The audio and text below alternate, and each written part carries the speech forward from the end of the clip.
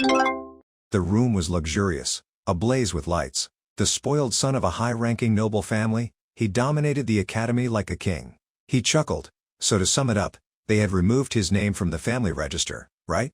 Recalling the contents of the article, the sins of uttering blasphemous words before the esteemed Princess Phinia, the sin of illegally interfering with the St. Sylvania Academy's entrance exam, the sin of disregarding decorum, and the sin of sullying the family name, all blinded by jealousy, were not to be taken lightly. He rested his forehead on his hand. Roth Taylor mocked himself, feeling as if fate were mocking him. Ed Roth Taylor. His life. From the luxurious mansion, someone threw his luggage outside with the words, "This is all your stuff, thank you for your efforts all this time." It was over. At the academy, there were whispers, "Look, isn't that Ed Roth Taylor? Shh, don't look, he'll notice." Everyone passing by glanced at him, gossiping. Some without any restraint. Why bother keeping quiet around him now? It seems his family has disowned him, so he has to clear out his dorm room. So we won't see him next semester, will we? He shouldn't have cheated on the entrance exam in the first place. They watched Ed Roth Taylor's gloomy mood, continuing to needle him. That filthy noble, I knew it would end up like this. Honestly, it wasn't fair, because the arrogant Ed Roth Taylor they were talking about wasn't him. He had transmigrated into a game, taking place at the Magic Academy Sylvania. His favorite game, the Failed Swordsman of Sylvania. Usually in comics, when you transmigrate into a game, either you become the eldest son of a conglomerate, a genius young master of a troublemaking family, or an SSS rank hunter who breaks all the rules. Out of all the possibilities, he ended up as a third-rate villain kicked out of the dorms right at the beginning of the game. Ed Roth Taylor. He had transmigrated into the worst character at the worst possible time. Unwilling, Roth Taylor shot to his feet and yelled, "It's not fair. Don't tell me this is real. I've always lived a frugal and simple life. I haven't been greedy." Hearing Ed Roth Taylor yell, people immediately mocked. Look at him. After doing all that, he's saying it's not fair. He says he's frugal and simple. That scoundrel? Shameless. Hearing this, he froze. After they left, he meekly sat down again. He glanced over. Looking at himself in the mirror, he noticed, wow, a status window. Reading the status board, Ed Roth Taylor, gender, male, age, 17, race, human, achievement, none, physique, 3, intelligence, 4, talent, 7, willpower, 7, luck, 6. But now comes the reason why Ed Roth Taylor was the worst. Are these stats real? Even a farmer NPC could have 5 physique. He's studying magic, yet his intelligence is so low and physique too weak, even if he is a noble. No wonder. He was initially just a third-rate villain who appears in the early scenes. Even in his memories he could only vaguely remember him. He didn't even have any memories of what happened to him later. He remembered now. In a corner of the game's end credits, he was begging for money, looking like an unemployed bum. Ed Roth Taylor immediately froze. A beggar's ending, huh? Not surprising. That good-for-nothing knew nothing about the world. Suddenly thrown out on the streets. It's a miracle he's still alive, he sighed. Why me? Why did I transmigrate into this body? He didn't know the reason, nor could he find out, but he wouldn't let his ending be like that. Picking up his suitcase, he was bursting with energy, declaring loudly, no matter what, I'm going to survive. Instead of a school, the academy resembled a city more, with the entire Arkan mountain range within its boundaries. This place was in the northwest of the academy, a still untouched forest. He had tried to escape the prying eyes of the students, and ended up walking for half a day. That was enough time to understand his situation. The moment Ed was disowned by his family, that was the extreme beginning of the situation. Luckily, even though he had been disowned by his family, he hadn't been expelled from the school. This was very important, because based on the setting, Sylvania Academy was a top-tier academy. As long as you graduate from there, your future was guaranteed. And as long as the game was still taking place within the academy, as a dedicated player who had played through it 5 times, he could take advantage of the information he had to the best of his ability. That meant that he just needed to graduate in silence. Then he could live a comfortable and amazing life, much better than the one he left behind in the old world. So of course his goal was to graduate. The problem was the exorbitant tuition fee. Perhaps the tuition for this semester had been paid already, so he just needed to get a scholarship for next semester. With his stats, could he get a scholarship?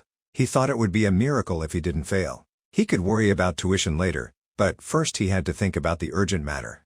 The things he needed to survive right now. Or in other words, food, clothes, and shelter. Ed Roth Taylor opened the chest. He asked himself helplessly, how am I supposed to avoid becoming homeless in the next week? In both chests, there were only a few things: flashy clothes with no stats, a ceremonial dagger with no stats, a decorative cup with no stats.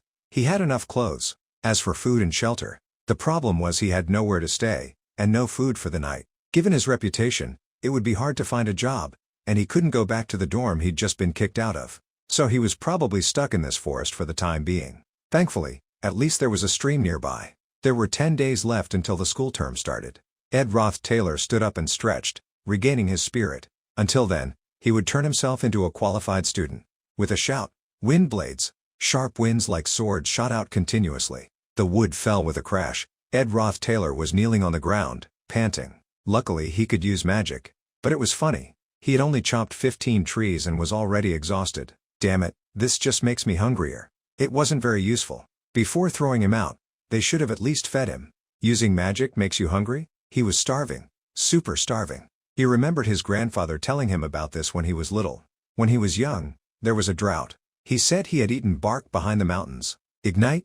Ignite. Oh, if you didn't look closely, it looked like chicken breast. Ed Roth Taylor nervously brought it to his mouth. He closed his eyes and took a bite. After that, the world spun. There were 3 slashes on the wood. Day 3. Grandpa, I hate you so much. After starving for a day and vomiting for 2, he came to the conclusion that, wood. He tossed the firewood to the ground, collapsing. Wood should be used to build houses. First, he needed to build a frame to support the wood. He only had 2 hands but 4 posts. This was not simple at all. Unable to hold on anymore, he fell in the middle, the 4 pieces of wood landing on top of him. Using all his strength, he gritted his teeth to push the pieces of wood up, then quickly tied their tops together. Finally, the frame was done. He slumped to the ground, panting, telling himself, there is still a long way to go. Anyway, he couldn't sleep on the bare ground. He threw his remaining clothes into the tent, clicked his tongue. It's a bit of a waste, but I don't have any other choice. The moon rose high. Then the sun rose again.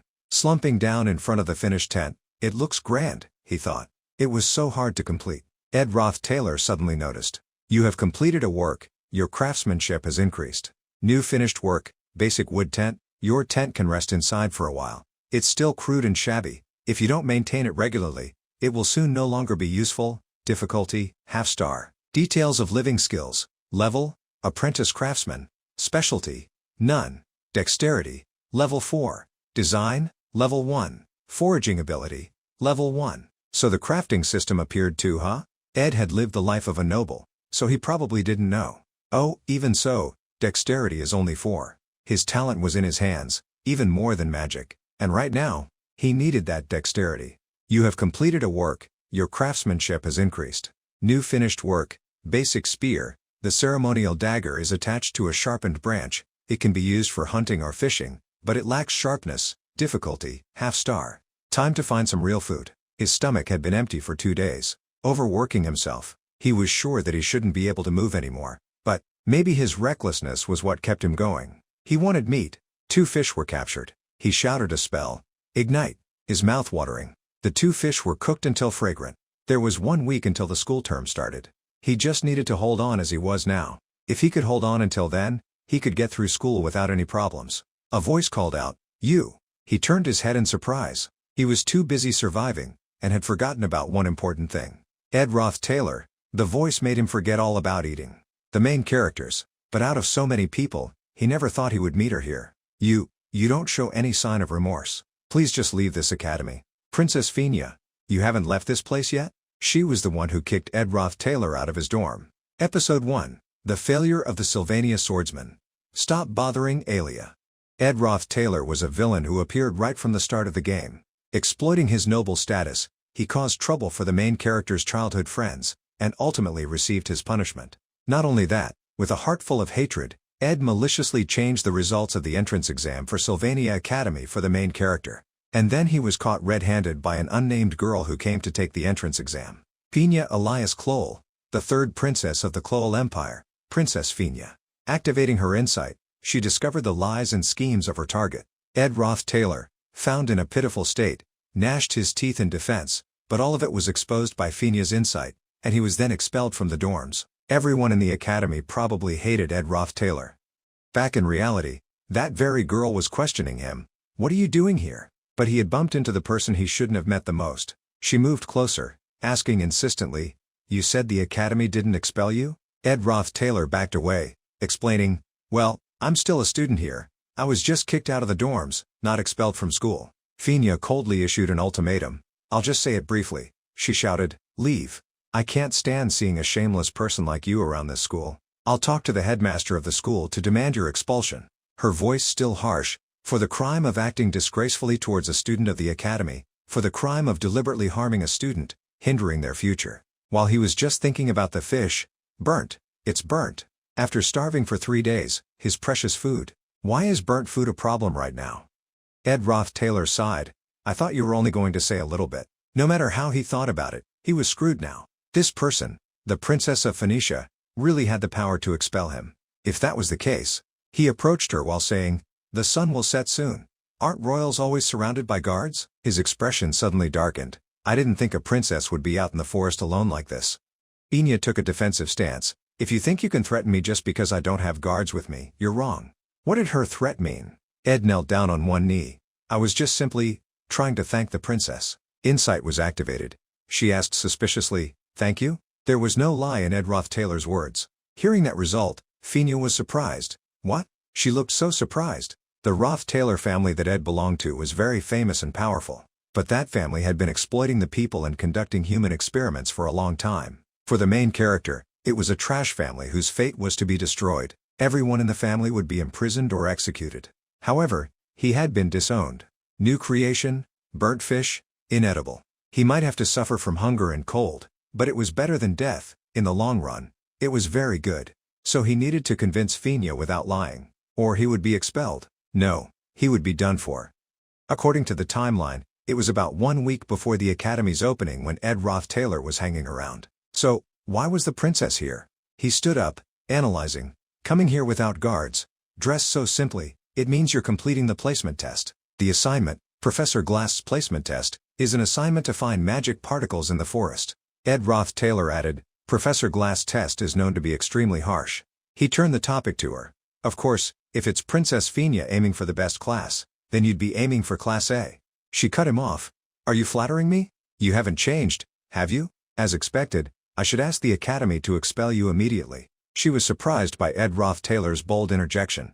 But if it weren't for my help, he moved closer, whispering, you would never get into Class A. If I'm lying at all, then you can expel me. If you go to the lake in the southeast of the forest, there is a small island, on which there is a huge tree growing in the middle of the island.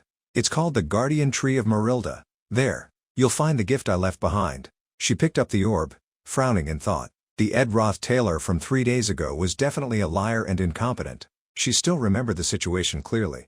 However, the current Ed Roth Taylor, Finya, still stood pensively under the tree. The placement test had finished. Standing in the lecture hall, a bespectacled man ordered, bring out the magic particles you found. That was Glass, the magic professor. He silently looked at the students' ridiculous-looking eggs. Glass turned around coldly and said, all of you, down to Class F, making the students slump. The important thing was to understand the intention of the examiner in the test. This test wasn't just about finding magic particles. He raised the glowing particles, announcing, only those who can find particles filled with magic power like these can enter Class A. Only 3 people found those particles. Glass named the 3 people, Zix, Lortell. He came to the last person, shouting, and finally, the person who found a particle with unusually high magic power at the Guardian Tree of Marilda. Yes, the person who found the particle that I hid. You will be the class leader. Sitting by the stream, he murmured, it's all burnt. I don't have the strength to use a spear to catch fish anymore. New creation, a crude fishing rod, made by cutting a branch with a knife, using only fabric, and replacing the hook with a small nail. Low durability and difficult to tell if a fish has bitten. Difficulty, 1 star. Roth Taylor looked at the rod, pondering. The third princess of the empire, Phoenicia Elias Clowell. From a young age, Princess Finya had been able to see through lies and pretense. That sharp gaze was the result of an innate skill. No one could escape her insight. Therefore, there was no other way but to give her the accurate information. But this led to a bigger problem. The reason why Princess Finya was called the Princess of Love. After failing the placement test, she would be placed in Class F. That was when everything would start. However, if Finya, who had influence in the early stages, found the hidden particle and entered Class A, the original plot would start to collapse. Even if he avoided expulsion, all the information he had would be useless. He would be finished. He sighed deeply. Of course, back in the classroom, Glast announced, the class leader, Lucy Merrill. He thought, the future probably won't change. On the other side, Fina turned away with a grim face. Insight always showed the truth. She reflected, this is really a magic particle. Roth Taylor didn't lie. However, the hand holding the orb trembled. This isn't a gift. Why was Princess Fina hiding her identity from the beginning? She was ashamed of the advantages she got if she revealed her identity. She wanted to prove herself. She knew that this magic particle would give the best results for the test. But Fina didn't take it, because she didn't find it herself. The title of Princess of Love she would receive in the future was not a skill or stat, but a title she received when going along with the plot.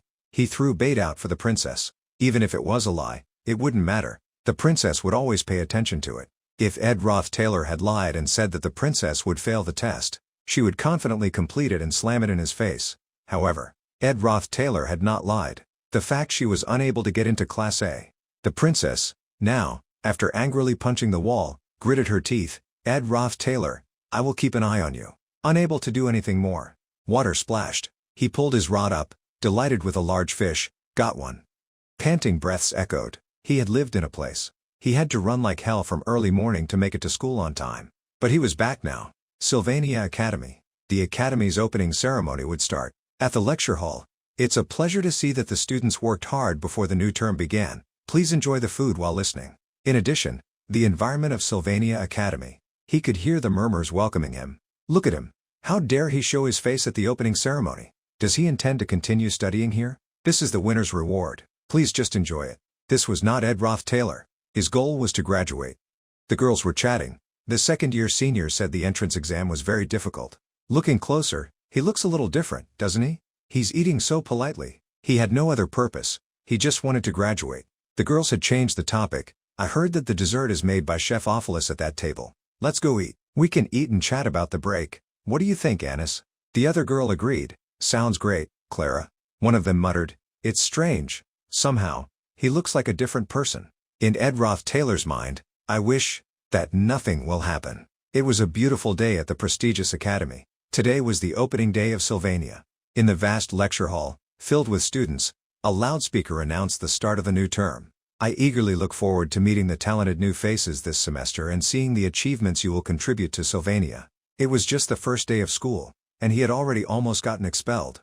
Roth Taylor's face was lifeless as he walked out of the gloomy head of the department's office. Who would have thought Fina would tell the head of the department about him? Roth Taylor recalled the headmaster's expressionless face. He thought to himself, but seeing that old, frail man smiling so warmly, she must have spoken well of me. Anyway, I was lucky to escape expulsion. Roth Taylor let out a sigh of relief. His eyes sparkled with sharpness and determination. Roth Taylor reminded himself, it's best to be careful, so I don't stray too far from the original plot. Looking at the details of his combat abilities, novice fighter, specialized weapon, bow, proficiency level 1, he understood that he had both the survival skills to stay alive and the magical abilities suitable for a Magic Academy student. At that moment, a white rabbit, sitting idly in one spot, appeared in Roth Taylor's sights. It was quickly struck by an arrow to the neck. There was no better weapon than the bow to combine both skills. Once he was more proficient in survival skills and could create better quality bows, he could imbue the arrows with spirits and spells, though it was obvious that spirits and spells were not his forte. Roth Taylor thought as he collected the newly hunted rabbit. He was busy calculating in his head when he suddenly discovered something unexpected. In front of Roth Taylor was Yannicka Faylover, sitting under a tree reading a book. My talent, Yannicka Faylover, second year, top of the class, genius spirit mage. At that moment, Faylover also looked over at him. She spoke, you're that funny person Marilda was talking about, right? This question surprised Roth Taylor. Yannicka Faylover quickly ran up to him. She rattled on. Roth Taylor, right? I'm Yannicka Faylover. I'm also a second year like you. You can call me Yannicka. Roth Taylor was startled. Huh? How did she get here so fast? Yannicka Faylover subtly noticed his surprise. She looked at Roth Taylor. Oh, you were shocked, huh? Wondering how I knew about you, right? Faylover happily gestured. You see, this forest is Marilda's territory, a high-level spirit. I often come here and listen to her tell me stories in my head. Roth Taylor hesitantly asked, the owner of this forest told you about me? Faylover happily explained. Marilda is sometimes a bit nosy, but everything in this forest is within her sight, so how could she not notice an uninvited guest? Ed Roth Taylor looked at the rabbit he had just hunted in the forest. Sweating, uninvited guest. His face paled. Ed Roth Taylor worried to himself, I did kill quite a few squirrels and chop down a lot of trees. Yannicka Faylover, seeing him so worried, happily moved closer to encourage him. Don't worry about such small things. Creatures in this forest also follow the rule of eating or being eaten. Marilda doesn't have any opinions about your actions either. Ed Roth Taylor was embarrassed by her beautiful face. He blushed and looked away. I guess even a scary, giant wolf can have a kind heart. Yannicka Faylover also noticed this. Her cheeks turned rosy. Yannicka Faylover smiled brightly, asking Ed Roth Taylor, surprised, aren't you? Oh, I have something I want to show you. She held out her hands as if presenting something to Ed Roth Taylor. Cute and adorable, right? I met it yesterday and made a contract with it right away. Yannicka Roth Taylor continued, would you like to try touching it? Ed Roth Taylor stared at her hands, suspiciously thinking, a contract, is it a spirit? If I want to be friends with Yannicka, any time would do. But, he let out a sigh of regret, I can't see any spirits, so I can't tell how cute or adorable it is. More accurately, I don't have the ability to see them. Yannicka Faylover acted like she heard something terrible. She asked, you can't see spirits? Ed Roth Taylor calmly turned and started walking away. Yeah, anyway, I came here to find food. I'll go first. The expression on his face changed. Only by following the original plot could he get information that would benefit him. Yannicka Faylover was an extremely important person in the original plot, and he should never get close to her. Yannicka Faylover watched Ed Roth Taylor's departing figure. Her expression became inscrutable, her eyes no longer bright and full of life but darkened. Yannicka Faylover recalled Ed Roth Taylor shyly saying, I guess even a scary giant wolf can have a kind heart. She petted something that was glowing green beside her. She said, you're right, Marilda. He's indeed a very interesting person. It turned out to be Marilda. Yannicka Faylover was petting and talking to it, thinking about it. He really can't see you. Just who is he anyway? And then, Yannicka Faylover flopped onto Marilda's soft fur. She pouted, I tried so hard to get close to him, but why does he only say yeah? What does yeah mean? Seriously? Yannicka Faylover encouraged herself, well, we'll meet again someday. It's probably just the right time to start understanding him. My place is very far from school. I have to run like crazy from early morning to get to class on time. The person running like crazy was Ed Roth Taylor. Just by traveling from home to school, his stats increased. It was ridiculous. If he wanted to win a scholarship, he had to study even harder. He used burnt firewood and a stone slab to take notes, then borrowed books from the library to read more. On the way home, he washed his sweat-soaked clothes so he could wear them the next day. You might think that washing clothes was the end of his day. But no. He also had to check if he had enough dry firewood, drinking water, and jerky for tomorrow's lunch. Because he did all of that, he only slept for 4 hours a day. At this moment, he was attentively looking at the pile of firewood and wondering, why does this jerky smell fishy? But that wasn't what bothered him the most. All day today, Ed Roth Taylor had been followed by Yannicka Faylover. At this moment, when he couldn't take it anymore, he spoke up. Hey, Ed Roth Taylor asked Yannicka Faylover, who was hiding behind a bush, how much longer are you going to follow me? Faylover looked panicked. She stammered, oh, you knew already? Ed Roth Taylor was annoyed and shouted, hiding like you're not hiding? Of course I'd know.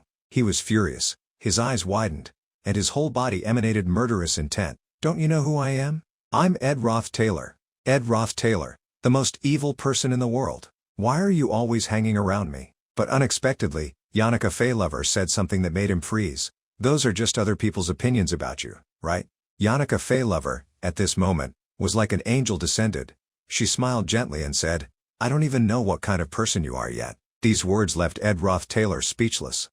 Roth Taylor thought to himself, that's right, Yannicka Faylover is that kind of character. She seemed innocent and naive, but in fact, she was an independent-minded girl. However, because he already knew what was waiting for him in the future, he couldn't just answer her with a cheerful smile. Because Yannicka Faylover was the final boss of Act 1. But she was also the only character who smiled at Roth Taylor. Ed Roth Taylor gritted his teeth, thinking, I'm evil. I'm evil. I'm a scoundrel. I don't want to go this far, but, after he was done with his inner pep talk, he spoke, then, it's destiny that we met like this, so can you help me with one thing? Yannicka Faylover, hearing this, excitedly asked, what is it? Ed Roth Taylor looked gloomy. You saw it, I'm in a mess. My family abandoned me, and I don't have a penny to my name. His next sentence made Yannicka Faylover freeze. So can you lend me some money? The more Ed Roth Taylor spoke, the more stunned she became. I mean, I'll pay you back, not just borrow it for good. Friends are meant to help each other in times of need like this, right? I'll only borrow it for a short time. How much do you have?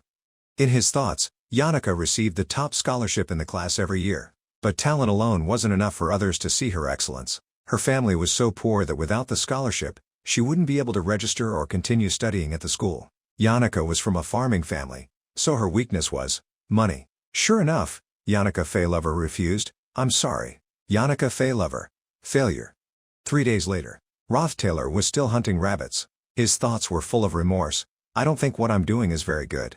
Ed Roth Taylor thought while hunting rabbits in the forest. But I don't want to get any more involved with the important characters in the original plot. He was determined. It's best to be careful, so I don't stray too far from the original plot.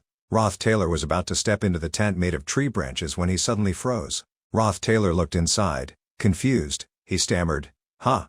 What the heck?" In terms of importance, this character was even more important than Yanaka. Not only his classmates, but even the professors were surprised when talking about this person. He was a rare genius and the strongest character in the failed swordsman of Sylvania. Inside the tent was a girl, sleeping soundly, Lucy Merrill. She sat up, stretched, and yawned.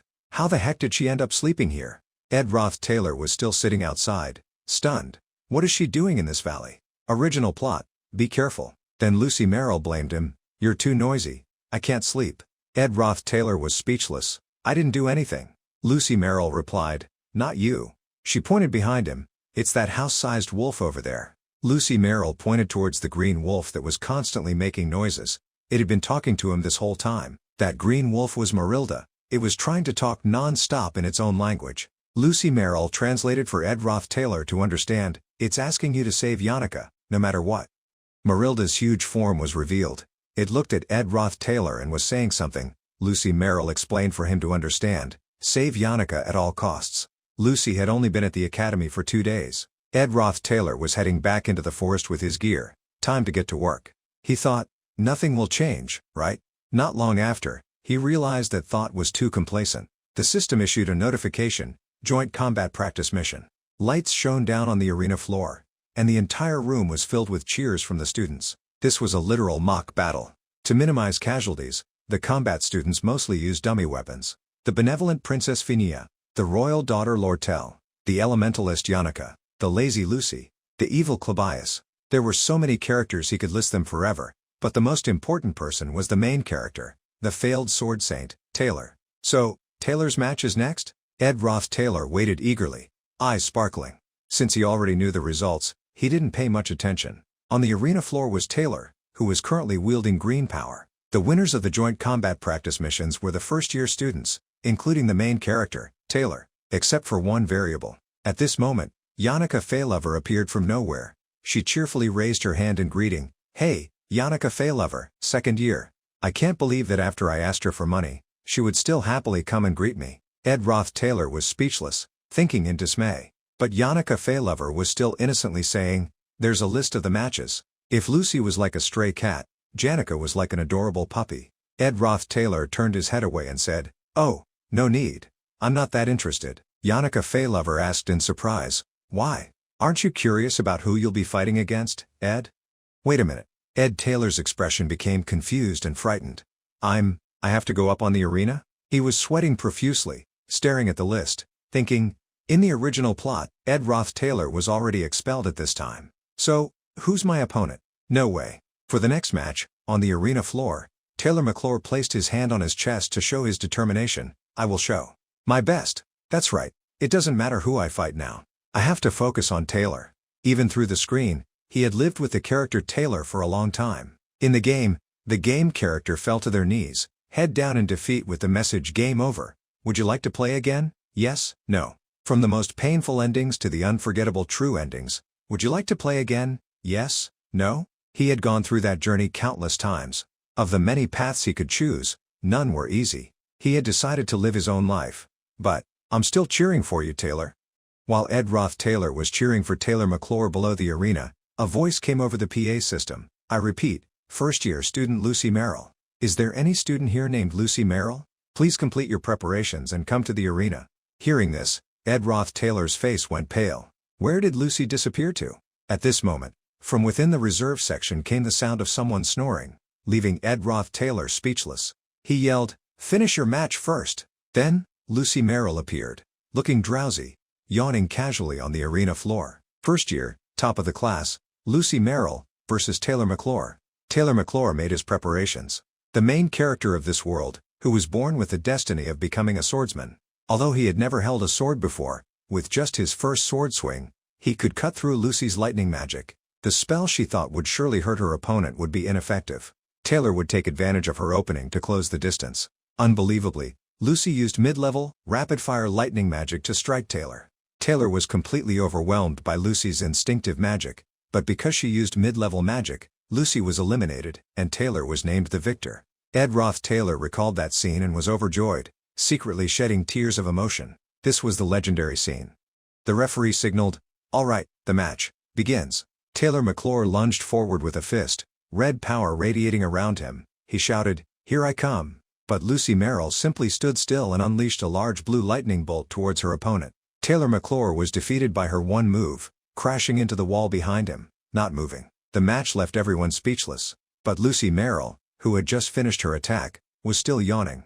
The students began to chatter. "It's over. You probably couldn't win against the top student in the class, huh?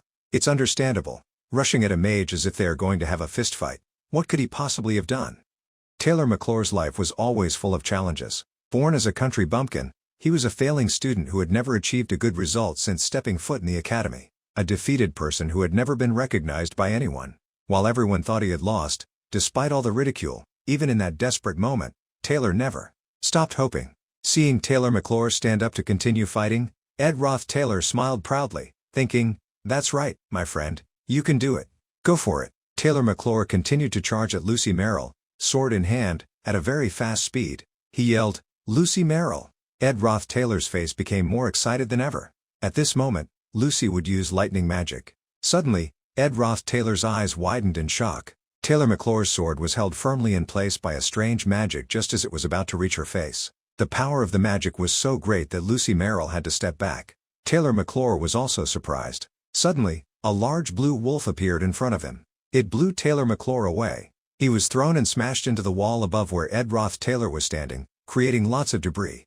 The dust slowly settled. Taylor McClure was stuck to the wall up there, and Roth Taylor was still frozen in place, unable to move. Taylor McClure fell straight down below, causing another crash. It wasn't lightning magic, it was wind. At that moment, the referee's voice announced amidst the cheers of the students, "Lucy Merrill wins." Taylor McClure was lying motionless and hopeless in the rubble. Roth Taylor couldn't believe it. He stared at him in disbelief. He lost? The scene was filled with cheers. The referee shouted, "The winner is Lucy Merrill." Taylor lay in the rubble with a look of despair. Roth Taylor stared at Taylor McClure with an unbelievable expression. He lost. Taylor McClure limped away. "This is going to be a big problem. I can't leave him alone." Recalling the moment, the system popped up. Protection of the wind. Uses the power of a wind spirit to automatically defend against surprise attacks. It was a magic obtained through a contract with the high-level spirit Marilda. Roth Taylor hurriedly chased after Taylor McClure, while Lucy Merrill was saying to him, "Now, can you give me some jerky?" According to the plot, Marilda and Lucy were originally two separate entities. But because Lucy had joined his side, he had made a contract with Marilda and become stronger because of it. When Roth Taylor ran out to the door, the loudspeaker announced, "The next practice match is between Roth Taylor and the benevolent Princess Fina Elias Kloll." Fina Elias Kloll saw him and spoke, Roth Taylor, last time, you." But before she could finish, Roth Taylor dashed outside. Taylor was supposed to win, wield his sword, and be more confident. Fina Elias Kloll, ignored, looked confused, her eyes changed. However, in the end, he lost because of him. Because of Roth Taylor's existence in Sylvania. Roth Taylor finally saw Taylor McClure's back. He called out, "Hey, Taylor." He didn't know if this would mean anything, but it was better than just watching. Taylor McClure heard someone call his name and stopped. Roth Taylor yelled, "Your efforts will surely be rewarded." He stood in the middle of the crowd, encouraging Taylor McClure, "Don't be discouraged, there's no need to be ashamed for losing." If Taylor's heart had been completely shattered, there was a high chance he'd have to make the effort. Roth Taylor yelled again, "Walk proudly. You did very well. It's just that your opponent was beyond your reach." The more he spoke, the more pale Roth Taylor's face became. "Don't let things like this discourage you," he thought. "There will be many more difficult things to come at this academy. You should be the one to face it, not me." Going back to the past, Emperor Cloel said, Finika, you were born with the blessings of the gods. The first person to discover her insight ability was Emperor Cloel. That ability was a gift from the gods. Insight can discover the lies and schemes of the opponent. Royal life was filled with endless lies and schemes. From the depths of that abyss, she had developed her senses as a weapon to protect herself. That was why Princess Finia was confident in her ability. It was a rotten abyss from within the eyes of the royal family looking at Finika. Even when she saw through them, the princess still loved that life without knowing. Roth Taylor returned to the arena floor. He rolled up his sleeves and said politely, "Please be gentle with me." She had no choice but to look directly at this person. Finia Elias Kloll didn't show much emotion, just replied, "All right, I hope you do the same." People gossiped. "Did you hear what he yelled to Taylor? He's so audacious. Is he really trying to mock someone when they fail? Is he trying to play the good guy with the person he's trying to court? How annoying. He was that kind of person from the beginning." Finia Elias Kloll heard all those words. She closed her eyes and thought, their words are all true. Rothstaler used his status to humiliate his juniors. And when things didn't go his way, he was caught trying to change the results of the exam. In the past, he definitely was that kind of person. But, she recalled the scene of Roth Taylor being gallant in front of her, the image of her holding the golden orb in her hand. And even when she was angrily discovering Lucy Merrill sleeping peacefully. Was that really everything? Finia Elias Kloll opened her eyes wide, her gaze lit with determination. Just now, that desperation. She recalled Roth Taylor trying to comfort Taylor McClure. "Don't let things like that discourage you." It was real. The referee's voice sounded, "Now, let the match begin."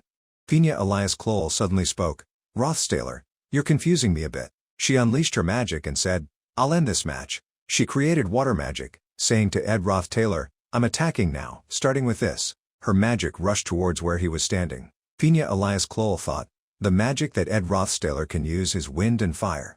How will you deal with this magic? Shedding all the excess, a dramatic match just like the finals. She cleared his image from her heart. At this moment, her magic struck Roth Taylor directly in the stomach. Finia Elias Kloll looked confused and bewildered. Roth Taylor was knocked to the ground by her one move. He surrendered. "I lost." Finia Elias Kloll couldn't believe it. "What did you say?" "You." Recalling that moment, she finally understood. He didn't even try to block the water ball when he saw its trajectory. From the stands came laughter and jeers. "He's even worse than Taylor. He acted like he was so cool, then got taken down by one hit. He looks so cool, Princess Finia." Roth Taylor hugged his stomach, stood up, and bowed. "That was a great match. I learned a lot." But Finia Elias Kloll couldn't understand, asking, "What are you doing?" She suddenly realized something. That guy. She looked at Roth Taylor, who was avoiding eye contact with her, thinking back, come to think of it, he hasn't been looking me in the eye this whole time. Finally, the referee announced, "Princess Finia Elias Kloll is the winner." While she was still thinking, he wasn't interested in this match from the start? Is now really the time to play fight? Roth Taylor quickly ran out of the arena. When interacting with Princess Finia, it was best to act carefully, and not let it affect the plot, because Princess Finia was very important to the scenario. But the person more important than Princess Finia was, the main character of this world, Taylor. He ran while anxiously looking around. Where did Taylor disappear to? Suddenly, someone called to him from behind, Rothstaler. It was Finia Elias Kloll. She had also run to catch up with him. Roth Taylor asked, "Princess Finia." Seeing her out of breath, he spoke again. "What are you doing out here without an escort?" Finia Elias Kloll snapped angrily, "It's you." Roth Taylor, bewildered, held his hand out, wanting her to calm down, then said, "I'm not sure what you're talking about. If you want to talk about the match, I learned a lot." Finia Elias Kloll became even more annoyed. "What do you mean, learned a lot?" Her face flushed with anger. "You didn't even intend to win from the start. You just wanted to end it here?" Finia Elias Kloll rubbed her head, listing her woes. "I've been working so hard to keep up with my classes, but that sly merchant woman only thinks about how to take over the academy, and Professor Glast with his grumpy personality isn't much better. All the while, the servants are constantly talking about maintaining royal qualities. I've got too much on my mind." She asked, "Who are you?" to make my mind more confused. This made Roth Taylor surprised. What? Has she really been that stressed? He placed his hand on Finia Elias Kloll's shoulder. "Princess." Roth Taylor said seriously, "Take a deep breath and calm down. You don't have to keep pushing yourself." He instructed her, "Breathe in and out." Time seemed to slow. No one spoke. Finia Elias Kloll covered her face with her hand, saying, "What just happened?" She was embarrassed, not daring to look directly at Roth Taylor. "Forget about it." He replied, Okay. Ed was flustered, wanting to withdraw. He thought, can I leave now, please? Finia admitted, that's right, I have a bad habit. I can ask questions bluntly, but I feel as if I'm always trying to predict what they're thinking. She sighed sadly. Maybe it's because I've lived in the palace for too long. Ed Roth Taylor listened to Finia Elias Kloll pour her heart out until his ears bled.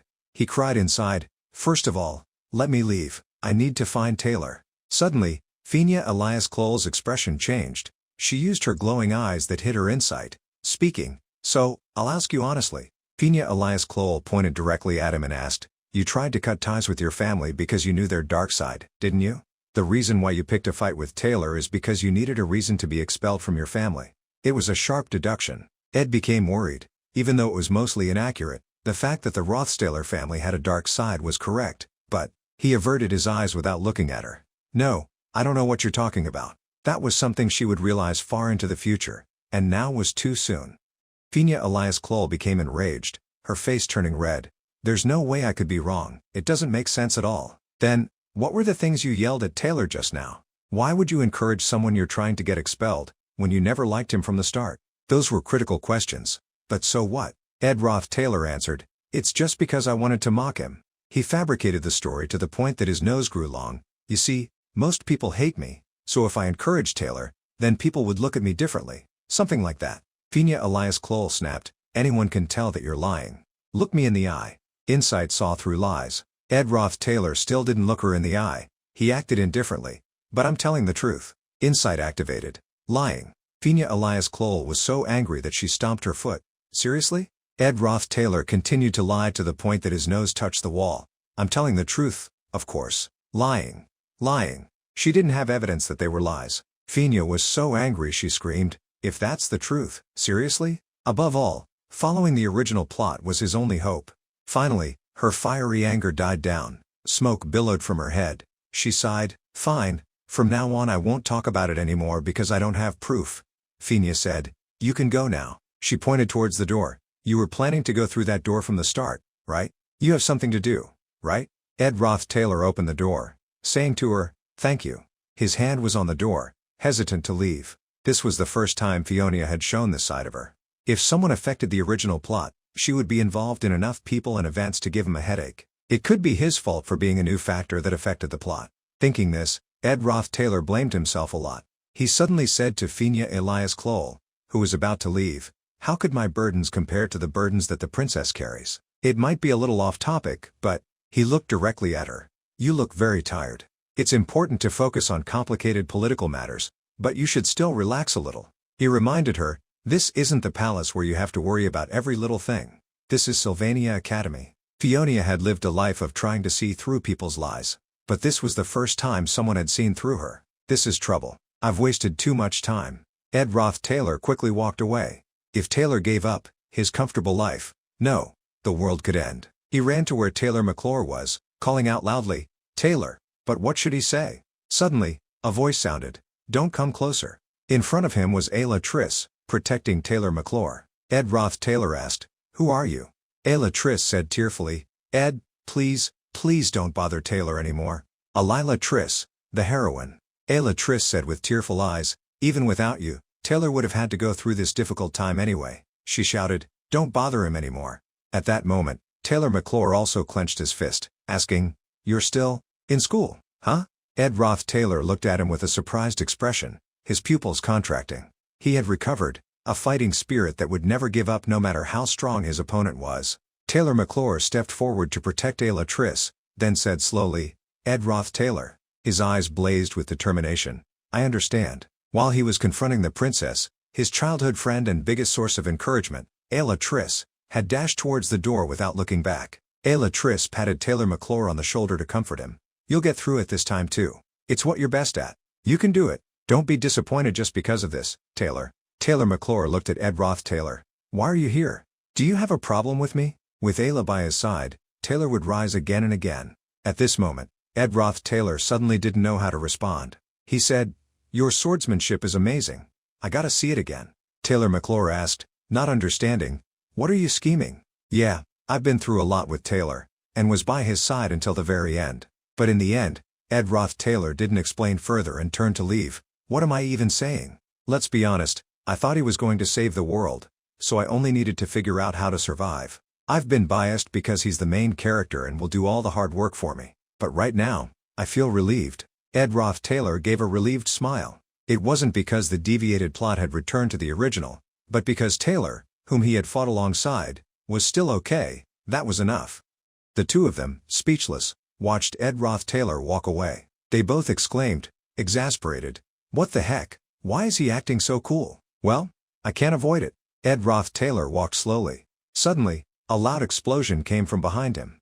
Roth Taylor, surprised, turned around. A fire dragon was soaring from a corner of the academy. He calmly said, "So, it's time." According to the plot, everyone would witness this while sitting in the nail building. A fiery and ferocious dragon. Someone started using magic. It was Lortell Kesheln. She unleashed ice magic. The royal daughter Lortell and Lortell Kesheln used magic to control the fire dragon. But this creature was no pushover. It caused the ice to crack and shatter. Yannicka Feylover was controlling the fire dragon, and it quickly used fire to break through the ice. She was happy that it was a success. The spirit mage Yannicka Feylover was in a practice match, though in a different form than the original. I'm sure Taylor and Ayla are watching too. Open your eyes wide, Taylor. Taylor McClure at this moment was surprised by the power of the two of them, because one of the countless challenges was heading towards him. Lortell Kesheln was using magic to fight against Yannicka Feylover. The final boss of Act 1 was, but the fire spirit dragon easily breathed fire on her. Yannicka Feylover smiled gently at her victory. Yannicka Feylover. The students didn't hesitate to praise her. Congratulations, Yannicka. Yannicka is the only student in the block who defeated a new student. Great character and amazing spirit summoning skills. How are you so perfect? Yannicka Feylover smiled brightly. Thank you. Suddenly a loud voice interrupted. Patient coming through, please move out of the way. Everyone watched Lortell Kesheln, who was badly injured, being carried away on a stretcher, marveling, how can your spirit magic be like that? Congratulations, Yannicka. Someone even said, without noticing Yannicka Feylover's pale face, Yannicka is truly the pride of the second year. Different from the original where Lucy defeated Taylor, it ended with the main character participating in the joint practice match. This time, Yannicka Feylover had become the protector of honor for the second year. Yannicka already had many friends, but this accident would make things even crazier for her. Well, it's for the best. I won't see her in my tent much anymore. When he got involved with the main character, his head started spinning. A quiet evening in the forest. 2 weeks had passed since the joint practice match. Without the main characters, he could focus on studying and surviving without any worries. He had fishing nets, so the food problem was temporarily solved. The system displayed information. Physique, 6, intelligence, 5, talent, 9, willpower, 8, luck, 6, combat, magic, vitality, alchemy. At this moment, Roth Taylor was emerging from the water, showing off his six-pack abs. Is it because my physique stat is increasing? I feel like my body is getting stronger. He stepped onto the shore. It's still too early to be lazy. Suddenly, Yannicka appeared with an embarrassed expression. She was blushing and standing behind a bush, saying, Ed, do you like being naked? Roth Taylor, startled by her sudden appearance, defended himself. You suddenly show up here and say that? I just went fishing. He asked, why do you keep coming back to this place? Yannicka Feylover replied, this is my secret place. It makes me feel like an adventurer and it's very fun. She seemed full of emotion. I wanted to talk to you a bit more, and I also need some advice, maybe? Roth Taylor, putting on his clothes, asked, advice? He thought, why me? Yannicka Feylover sat hugging her knees. You left early then so you probably didn't notice, but during the joint practice match last month, I injured someone. Roth Taylor recalled that moment. Wasn't her opponent using mid-level magic?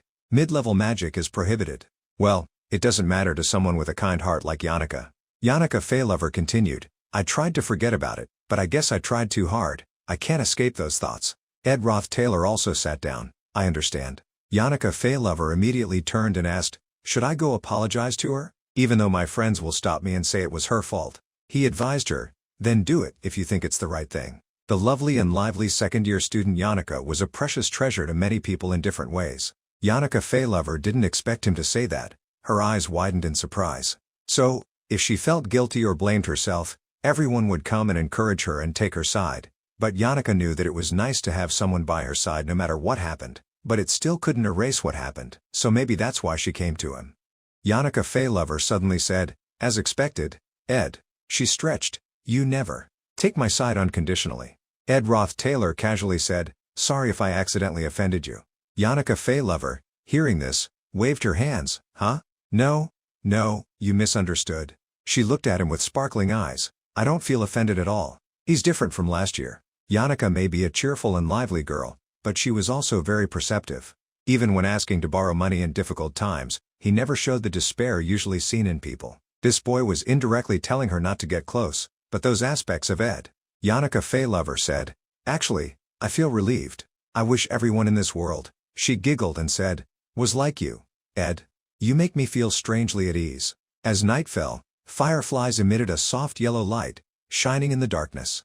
The next day, at the academy, Ed Roth Taylor hurried away. "This is serious." His face went pale. The Failed Swordsman of Sylvania was called a masterpiece, but very few people saw the ending. New players would have a lot of bad endings early on. For example, if you saved a girl in a thicket from a kobold during the placement test, you would witness the royal daughter's secret. She would send people to kidnap Taylor, and then, you were dead. Bad ending 3. Taylor has been assassinated. During the monster slaying training, if you ignored your childhood friend Ayla and formed a relationship with the royal daughter, you were dead. Bad ending 7. Ayla dies from falling off a cliff. It was because Taylor was supposed to save Ayla, who was about to fall off a cliff. If you protected the royal daughter from the fire spirit Tarkan, summoned by Yannicka, you were dead. Bad ending 3. Taylor was burned alive. While he was deep in thought, someone interrupted. "Senior, can't you hear me? I have to run now." Ed Roth Taylor, embarrassed, asked, "Why do you keep following me around like this?" Lortell Kesheln replied, "I didn't think you would grit your teeth and ignore me for so long." Of course I have to grit my teeth and ignore her. Isn't it too obvious? The fourth main heroine of the Failed Swordsman of Sylvania, the only daughter of the business tycoon Lortell, the royal daughter. Lortell smiled and looked at him with sparkling eyes. "I want to buy 2 hours of your time, Senior Ed." Also known as the new recruit crusher. Lortell Kesheln approached, saying, "I want to buy 2 hours of your time, Senior Ed." Hearing this, Ed looked at her, thinking, Lortell Kesheln is built as a hidden hero. She may look gentle on the outside, but in reality, she has a different personality. Unlike Fina, Lortell is treated as a villain from the start, and her true personality is only revealed in the latter half of the story. He suddenly thought, the moment everyone realizes Lortell's true loneliness and pain, the player will be torn between choosing Fina or Lortell. He nodded unconsciously, not noticing someone calling, Senior Ed." Ignoring it, Ed turned to leave immediately. "But not now, I can't let her words defeat me. If I get caught up in her game, I'll lose the initiative." Lortell moved closer, acting coy. "At least listen to me first, I just want to help you." He sighed, "Stop trying to trick me." Lortell always had honeyed words. "Oh my, Senior, how can you say that before the sincerity I have for you?" She ran ahead, blocking his path. "See?" she said shyly, "seeing you is my inspiration. Even in difficult circumstances, you keep studying." He still ignored her, while she kept talking. "Of course, not that arrogance and self-centeredness, but who cares? Please listen to my offer." As she said, she took out 3 gold coins. "I'll pay 3 gold coins as a deposit." She asked, "You've become very close with Senior Yannicka lately, right?" She requested Ed, "Help me get closer to her." He looked at them, thinking, 3 gold coins, for some people, that's like a month's salary. But, he leaned in close to her face, saying, "This amazing royal daughter is using money to buy relationships?" Not giving up, she immediately stuffed them into his sleeve. "Just keep it. You know, I just think that." Lortell also said, "The more people on my side, the better." He was surprised. She realized it just by intuition. Ed suddenly thought, she will have to fight against Princess Fina using politics to dominate the academy. Lortell smiled, her eyes shining brightly, and she had to start finding allies from now on. Ed smiled. He held out his hand, agreeing, "All right, then at least let's shake hands." She also held out her hand in agreement. To those who have lived their whole lives in luxury, a moment of poverty is enough to crush their hearts. He thought, but surprisingly, for those who are in that situation, a small amount of money is enough to make them fall. Ed thought of those greedy for money. They would sell their fortunes, pride, and even themselves to chase after money. Then, he left, leaving her behind. It's so easy to lure in desperate people like this. How sad. Unexpectedly, he returned her the dirty gold coins. "It should have been like this." This made her somewhat interested. "That's really interesting." Lortell watched his back as he left. "That's how it looks. But he's a show-off." He gritted his teeth resentfully. "If I had accepted it, I could have lived a better life. It'd be a shame if I did." His heart suddenly filled with extreme anger. Unimaginable, the ordeals I'd have to go through if I got caught between the new recruit crusher and Yannicka. By all means, I must avoid all the things that deviate from the original plot. That night, at a certain castle, Lortell Keschel didn't feel insulted by Ed's blunt rejection. She lay on her bed, when someone called, "Oh my, Senior Yannicka," but deep down, she thought, understanding the advantages and disadvantages, the benefits and self-interest, this perfect businesswoman doesn't let any opportunity slip through her fingers. Lortell entered the room, greeting, "I didn't expect to meet you here, Yannicka." Yannicka replied, "So it's you, Lortell. You look different with your hair down." But Lortell's eyes weren't as sweet as she was acting. On the contrary, they sparked with a defiant spirit to turn Yannicka Feylover into an ally. At this moment, she said, "You know, people have been talking a lot about me for using mid-level magic, which is banned, in the joint practice match." Lortell also said, "It's been a while now, but I still wanted to apologize if I had the chance," she thought. "I just want to see how the top student of the second year is."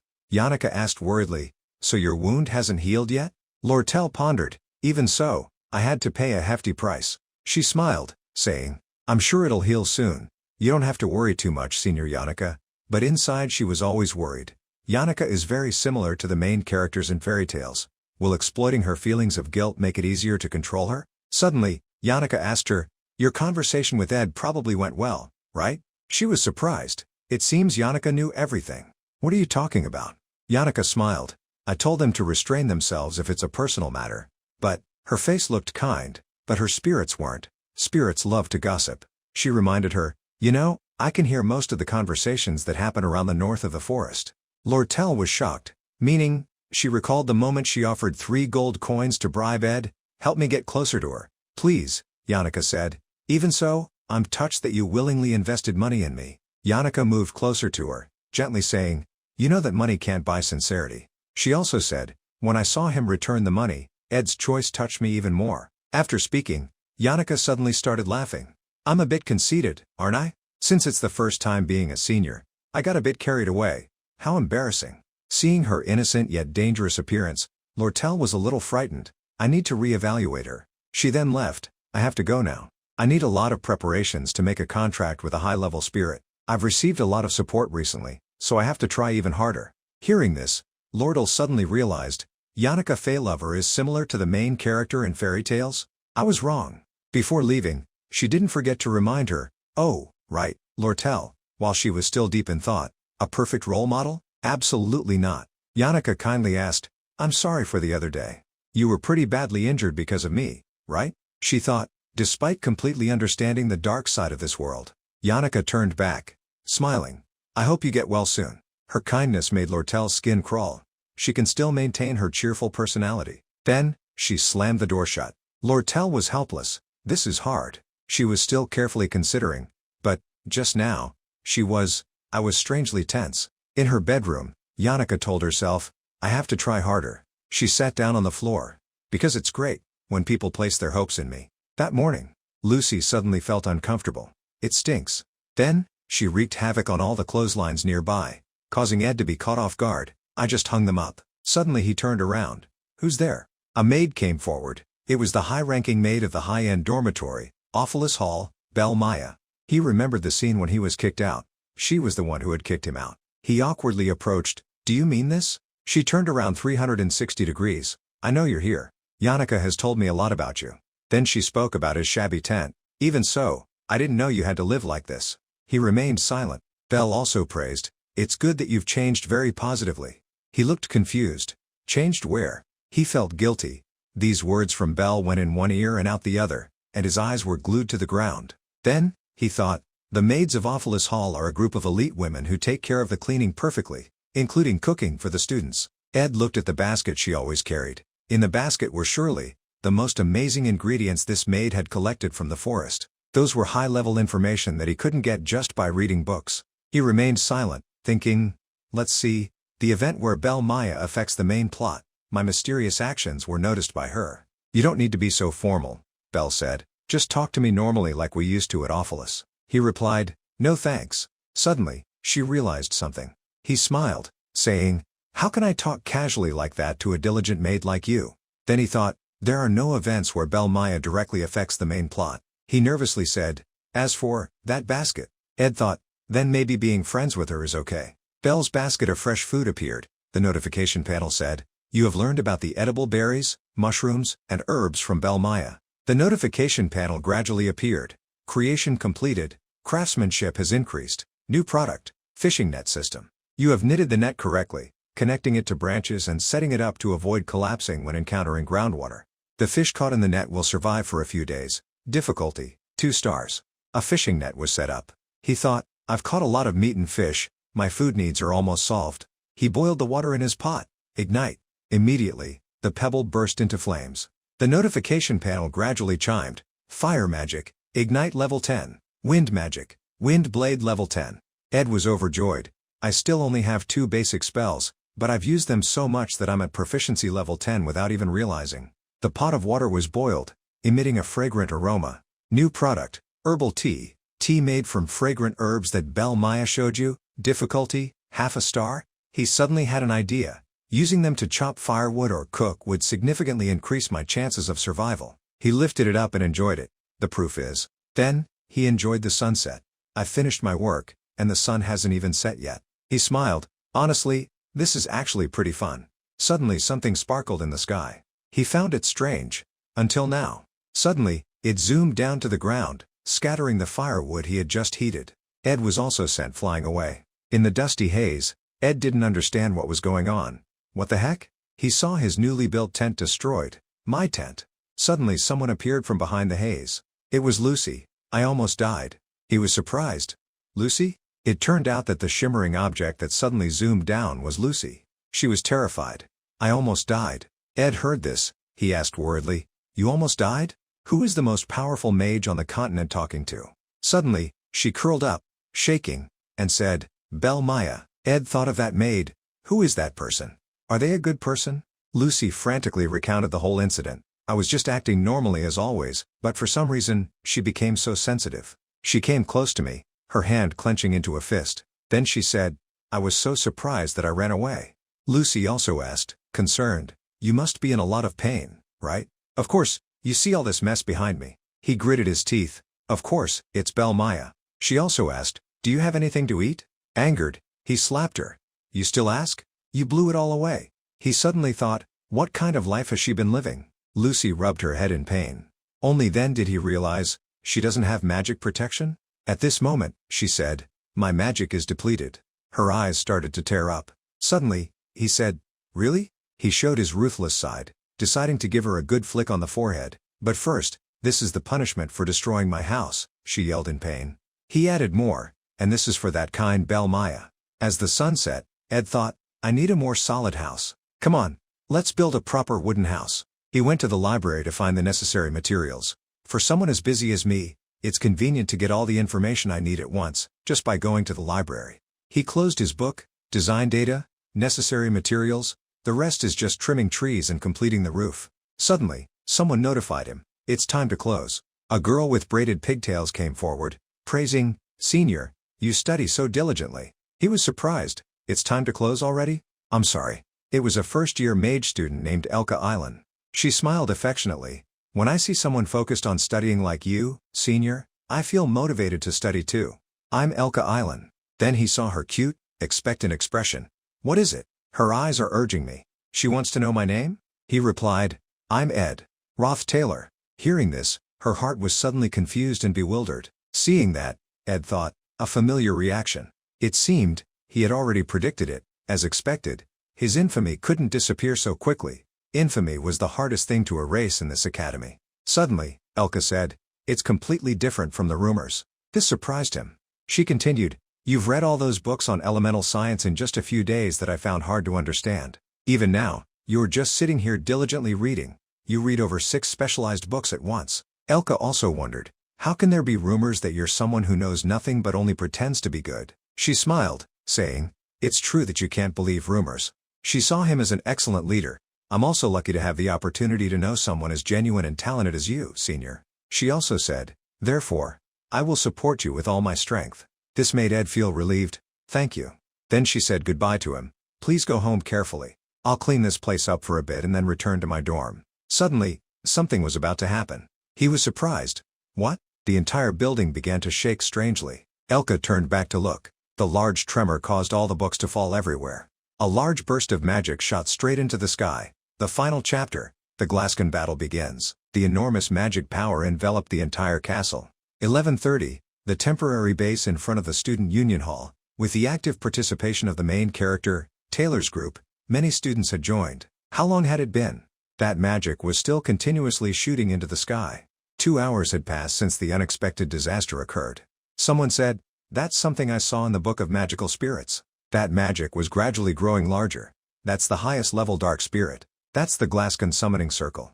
Finya quickly announced, "There's bad news. Because there is only one person who can sense spirits to such a high level that they are capable of summoning a high-level dark spirit like this." She explained, "That person is highly likely to be our enemy.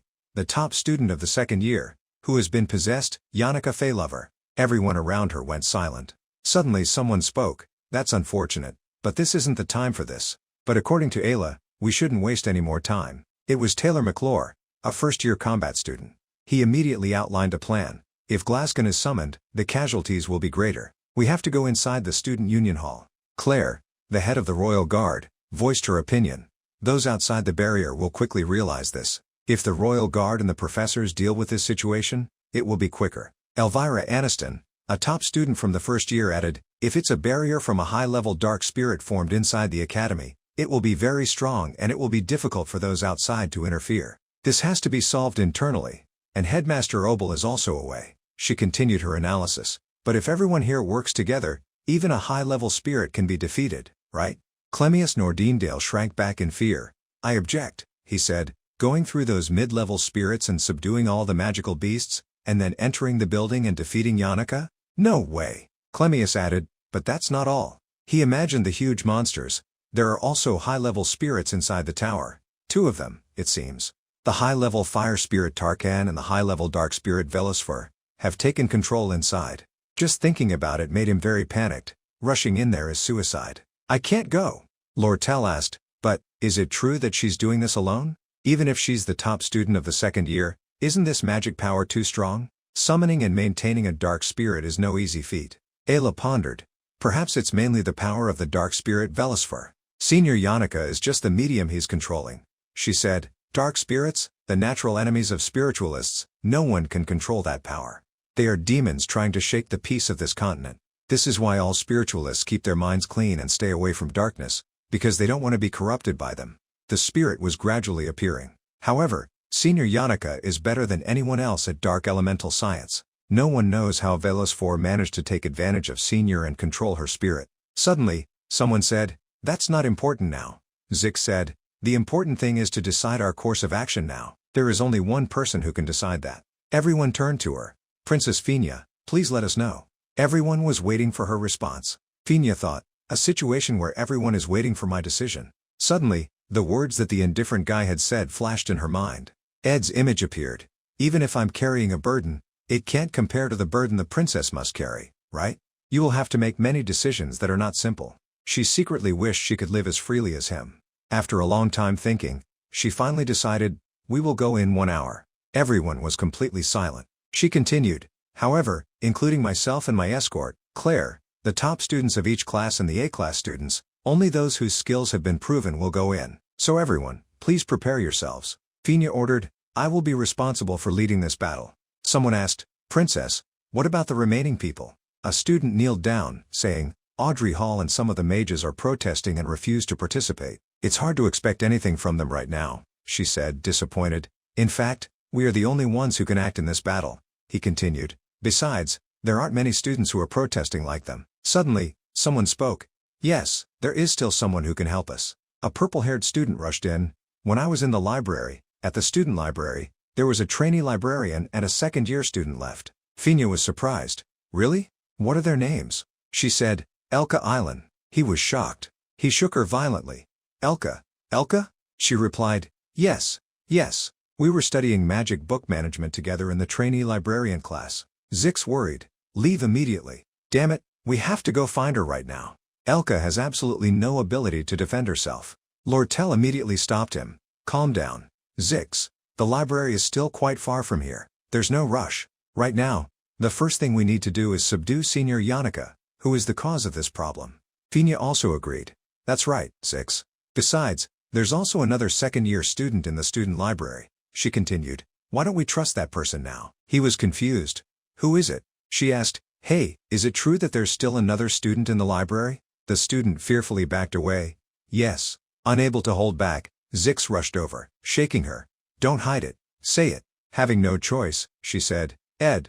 He widened his eyes when he heard the name Ed Roth Taylor. She cried in panic. I'm sorry. That person was sitting there until late at night. I was so annoyed, so I handed it over to Elka and left. You all know what kind of person he is. Everyone around them froze. Elka, she is the type of person who doesn't care about those rumors, so.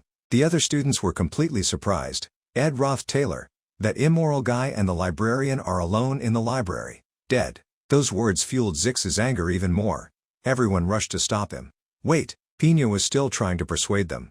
Wait, everyone. She felt like the situation was not right, but even so, she looked at the magic that was being released in the sky. Should I trust that person this one time? Suddenly, 3 students stood still, frozen. Both Finya and Lortell were also speechless. It turned out that Zix couldn't control his temper. He immediately rushed ahead. The demons nearby saw this and rushed towards him. He was furious. If he touches Elka, even just a hair, I'll kill him. I'll make sure he dies a horrible death. He headed towards the library, his will more fired up than ever. Ed Roth Taylor, with just the phrase, a dragon born on a stream, the miraculous existence of Zix cannot be explained. A strange hand was fumbling on the ground. Judging by the size of its body, it was a grown male. And looking at the state of the surrounding vegetation, it had just passed through here. Zix's eyes suddenly caught sight of something. A deer was grazing, and he was delighted. I see you. He pointed his knife and charged straight ahead. In the northern grasslands of the Empire, a savage land where even the power of the royal family could not reach, the deer suddenly noticed its predator. A world where, at the end of the day, he jumped up, ready to take his prey. You should be grateful that your head is still attached to your neck. Blood splattered everywhere. Zix was a descendant of a nomadic people who lived there, but was lost during his upbringing. The deer's head separated from its body, and the predator left. I don't know when I was lost in the human world, why I was lost, and I don't know if I can ever return to the life I had back then. I learned to slit the throat of a deer before I learned to read. He walked around the market. Instead of buying things at a store, the first thing I learned was how to steal goods and items from the corpses on the street. Unbelievable, right? Everyone looked at him dragging the corpse in horror. Is that guy from the northern grasslands? A descendant of those savages? There are rumors that they even eat people. But he didn't care. That was the life of a wild beast. Suddenly someone asked him, "What's your name?" Little Elka was waiting for his answer. He hesitated. "Zix," she exclaimed. "Zix." Elka smiled. "You dress too much like a wolf walking on 2 legs." Zix thought. From that moment, I realized. Her eyes sparkled as if she had just seen something. He realized, a life of wandering the vast and endless northern grasslands, the boy who slept with the moon as his roof, eating the corpses of animals by the side of the road. Her cuteness changed my life. He immediately dropped the delicious, fat prey in his hand, which was most likely a wolf cub abandoned by its pack. The girl, confused, kept asking, "Are you okay, Zix?" He looked at her, tears streaming down. I really lived a very lonely life. The first day he met his companion, that was when Zix realized the feeling of loneliness. Elka brought him home. There, her father welcomed him warmly. Elka and her father welcomed me like family. He decided to change himself. As I pursued the hustle and bustle of human civilization, my savage life became a distant memory. She cared for him in every little way. A wolf cub became a true human being. He thought, but if it's to protect her, the demons before me are swarming. He rushed forward, slaughtering them one by one. The will in his heart erupted. I'm willing to become a beast again. Zix imagined, that guy, Ed Roth Taylor, is a human with a filthy personality, cheating on exams, insulting the princess, and messing with the female students in lower grades. He rushed towards the library. He opened the door and stepped inside. He saw a wounded Ed sitting there, Ed Roth Taylor. He was surprised. What? You are? Zix angrily grabbed his collar. Elka. Where's Elka? What have you done? Where is Elka? Tell me. He immediately replied, she's in reading room number 3. Hearing this, Zix let him go, and ran towards her. Elka. He opened the door and yelled, are you okay, Elka? He saw her sleeping wearily on the bed. His hand trembled. Thank goodness. He sighed in relief. Really, it's such a relief. Suddenly he remembered, thinking more closely, looking around, The bookcases are so large that even a grown man would have difficulty lifting them, but they had been set up around Elka as if to protect her. Then he noticed the curtains, and the curtain was set up to block the view of the spirits rising up. Suddenly he placed his hand on the board. The board was covered in writing. When you wake up, don't panic and stay here. Everything will be over before dawn. So stay calm, block the entrance, and don't anger the spirits. Always prioritize your own safety and don't move carelessly. He was surprised. Someone tried to protect Elka. He suddenly found a blood-stained uniform. Blood. This isn't Elka's blood. He looked towards the main entrance. The blood trail also starts from there. This is. Only then did Zix realize, even though he was injured, he hadn't taken care of himself. The blood of the person protecting Elka. He was surprised. Ed Roth Taylor. But in the end, why? Ed was pensive. What a pity. Going back 3 hours, when the floor was shaking and the bookshelves were swaying, books and other items fell everywhere. He was lucky to catch her and stop the shelf. Even so, I had trained my muscles a little, but it's really a pity. The plot is progressing faster than expected. He looked out the window. At the summoning circle. The Glascan conquest battle has begun. Someone will know how to deal with it. He closed the curtains. Then he was resolute. I don't need to pay too much attention to a place like that, where many important characters are gathered. Because the future cannot be changed. But time is money. I can't just sit still. Ed lifted the bookcases one by one.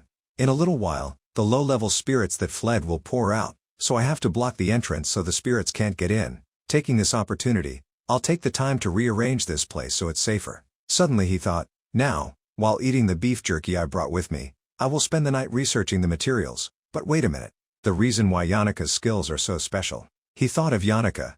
This lies in her proficiency and skills in understanding spirits and sensing spirits. These two stats increase through contact with spirits.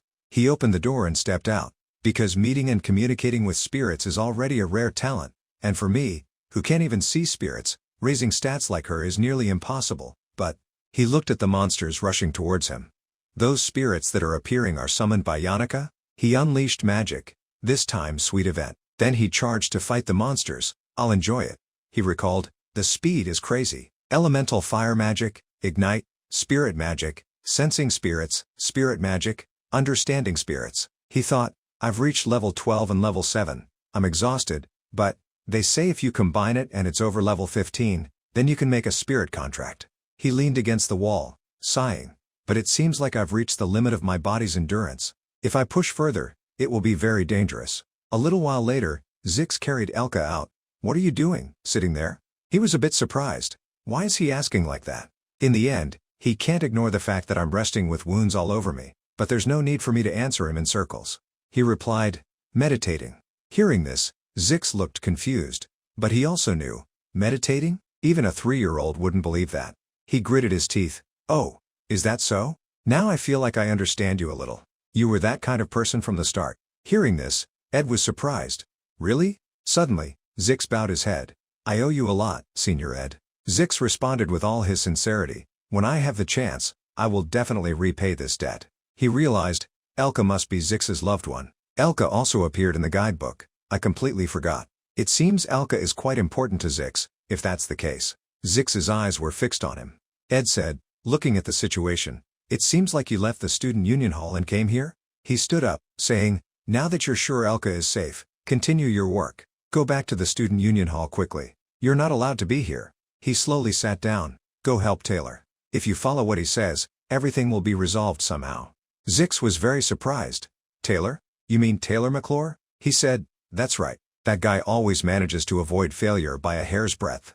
Zix looked doubtful. I don't know why Taylor is so highly rated. I've never even talked to that guy. Zix began explaining. But the problem is, the shell of Tarkan, a high-level demon spirit, can only be damaged by his elemental breaking, Ed said. Taylor's main skill learned in Part 1, Scene 9, elemental breaking, The strategy of this battle depends on that skill. If we can get Taylor to use that skill, the chance of victory is very high. Zix once again bowed his head. Thank you for the guidance. Ed urged him. There's no time, so go quickly. I'll rest here for a bit. He sighed, watching them leave. I've given so much advice. I hope the plan succeeds. He suddenly thought, just like that. Then he recalled Zix's words from just now. But why? Zix still hasn't made friends with Taylor yet? Part 1, Scene 9. End of semester evaluation. In the confrontation between the two, Taylor was defeated, but he learned how to do the elemental breaking / and cut through Zix's magic. After seeing his opponent's determination, Zix recognized Taylor and eventually the two became friends. However, the final chapter of Part 1 was a month earlier than the original plot. Part 1, Scene 9. The end of semester evaluation was not conducted. Therefore, the two weren't friends yet. Taylor's troops were deployed. Taylor hadn't learned the elemental breaking / there was no one in the current combat force that could inflict damage to Tarkan. A gigantic spirit rushed forward. I can't believe it. The entire development of the plot has collapsed. At the student square, where the attack force was stationed, Zix bowed his head, announcing, I'm sorry for being late. I will surely pay the price for my sins, Finya said. Alright, even if we have Zix, it seems like we'll be defeated anyway. The attack force failed in the first round. Claire panicked. If everyone is planning to attack again, it's best to gather more volunteers. I'll join as soon as the pain in my leg goes away, she said. Alright Claire, just rest first. You can't walk normally right now. He immediately said, Princess Finya, if you really care about me, please withdraw your order. She tearfully replied, Claire, I also have something called a human heart. Claire and Clevius were currently in a mental crisis. Fortunately, the retreat was successful, but Claire had lost all her strength. Clevius, the president of the first-year combat club, was also injured. What has happened? Finya immediately ordered, First, let's use all our remaining strength to defeat Tarkan. Suddenly, someone spoke up. I don't have time to defeat Tarkan, but everyone was stunned. He said, looking at the state of the summoning ritual, it will be completed very soon. Finya was surprised. That's the situation I wanted to avoid the most, but I can't help it. He stepped forward, saying, let's split the combat force into two groups. It was Ed. He rolled up his sleeves. Ready. I will lead one group and do it my way. From now on, I will interfere in this battle. Ed rolled up his sleeves, saying, let's divide the combat force into two. Everyone around them turned their eyes toward him. Ed Roth Taylor. Clevius said in a panic, oh my god, this situation is like a joke. Zix stopped his impetuousness. Just listen to what he has to say. At this moment, Ed analyzed the plan. We have to get past the fire spirit Tarnak summoned by Yanaka, and deal with Yanaka, who is being controlled by the dark spirit Velisfer, he continued. But everyone has probably faced Tarnak before, so you know that because of that shell, we can't use our powers to fight it. If so, there's no need to confront Tarnak directly. Ed outlined the strategy. While one team attracts Tarnak's attention, the other team enters the combat training area to subdue the controlled Yanaka. If we ignore Tarnak, we only have to deal with Yanaka. Lortell, hearing this, objected, no way. It's completely different from what's known about Tarnak during combat training. We were able to retreat because of luck. If the decoy team fails and Tarnak chases after the suppression team, or if the decoy team is completely annihilated, then, in the end, we have to solve both problems at once. The risk is too great. Ed then spoke. Considering the level of risk can only be done when there are other alternatives, Lortell. In the end, the most important goal is to subdue Yanaka, then Tarnak will also be nullified. Zix, standing behind him, said, the question is, who will be on the decoy team? Everyone was silent. Elvira even said, joining that group is like wanting to commit suicide. Suddenly, a hand went up. I will. It was Taylor. I volunteer to be on the decoy team. Ed objected, no, you can't do that. Go inside. No matter what, you belong in the combat group. Taylor was still enthusiastic. I have quick legs. I don't know how long I can run, but if I have to sacrifice myself, then it's the right thing to do. Ed pushed him aside. You're misunderstanding something. He immediately explained, we're not choosing a sacrifice. There's no need to split the groups either. Waiting for a while, and seeing no one else volunteer, he designated them. Clevius and Lortell can do it. The three of us, including me, will lure Tarnak. Hearing this, Clevius panicked. Why me? I don't want to die. Lortell also said, I will politely decline. He immediately persuaded them, trust me. There's a way to restrain Tarnak. Clevius jumped around wildly, dealing with Ed Roth Taylor and Tarnak. I'm going to die. Lortell vehemently refused, no. How? He was furious. We don't have much time. Suddenly someone spoke up. What you're saying isn't wrong, Finya said. I still don't know the purpose, but, she volunteered, I command everyone in the name of Finya Elias Klol, the third princess of the Klol Empire, to divide the combat force into two groups with different missions. She stated clearly, I, Taylor, Zix, Elvira, and Ayla, are the team to subdue Yanaka. She also said, Clevius, Lortell, and Ed Roth Taylor will be the decoys for Tarnak. Before they went into battle, she also said, finally, but no less importantly, I will be brief because we are running out of time.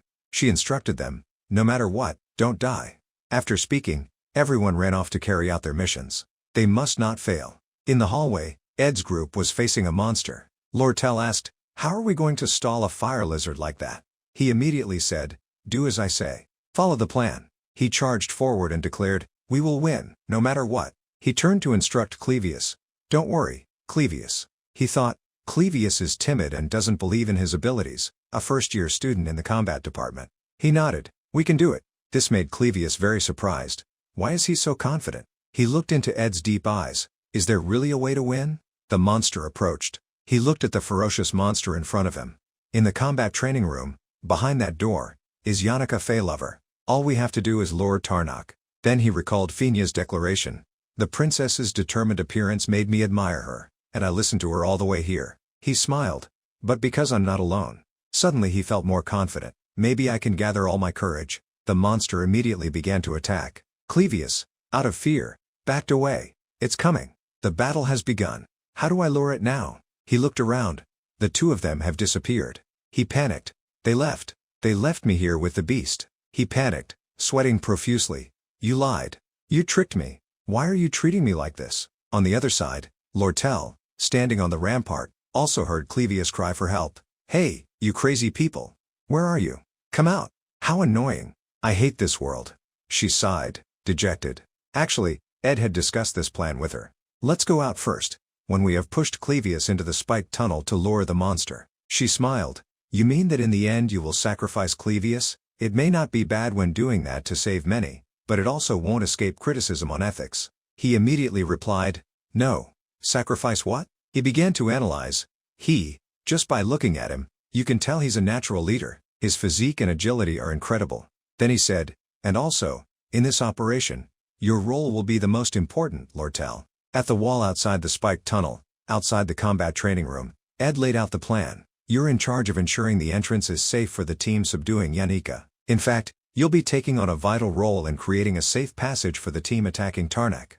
Seeing his amazing analysis, she praised, it's true that you can't judge people based on rumors alone. He also added, everyone is hesitant and doesn't know if they should do it or not, but, you're good at these kinds of things. She unleashed her magic, and each magic block exploded, blowing it away lightly. At that time, the main door of the building was destroyed. The rubble and stones shattered everywhere.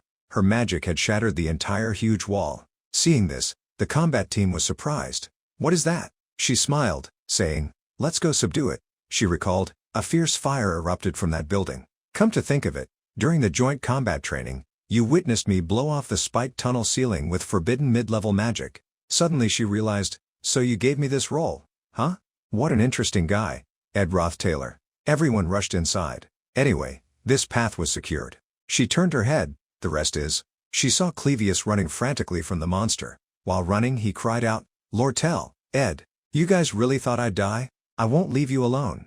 He was running for his life, but also partly luring the monster out. She immediately unleashed magic. Even if the operation is successful and the combat force enters safely without encountering Tarnak, Clevius and I still have to deal with Tarnak, who has already jumped out. The monster was about to pounce on Clevius. He cried, no, I'm sorry. Save me. I'm sorry for saying I would kill you. Save me just once. She thought, fighting Tarnak in the student union hall where there's no escape. Die? You'll run. Ed looked at him. Run. Now that we're free, we can start thinking of a way to deal with it. He recalled Tarnak's magic power. Because the monster has a defensive shell, no attack is effective. Didn't you see during training? I lost to it once. Moreover, no one on the combat team was uninjured when confronting that beast directly. He held up a bag. This will do the trick. Gather your magical power and get ready. She wondered, what is that? He quickly ran up the stairs.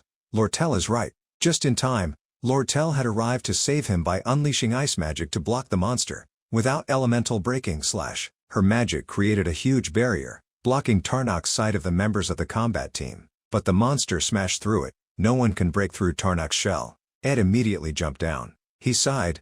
What we need is overwhelming firepower. Suddenly, he saw Lucy sleeping soundly. A map of the castle appeared. The additional completion condition, almost no one has ever completed it. I've tried countless times. He immediately hoisted Lucy onto his shoulders. She murmured in her sleep, what? I'm trembling. I'm sleeping. He was furious. How can she doze off at a time like this? Also, this isn't day. It's night. He recalled that moment. Lucy, who didn't have a place to sleep because her shelter was destroyed, had gone to the rooftop where she dozed off at first. Yannicka's mood was bad.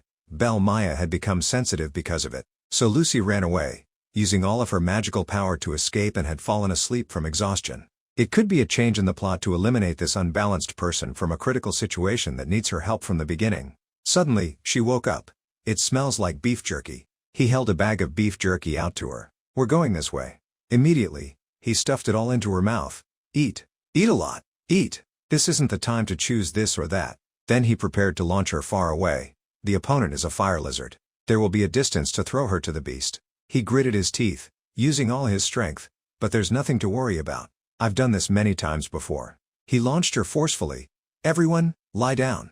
At that moment, the monster was about to unleash a new move. Lucy, seeing this, cried out, "Oh my God! That's scary! That's scary!" She flew straight to the monster. Suddenly, a strange smoke appeared. Advanced lightning magic. Divine punishment. Lightning struck down powerfully, spreading throughout the area. Both Lortell and Clevius were affected. He also tried to resist it. In a way, this is the most important moment. His eyes focused intently on the outcome. Tarnok was a high-level fire spirit. It could not be taken down even when everyone attacked it because its protective shell was too tough. As the smoke gradually cleared, the skin on the beast's body was showing signs of being burned. But now, after Lucy hit it with high-level magic, even its tough shell was broken. Now it will receive damage from our attacks. He rushed down. Of course, when I kill it, I'll receive a huge amount of experience. Now that it's come to this, I also need to care about what I need. He rushed forward with his murderous gaze. The final blow that will finish that beast must be mine. I'm so proud of you, my dear daughter, Yannicka. I'm so glad to be your friend, Yannicka. You're the pride of the second-year students. You're the only one who showed superior skills in this joint combat training session. If it's student Yannicka, I can trust her. Without you, the second-year students would be the most ignorant generation. Little Yannicka stood silently in the darkness, her feet bleeding from stepping on shards of glass. I'm so glad you're here, Yannicka. A large explosion shattered the wall. Everyone was here. That's right. I should greet them with a smile as usual. Welcome. In the monster's fierce gaze, she was bound by iron chains. It flew up, taking Yannicka as the center. Ed Roth Taylor, covered in blood, rushed in. Neil Hall. So Yannicka is already fighting. This battle will end by dawn. Thankfully, I'm almost done too. Seeing the chaotic situation here, he asked urgently, "How's Lucy?" "If she can handle it, that's great," Lortell snapped. "She's rolled away somewhere. I don't think she has enough energy to use magic." "Alright, we'll finish it ourselves then." I thought the same thing. Over here, the monster spewed fire, making Clevius run for his life while Lucy was sleeping peacefully curled up in a protective bubble. But it still resists even though I gathered all of my mana. How can it withstand it so well? Ed Roth Taylor rolled up his sleeves and stepped forward. "I have to cut its head off. Your ice magic isn't very sharp, so leave it to me. You also belong to the magic system, Senior. If that's so, then shouldn't we let a swordsman do it, like Clevius? Look at him crying over there. Save me." "I'm sorry." Ed retorted. "Do you think he can do it? He obviously can't. He's sitting over there, scared to death." Lortell was surprised by his words. "I'll take on the responsibility of ending this. So, please hold it still for a bit. I'll risk my life for everyone, so you have to do a good job." Lortell closed her eyes. Senior Ed talks about things like responsibility and risking my life. It sounds simple, but thinking about it, it's like betting your own life. He said casually, "It's not a gamble, because the value of one life isn't low. It's an investment." Lortell smiled with amusement. "An investment? That's my specialty. I may be a queen with everything in my grasp, but because of my royal blood, I'm influenced by the flow of life." Someone's hand moved on the magic. "But because Senior risked his life for me, I will also risk my life for you." She dashed forward. Ed Roth Taylor simply said, "I'm going." Clevius was knocked away, lying down, groaning, "I'm not sure if I'm still alive." Ed Roth Taylor began to charge towards the monster. It raged ferociously. "I'm at my limit, and so is this thing." The monster raised its head, accumulating a ball of fire in its mouth. "Even so, I can understand why Clevius is so scared." It roared, holding the ball of fire. The two sides rushed towards each other. He swung his left hand, focusing his magic there. "Not yet, I need to get closer." Amidst Clevius' shouts, Ed Roth Taylor was startled. He was terrified. What is that? A huge hand with sharp claws stretched out from the magic circle, making Clevius tremble. Ed turned his head to look. That's Glascan's right arm. So, that means Taylor and the others on the other side have pushed it to the final stage, right? meaning the story will proceed as planned. But it's not a good time. Anyone would be distracted by seeing this. Turning back to the monster's fireball, it had been frozen. However, even in the midst of a great disaster, at this moment, Lortell didn't make any mistakes either. The monster closed its eyes, then suddenly its eyes widened, and so did I. He quickly rushed towards it, his hand controlling his magic. A technique that I've probably used thousands of times, Windleaf. The wind blade cleanly severed its neck. The head quickly disappeared. You have defeated the high-level spirit Tarkan. Spirit magic. Increased spirit connection. Spirit magic. Increased spirit understanding. Those notifications appeared repeatedly. Opening a contract with a spirit. The contract with a spirit is now available.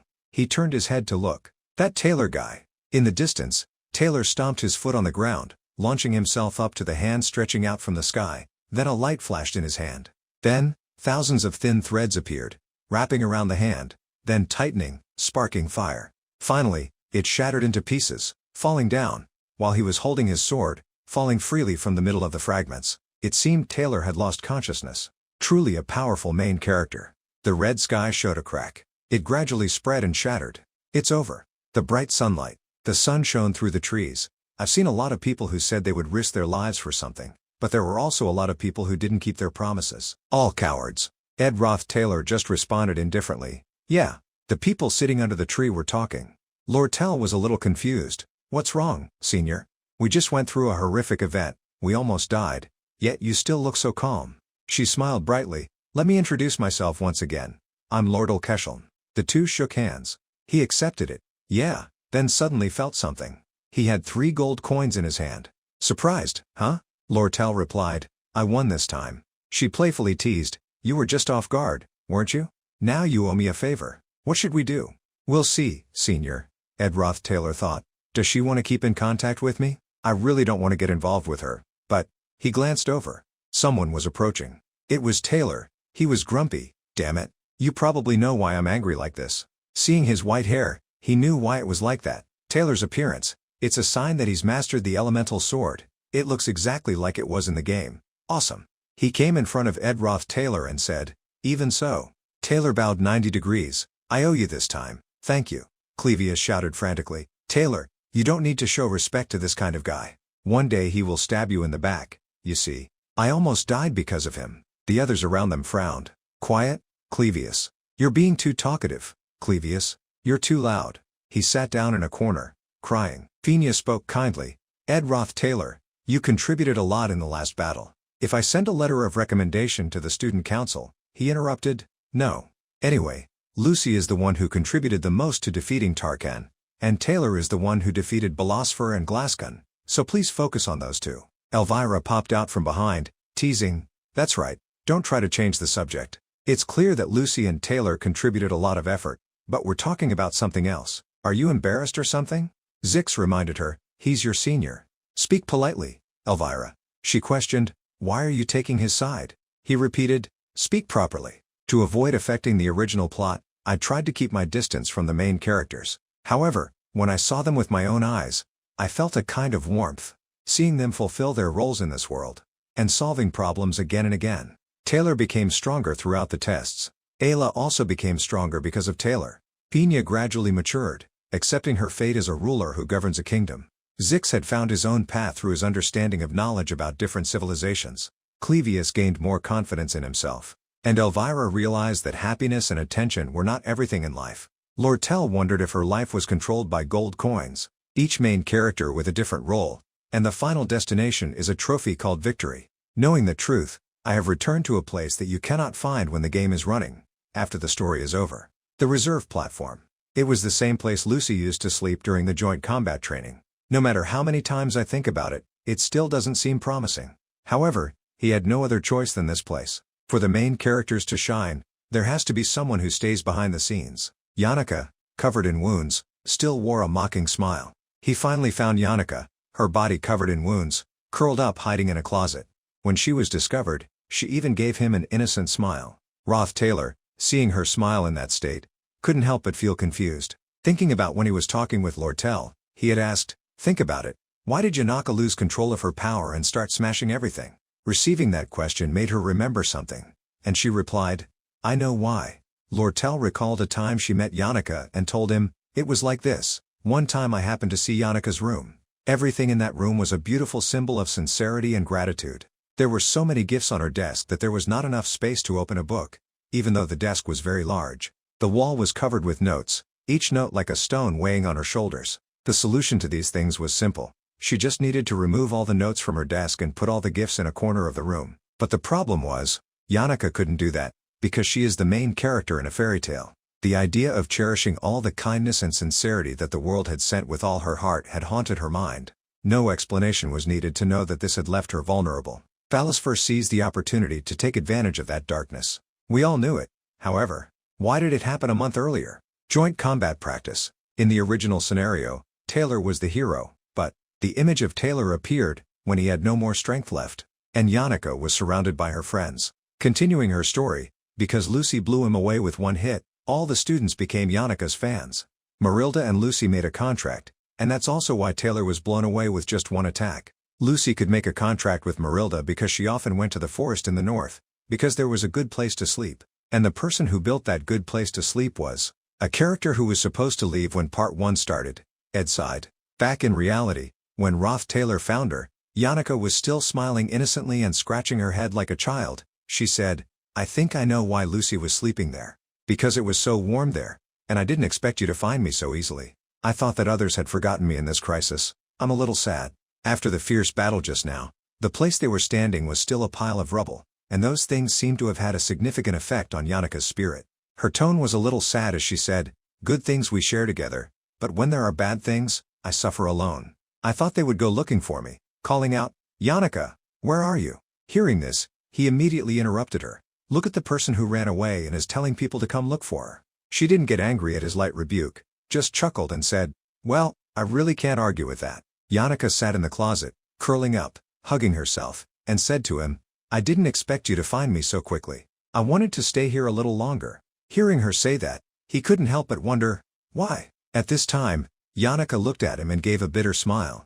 She said, "Because I'm about to cry, and I look ugly when I cry." Those words and that smile made Roth Taylor speechless. He just remained silent and looked at her.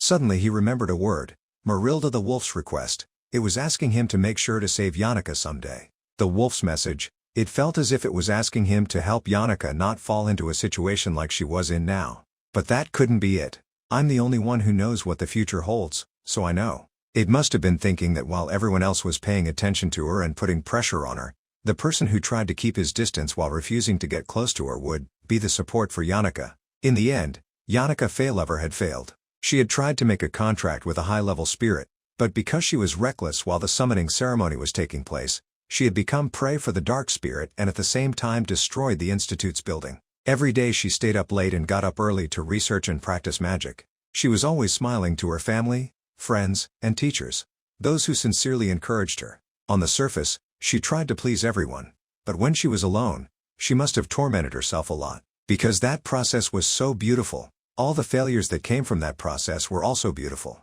How ironic. Looking at Yannicka's fake smile, it was beautiful, but it was never her real smile. Thinking this, Roth Taylor spoke, "Hey, Yannicka." Hearing him call her name, she looked up. "I don't know how much these words will comfort you." He looked at her with gentle eyes, using all his sincerity to say, "You've worked very hard." When standing on stage, the main characters proudly showed off their talents, and the audience below cheered them with applause and flattering words. On the other hand, behind the stage was dark and silent. The villain of Act 1 must immediately retreat behind the stage to make way for the main characters of Act 1 to advance. His words seemed simple, but they awakened something in her. Just such a simple sentence was enough to make Yannicka cry. "I've witnessed Act 1 start and end countless times." Suddenly many orbs of light appeared in the place where they were standing, making Roth Taylor look up in awe. Oh, but only this time. It turned out to be spirits. They appeared all at once, making everything around them more magical than ever. He looked in amazement and exclaimed, "I couldn't see them before." The spirits came and surrounded Yannicka, who was crying as if wanting to soothe her soul. He truly saw a satisfactory ending. Spirit Magic, Spirit Link Level 10. Spirit Magic, Spirit Understanding Level 10. Low-level Fire Spirit Elgo feels fond of you. Low-level Wind Spirit Driss feels fond of you. High-level Wind Spirit, Marlita feels extremely fond of you. 10 days had passed since the disciplinary committee's hearing for Yannicka ended. Yannicka had admitted all of her mistakes. She also expressed remorse and said in the hearing that she would accept any punishment.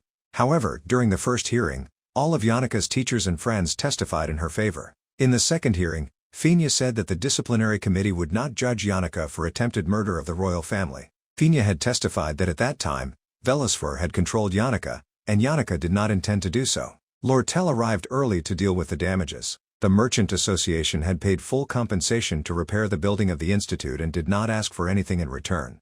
However, they added a clause to the contract, which would reduce half the customs fees for the school equipment they distributed. No matter what, the outcome was still that all the benefits granted to the top students annually were revoked. All awards and symbols of glory were withdrawn, and she was banned from setting foot in Ophelis Hall from the next semester. She was given 10 days of suspended sentence, a suspension for 20 days. The expulsion order had been withdrawn. Everything was like they were releasing a touching film about the growth of youth. After the hearing, even though Yannicka had been cleared and everything had almost returned to its former state, her spirit seemed to have changed.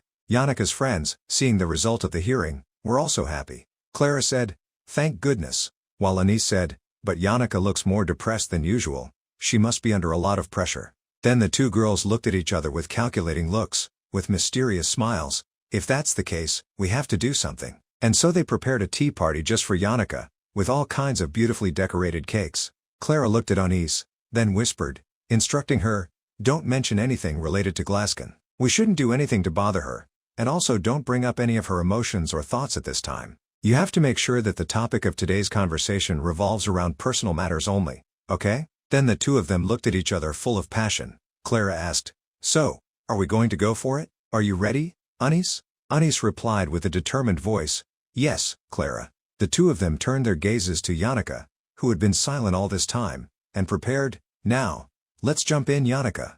Suddenly Yannicka blushed, her cheeks turning rosy. With a shy expression, she spoke, "Why would you two think that liking and loving someone are two different things?" Her two friends crowded around Yannicka, asking, "Why did you suddenly mention that?" She avoided the question. "This is a story from my friend, okay?" Yannicka explained, "The thing is, my friend had a dream."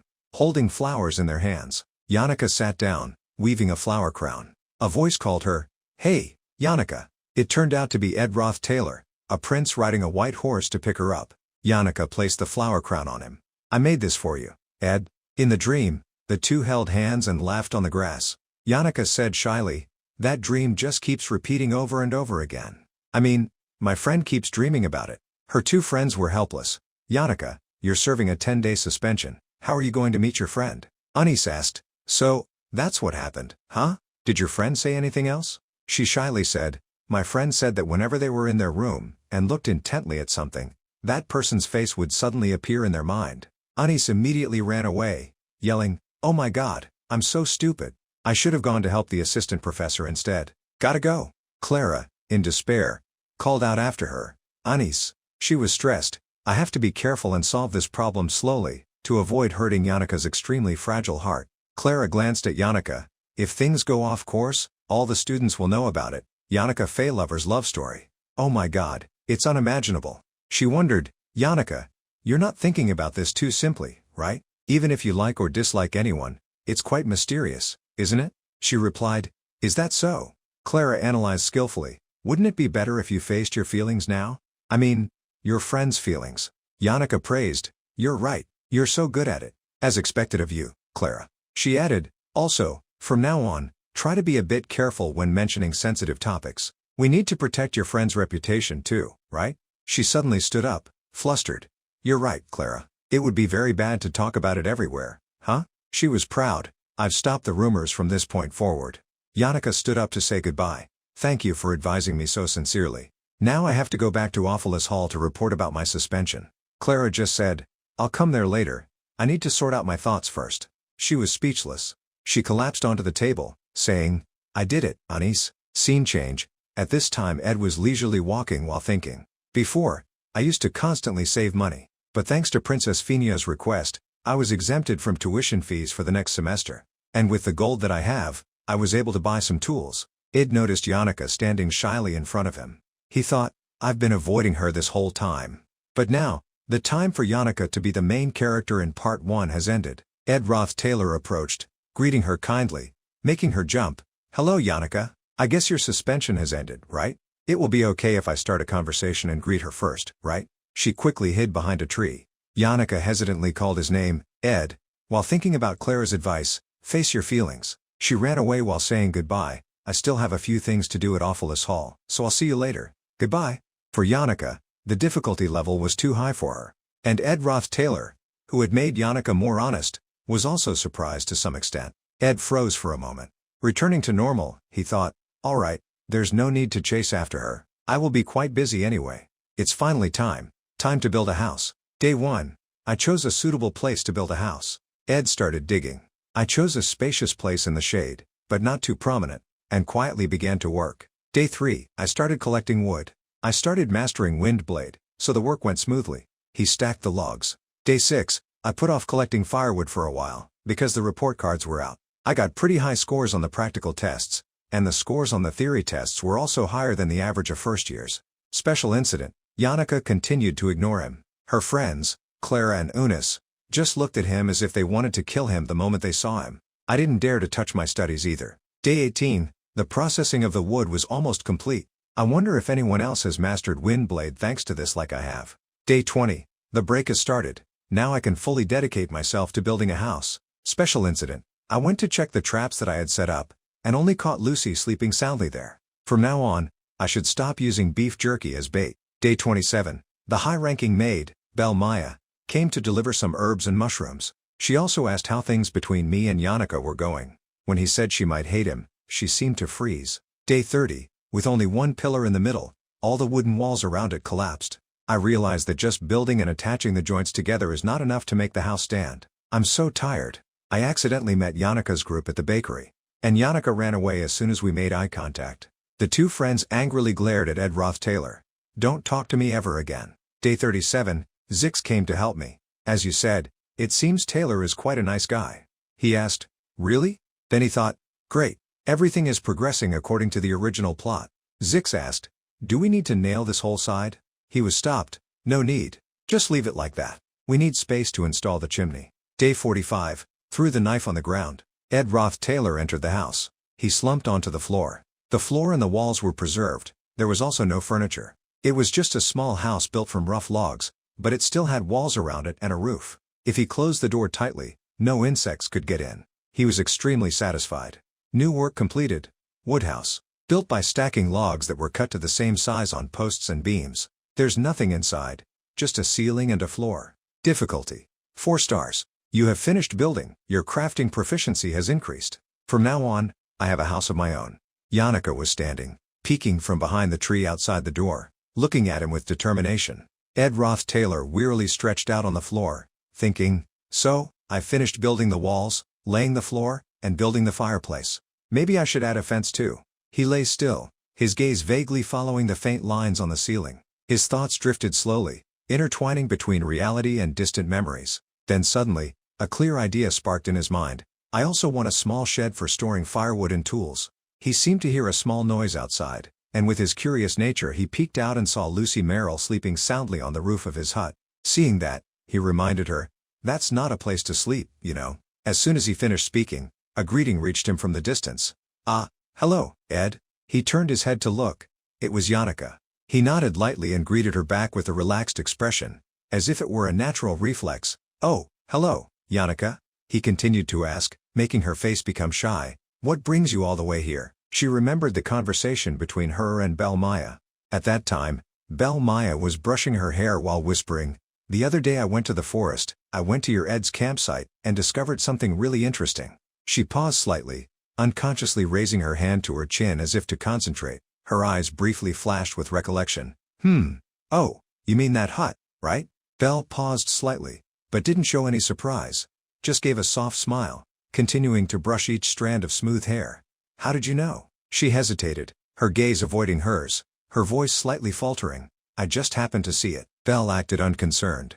She said simply, I see. A little later, Belle looked out ahead, and said to her in a thoughtful tone that couldn't hide her excitement, anyway, he said that he built it himself, but the hut looks much more beautiful and meticulous than I imagined. I was quite surprised. I didn't expect that he was so talented. Yannicka, hearing this, only quietly replied, that's right. After hearing that, Belle leaned close to her ear, whispering, I also want to go inside and take a look. You know, just to look around, to see how sturdy it is. Suddenly, Yannicka blushed a little, as if someone had discovered her secret, and said in surprise, "Oh, so you're also curious about such things, Belle?" She responded resolutely to her young lady, "Of course, I'm a human too. Anyone who sees a hut by the side of the road will wonder who built it, how they built it, and what it's like inside, wouldn't they? It's a normal and completely natural reaction." After hearing Belle's words, she seemed enlightened, her eyes sparkling. "That's right, normal and obvious." Remembering that conversation, she then flustered, pointed at Marilda, and answered, "Ed, I was just passing by, to go meet Marilda. Then I saw this hut, so I turned here. I mean, anyone who sees a hut like this will wonder who built it, how they built it, and what it's like inside, wouldn't they, right? It's completely normal. It's obvious." Her answer made him even more confused. He hesitantly replied, "Well, I guess so." She still hadn't gotten over her nervousness and panic. She took a deep breath, and blurted out, "The hut is beautiful, Ed." Hearing that, he scratched his head, still looking confused, and replied, "I only built it recently, but didn't the spirits tell you?" Yannicka, hearing that, seemed to want to ignore that question. Her eyes seemed to drift away as she replied softly, Oh, well, they did tell me a little bit. More accurately, they had only said a few vague words like, 'Oh, there's a hut here,' only that much." She was again conflicted by the memory of her and the spirits. The image of a large, muscular Ed, without a shirt on, his arms and chest muscles bulging, looking very strong, came to mind. They said to her, "You can see his glistening muscles when he takes off his shirt. His arm muscles are so big now. The lines near his collarbone and on the back of his hand are," well, at that moment she had interrupted them. "That's enough." That conversation during their daily report, it seemed that she also wasn't interested in what they were saying, her face still showing boredom. Thinking back to this point, Yannicka thought, "I don't talk much with spirits."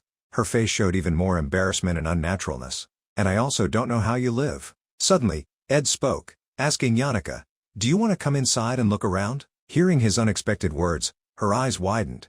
That look clearly expressed her surprise. He took a step to the side, in simple attire, but still exuding elegance. In that moment, she couldn't help but feel shy. The feeling of hesitation made her pause, as if in the inviting space, part of her wasn't ready to enter yet. After a moment of hesitation, she regained her composure, blushing a little and softly replied, Praises were heard from inside the hut.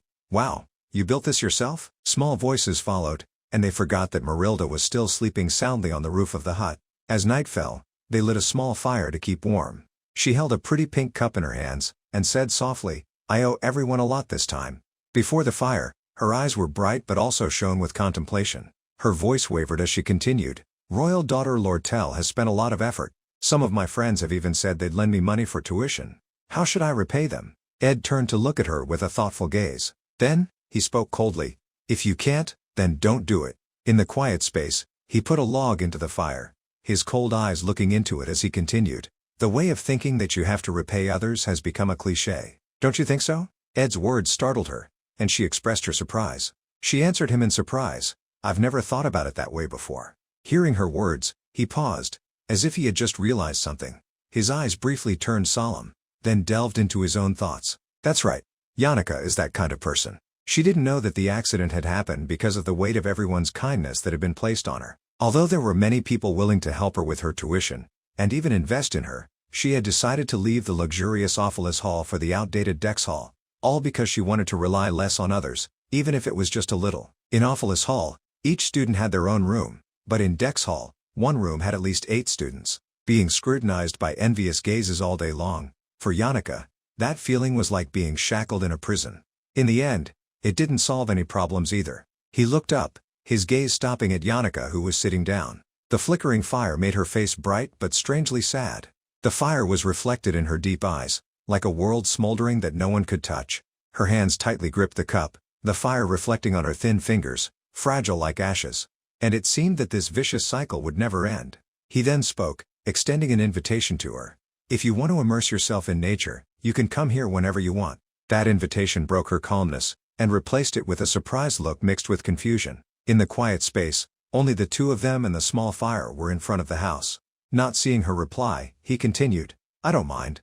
Her lips parted slightly, as if wanting to say something, but it was stuck in the silent space. Her lips curved slightly, revealing a soft smile that didn't conceal her happiness, and replied, "Yeah, I'm very happy. Hee hee." Under the flickering fire, Small spots of light rose up, disappearing into the cold night. She softly spoke, her voice gentle. "Hey, Ed, when you feel too overwhelmed, or can't do something alone, I hope you'll share it with me." Hearing her words, his eyes flickered slightly. She continued, "Until then." She slightly lifted her cup, bringing it closer to herself. Her slender hands embraced it as if to find any lingering warmth from the fire. Her eyes looked at him and continued, "I will do my best to help you." The flickering fire illuminated his face. His refined features were clear in the soft light. His calm eyes reflected a hint of contemplation, along with the gentleness of his nose bridge and the slight clench of his lips, creating a beauty that was both subtle and poised. He turned away, his eyes no longer looking at her but towards the distant sky, asking softly, "Overwhelmed? Huh?" Both of them were silent, their gazes simultaneously fixed on the flickering fire before them. The second semester would start soon. At the same time, in contrast to the warm, peaceful scene, heavy rain fell on a large mansion in the dark night. So part 2 would also begin soon. A square, thick book with a deep, hazy purple color exuded an indescribable mystery. Although the patterns on it were not very prominent, the book still attracted attention, making people unable to tear their eyes away from it. The secret teachings of the sage, the great sage Sylvania had recorded about nature magic in this book. Nature magic is a branch with a high level of difficulty, capable of changing the rules of nature. A girl wearing a black cloak was standing in front of a glass case containing the magic book. "This old book will create a storm." That was the royal daughter, Lortell Keshelm. She had her arms neatly crossed, her green eyes fixed directly on the book inside, her mouth slightly twitching upward. "Indeed, it all smells of money. A storm will swallow the entire academy." Even if, back in the scene between Ed and Yannicka, the small fire was still burning brightly. Ed said to her, "Thank you, but that won't happen." In the silent space, he thought, "It won't happen, at least not to me." He closed his eyes, looked up at the sky, and smirked. "But you will be very busy, Taylor. I'm not involved, but it'll really be a pain. I'll cheer for you, my friend." Extra survival guide at the academy. The failed swordsman of Sylvania. Outside, it was raining heavily, with terrible thunder and lightning. Part 2. Occupy Ophilus Hall. The honorable students at Ophilus Hall are guaranteed a life of nobility. They were able to choose their seats in class, had guaranteed freedom during meals, had their own personal servants, and tons of other special privileges. And problems arose from there. In the southwest of Vellore, there was a sudden heavy rain, right around the time students were returning to the academy after break. According to the academy, only students of Ophilus Hall were provided with carriages and boats to travel back to school. If they couldn't get back on time, they would have the right to rest and relax for a few days. The inferior students of Dex Hall had to trudge all the way through the long road. Despite the pouring rain, they still couldn't make it back in time, were afraid of losing points, and felt unfairly treated. In the end, those pent-up feelings exploded in front of Ophilus Hall. In Lortell Keshelm's hand was a proposal related to the transportation of students from Ophilus Hall. In a dimly lit room, a weak light shone on a wooden table. A hand gently placed a stamp on the warm red wax, sealing a secret letter. Outside, it was raining heavily, the sound of the rain like it was harmonizing with the gloomy atmosphere, making the moment even more tense and mysterious. A voice spoke, deep and sharp, "It's pouring." Lortell Keshelm sat silently, her sharp gaze hidden behind a gray rain.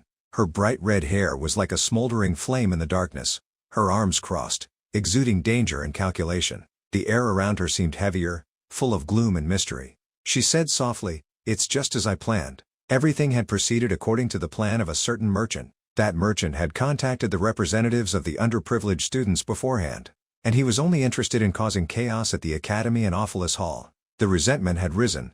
The only thing they wanted was a common solution for all students. Willain, who succeeded in provoking and manipulating others with words, would act as the spark for the rest. And finally there was an explanation. A clear discrimination against students who had to return to school despite the heavy rain. A proposal to proactively change the deadline for returning to school, while acknowledging the special treatment given to students of Ophilus Hall. The headmaid of Ophilus Hall, and a part of the Academy's board of directors chose to side with Lortell. They would enthusiastically support Lortell's proposal. At this point, it was no longer important whether or not the Academy agreed with the proposal.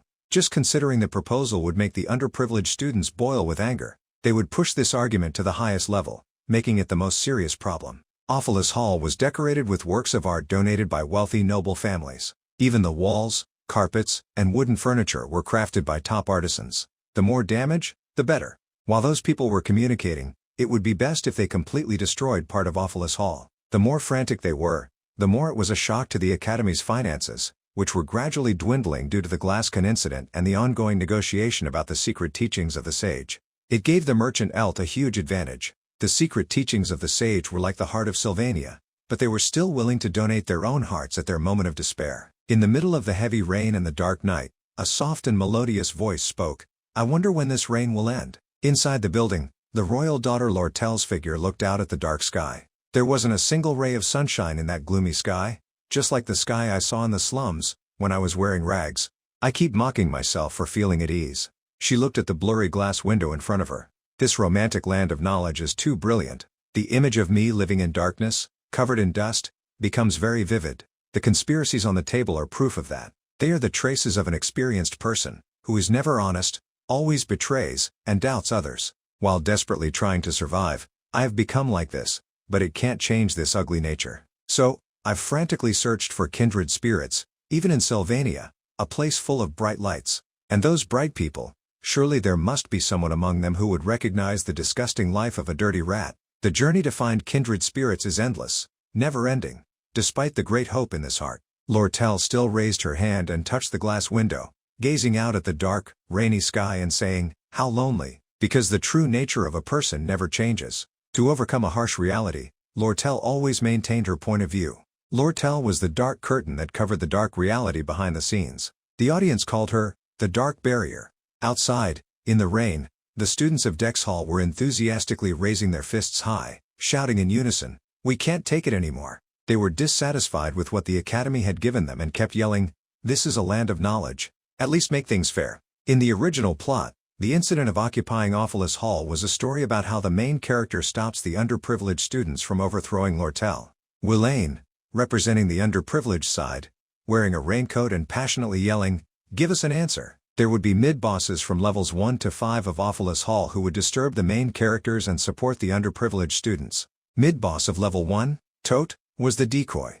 Tote hated Taylor, who he deemed a failure, and he had a grudge against Taylor's group when they ganged up on him. Lortell had bought him off. His role was to subdue the maid who was guarding level 1, opening the door of Awfulus Hall, and letting the students in. In another corner, a maid unexpectedly found something. She held it tightly to her chest and exclaimed, "What is this? I have to report this to the head maid," not knowing that a person in a black cloak was staring at her behind her. The cloaked figure immediately grabbed the maid's head, making her scream in fear. He gently hoisted the maid onto his shoulder, and walked away with her. The little maid had her face covered, and was frantically struggling and kicking her legs, yelling, "What are you doing? Who are you?" Her foot slammed hard on the door. The door was opened with a bang. All the students who saw this were surprised and exclaimed, "This is..." They quickly called each other to rush inside one after another. "The door of Awfulus Hall is open. Let's go in. Treat us fairly. We don't ask for much, just that. Please listen to us." Voices shouted repeatedly.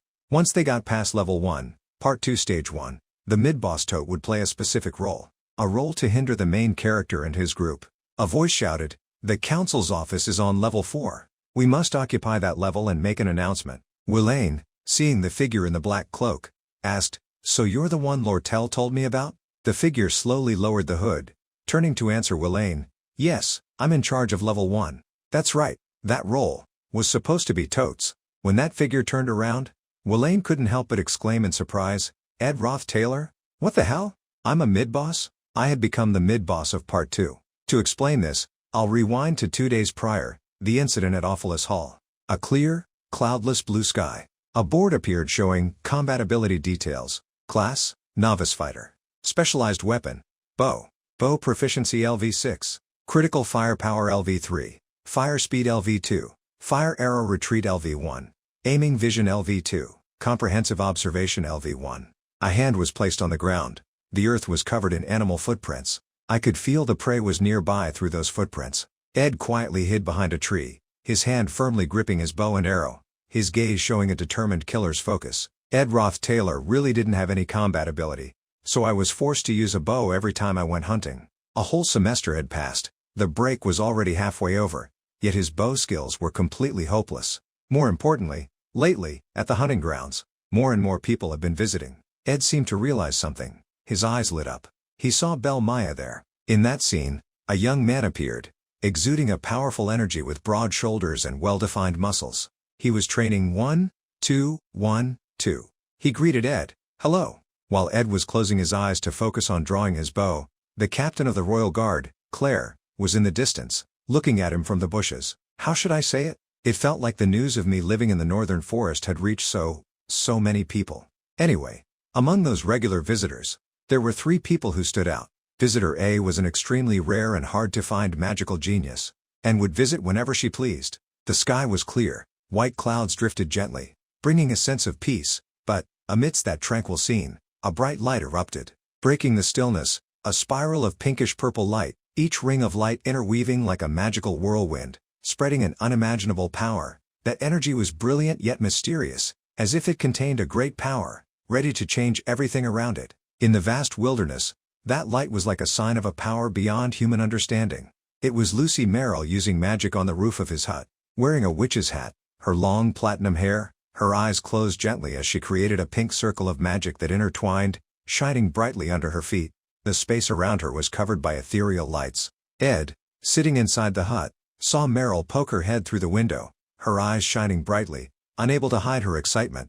She opened her mouth to speak to him. "Ooh la la, there's a window here. You need to add a back door too. Are you planning on building a chimney too?" Ed, helpless, lightly pushed her outside from inside his hut. Still with that excited expression, she quickly poked her head in again, asking him, "Can't you make a glass door? It won't break, right? Since we can't cast spells here, you know?" Ed's eyes looked at her gently. Not stopping, she continued to ask, "Or should you add a window on the roof too?" Visitor A, "Oh my god, she always bothers me and asks about random things. She always wants you to do as she pleases." As for Visitor B, it was actually quite fun when she came to visit. Under the warm sunlight at Ed's hut, a childish greeting rang out. "Ta-da! So much fun!" Yannicka happily, a bright smile on her face, holding a basket of white eggs, said to Ed, "I brought some eggs. Belle said she wanted to give you these. She is the most outstanding student in the last 200 years, and throughout the history of spirit mages. Although she came here quite often, I didn't find it annoying at all. She came almost every day, chatting cheerfully, and helped me with small things. My gratitude for her is boundless." Her slender feet were washing clothes in a tub of water, her mouth constantly chattering. "If you wash them with hot water, add salt, and stomp on them like this, they'll get bleached. Amazing, right? My parents used to do this with dirty clothes at the farm." Yannicka looked clear and bright in the sunlight, busily hanging the clothes she had just washed. Ed sat next to Yannicka. He looked over at her and praised, "Yannicka, you're amazing. How do you know everything?" Hearing that, she blushed slightly and turned away, making him surprised and curious. "What's wrong?" "It was just a compliment," she said. "Oh, by the way." Yannicka turned to look at him mysteriously, her face suddenly becoming serious, and asked him, how many times does Lucy come here a week? She may seem very predictable, although many times I don't understand her. Anyway, she is Visitor B. The main reason I have to explain this story to you."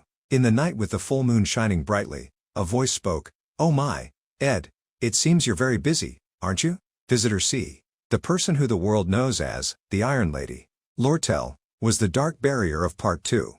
Steps walked through the arrows. The people walking towards Ed were Lortell, Keschel and Ellis. Lortell smiled brightly at him and said, "I need your help." Ed sighed, rolling his eyes at Lortell. It was likely that she was trying to gather useful people for her to occupy Ophelis Hall, but this time I didn't want to get involved. I simply would refuse all of her sweet temptations. As long as I didn't interfere, everything would follow the original plot. Ed resolutely turned to leave. She just said lightly, "Ha, you see, I wasn't planning on asking for your help in the first place," Lortell said slowly. "If Tote hadn't fainted, why did it have to go off course?" Ed, hearing that Tote had fainted, couldn't control his calm anymore, and turned back, saying loudly to Lortell, "What? Why did he faint? Tell me quickly." His tense eyes made Lortell flinch a little, afraid. "That's right, according to the original plot, Tote fought with Taylor, but," thinking back to the hall, Zix Effelstein stood opposite Tote, surrounded by students. Tote spoke directly to Zix. "Ha, how ridiculous. This incompetent person defeated Glascan? Everyone in the academy here saw you get knocked out by Lucy with just one blow. Taylor was only supposed to beat him just enough, but then he spewed out, 'You're even stupider than that worm Ed Roth Taylor.'" A heavy punch landed straight on his face, making him wince in pain, his face turning sideways. Just one punch was enough to make him fall to the ground. Zix's face showed clear anger. The students around him panicked. He was about to come at him to hit the guy a few more times but was held back by his friends, his face still showing signs of anger. Lortell said, "I don't know if it's because of Taylor or because of you, but Alvy said that was the first time he'd seen Zix Effelstein get so angry. Her voice, as if mocking, continued, "That's why I can't believe emotional people." Lortell stood composed, slowly speaking to Ed. "What I need you to do isn't difficult at all. Take Alice's key, enter Awfulus Hall, and when the underprivileged students arrive, you just need to open the door." He hesitated a bit, then replied to her, "I'm sure there are many other people who are capable." Lortell's eyes looked directly at him, her mouth slightly upturned. Looking rather sinister, she said, "That's right. But no matter how much money they receive, there's no guarantee that they won't report me to the academy." Looking directly at Ed, thinking of the scene of the whole academy talking about it, she continued, "If they say that Lortell was the one behind all of this, what would happen to me? I can't trust anyone. That's why she came to me, who isn't trusted by the academy." She looked directly into Ed's eyes, asking firmly, "Ed, you were expelled from Awfulus Hall, right? Don't you want to make the academy suffer?" His answer surprised her. "I honestly don't want that." He paused, then continued, with his gaze now also firmer, asking her, "Are you willing to agree to my condition? I only need to do a little bit." She, hearing that, was quite satisfied, glanced at him, then said lightly, 20 gold coins. Before this story went even further, I would put everything back in its place. He held out his hand to shake hers firmly, and replied resolutely, "Agreed." Outside the hut, it was raining heavily at night. The incident at Awfulus Hall D.1. The incident to occupy Awfulus Hall started before the fight for the secret teachings of the sage. Lortell had created a scheme to push the academy's finances to the brink of disaster, so it seemed like a scene connecting two different events. According to the scenario, Lortell's scheme was very successful, and created the Stardust, a group of students who acted for profit at the academy. They created a new system, directly confronting Princess Phenia's student council, the ideal student council, and the practical Stardust. The symbol of the student council was a royal blue shield, with a sword representing strength, wings for intelligence, and a seashell for mystery, along with a crown affirming ultimate authority. Conversely, the symbol of Stardust was simpler but no less resolute, a blazing red scale, symbolizing fairness and absolute balance, carrying the determination of the spirit of freedom. Two symbols, two ideals, constantly confronting each other to compete for status in this prestigious school. The important thing here was who Taylor would choose, and that side would achieve final victory. "I only need to play the role of spectator well, and then follow the side that has the chance of winning. That is, I need to survive too." In that space, that voice rang out again, "I need to go back to the dorm now." Yannicka, her clothes soaked from the rain, was wringing the water out of her skirt. She said to Ed, "I'm sure the rain will stop today." In the quiet space under the rain with a small fire, Yannicka said to Ed, "Ed, you're really diligent. If I were in the mood, I would come and go. So it would feel like I just went camping, but you have to stay here, under this heavy rain." Ed lowered his head and replied to her, "Everything will get better." Under the rain, the two of them were talking enthusiastically, when Yannicka suddenly remembered something and said, "Speaking of which, it's time for me to move out of Awfulus Hall." Ed replied, "Yeah, that's probably right, since the break is also almost over." Yannicka complained, "I also have to throw away a ton of stuff, because Dex Hall is more cramped than I thought." Finishing that, she turned to look at him with sparkling eyes. She said, "And, if you need anything, just tell me, Ed. I mean, you probably lack a lot of things here, right?" Hearing this, Ed was stunned, and stammered, "Huh? Oh, well, she continued, "I have extra pillows, blankets, a clock, and even lanterns." Yannicka continued to enthusiastically introduce things. "Besides that, I also have a lot of daily necessities." Ed listened to her casually without feeling annoyed at all. She asked him, "It would be a waste if I threw them away, do you think so? Although I can't take any of the furniture with me because all of that belongs to Awfulus Hall." After hearing her talk non-stop, he smiled and replied simply, "Sounds good." Yannicka, happily stretching, smiled and said to him, "Great. I'll leave as soon as the new semester starts, so I'll bring those things over later." After speaking, she turned outside and asked Ed, "And what about Lucy? Does she do that often?" Ed looked in her direction and replied, "Sometimes." Ed looked up at Lucy, who was standing firmly in the rain on the roof of the hut. She wasn't moving even a little bit. Lucy's extraordinary power wasn't free. She had been avoiding life by pretending to be lazy. Over the years she had been trying to escape the fate that was set for her. Rains like this made her feel sad, and reflect on the ups and downs of her life. Ed explained to her, "It's always like this when it rains." He warmed his hands by the fire, and sighed, "Don't pay too much attention to it. Usually I don't care that much." Yannicka blushed with excitement. Unable to hide her happiness, she excitedly said, "I understand. So, you're fine with Lucy, huh?" Suddenly, he seemed to want to say something to her. "Ah, And also, Yannicka, making her confused and not understand. Remembering now, she was still in Awfulus Hall. When Awfulus Hall was occupied, the defensive ancient spell would be activated on a large scale, and lock the students in their own rooms. Yannicka would easily be able to escape from there, but he thought of each door with a shining magic circle, formed from layers of complex geometric patterns. The center was a hexagon containing ancient characters, surrounded by concentric circles with spirals and sharp lines. The outer edge was carved with symbols such as stars and triangles, emitting a dancing red-orange light, as if it contained a powerful sealing energy, both mysterious and full of majesty. He nervously opened his mouth to speak to her. "I want to ask you for a favor." She replied to him briskly. What is it?" Sitting by the fire under the eaves, he spoke hesitantly. "Tomorrow, around 9 p.m. Can you go too?" She was still looking at him attentively, waiting to see what he wanted to say to her. He looked over at her, his voice hesitant. "The rose garden in front of Awfulus Hall, would that be okay?" His unexpected suggestion surprised her. She was a bit stunned. "Huh?" Yannicka blurted out. "The rose garden?" She covered her mouth with her hand, her face turning red. Perhaps she was a little shy. She thought of the colorful roses. Ed, still with a serious face, said to her, "Tomorrow, I'll tell you the reason later." He narrated to himself, "I don't know how to explain it right now." His eyes became more thoughtful and pensive. He told himself, "I should get her out of there, in case something bad happens, to a place not too far away, and where she can avoid the rain." Yannicka quickly stood up, resolutely saying, "Oh, okay." She covered her head with her hand to avoid getting wet, ran quickly away, and called out, "I'm leaving, goodbye." In her mind she was still a little hesitant. This action showed her strangeness, making him feel confused. After she left, he breathed a sigh of relief. When the new semester started, the rain would also stop, and that day, he would enjoy the clear, sunny sky after a long, dreary period of time. After that, even the forests will emit a characteristic autumn fragrance. Ed's figure was still sitting, lost in thought before the fire. The long break now also had to come to an end. The incident of occupying Awfulus Hall. By 9 p.m., outside it was raining heavily. A sigh came from inside the building. "Phew, my hands are faster than my brain." Zix Effelstein was upside down, his body without a single stitch of clothing, revealing his well-defined muscles. He was diligently training. He told himself, "It's best to limit actions based on emotions." I didn't expect Elka to be so angry. He jumped, landing back on his feet. After he finished training, sweating profusely, he looked through the window. He saw a young man wearing a black raincoat running towards him. It was Ed.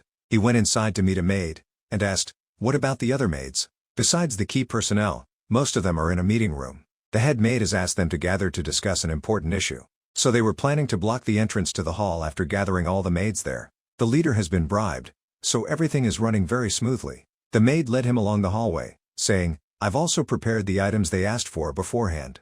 A bucket that looked very heavy was placed on the ground. Ed said, "Ah, thank you." The maid also replied, "I'll just stand in a corner and watch." The preparations were complete. The incident to occupy Awfulus Hall had begun. In the rain, the students of Dex Hall were enthusiastically raising their fists high, shouting in unison, "We can't take it anymore." They were dissatisfied with what the academy had given them and kept yelling, "This is a land of knowledge. At least make things fair." The door was opened with a bang. All the students who saw this were surprised and exclaimed, "This is..." They quickly called each other to rush inside one after another. The door of Awfulus Hall is open. Willain, seeing the figure in the black cloak, asked, "So you're the one Lortell told me about?" When that figure turned around, Willain couldn't help but exclaim in surprise, "Ed Roth Taylor?" Ed raised his hand to his mouth and pretended to cough, and then hesitantly said, "Ah, I." He fumbled and put his hand on Willain's shoulder, saying, "I agree with all of your opinions. Of course, I used to live in luxury at Awfulus Hall, but only when I was kicked out did I become deeply aware of my past privileges." The man shuddered, speaking hesitantly. He seemed to want to cry, complaining to Ed, "I'm an idiot. I judged you through those stupid rumors. No one knows how good you really are. You've worked hard." He, as if he couldn't hear what the man was saying, pushed him away with his hand and said, "You're the one who made all of this happen. I mean, this whole disaster." Ed urged him, "Hurry. Let's go upstairs." His intentions were clear, but he was being roundabout and going fast. That person replied tearfully, "Why, yes, I'll leave this place to you." Willain was the one who would be responsible for this incident. "I'm sorry, I'll do my best, Willain." The maid had escaped. She's not that necessary. Anyway, all of her superiors are in the meeting room. The head maid, Alice, who is controlling the defensive ancient spells, was on Lortell's side. "Activate the defensive ancient spell." And the ancient spells that were supposed to protect the students blocked all of them instead. The ancient spells locked their doors. Confused sounds could be heard from inside. What's going on out there? If we wait, things will return to normal, right? Everything was proceeding according to the script. And the dark barrier, who had prepared everything, would step onto the stage. Ed walked past the ancient ruins when he heard a voice reach him. "Oh my, your opening act is even more impressive than I thought." Footsteps approached, along with praise, as expected of Ed. Lortell walked towards him and said, "Entrusting this task to you was a wise decision." Footsteps approached, along with a voice, "My socks are all wet. That's why I hate rainy days." Ed, with an unhappy expression, replied, "So you've been following me, Lortell?" She walked past him, saying, "The Academy's people will subdue them as soon as they get here, so we need to finish before then." Ed only replied briefly, "Yeah, good luck." She suddenly stopped and called out to him, "Ed, I know this is sudden." She asked him seriously and straightforwardly, "Have you ever killed anyone before?" Hearing this, his mouth went a bit stiff. Then he opened his mouth to say, "No." She laughed cheerfully, and also replied to him, "Me neither, but you see, I've done something similar. To survive, I've destroyed other people's lives. And to avoid being betrayed, I stabbed others in the back first. I've lived a life of forgiving my own sins, believing that I just didn't have a choice. But honestly, I was only making excuses for what I was doing." That's how Lortell got the name Iron Lady. She knew better than anyone else that she wasn't worthy of sympathy, so she looked for it from other people. She opened her mouth to call him Ed. Lortell, turning her back, asked him, "Can you sympathize with someone like me?" Ed, standing behind her, was pensive and silent, as if possessed. Regardless of good or evil, people are always sought after by solitude, and to escape it, people have no other choice but to search for others like them. People who wallow in filth and trash. Only when they find someone to sink with them to the bottom of the quagmire, can they find some salvation. He answered her question decisively. No. He was firm, his eyes sharper than ever, emphasizing, "You have to take responsibility for your own decisions, Lortell. But of course, that person isn't me." She didn't know what else to say. In the end, she laughed lightly, saying to him, "I said something pointless. It's not like me." She made a playful face, smiled at him, and continued, "I need to go do what I have to do here. Anyway, there's not much time left." She strode away quickly, leaving Ed alone. He wearily sat down on the steps, tiredly breathing out, "Phew," but immediately his eyes regained their spirit. Now, Lortell will tell Alice about their upcoming plan. Once they create chaos in the defensive ancient spell of Awfulness Hall, and give control of the ancient spell to Welaine, the representative of the underprivileged side, the story will follow the increasing events of the present. After that, Welaine, who was protected tightly by the defensive ancient spell of Awfulness Hall, would transform into the boss of the fourth stage. The content of this part was to defeat Welaine, who would lose control of his reason amidst the constantly chaotic defensive ancient spell. Now, I just need to sit down and wait for Taylor to break through here. I only need to do simple things to stall for time, and then lose on purpose. Then Taylor will go up to level 2 and handle the rest. He stretched wearily. I might take a few hits during the battle, but, well, it's a necessary sacrifice. Extra survival guide at the Academy. At the Rose Garden in the evening, it was pouring outside. A large carriage passed by, making the girl curiously wonder, why is there a carriage at this time of the night? Yannicka, sitting on the porch, looked and was curious, but not too concerned. It must be some important person. Should I be here right now? There was a small note. The content of the letter said, I have something I need to handle, so I might be a little late. I will come as soon as possible. Please wait for me a while. I'm sorry. Yannicka talked to herself after reading the letter. Ed doesn't know, right? I mean, he left right after leaving me this note. Her face flushed red, shyly thinking, what did he prepare, something special? Maybe. The carriage was of no importance to her. No matter what happened, she wouldn't leave the Rose Garden. Because for the past 3 days, she had always thought about what Ed wanted to tell her, and couldn't sleep at night. Because even though she felt guilty, she still always knew about what Ed was doing through Marilda. She knew that not only Lucy went to Ed's campsite, but also Princess Fina, Belle Maya, Zix Effelstein, and even Lortell. Coincidentally, most of them were women. This made her even more heartbroken. That's why she would wait for him, no matter how long it took. Suddenly she said, but, Yannicka touched the hairpin on her head, wondering, this gold rose hairpin is a bit off, isn't it? A Cosmos hairpin would be prettier. She was quite hesitant, just kept looking up. She looked at the rose bushes, telling herself, if I go quickly, I'll be fine. She would still wait. After returning with a new hairpin, that was it. She headed toward Awfulness Hall. She ran quickly away. Outside of Awfulness Hall, 3 people were standing and talking to each other. The tallest guy asked, "Are you sure going in there is the right decision?" The shortest girl replied, "Do you know how much the herbs in my room are worth?" The question rang out again, "But isn't it better to wait for the Academy's personnel to solve this?" The shortest girl was Elvira Aniston. She was angry and said loudly, "The herbs will lose their medicinal effects if I don't use magic to preserve them at the right time. Do you know how much that little detail will affect the product? Do you understand how important that is?" "Taylor, huh?" The 2 others were Taylor and Ayla Triss. After hearing her speak, Taylor reminded Ayla, "Ayla, stop her. She's trying to go in alone." Ayla, helpless, scratched her head and replied to him, "Can you just ignore it? Elvira is the top student of the alchemy department. I'm sure she can protect herself." She thought of how Elvira would angrily use a lot of potions and said, "She's not the one in danger. It's those poor students. If she loses her mind, she'll attack them with all the chemicals she can get." Elvira couldn't listen to their conversation anymore. Losing her composure, she rolled up her sleeves and walked towards the door, saying, "Enough with the nonsense. I need to go to my room on the 4th floor now." Taylor frantically tried to stop her. "Elvira, stop. I said stop." Ayla also followed her, saying, "So, you just need to go into your room, right? Once you're inside, you won't do anything else, right?" She also replied to her friend, "Of course, as long as my herbs are safe." Elvira kicked the door hard, saying, "If someone blocks me, I will be forced to use force. Understand?" When the door opened, her eyes widened in surprise. Bursting inside, the 3 of them were surprised by all the devastation. There was only one person there. She said in bewilderment, "You." The person slowly raised his head, and said his name in disbelief, "Ed Roth Taylor?" Taylor put his hand up in front of Ayla, asking, "Why are you here?" Elvira fell into deep thought, looking at him. She looked at the floor and then the ceiling.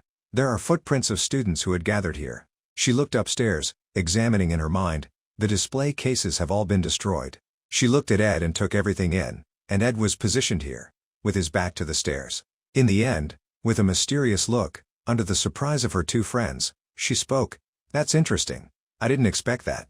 You." She rested her hand on her hip, looked at Ed, and asked, "Are you going to stop us?" A calm voice spoke, "I'm sorry, but..." He lifted his head, his eyes sharp, emphasizing, "You can't go in there." Elvira gritted her teeth, her lips twitching with amusement, laughed and said, "This is fun. If I want to go in, do you think you can stop me? I heard from Zix Effelstein that your proficiency in magic is quite high, but so what?" Ed sat across from her, hearing all those unpleasant words. "You're just a rookie who can only use basic spells. A small second-year student." The 3 of them took off their raincoats. She introduced herself arrogantly, "On our side is a swordsman with a battle power. A first-year mage proficient in mid-level spells, and I, an alchemist with a leading talent in our year." She concluded arrogantly, "The power difference is overwhelming." Taylor, unable to restrain himself, asked him, "Why are you doing this, Ed Roth Taylor? Tell me right now, what's happening up there?" He sat still, thinking, and didn't reply. A powerful kick, and a voice yelled, "I guess." Taylor gritted his teeth, lunging forward, gripping his spear tightly, shouting, "I have no other choice but to force you to talk." Ed flicked his hand lightly, and a chair was sent flying out. Taylor quickly chopped the chair in half. Elvira watched them battle, and pondered. Looking at the magic from Ed's hand, she analyzed, "That looks like a basic spell. He's a mage, so he was probably trying to get Taylor because he is best at close combat, right?" Suddenly her eyes widened in surprise. Ed raised his hand, gathering his power. Wind blade. A large green crescent of light appeared, cutting across the high-hanging chandelier. It quickly started to fall, and Taylor was standing at the center below. Taylor's eyes widened, and he didn't have time to react. It fell, and he was sent flying far away, creating a loud sound. The students who were locked inside those rooms, hearing that, panicked and asked each other, "What was that sound?" Their faces were pale, and they were filled with the utmost terror and panic. "What's going on out there?" In the midst of the chaos, Taylor called out loudly, "Ayla, are you okay?" She quickly replied, "I'm fine, Taylor. I just fell because of the tremor." The question still rang out, "Elvira, are you okay?" Elvira gritted her teeth, her face showing anger, and replied, "Don't worry about me." Her gaze became colder. The green light in Ed's wind blade attack flashed past. It cut through her hair. She froze, not having time to react. Her hair clip was also broken, and fell to the ground. Following her reflex, she said, "My hair clip." Many colorful vials fell out of her bag, blue, yellow, and red. She glared at Ed angrily and asked, "So, you're serious, huh? That proves that something is really going on upstairs, right?" When the smoke cleared, Ed was nowhere to be seen. Only the large chandelier was lying in pieces. Her eyes lowered slightly. She looked at her vials. She slowly reached for a nearby vial. Ed's mouth gently muttered, "Ignite." Red bands of magic appeared, enveloping everything around them. The battlefield was prepared. As smooth as flowing water. Elvira frowned slightly. This isn't good. Ed Roth Taylor's predictions were fast and accurate. He said from within the fiery bands, his voice sharp, "Zix Effelstein, don't let that information slip out like that." He rolled up his sleeves, his eyes as cold as ice. His savagery was more than a spark. This isn't just a high proficiency in magic. Ed Roth Taylor, standing in the sea of fire, stared intently at Elvira. She grabbed her wrist to get up. "I, the top student of alchemy, am the main source of power for the team. However, the biggest disadvantage of alchemy is that the fewer tools and potions I have, the less capable I am in combat." Elvira gritted her teeth, thinking, usually, alchemists carry tools in the form of rings or necklaces for emergencies, but I didn't think a genius like me would need them. How annoying. She looked at Ed's vague figure warily. Don't tell me. That guy had already planned for this when facing me? Recalling his actions from just now, Elvira was still shocked. He destroyed the chandelier and took the opportunity to create a wall of fire. It was all to target my item bag. Her eyebrows furrowed. No. Then he should have aimed for the bag, not the strap. But this guy was simply... At this moment, Elvira realized the person facing her was just Ed Roth Taylor. A waste. She reached into her inner pocket and pulled out a green gem. Elvira, her face filled with determination, smashed it on the ground. I still have some more. Immediately after that action, a winged jade rabbit appeared.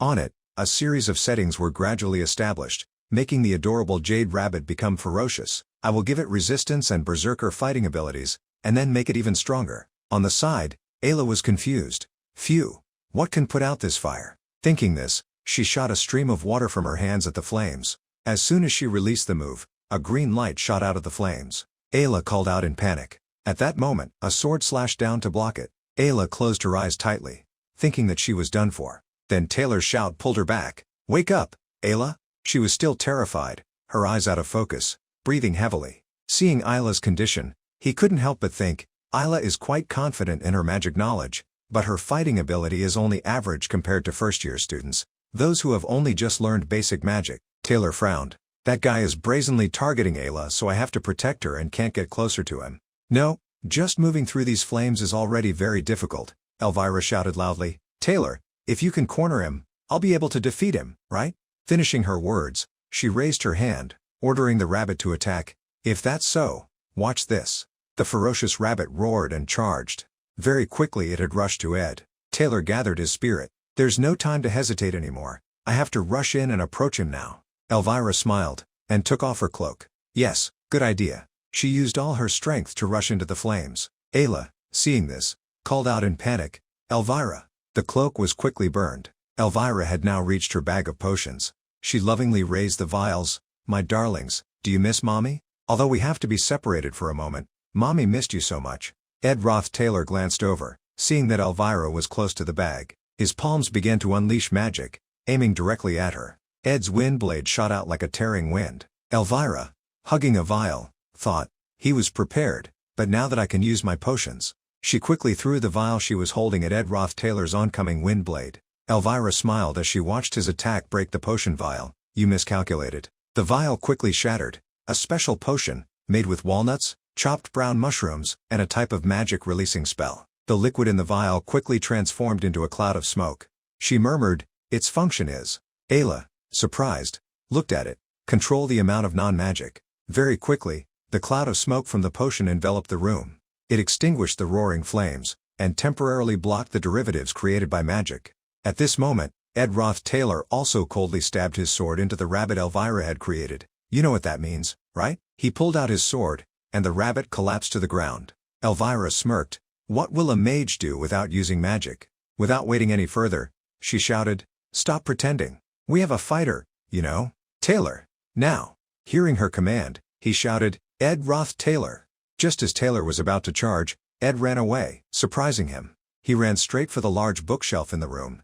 His hand pushed it down with all his might. The falling bookshelf caused Taylor to stop. At this moment, a bucket of thick yellow liquid was also overturned. The liquid slowly spread out. It quickly reached the remains of the fire. The flames quickly flared up, blocking Taylor's path. His face was stunned. "This smell is oil." Elvira panicked. "Are you crazy?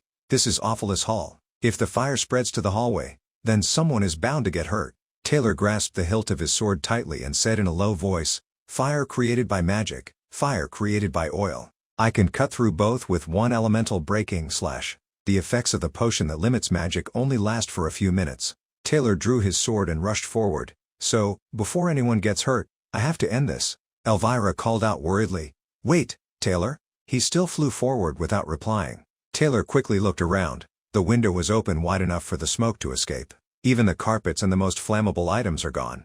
Ed Roth Taylor. Taylor was desperately rushing forward, looking for an opening. He had planned everything out to this point. At that moment, Ed Roth Taylor, his clothes covered in blood, was holding a bow and arrow. Elvira had seen that scene. Her eyes widened, shouting, "No, Taylor!" But Ed had quickly drawn his bow and aimed. Taylor, still reckless, charged forward to reach him. He gritted his teeth, thinking, "He knows how to use a bow too, but I can block this arrow." Suddenly, Taylor noticed something unusual. He looked over to another direction in a panic. Ed Roth Taylor had shot an arrow. The magical arrow flew towards its target. It zoomed past Taylor and flew toward the back, making him startled. "His target isn't me?" The arrow flew towards Ayla. She was also surprised that she was the chosen target. Ayla couldn't even cast basic defensive spells at this moment. Taylor shouted, "Ayla!" But she could only open her eyes wide and stare as the arrow rushed at her. When Ayla, helpless, could only close her eyes and put up her hands to shield herself, a large ball flew in and swallowed the arrow in time. Elvira cast magic onto the large sphere in her hand. That was close. She panted, controlling the large green sphere, and put the arrow down on the ground. In Elvira's hand was a gravity grasp, a tool that created force to hold small objects from a distance, as long as they were within the range of the caster. Suddenly, Elvira noticed something. "But that arrow?" She held up the arrow and stared at it. "It's just a stick with cloth wrapped around the end. What kind of crazy trick is this?" Thinking about the danger Taylor could be in, Elvira immediately turned and yelled, "Wait, Taylor, be careful. He must be hiding something else." Meanwhile, Ed and Taylor had already started fighting. Ed used his bow to block Taylor's sword, with an expression full of determination. Suddenly, a loud sound echoed. "I think that sound is from level 2. Run, or we'll all die." Part 2. Occupy Awfulus Hall. Last scene. Boss of level 2. Up above, Clevius, his body invaded by dark power, painfully clutched his head. His eyes were also gradually changing. The dark Clevius had escaped. Ed, thinking that everything was done, sighed in relief. Phew, finally. But Taylor quickly gave Ed a strong blow, the power of which sent him flying far away. The scene was covered in dust and smoke. Elvira, seeing this scene, was in disbelief. What? But, how? She was still confused when she saw Ed Roth Taylor getting hit into the wall and not moving. The academy was now a pile of rubble. Bookshelves and chandeliers were burning fiercely. Taylor spoke. "Are you crazy?" He grabbed Ed's collar. "There must be a reason why you did that." Elvira, with her arms crossed, looked at him with an annoyed look. "How annoying. I feel like I was completely played by him. If he really wanted to defeat them, then he shouldn't have revealed himself and broken the chandelier to cause a commotion. But he appeared right in front of them to block their path, and even in the battle after that, he was unusually calm. Indeed, something is very strange." At this moment, Ed Roth Taylor calmly spoke. "Are you done yet?" He slumped onto the ground, and started laughing.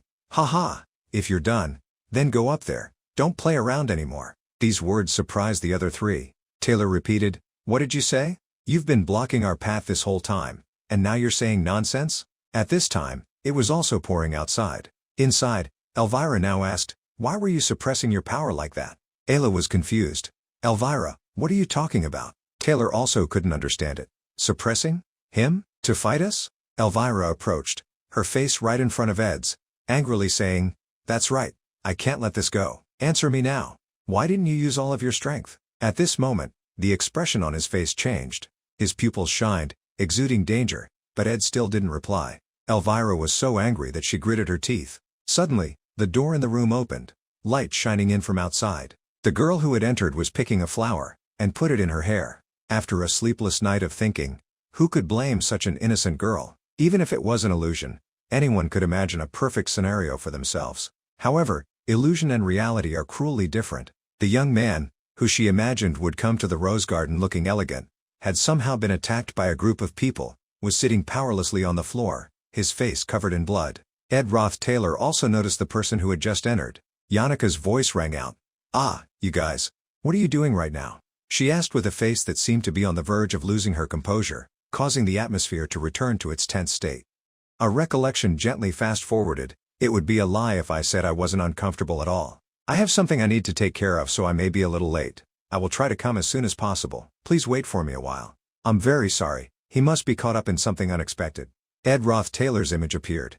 However, looking at his simple life, his actions when facing Glascan, no matter how complicated the problem was, Yannicka Faylover looked up. Ed Roth Taylor created a belief that, somehow, he would handle it well. His eyes vaguely looked at her. "Only when they are driven to the brink do people's complacency break down." Yannicka recalled her words. "Until then, I will do my best to help you." However, Ed Roth Taylor didn't ask for help. What was the reason for him to keep Yannicka out of Awfulness Hall? Leave behind a strange letter, and fight until he was bleeding? Because of the Glascan incident, she had to endure many harsh disciplinary measures, so Ed didn't want her to get involved in this battle. Yannicka put her hand on her hair clip. "I don't know what happened. He thought of me, so that I wouldn't get in trouble." She pulled it down tightly, while she was just worried about what to wear. Yannicka's eyes, invisibly, looked at the people before her. "What are you guys doing?" Taylor, grabbing Ed's collar, turned around happily. "Thank goodness you weren't caught up in this, Senior Yannicka." At this moment, Awfulness Hall was being occupied by other students, but I don't think this will end so easily. Seeing Ed go so far to stop us, there is clearly some complication behind this. Elvira, reaching into her bag, pulled out a pink potion and warned, "Get ready to react, Taylor. He's the enemy," Yannicka said coldly. "Do you know what you're doing?" "Actually, I don't really care." As she said that, her whole body erupted in magical power. Seeing Yannicka approach, Ed struggled to get up, calling out, "Yannicka." She replied softly, "It's okay." Then the magical power she emitted grew larger and larger, making Elvira shocked and drop the potion. From Yannicka's magic, soft feathers appeared. But in a moment, they mingled with the broken glass shards of the window. She had summoned many large spirits around her. She smiled softly. "Ed, wait for me a minute." Ayla was startled. "Just a minute? If you add elemental spirits and other spirits, it's as powerful as an army." Elvira frantically pulled Taylor and Ayla. "We have to run." "Taylor, accept it. We can't get through here. That fallen noble is more than enough." Yannicka coldly raised her hand. "My opponent now is." All of the spirits she summoned rushed forward simultaneously. The most outstanding second-year magic student in the entire class. Elvira ducked down, avoiding the attack. "Taylor, use your brain. Face reality. All the windows are broken. The exit is here." He bit his lip. "Yeah, that's true." But Taylor had gotten something from Ed, that the occupation of Awfulness Hall was a little unusual. There might be injured students. Taylor's body erupted in energy. He stood still, his voice determined. "Elvira, I can't waste your precious potion." Taylor didn't back down from the challenge. Seeing the giant ape raising its fist towards him, she shouted, "Taylor." Taylor's destiny was to live an extraordinary life of the main character in his own story. Thinking that, Ed grabbed his collar. If that's so, he used his force to pull Taylor behind him, saying softly, "Run now." Ed's decisive action saved Taylor's life. Ed spoke, "Listen clearly. I'll handle Yannicka. You guys go up to level 2 as planned." Ayla asked in confusion, "What? You were the one who was blocking us before, and now you're telling us to go up to level 2? Ed replied emotionlessly, "I changed my mind. So, hurry up and go." Elvira's face contorted. "Aha! Seriously? You're going to block all those spirits? You're so injured. Would you even be able to do it?" He hit her hard on the head. Ed looked at her and said softly, "Take the potions with you. I'm sorry for cutting your bag." Elvira trembled and quickly put the potions into her bag. "But why? If we're talking about this, don't bring up that other thing." "Geez, okay. I'll spare you for now." Finishing her words, the three of them quickly ran up the stairs. "Let's go, Taylor." Seeing him stand before her, Yannicka paused. Her eyes softened. Yannicka tried calling out, "Ed." Her face was worried. "Don't push yourself too hard. Avoid this place. I'll handle the rest. You can explain everything to me later. First, let me finish this quickly and treat you." He interrupted her. "Yannicka." Ed raised his arm, telling himself, in principle, this action is a bit rude, but his action surprised her, and her eyes widened. "I'm really okay." Ed put his hands on Yannicka's shoulders, reassuring her. "So, don't try too hard." Her eyes gradually brightened. Yannicka's face flushed. Huh?" she said confusedly, stammering, Ed, your hand." "On my shoulder?" "Your hands are on my shoulder," he said softly. "Yannicka, first, take back your spirit army. The wind is too strong. I can't even stand properly." At this moment she realized, yes. Oh, right. I'm sorry. What did I just do? How silly. The spirits gradually vanished. The shards of glass that had been floating in the air fell. Elvira, Taylor, and Ayla looked over in confusion. Seriously, he won? Yannicka tearfully called, Ed. He turned his head to look at them, gesturing, go quickly. Immediately after that, Ed's vision became blurry. I must be. He slumped onto the floor, making Yannicka freeze. Ed. Before losing consciousness, he told himself, there's not much time left. Yannicka frantically called out, Ed. After a while, seeing him wake up, she said in a small voice, blaming him, you were injured this badly, yet you didn't say anything. I told you to call me if something happened, he chuckled, looking at her. This time's situation was a bit special. I'll tell you about it next time. Yannicka frowned.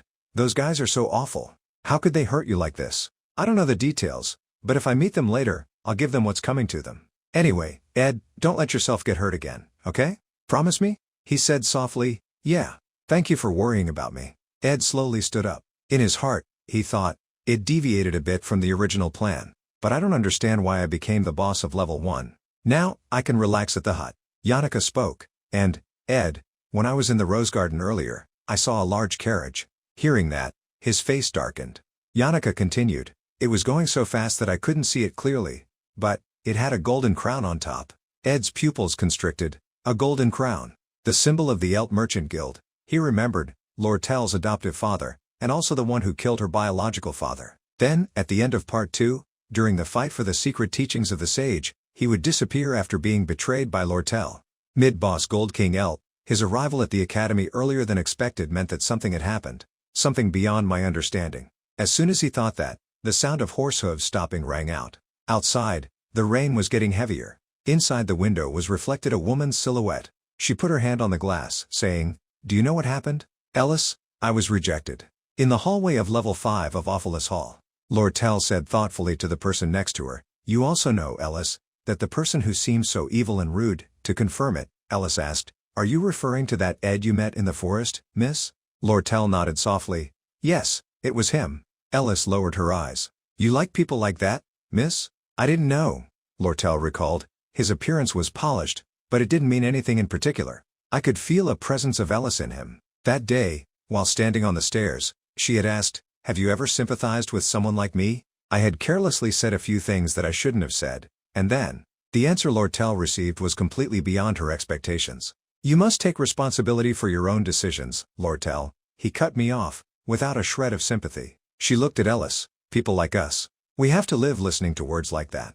Lortell's words made Ellis fall silent. The person named Ellis was the head maid of Awfulness Hall, a mature maid with over 20 years of experience. She started working as a maid apprentice at the age of 15, without any knowledge. And finally, her skills were recognized, and she became the head manager of Awfulness Hall at a very young age. Therefore, this was where Lortell had accomplished the greatest dream of her life. A huge amount of money was spent to bribe Ellis, which created a large hole in the budget. However, for Lortell, the price was not wasteful at all. Lortell turned around and said, I'm glad you're here, Ellis, because she had found someone who was willing to give up all the beliefs and core values that they had spent their whole lives pursuing in exchange for gold, almost selling their own souls, their comrades. It was only when this small girl found them, that she could be freed from her loneliness. Maybe it was because she had lived a life of being forced to harm others before they could harm her. The image of Lortell when she was little, struggling to steal things, living in the slums, struggling for every bite, every coin, in such a world, you could only kill or be killed. However, Lortell's steady voice continued, if this continues, Willain, the representative of the underprivileged group, will take control of the management office on level 4. If we give him control of the defensive magic at the right time. No matter how unfortunate her past was, or what circumstances had driven her to this point, she turned and looked at Ellis and smiled. Anyway, he destroyed Awfulness Hall without knowing what the real situation is, right? This person was definitely a villain, the Dark Barrier. The two of them calmly left where they were standing. Lortell expressed her intentions, everything seems to be going according to plan, so I'll just stay in the storage room. I need to act like a good student, shocked and unaware of anything, so it's best for me to hide in the storage room as early as possible. What a pitiful person, spending their whole life being unable to love anyone, Ellis sighed lightly. Her hand slowly drew a sword. Lady Lortell, because things have turned out like this, allow me to say a few words. Ellis held the sharp sword to Lortell's neck. or opened my heart to someone close to me like a peer. Ellis's whole body began to erupt in magical power, her voice cold, unlike you. And now, you'll die in solitude. On Taylor, Ayla, and Elvira's side, their voices rang out joyfully. At this rate, we'll get there soon. As they proceeded, they encountered the level 2 boss, the Dark Clevius. They had caught Clevius running away on level 2, defeated him, and forced him to join their group. The maid Kelly had tried to stop them, but the level 3 boss, Laundry Machine Kelly, leaned against the wall in pain, muttering, "I'm so sorry, Miss Ellis. I couldn't fulfill the responsibility you gave me." Without her twin sister, Shani, she was no match for Taylor's group. Of course, Taylor and his group didn't realize that one of the 2 twin maids was alone. And so, they approached their destination, level 4 of Awfulous Hall, with much greater ease than they had planned. First off, the difficulty at level 1 was strangely high when they encountered Roth Taylor. Suddenly a blood-curdling scream rang out, making Elvira stiffen and grip her bag tightly. The screams came from a group of students running in the opposite direction. "Run! Help!" A student was held back. He was levitating in the air with magic circles, and cried out helplessly, "I can't control it. Save me." The level 4 boss, Willain, was being manipulated by the defensive magic. It was all part of Ellis and Lortell's plan. They had left behind a crystal ball to activate the management system of the magic circles in the control room. The defensive spells were carved throughout Awfulous Hall, initially designed to protect students from external forces, but the current scene only made the students here afraid. Bursts of power were continuously released. It was just a child who had lost control of the Academy's defensive magic that he couldn't control. Taylor raised his sword, blocking each attack. Suddenly the entire Academy shook. Inside, the students panicked. What's going on outside? Seeing that the building was shaking violently and without stopping, the students became terrified. At this rate, the building will collapse. A male student yelled helplessly, "Where are the maids? And what the heck are they doing?" The students of Awfulous Hall, who had been trying to remain calm so far. A shout, followed by the sound of shattering glass, rang out. "Let's get out of here." One by one they broke the windows and jumped out. They started using their abilities to try and escape as the situation grew more intense. Everything got worse and lost control. The building collapsed very quickly. Taylor shouted, "Elvira, do you have any more night butterfly compounds?" She replied, "The night butterfly compound only distorts the user's magic. It doesn't work on magic circles like this." Then, Elvira opened the lid of a potion. In an enclosed space, this should be useful. It was a devilfish compound made of devilfish eggs and emperor clamshells. She splashed the liquid forward. This should be enough to block all basic magic in this hallway. Seeing the 2 beside her hesitate, Elvira grabbed Taylor and Isla's collars and pulled them along. All of those were support spells. "Even if they are many, I can still handle it, so you don't need to worry about this side." Elvira kicked the 2 of them up. "You 2 go and defeat Willain." "Ayla, why is it always me?" The out-of-control magic circles surrounding the student were continuously firing attacks. The 2 of them were dodging while jumping towards the student. Suddenly, the student stopped crying. His lips curled up. His eyes narrowed. "Ah, finally." Before he could finish his sentence, a loud explosion rang out. The whole academy seemed to be on fire. At this time, below the building, 2 people were hiding behind a tree, watching a carriage pass by. Yannicka said worriedly, "Ed, what are you doing? If you don't stay still, your wound will open up." He watched the carriage intently, but still answered her, "It's not that bad. Most of this blood isn't mine." Yannicka, helpless, said, "You really are." In his heart, Ed cursed, "Damn it." The carriage had stopped, with 2 rows of people standing neatly, looking simple and ordinary, without any ostentation. Looking at the flamboyant exterior of the carriage, it seemed like the person sitting inside was someone highly important. But considering who was sitting inside, even this carriage was just common and frugal. Gold King Elt. Normally he would be accompanied by more than a dozen carriages and a retinue of followers, but today he came alone, which meant he wanted to act quickly and secretly. Elt was Lortell's adoptive father, who became a sub-boss after being betrayed by Lortell. He was an important character, but he shouldn't appear at the academy right now. What was he planning? It seems the carriage has been stopped there for a while now. Why is he only coming out now? Was he waiting for Awfulous Hall to be completely destroyed? Ed looked at the woman holding an umbrella who walked forward. He was surprised and wondered, who is that? The twin maid of the level 3 boss, Shani, the laundry machine. Shani was one of the orphans raised by the head maid Ellis. Ellis had been completely won over by Lortell, and she was supposed to be the boss of level 3. However, what was strange was that she was with Lortell's enemy, Elt. Shani couldn't be betrayed. Ellis had been bought off. However, what if Ellis sided with Elt and betrayed Lortell? If that were the case, there was only one future, Lortell's failure. The person who would have a political conflict with Fina in Part 3 was Lortell. The person who would be the greatest supporter in the fight against the Roth-Taylor family in Part 4 was also Lortell. Now, it was very difficult for her to act as a mid-boss. The man in the carriage stepped out. The situation was completely different. But what about Lortell's role now? I can't predict anything anymore, Ed whispered to the person beside him. Yannicka. His voice was somber. I need to ask you for a favor. It's urgent, and I can't act alone. In his heart, Ed was twisted with worry. How should he explain to her? Contrary to his worries, Yannicka didn't ask further and replied immediately, yeah, okay. What should I do? Inside Elt's carriage, the piece of paper he had been holding was gradually burning up. Greetings, to President of the Elt Merchant Association, Gold King Elt Kesheln. I am writing to you to inform you that, contrary to her obedient and docile appearance, your adopted daughter, Lortell Kesheln, is actually plotting to betray you and take control of the Elt Merchant Association. Miss Lortell knows that you murdered her biological parents, and is using this information, in the hopes of gathering forces and support from the shareholders of the Elt Merchant Association, and overthrowing you. In addition, the negotiation to purchase the secret teachings of the sage is a trap to lure you to Sylvania Academy, and prevent you from reacting in time to the incident occurring at the headquarters of the Elt Merchant Association. I'm revealing this information to you for certain reasons, and I have a secret letter that can prove Miss Lortell's scheme. But you know, nothing is free. Miss Lortell has promised me a large sum of money. Therefore, if I don't receive more money, I might switch sides to Lortell. I am almost blind, and I have almost completely lost my hearing after an accident. This may be my last year working as a maid.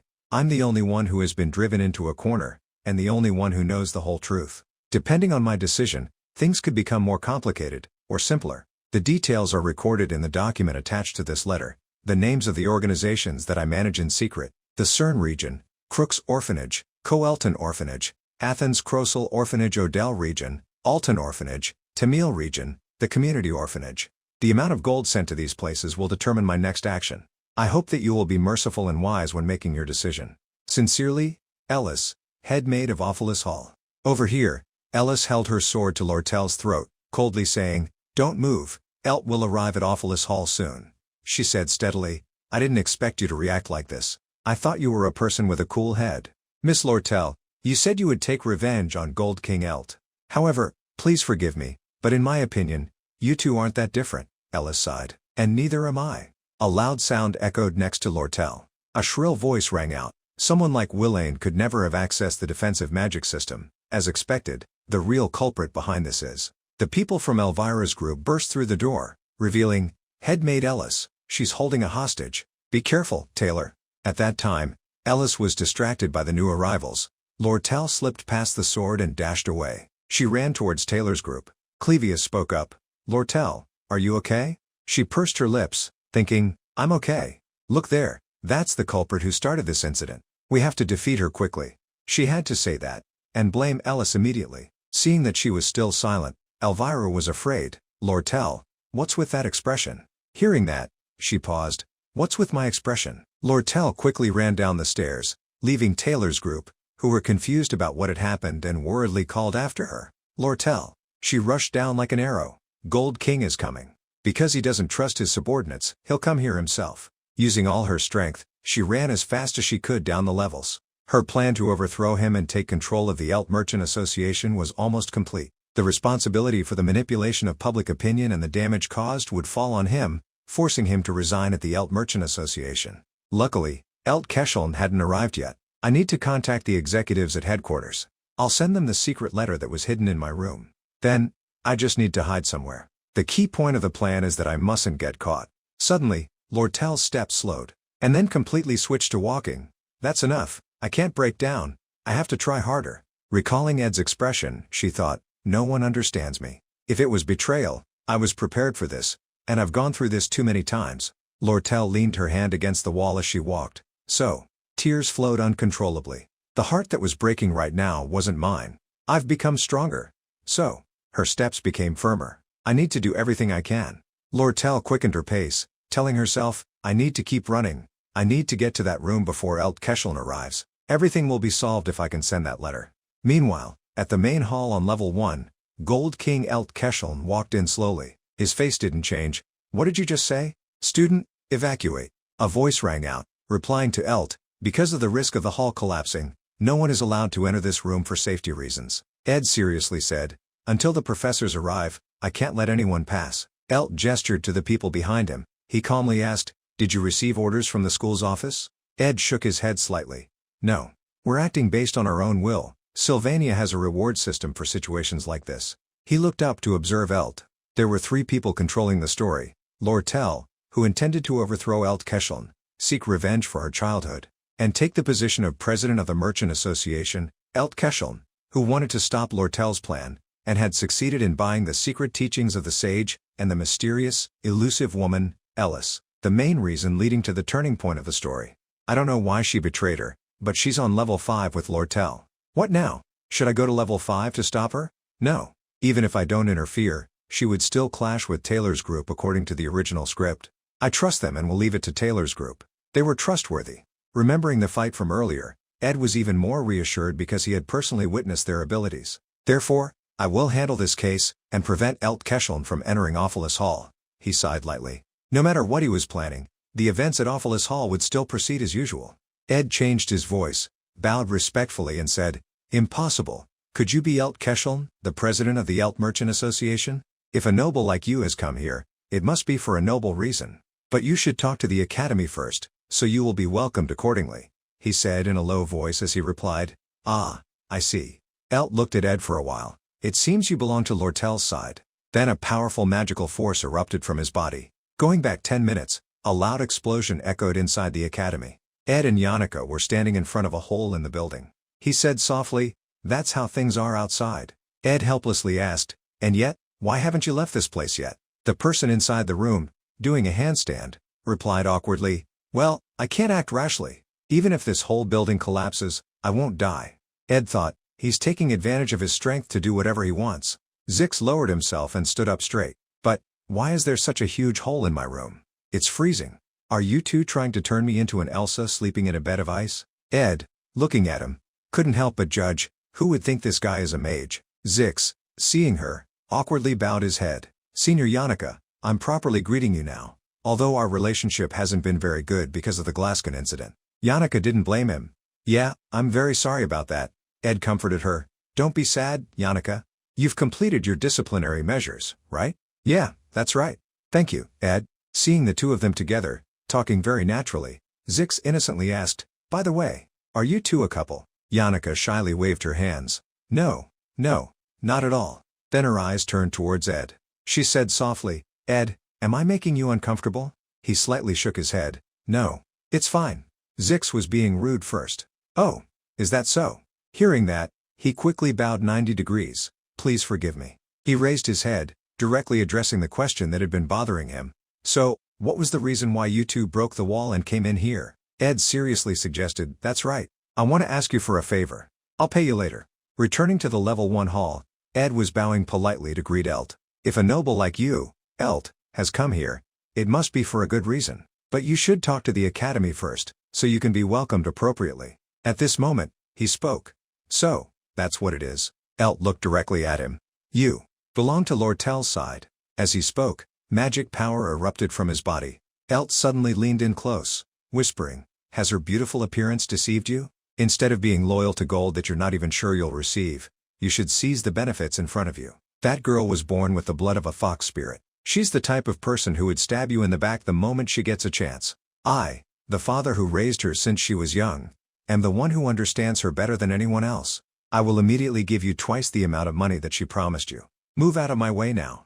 Ed replied calmly, I'm very grateful, but I haven't received a single gold coin yet, so what is the point of doubling or tripling it? Considering that to be his answer, he raised an eyebrow. Fine. As soon as he finished speaking, Elt's guards around him had their weapons and magic ready to attack at any time. He said regretfully, so, we don't understand each other. Ed's eyes glanced around for a moment. He didn't have to wait long before Elt ordered, deal with him quickly. As soon as Elt gave his order, the guards rushed after Ed. Two of them quickly cut off his path. Where do you think you're going? Before Ed could do anything, a green beam appeared, knocking the two away. The person who had done it was Zix, who asked worriedly, Senior, are you okay? Ed nodded and continued to run, not forgetting to add a few words, I'll come back after checking the situation. I hope the two of you can stall for time. I will repay this debt later. Yannicka, summoning her spirits, replied, okay. Zix also quickly got ready, smiling teasingly. All right, you still owe me, don't you? Elt wasn't careless. He said seriously, even if they are students, they're still formidable opponents, attack them all together. Hearing his order, the guards all charged toward the two people. Over here, Ed accelerated, running faster. While running, he calculated his next moves. Right now, I need to find Lortell, and tell her the situation outside.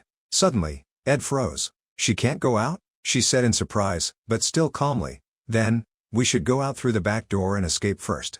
He turned around, asking, do you have the strength to run? Follow me. Kindness and trust often go hand in hand for a reason. The reason why Shero, the receptionist of the Elt Merchant Association, favored Lortell was because he hoped that Lortell would unintentionally reveal some secret information. The reason why Cardin, another employee of the Merchant Association, was particularly happy with Lortell was because Lortell gave him advice. The reason why Tiny, her pet bird, was always around Lortell was because Lortell gave it high-quality food. An act of showing kindness always had a reason attached to it, like the value of money, at least in Lortell's world, that's how things were. With no time to hesitate, she ran after Ed. He spoke, it seems like there's no time for me to explain everything in detail, but, Ellis has betrayed you, right? Lortell pursed her lips, remaining silent. It was my fault. A stupid mistake. She had grown up with love and care, and treated the whole world with the same love and care. Yannicka Faylover was different from her. That day when I made that suggestion to Ed Roth Taylor, I saw her gaze that was filled with affection when she looked at Ed Roth Taylor, as if not wanting to receive anything in return. I asked myself, can I have a relationship like that? So, I told Ellis my entire plan. I never thought that my way of living, of not trusting anyone, would fade away. If she hadn't seen those two, she would have never forgotten her dirty and dark self. She wouldn't have the delusion that she could become a romantic version of herself. The 5 people I bribed to occupy Awfulus Hall were the head maid Ellis, the twin maids Shani and Kelly, the representative of the underprivileged group Welaine, and the fallen noble Ed Roth Taylor. Ellis, Shani, and Kelly were already with Elt. It's likely Welaine would also side with him. And this person. Suddenly Lortell stopped, making him confused. She said, I'm sorry, Senior Ed. She was also surprised by what she said. Why did I? I'm not sure that I'll be able to give you 20 gold coins as promised. As you can see, my situation isn't stable. She knew clearly in her heart that in her current situation, it wasn't right for him to stay by her side. Ed interrupted Lortell. No one asked you about your situation. He grabbed her wrist, pulling her along. We're in a hurry. Why did you stop? If Elt captures you, your life will end right here. In order to achieve her future plans, she had to escape first. Lortell was stunned. Kindness and trust. In her eyes, Ed was practically shining. He said, now explain everything to me. Why did you do that? Often go hand in hand for a specific reason. If that reason isn't clear, then you shouldn't trust it. Of course, that was the truth of her life. Thinking that, Lortell still opened her mouth. The central office of the Merchant Association had planned to manipulate prices. It's likely that my father was the one behind it. You know, the price of equipment has dropped sharply since the monster attacks in the eastern mountain range. By buying back all the remaining equipment and having a monopoly, he could engage in endless internal trading and manipulate the prices of everything. Ed, losing his patience, those are his illegal activities. You can summarize the rest. What? Oh, right. My father needed money to execute his plan. He said that he had found a buyer who was willing to pay a high price for the secret teachings of the sage. Therefore, he sent me to Sylvania to steal that book. Ed frowned. Okay, no need for any more details. Wash money transactions were a classic trick to arbitrarily increase market prices through 3 merchants A, B, and C, who would have a monopoly on low-priced goods on the market and do transactions with each other. However, wash money transactions are based on mutual trust. If B and C secretly sold off their goods on the market, the prices would drop immediately.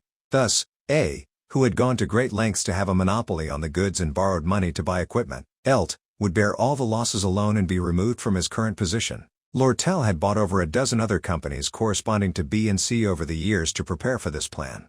However, Elt had to leave the central office so that 6 shareholders of the company could receive the rights to sell their goods.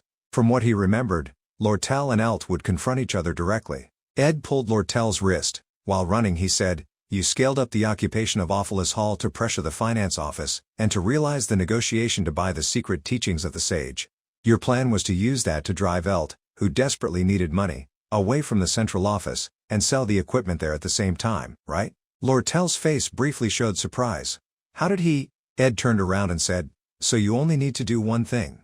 He sighed internally. He understood the situation so easily. You were trying to send the secret letter to the central office of the Merchant Association and tell them to sell the equipment immediately, right? Lortell replied, in my room, there's a homing pigeon. It's directly connected to our people in the central office of the Merchant Association. If I send the homing pigeon and hide carefully until the plan to sell the equipment is successful, I will win. Lortell looked at his back. But, my father probably guessed at some part of it. He intended to capture me to get all my plans and all my confidants. Ed was silent for a moment. His eyes turned somber. Listen closely. From now on, you must hide and avoid being seen at all costs. If I were Elt, I would send people to block both bridges leading to Arkan Island. You will surely be captured there. Tell the driver who is waiting outside to go to Arkan Island with the empty carriage, and tell him to abandon the carriage in a safe place and run somewhere else. That way, they will think you've left Arkan Island. Lortell's tone lowered. And what am I supposed to hide with? While looking around warily, Ed calmly said as if he had already prepared it, I built a hut in the northern forest. You only need to stay there for 3 days.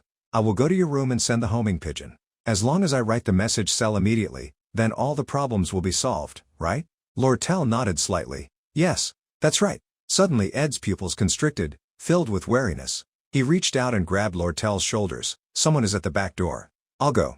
I'll deal with that person and run to your room. Meanwhile, observe everything around carefully. And if you don't see anyone, then quickly run to the trading district. His actions were like those of a seasoned merchant, without a single unnecessary movement or gesture. In fact, I started believing that I could rest easy and leave everything to him. Ed shook Lortell gently. Are you really okay? Why are you staring blankly? It's not like you at all. Lortell returned to her senses and replied, yes, I understand. Suddenly, Lortell called out, Senior Ed. She told herself, this time, it will be all right. Lortell was determined. Why are you helping me so much? Ed was at a loss for words. Suddenly, he frowned. Why? Huh? Because I wanted to help you, probably? As time quickly passed, Ed didn't linger any longer, and pushed the door open. The sound of the door closing was slightly echoing, causing Lortell to jump. In the quiet room, Lortell slumped down on the carpet. Her face was flushed, and her breathing was becoming more rapid. Those echoing sounds. Lortell listened silently. It was the final battle between Taylor's group and Ellis. No. It's a bit closer. It was the fight on level 1? Lortell clenched the hem of her shirt. No, it was even closer. I can't believe it, but it's the sound of my own heart. Outside, it was still raining non-stop. A sharp sword was drawn. I didn't think that Ed was the one to come out of there. The laundry machine maid, Shani, said as the sword was completely drawn from its sheath. That's surprising. Ed raised his hand to wipe the raindrops off his face. A final effort, huh? Honestly, it's a bit pathetic. Now, this tragic story is finally coming to an end. Ellis conjured a cube with simple patterned lines to perform magic, connecting to the magical defense system of the Awfulous Hall. The atmosphere surrounding Taylor McClure and Ellis was tense. The light emitted when their swords clashed was terrifying, showcasing sword skills on par with a melee combat student. His opponent's eyes were sharp as blades, her face cold, and she was even proficient in intermediate magic. She was none other than the head maid, Ellis. His blade could cut through the light with menacing power. However, Taylor McClure was struggling to parry. Determination filled his eyes. She was no match for Taylor. As their swords collided in front of them, Taylor McClure seemed unwilling to accept the current situation because he was the protagonist of this story. This was Act 2, Episode 3, the final battle against the head maid, Ellis. The light from the highest room of the building illuminated everything as if it were daytime. A sword was reflected in that light, appearing dazzling. The owner of that sword was Shani. She was standing in the rain. Shani held her sword towards Ed Roth Taylor, and they stared at each other, frozen in place under the heavy rain. Ed Roth Taylor's face was covered in cuts and scrapes, blood steadily dripping. My mana is almost depleted. I only have enough power left for 2 or 3 basic spells, he thought. In a blink, Shani was no longer where she had been standing. She decisively raised her sword, a mystical purple light surrounding it, and charged straight toward Ed Roth Taylor with animosity. But, in that split second, a streak of light appeared in the air. Luckily, he quickly dodged Shani's first fatal blow. She was quite surprised at Ed's reaction. What? He read my next move, targeting the space between my lower abdomen and thigh? In an instant, the sword was under Ed Roth Taylor's boot. I knew that trick. She quickly lifted her skirt, revealing daggers hidden beneath. It's not about how fast my reflexes are, it's because I knew it was coming. Ed Roth Taylor quickly snatched the weapons from her hand and threw them far away. Defeated, she knelt before him. Shani couldn't accept her current situation. Enraged, her eyes widened. Ugh! Her eyes suddenly turned purple, opening wide. a privilege of twin siblings, those born with the blessing of the stars. A shared ability between twins, allowing them to share a skill with the other once a day. 5 daggers, as if possessed, flew into the air, all pointing in one direction. A low-level telekinetic spell from Kelly. Ed Rothtailor hadn't anticipated this situation, and he stood stunned. Ed's face darkened, unable to react in time. He stood calmly, bracing himself. Shani's face displayed a smug look, the corner of her mouth slightly twitching upward. Moments later, her face showed fear as her eyes turned back to their normal yellow color. The 2 spots where Ed Rothtailor had been stabbed were beginning to bleed, but he stood firm, his cold gaze conveying a deathly look. Shani's magic wasn't as refined as Kelly's. He forcefully pulled out the dagger from his shoulder. Blood flowed out more heavily. The only damage caused was a bit of blood, he thought. Shani was still slumped on the ground, her left hand braced against the ground to support her body, her right hand aching from where Ed Rothtailor had twisted it backwards. He lifted his foot, pinning Shani to the ground. Ed Rothtailor decisively kicked the sword far behind him. He bent down, his hair covering half of his face. Right, he thought. Ed used more force to press her into the cold ground. It took less than a minute to subdue her. His boot ground into Shani's face, causing her pain and humiliation. At this point, I can't afford to offend Ellis. Quick, get out of the way. Ed smirked with disdain. Ellis will lose. Shani still struggled to lift her head, stubbornly arguing, "What do you know? What do you know about Ellis?" Meanwhile, Ellis was also struggling to control the cube in her hands. A trickle of blood ran down from the corner of her mouth. "Do you know what Ellis has been through?"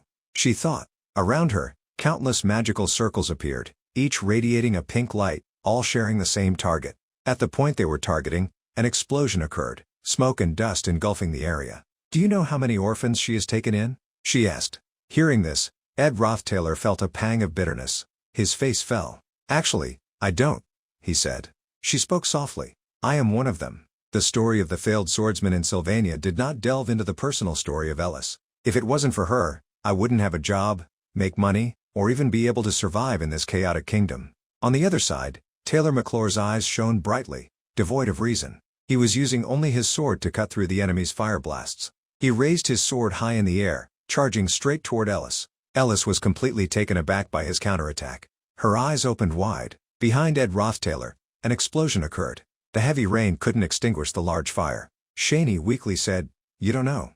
After a while, he barely managed a few words. "Although I've heard everything, to be honest, it's not my problem, but my feelings are still the same." Her eyes rolled back, her lips clenched, and she stammered, "I won't forgive, can't believe it. You're on Lortell's side, Ed, Gah." With that, Shani closed her eyes, fading into eternal slumber, tears still streaming down her face. Under the heavy rain, the academy was ablaze. "It's a shame, but I know nothing about the side plots of this story," he thought.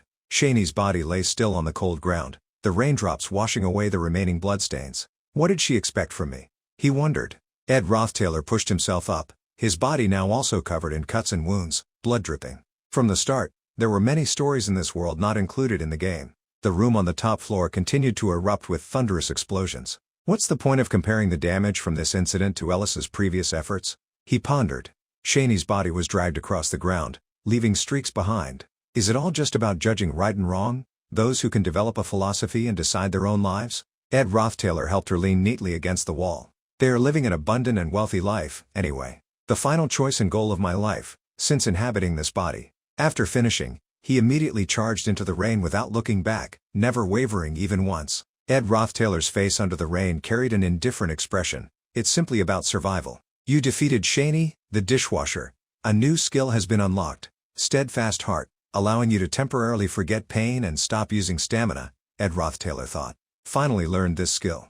A large stone was thrown into the house, shattering the glass window into a million pieces. In a flash, Ed Rothtailor was inside the room. He scanned the room, assessing the situation. The wooden furniture here was lavish, along with many decorations. On the shelves, books were neatly arranged, looking a bit excessive at first glance. Her desk was covered in paperwork, and on the table as well, files were laid out and books were organized perfectly. Ed Rothtailor slowly stood up, marveling. That's just like her. Under the table, a messenger pigeon was kept in a golden cage. He casually grabbed a pen and wrote a few words on a piece of paper. "Elt is in Sylvania.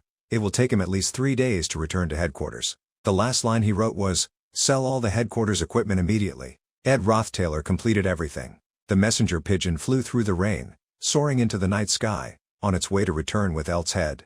After finishing, on his way back, the blood from his wounds dripped continuously onto his shoes. Ed dragged his weak body through the night, his breathing a bit rushed. The pain kept coming in waves. Based on my experience, these kinds of wounds will heal quickly, if not for Zix and Yannicka's help, and the events going exactly as I planned. Lortell would surely have run headfirst into a terrible failure, he thought. But now, the carriage, following Lortell's instructions, had escaped Akan Island, and Elt would surely not stay still. Even if he managed to catch the driver and get him to confess the whole story, the letter I sent will arrive at the Elt Merchant Guild headquarters and trigger the event of Elt's dismissal. If the plan goes smoothly, Lortell should be waiting at the hut. Ed Rothtailor stopped when he saw someone approaching him. A person in a black cloak walked towards him, one hand behind their back. She came all the way here to greet me? How kind. He realized that something was amiss, and in a flash, he was startled. Ha! Well, I must admit, I've gotten too complacent. She was Kim knew Lortell. In this whole incident, only 5 people bought by Lortell knew she was the mastermind. If Elt loses his position, Ellis will have no choice but to fall into Lortell's hands. Shani and Kelly were maids loyal to Ellis. Just like before, she could use money to bribe Willen. But from Lortell's perspective, Ed Rothtailor was a variable that couldn't be bought with money. In a secluded spot in the forest, no one was watching. He tried to keep his distance from her. If Lortell eliminated him, her perfect crime would succeed brilliantly. The nature of Lortell Kesheln was darkness. Despite his resistance, she slowly walked toward him, gripping a knife in her hand. She would use anyone and then immediately discard them. She is a cunning person. Ed Rothtailor wanted to resist, but his weak body was useless. If I want to live, I have to try my best. But this body, he thought. When they were only a step apart, Lortell gently pulled the knife behind her. Without hesitation, she raised the knife, and before Ed Rothtailor's surprised eyes, Lortell only cut the fabric on her cloak. With that piece of fabric, she gently tied it around the wound on Ed Rothtailor's arm. You got hurt this badly again, she said. Ignoring his astonished stare, Lortell gently guided him toward a wooden house where a fire had been started. Let me help you. The rain has stopped, so I started a campfire. Her eyes were filled with emotion. First of all, we should warm up. The fire crackled red and bright in the night. Ed Rothtailor asked softly, So, did everything go according to plan? Lortell Kesheln slowly replied, Senior Ed, really, of course it did. I am Lortell Kesheln. Holding a warm cup of water, she gently confided, The carriage driver promised me that he would try his best to draw their attention and buy some time. He even risked his own life. Ed Rothtailor couldn't help but wonder, he is that loyal? What tricks did you use? He thought to himself, surely, she wouldn't take their families hostage, would she? His face slowly scrunched up. Ed Rothtailor wondered to himself, right? Lortell Kesheln, a little excited, whispered to him, You know, Senior, if the plan succeeds, I will gain a position within the most powerful ranks of the Elt Merchant Guild. She suddenly turned to look at Ed Rothtailor with affection and smiled slightly. Actually, I owe you a lot. How do you feel? Do you feel the pressure weighing down on your shoulders? Don't you think I'm amazing? Seeing Ed Rothtailor's cold face without any reaction, she exclaimed, Wow, what a boring expression. Then she smiled happily again. Lortell Kesheln muttered to herself, Thank you so much, Senior. The night sky was as still as a dark velvet curtain. Not a single breeze rustling through the leaves or a star twinkling in the sky. Lortell Kesheln whispered, Thank you so much, Senior. Hearing that, Ed Rothtailor quickly responded, Then pay me the 20 gold coins as promised on time. Lortell Kesheln chuckled, Hee, about that. The night seeped through every crevice of the leaves and thick tree canopies. She asked Ed Rothtailor softly, But I have something I want to ask you. Ed Rothtailor was a little worried. Is there still something to worry about? Is it about Elise? Lortell Kesheln took a sip of water and whispered, No, it's not that. From now on, I will handle my own matters myself. I want to ask about Senior Yannicka. Her face suddenly darkened as she asked tentatively, You are very close to Senior Yannicka, aren't you? Ed Rothtailor replied without hesitation, Yes, that's right. She is a good person. Lortell Kesheln was filled with admiration but also a touch of bitterness. That's true. Moreover, she is an upperclassman that I respect very much. She is always caring and considerate towards others. Ed Rothtailor looked at her with confusion. Yeah, so? Lortell Kesheln blew on her warm cup of water. Then she looked up at the sky, her voice tinged with sadness. I don't have that same kindness. At the same time, at the Ophelis Hall, a tremor shook the ground. In the midst of the battle, Elt suddenly received a report from his subordinate and hastily left. Elt Kesheln flung the doors open and rushed out, leaving the ruins behind him. It seemed he was no longer interested in the Ophelis Hall. A few mercenaries appeared, putting Ziggs in a difficult position. A red beam of light shone directly on Zix Effelstein's face. He covered his face with his hand, his face full of confusion as he stuttered, "It must be." However, a fierce burst of power was blowing everything away. Someone shouted in fear, "You can stop now." Another person also stammered, "Gah, stop it." Instead of dealing with the mercenaries, he had to stop his own ally. Initially, Yannicka was a little worried. Yannicka Feylover unleashed a fierce burst of power, blowing everything away, including her own teammates. Zix Effelstein walked slowly toward her, calling out to calm her down, "Senior Yannicka," but the longer the battle went on, the stronger the spirit became. They had to stop Yannicka before anyone got hurt. Zix Effelstein used both hands to fend off the power coming from Yannicka Feylover. He asked loudly, "What happened?" Yannicka Feylover was standing with her back to him. He took a risk and asked, "Are you angry?" Yannicka Feylover stood still for a long time. Then, she turned around and answered angrily, "No, I'm not angry. It's going to be hard for me to go to school now because my uniform is covered in blood," she thought. The dawn gradually illuminated Ed Rothtailor's wooden house. Ziggs had lent him a uniform and told him about the news from that night. Willen had taken all the blame for the attack on Awfulus Hall. Willen was being tortured in prison for his crimes. Ellis was tied to a chair for interrogation. The headmaid, Elise, was still being interrogated, but it seemed that she was still not willing to open her mouth and say anything. As for Lortell, one of the most important characters in this scene, she was under house arrest. Looking at the fact that Elt's side hasn't taken any strong action yet, it seemed that the plan had been somewhat successful. Ed Rothtailor's sweat dripped like he had just taken a shower. "We have no choice but to wait for good news. Because of this incident, I haven't had time to train," he thought. He straightened his back, stretched, and breathed out comfortably. "My body is also not in good condition. I'm hurting here and there, and I can't do anything that requires a lot of energy. But I still have to complete my mission." Suddenly, the system board displayed a notification.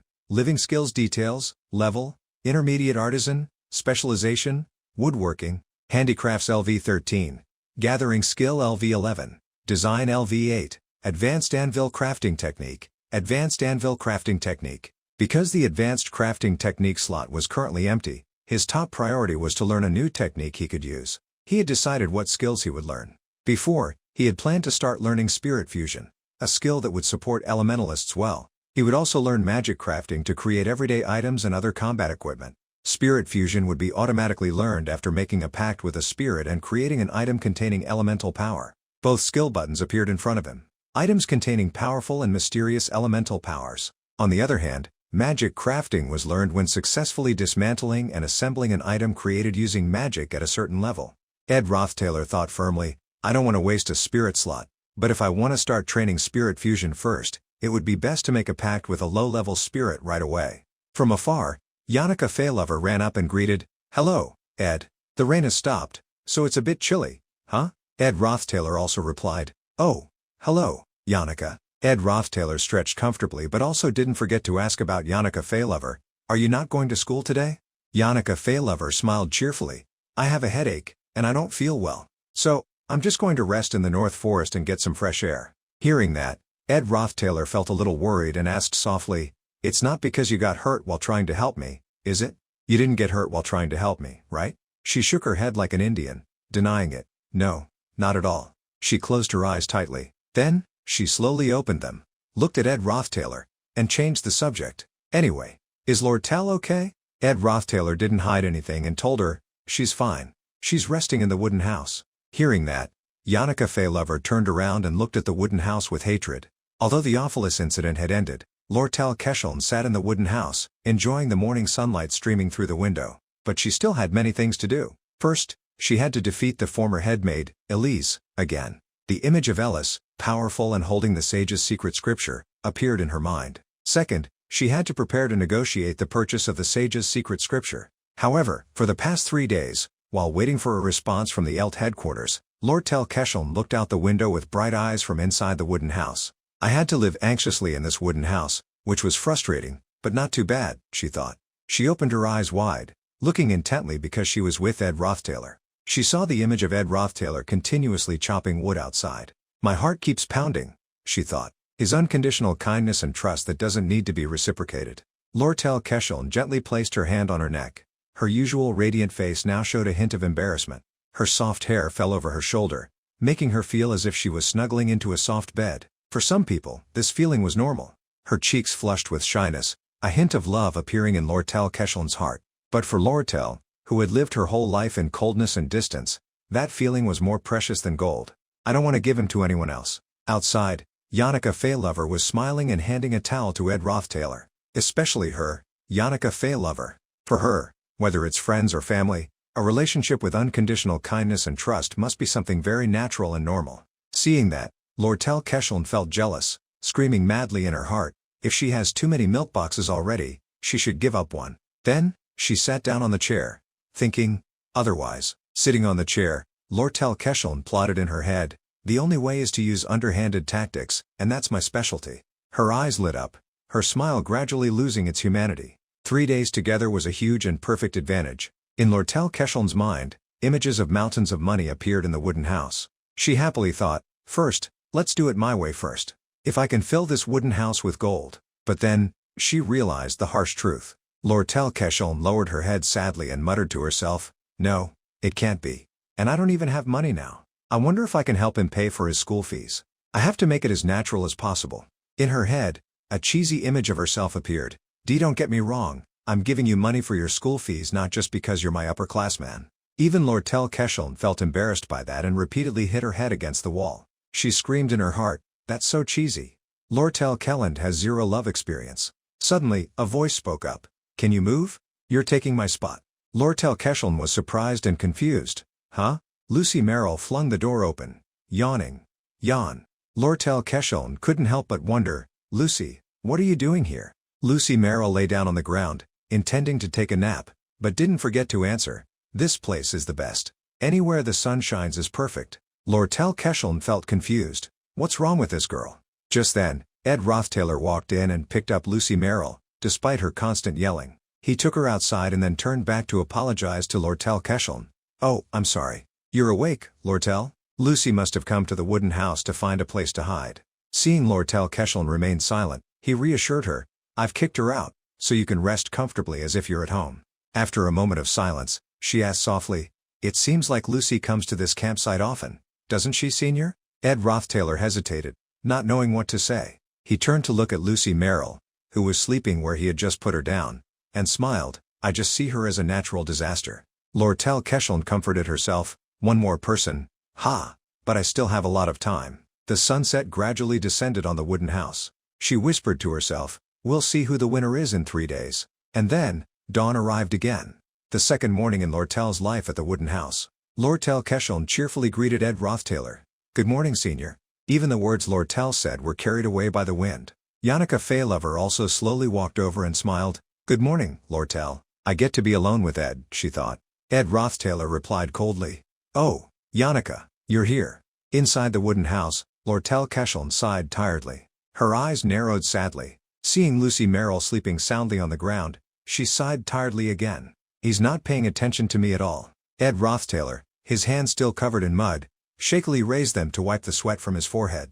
He smiled contentedly and exclaimed excitedly, ha ha, finally done. The system board displayed detailed information. New product, handmade bricks. A brick made by pouring mud into a mold to maintain its shape. After the mud in the mold is completely dry, fire magic is used to bake it into a brick. Crafting difficulty, 2 stars. The system immediately displayed another notification. Crafting skill improved after completing crafting. Successfully mastered 1 skill, and due to the agility stat, mastery has immediately increased. The new product's information also appeared. New product, brick fireplace. A fireplace built by stacking handmade bricks on top of each other. Because the bricks are connected to each other with mud, it is not very sturdy. However, it seems to function as an oven. If used indoors, it may need an additional ventilation pipe. Crafting difficulty, 2.5 stars. A new achievement appeared. Crafting skill improved after completing production. The fireplace could not be built due to the incident. The Theophilus Hall was now finally finished. They sat together, grilling food outside. Each dish was grilled to perfection on the charcoal stove. Lortell Kesheln, sitting beside it, inhaled the aroma and exclaimed, oh my gosh, this smells so unique. Did you add basil? Ed Rothtailor turned to look at her, somewhat surprised. Belle gave me some last time. You could tell just by smelling it. She smiled confidently. I'm very confident in my sense of smell. Lortell Kesheln sat by the fire, holding a hot skewer in her hand. After a moment of contemplation, she slowly spoke, her voice gentle but thoughtful. I haven't seen any movement since morning. Everything must have gone according to plan. Ed Rothtailor was still focused on grilling food on the charcoal stove. He glanced at her, then nodded, his voice calm and cautious. Okay, that's good, but don't let your guard down. She turned to look at Ed Rothtailor, her eyes flashing with determination. Of course, Senior Ed. There are still many things that need to be done. She took a big bite of her food, chewed quickly, and said, her voice a little choked because the food was still in her mouth, there's still a lot to clean up, and I need to pay you back too. Because I'm a merchant, I need to pay back everything, no matter how small the amount is. Would you want anything other than cash? Ed Rothtailor suddenly stopped and looked up at the sky, pondering. Now that I think about it, probably building materials, or no, I know what I want. Then he looked at Lortell and asked softly, would the goods created by magic be okay? Hearing that, she shouted in surprise, goods created by magic? Ed Rothtailor lifted a skewer off the fire, his voice relaxed but pragmatic, just check the storage and let me know. It's okay. Lortell shook her head, her eyes shining with confidence. No, let me remember now. I've memorized almost everything.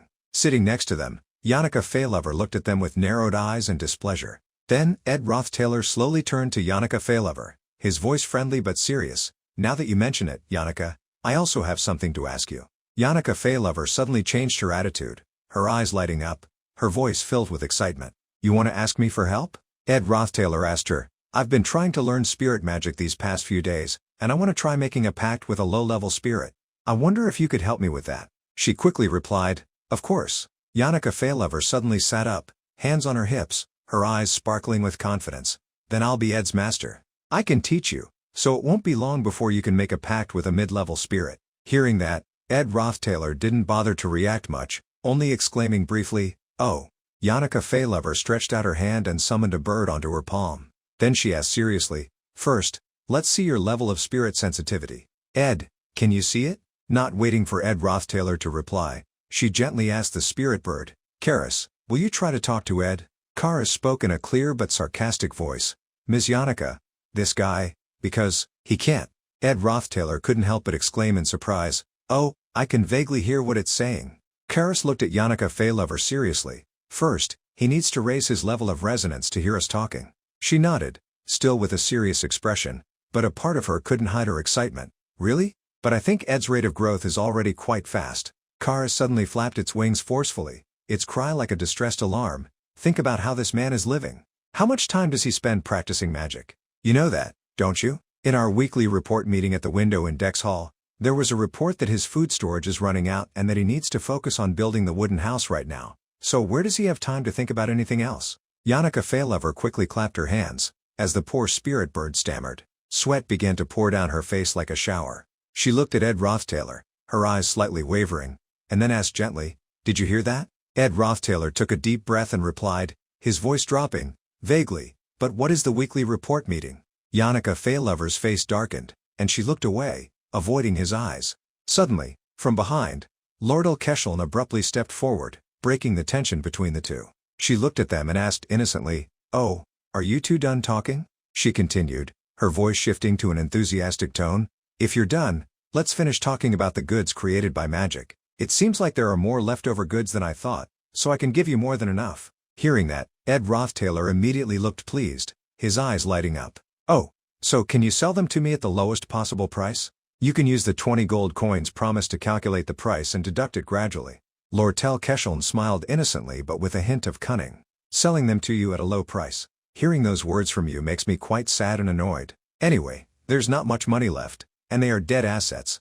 So even if it's free, she suddenly narrowed her eyes. Then, her voice began to take on a hint of scheming. It's going to be quite difficult, but in exchange, you have to come to the storage once every 3 days. That way, I can sell them to you as cheaply as possible, and while we're there, we can drink and chat. Yannicka Faylover couldn't stand it any longer and stood up, yelling angrily, you can't even make it free? Ed has helped you so much this time.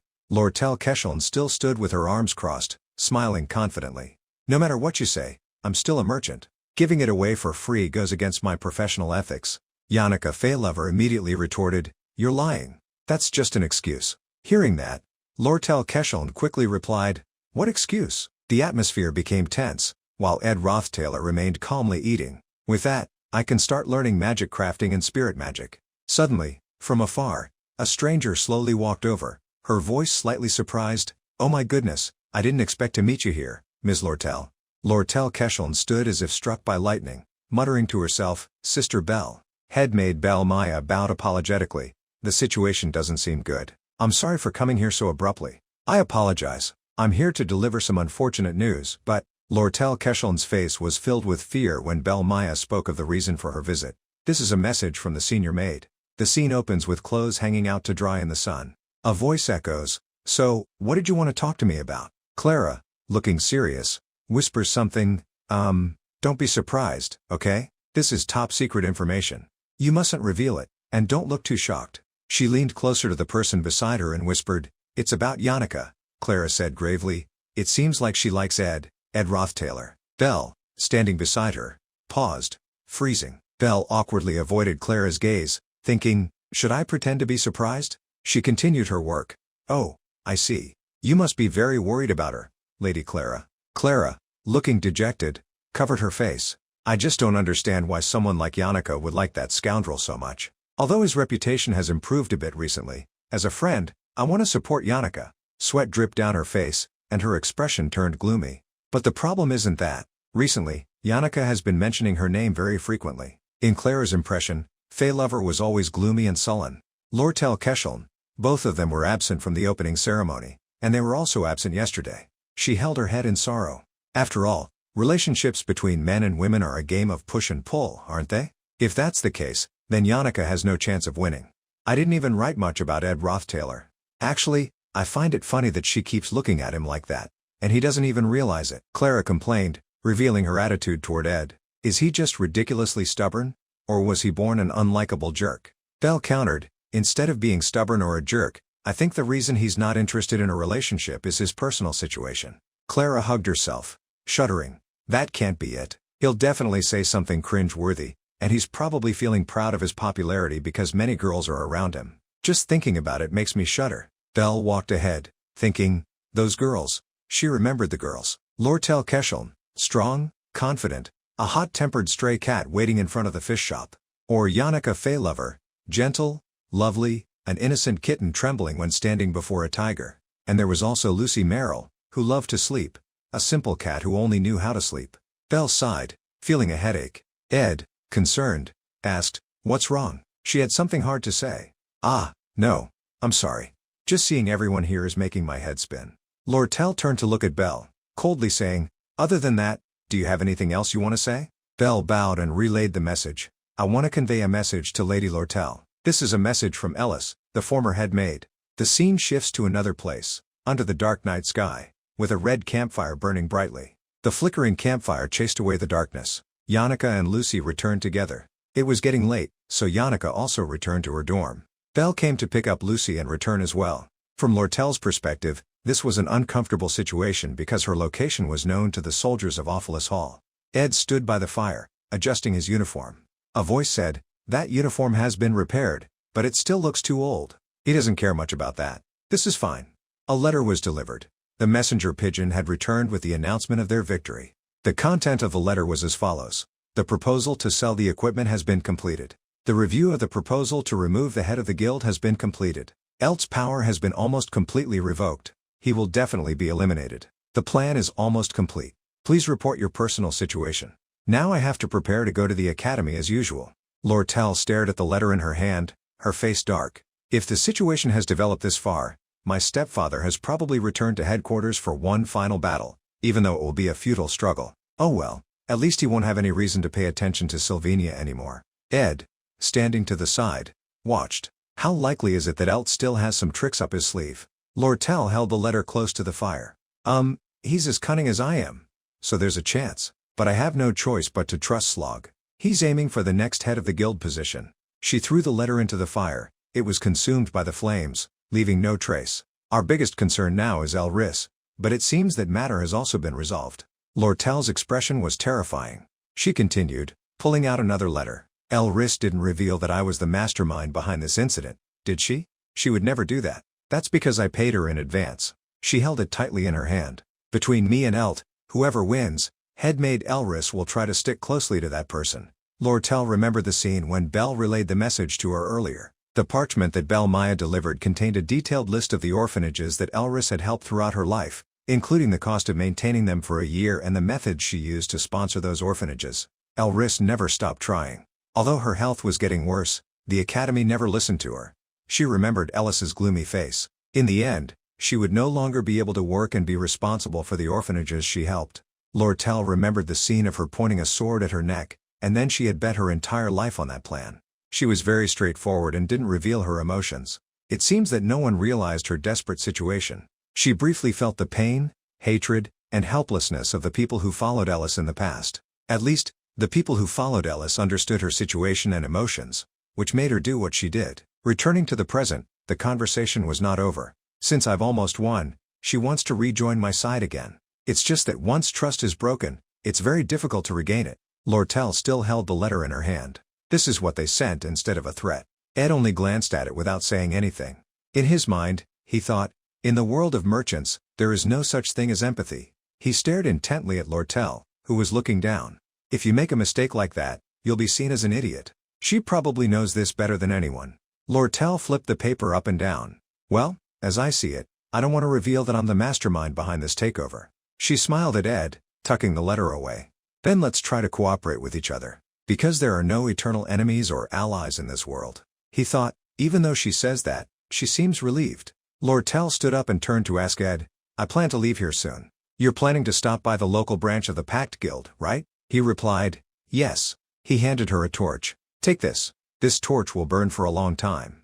Lortell stood motionless, staring intently. Ed, confused, asked, what are you thinking? She suddenly said, oh, no, it's just that you're taller than I thought, Senior. He also didn't know what she was thinking. Suddenly paying attention to this. Why did she suddenly say that? Lortell blushed and looked down. I think this might be a bit hasty, but if I want to take the place of those girls, maybe I should do something bold. He calmly looked at her. Lortell had something very strange about her. Senior, you know, don't you? She held Ed's tie. The nature of relationships between people is a game of push and pull, just like this tie. You also see that I'm twisting the words. You don't seem to like this uniform at all. If no one is watching, why do I have to wear it so uncomfortably? She adjusted the tie neatly. I think keeping yourself presentable doesn't hurt, anyway. We're students at Sylvania, after all. Lortell pulled the tie hard. Ed didn't understand. Before he could react, what? She stood on her toes. In the evening sky, in the firelight, the young couple exchanged a kiss. Lortell stepped back. She rubbed her lips with delight.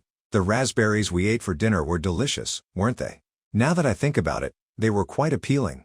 He frowned, annoyed, and turned away. Don't go too far, Lortell teased. You're making me sad.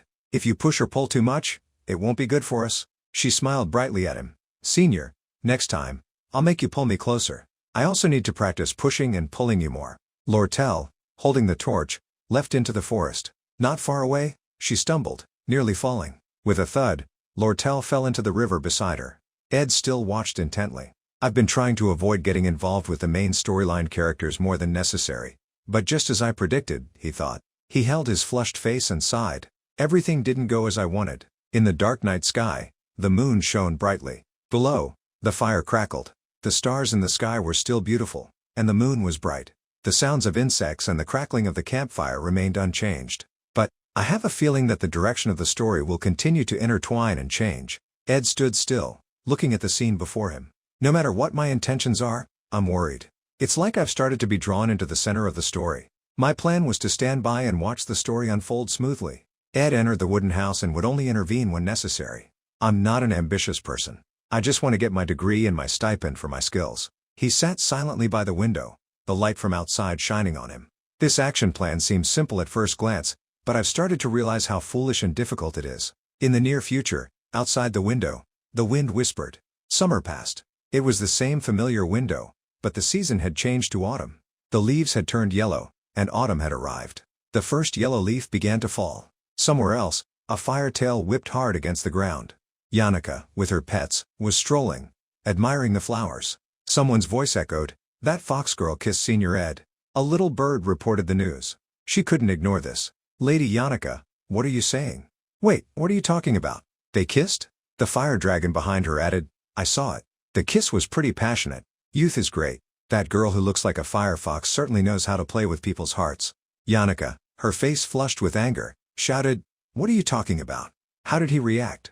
Tarkan, seeing his mistress finally making progress, said, "Oh, you asked the right question, lady." He recalled Ed's cold demeanor. When I was observing him, he seemed to keep his distance. Although that girl kissed him, his expression didn't change at all. When he saw me, he was very surprised.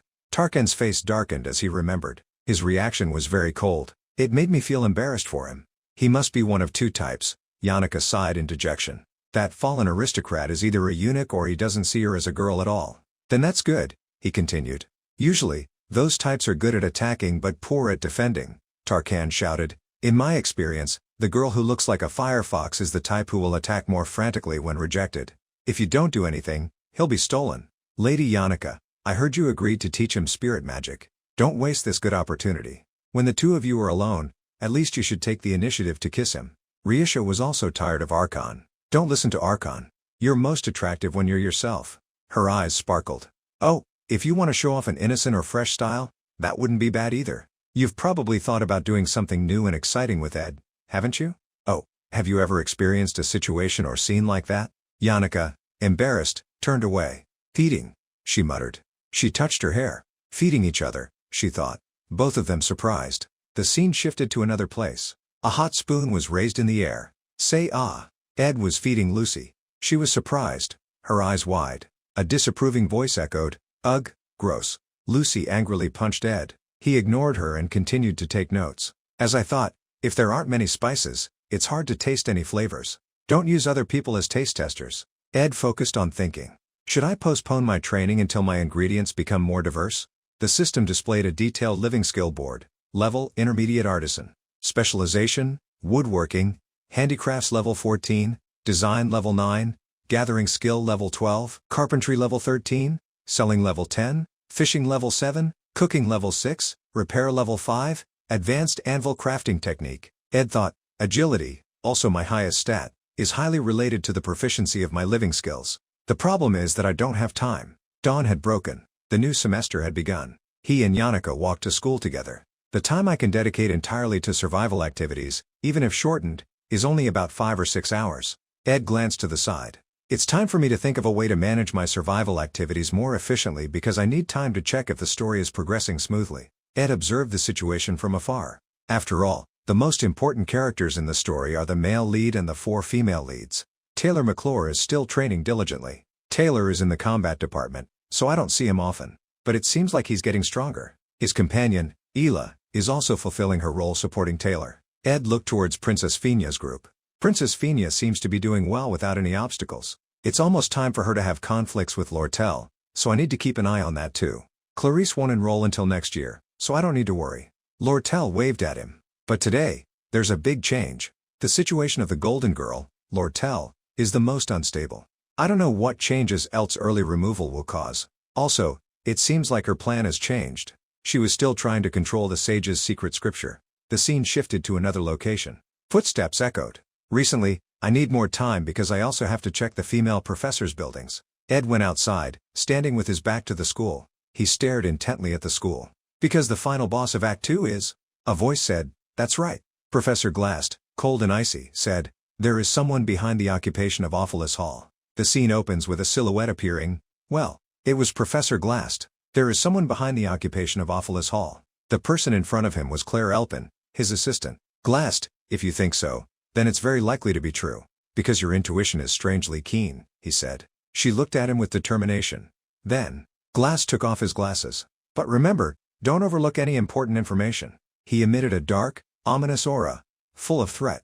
Just like that theological research I asked you to find. Claire was startled. I'll find it tomorrow morning. The scene shifts to outside the Awfulus Hall waiting area, the professor's area. In front of Assistant Professor Claire's office, we've collected information related to the Awfulus Hall occupation incident, Assistant Professor Claire. Inside, Claire was exhausted, lying sprawled on a chair, sighing. Thanks, Annis. She picked up a stack of papers. The papers contained information about Ed, Yannicka, and someone else. Honestly, do I need to be so concerned about drawing an accurate conclusion? She wondered.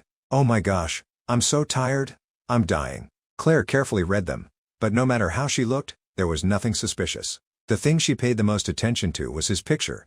Ed Rothtaylor. A second later, he was called up. Ed was confused. Yes, I'm very sorry, Senior Ed. I was too busy, so I haven't prepared anything. At the entrance of the Elt Guild's Sylvania branch, please come back next week, someone said. A voice echoed, I've prepared tea and pastries as an apology. Lortell came to see Ed. Also, according to the records, there are still some magical items left here. You can pick them up at the cashier later. He sensed something was off. Okay, but your outfit. She gracefully tucked her hair, looking like a lady. I have a rather important meeting today, so I dressed up a bit. What do you think? Ed changed the subject immediately.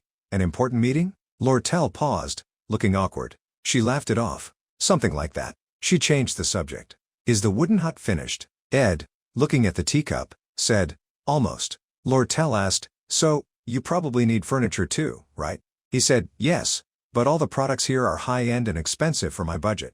She pulled out a chair. If I gave it to you for free, it would become a big problem, because increasing sales of goods is not in line with the ethics of a merchant.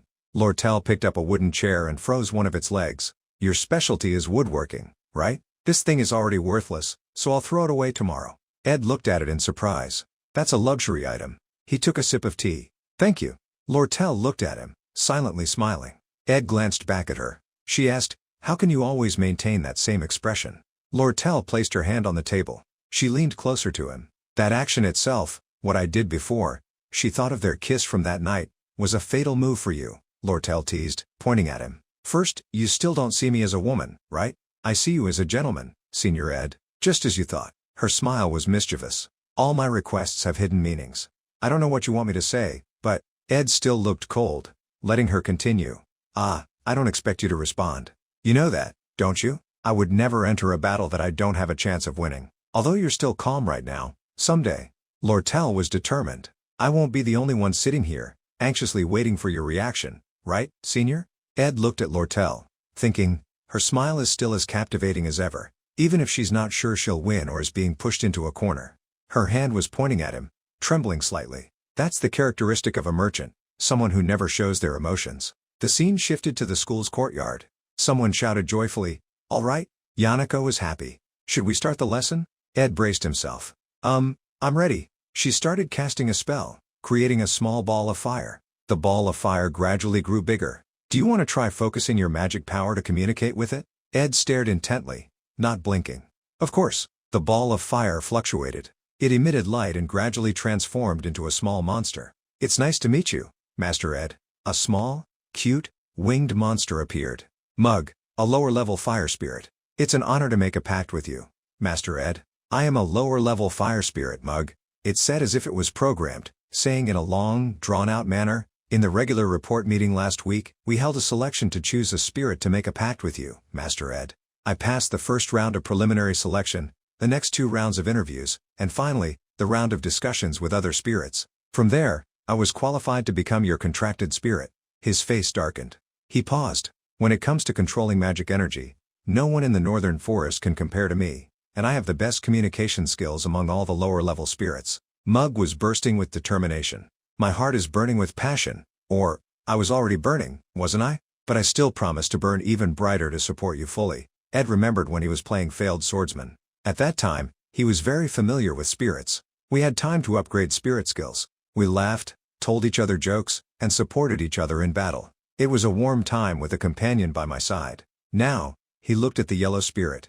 I'm not sure if the feeling is the same as then. Ed stared intently at Mug. What kind of hell training did you go through that you're like this? Yanaka explained with a laugh. Because you asked me to recommend a good spirit for you, I chose a spirit that I had made a pact with before. Its magic efficiency is unmatched. According to her, Mug had competed with others to be chosen. The process was quite long.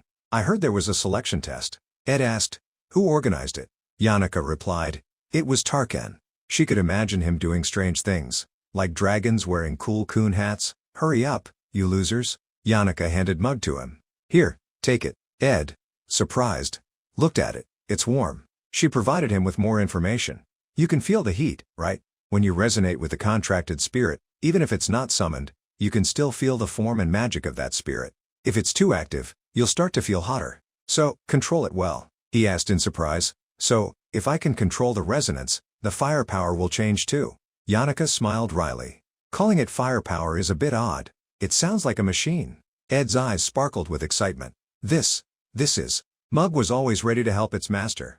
I'm very active. Please give me orders. He cradled it in his hand, thinking. Looking at it, I'm reminded of a portable kitchen. Its information panel appeared simultaneously. Lower level fire spirit, mug. Resonance level 2. Spirit efficiency, good. Talent, blessing of fire. Temporary immunity to fire. Burst, creates a small explosion. Enhances fire magic skills. New spirit slot, empty. Below was a detailed magic skill panel. Level, adept mage. Specialization, elementalist. Able to learn intermediate magic. Spirit resonance level 12. Spirit understanding level 12. Spirit summon level 1. Empathy level 1. Ed was immersed in thought. This spirit is really going to help me survive. It doesn't even need a hearth to burn. Behind him, Yannicka continued to laugh and talk. I'm so happy to see you so excited, Ed, because you've been looking so bored recently, like you just suffered some huge loss. While she was talking, he was still looking intently. Just tell me if you need anything else, Ed. Well, before class, I'll teach you more about resonance and empathy. After that, if you can train with me, that would be even better. In addition, you can also quickly make a pact with a mid-level spirit. We should also practice fighting with spirits. I'll make some time and rent a training room, and, there are many accessories that help increase resonance efficiency, but they're all in my room. She was about to speak but suddenly paused, covering her mouth. So, next time we meet, then. Well, Yannicka called him, Ed. I bet you haven't heard a word I've said this whole time. Ed turned around. Huh? She stammered and skirted around the issue. Actually, I'm busy. I'm very busy. I'm one of the top students in my class too. People are even lining up to have me teach them, you know? So, I don't have much free time. In Yannicka's head, Tarkan's and others' words echoed, don't go too far. We need our salaries. She trembled. Her face darkened. So, don't you think it's too much to ask me to teach you spirit magic for free, huh? Yannicka's eyes widened in surprise, her face showing a question mark when he said, I understand. Well, that makes sense. Ed quickly took out money from his pocket. I sincerely apologize, Yannicka. I took your kindness for granted. I should have paid you for your time and sincerity. Although, it seems like I can't offer you a suitable amount. Yannicka was startled. Payment? Payment. She ran seriously towards him and said loudly, what payment? Ed, you're struggling to survive. How can you think about wasting money like that? You have to save as much as you can, don't spend it. I can't believe you're bringing up money. That's so cold. He looked at her blankly and said, we're closer than that. Really, you make me sad. Ed was confused. Didn't you bring up money first? Yannicka's face flushed. She stammered, why are you acting like that? She was flustered, not knowing what to say. Because Clara gave me some advice. No, that's not it. It's because I'm too kind, so I have to learn to say no to other people. Ed felt it made sense. She's not wrong. What a good friend. Yannicka, going in circles, was still too shy to say what she meant. Right, I think so too. But, she mustered all her courage, not everyone gets treated as well as you. Her words echoed in the silent air. Only the sound of running water and Yannicka's voice could be heard. Anyway, I'll say more specifically next time. I'll also bring good accessories with me. Also, if you need resonance books to practice, just call me, because I have class in the morning, so I have to go first. Bye, Ed. See you later. Ed waved back. Oh, yeah. The scene shifted. The system board appeared with a gear and a needle spinning around. You have achieved the advanced magic crafting technique. One advanced crafting technique slot has been used. Ed returned home and diligently studied. The structure of the magic crafting items he had received from Lortell was much simpler than he had thought, so he was able to analyze them quickly. Thanks to that, he was finally able to learn a higher level technique. He lit the fireplace and ordered Mug, ignite. Ed added more wood to the fireplace. It's still very useful. When the wood runs out, I have to remember Mug to make a fire. And when I'm cold, we have to use the fireplace to warm the space in peace. Ed turned and looked at the house that he had painstakingly built. It was shiny and tidy. A sturdy home has been created, and thanks to that, I feel at ease. He smiled gently. A feeling of warmth surged in his heart. It's as if a burden has been lifted. Ed looked out the window. How long has it been? I have to go check the traps. In the dark night, someone's voice echoed, It's already dark when I get back. I'll probably have to come tomorrow. Claire was walking alone in the forest. But, no matter how much I think about it, it seems like there really is a dark force behind the Awfulest Hall incident. Ed Rothtaylor is a suspect of mine. He was expelled from his family, so he's just Ed now, right? She remembered the faces of the suspects. All the people who were present at the scene were students of Awfulest Hall or people related to this place, but Taylor and Ed are the only two who have no connection to Awfulest Hall. Since Taylor participated in resolving the incident, Ed is the only one left, Claire sighed. I heard that Ed Rothtailor often appears in the northern forest, so I came to see, but, unless he eats or sleeps outside, there's no way he'd be wandering in the dark forest like this. She paused, realizing something. There was a sound in front of her. A dead animal was being dragged along the ground. Claire fearfully hid behind a tree. In front of her, a shadowy figure was dragging an animal carcass and carrying a girl. Claire looked back in horror. What is that? That's definitely. She remembered the image of a powerful, mysterious mage, someone that even the powerful head of Obel, who was equal to the Archmage Glock or the High Priest of Sylvania, had difficulty dealing with. Claire looked at Lucy, who was dozing off, in shock. Lucy Merrill? She shifted her gaze, trying to see clearly. And, it seems like my intuition was right. The culprit behind the Awfulest Hall occupation incident. In front of her was Ed, in the guise of a dangerous, terrifying, and evil person, carrying someone with one hand and dragging an animal carcass that was still covered in blood with the other hand. Ed Rothtailor. Claire looked back at the white-haired girl with pigtails. She confirmed with certainty, Lucy. It's definitely student Lucy. Sweat dripped down her face as she watched intently. It's true. My intuition was completely correct. I really do have a talent for detective work. Smoke billowed from the chimney. Claire followed him all the way here. So what happened? Why did he carry Lucy like that? Ed finally arrived at his house. Behind him was Claire, still following. I can't believe he could defeat her so easily. He put down the deer he had hunted and laid Lucy down to sleep on a hammock with a money pouch. Ed went inside the house. Thinking about it, I have an appointment tomorrow morning. There's too much to do. I should get some sleep. Claire looked serious. She tiptoed in. Okay, I need to save Lucy. I need to move slowly. Claire reached out her hand, intending to wake Lucy up, but without making a sound. Suddenly, a bright blue beam of light appeared. Claire was sweating, shocked. What? She turned and asked, Lucy, are you awake? Lucy was very wary of the person in front of her. Who are you and what are you doing here? Claire, with a bright and friendly smile, tried to introduce herself. I'm a professor's assistant. She sweated as she looked to the side, puzzled. Huh? She just turned around and teased me? Lucy continued to sleep, ignoring Claire's puzzled stare. Lucy turned back and stared outside. She looked annoyed, glaring at the uninvited guest. Lucy grabbed a bag of food and flew up into the sky. Claire stood motionless, watching her go. Lucy flying away made Claire even more certain of her suspicion. It's just as I thought. The scene shifted. A pile of papers and a crystal ball fell hard on the table, along with a loud voice, Ed Rothtailor. Claire, full of confidence, said, Professor, do you know of a student who was suspended from the academy for his actions, named Ed? Glass glanced at her. A student who was expelled from the academy? How would I know about that? She had evidence to refute him. Honestly, your words always surprise me. Then, do you know student Lucy? Claire told the professor everything she had seen yesterday. Lucy was quickly defeated by him. He carried her on his shoulder so easily. I witnessed the event on my way to Ed's hut.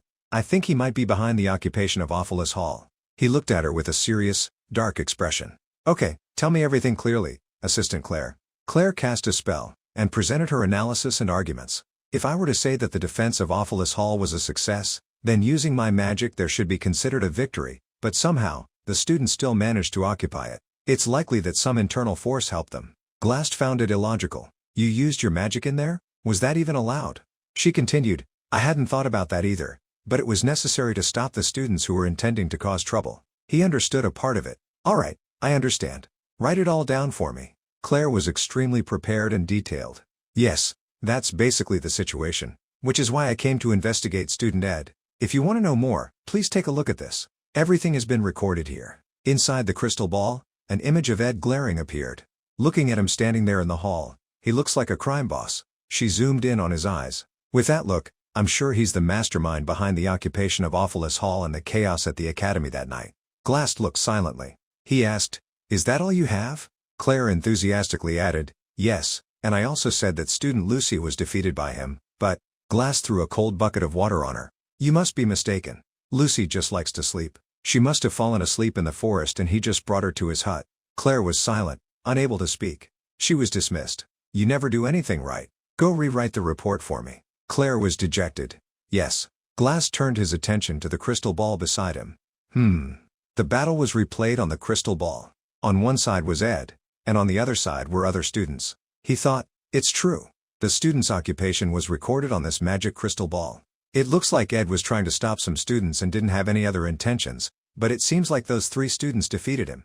His opponents included Taylor McClure, Isla Triss, and Elvira Aniston. All three of them are strong. Taylor is a gifted swordsman, and Elvira is considered a talented alchemist. Ed raised his hand to the sky, gathering power. Glast thought, in that case, Ed has no chance of defeating those three. He looked on in surprise, his eyes wide. Glast, resting his chin on his hand, looked intrigued. Oh, the scene changed. There was a big explosion in the forest. A sword pierced through a bird. A system notification appeared afterward. Mission complete. Crafting skill increased by 1 level. A new item has been crafted successfully. Explosive dagger. The explosive dagger is an item that has magic explosion imbued in it. When attacking, it has a chance to create an explosion within a certain range. With each attack, the rate of explosion increases. Crafting difficulty. 2 stars. Spirit essence. Elemental magic explosion inherited from the art of elemental transformation, accumulating magic after each use. Small explosion range. Ed pulled the sword out of the bird. He picked it up. This is the knife that has been with me since the very beginning. I can't survive without it. It's lucky that I've engraved many ancient runes on it. With the wind element, it's become much stronger, he said. Mug, beside him, happily congratulated him. Congratulations, Master. You've successfully engraved the explosive spirit on that knife. It'll be even more useful for you later. It continued to speak, tirelessly. This is a joyous occasion. Not everyone is as skilled in imbuing as Master Ed. To celebrate your success, I will sing a song for you. He couldn't stand the spirit any longer and lifted it into the air. This is an ancient song about a shepherd who successfully raised his sheep. It's been passed down for many generations. Oh my, Master Ed, if you're not happy with it, please tell me right away. I won't do it again. After this, I will learn from my mistake. Mug cried and yelled, I know that what I did was wrong. Please forgive me so that I can have time to amend and reflect on my mistakes, Master. Ed interrupted. Hey. Mug looked over. Huh? He looked at it, frowning. Annoyed. What is it? According to his understanding of spirits, little spirits left their realm to become low-level spirits to serve humans. In doing so, they would choose mages with great power to learn from them, and to be protected by them. He imagined Yannicka being surrounded by spirits. Simply put, Yannicka is a high-level spirit mage. It's normal for small spirits without much power to make pacts with her. Even so, Ed looked seriously at Mug. I've been wondering, why did you make a pact with me? There's something that doesn't add up. I am not a spirit mage. You wouldn't learn anything from me, and I don't know how to provide you with anything you need. So, did you promise something to someone? It sweated. It's because, he put his hands on his hips and explained, this needs to be explained clearly. We've been together for a while now, and we're not strangers to each other. Mug was silent for a long time. He asked with a question mark. It burst into tears. Oh, Master Ed, how could I dare hide anything from you? With all my loyalty to you, everything I say comes from the bottom of my heart. I followed you out of respect. For a small creature like me, it's a great honor to be with you, Ed sighed. By making a pact with you, I can also benefit from you, as well as from Lady Yannicka. The things you know about ancient magic runes have also helped me a lot, Mug continued. With those 2 benefits, I can develop much faster than other small spirits. Ed frowned in annoyance. Okay, is there anything else you want to say? It still had a lot to say. Of course there is. Everything you did at the academy has changed. Before, everyone hated your reputation, but now you're more respected. Because of this, I've gained benefits too. They walked and chatted with each other, but it was mostly Mug talking. It seems that I understand you better now. It continued its story. My life in this dimension has always been difficult. The higher-level spirits constantly oppressed me, making me suffer. Being by your side makes me very happy, but I can't blame them. The spirit hierarchy has existed for a long time. Everyone wants to have more power, but even so, I hope that in the future I can be stronger so I won't suffer anymore. They understood each other better along the way. Okay, it seems like we're on the same page. We'll rely on each other and work hard together. Mug was happy. Thank you, Master Ed. No matter what, I will try my best to learn from you and not rely on your strength, Ed said. Okay, do what you think is best. An axe was swung down. Ed thought, it's true. The combat skills I have are still too few. He looked at the wood he had chopped. Even so, by diligently training, my physical condition has improved a lot. I can say that my body is a bit muscular now. In the fruit storage, vegetables and fruits were abundant. The storage in the house also had more food. Meat, vegetables, and fruits are almost all available. It's as if I have temporary accommodations and don't have to worry about many things anymore. He studied diligently every day, and he tried harder in his studies. Although the lessons were still difficult to understand, he had learned and understood more of the basic theories than before. It's as if I have temporary accommodations and don't have to worry about many things anymore. I need to set aside some time to study more effectively. If I keep learning like this, the knowledge will only stay in my head. Talent or a better memory isn't necessary if he just studies hard and trains like this. Ed felt a bit tired. He was drowsy. Day after day, I need to try my best. Only then will I be able to achieve better results in my studies, and my survival will be as I wish. He finally closed his eyes involuntarily. Day after day, everything will get better. Tomorrow will be better than today. That's what he was aiming for. From somewhere, someone was calling him. Ed. Ed was startled and woke up. Before him was Yannicka, extremely worried about him. Wake up. What's wrong with you, Ed? He explained. It's nothing. Ah, I'm sorry, Yannicka. I was just thinking about everything that happened before, so I was a bit distracted. She was worried and concerned. Okay, you've already done well. Don't try so hard. You need to be careful about your health. Ed looked away. It seems like I should focus. In his hand were 3 different letters. 3 letters I received today alone. One was sent from the Academy, and the second was from the Elt Merchant Guild. Those 2 weren't too noteworthy. He was interested in the yellow letter. The 3rd letter is the one that makes me need to pay more attention. Through it, I learned that the story has gone way beyond what I knew. This is extremely serious and can't be taken lightly. The Academy was now divided into 2 factions, one following Finya and the other following Lortell. In Act 2, everything was just about the events of the 2 student factions opposing each other, and the competition to obtain the sage's secret scripture. But later, it became a 3-way battle at the Academy. Not only that, but also the Merchant Guild and the Roth family were involved. The 2 sides were fiercely competing. Krafina Roth intended to steal the secret scripture to serve his research on the art of immortality. Of course, it wasn't simple, so he had to resort to destruction to obtain it. Griffin Roth is a boss who only appears in Act 4 of this game. As far as I know, he was originally a very powerful and influential boss, but he has already appeared at this point. He's more powerful than everyone at this moment. How can anyone fight him? That's a difficult problem to solve unless the game's storyline changes. Therefore, it's difficult to keep the secret scripture if he intends to steal it. The initial scenarios have deviated from the path. Of course, if he gets the secret scripture, he will become even stronger. He was already the boss of Act 4, and it's only Act 2. Who can resist him? No matter what, as long as he shows up, everything is set in stone. Ed anxiously read the letter in his hand. This letter only mentions Griffin Roth and predicts his next actions at the Academy. There are still many things I don't know. Ed stared intently at the letter, thinking. Even so, there's a message for me that I need to pay attention to. The scene shifted to a waterfall. I went to the northern forest to deliver the letter and did as Lady Lortell requested.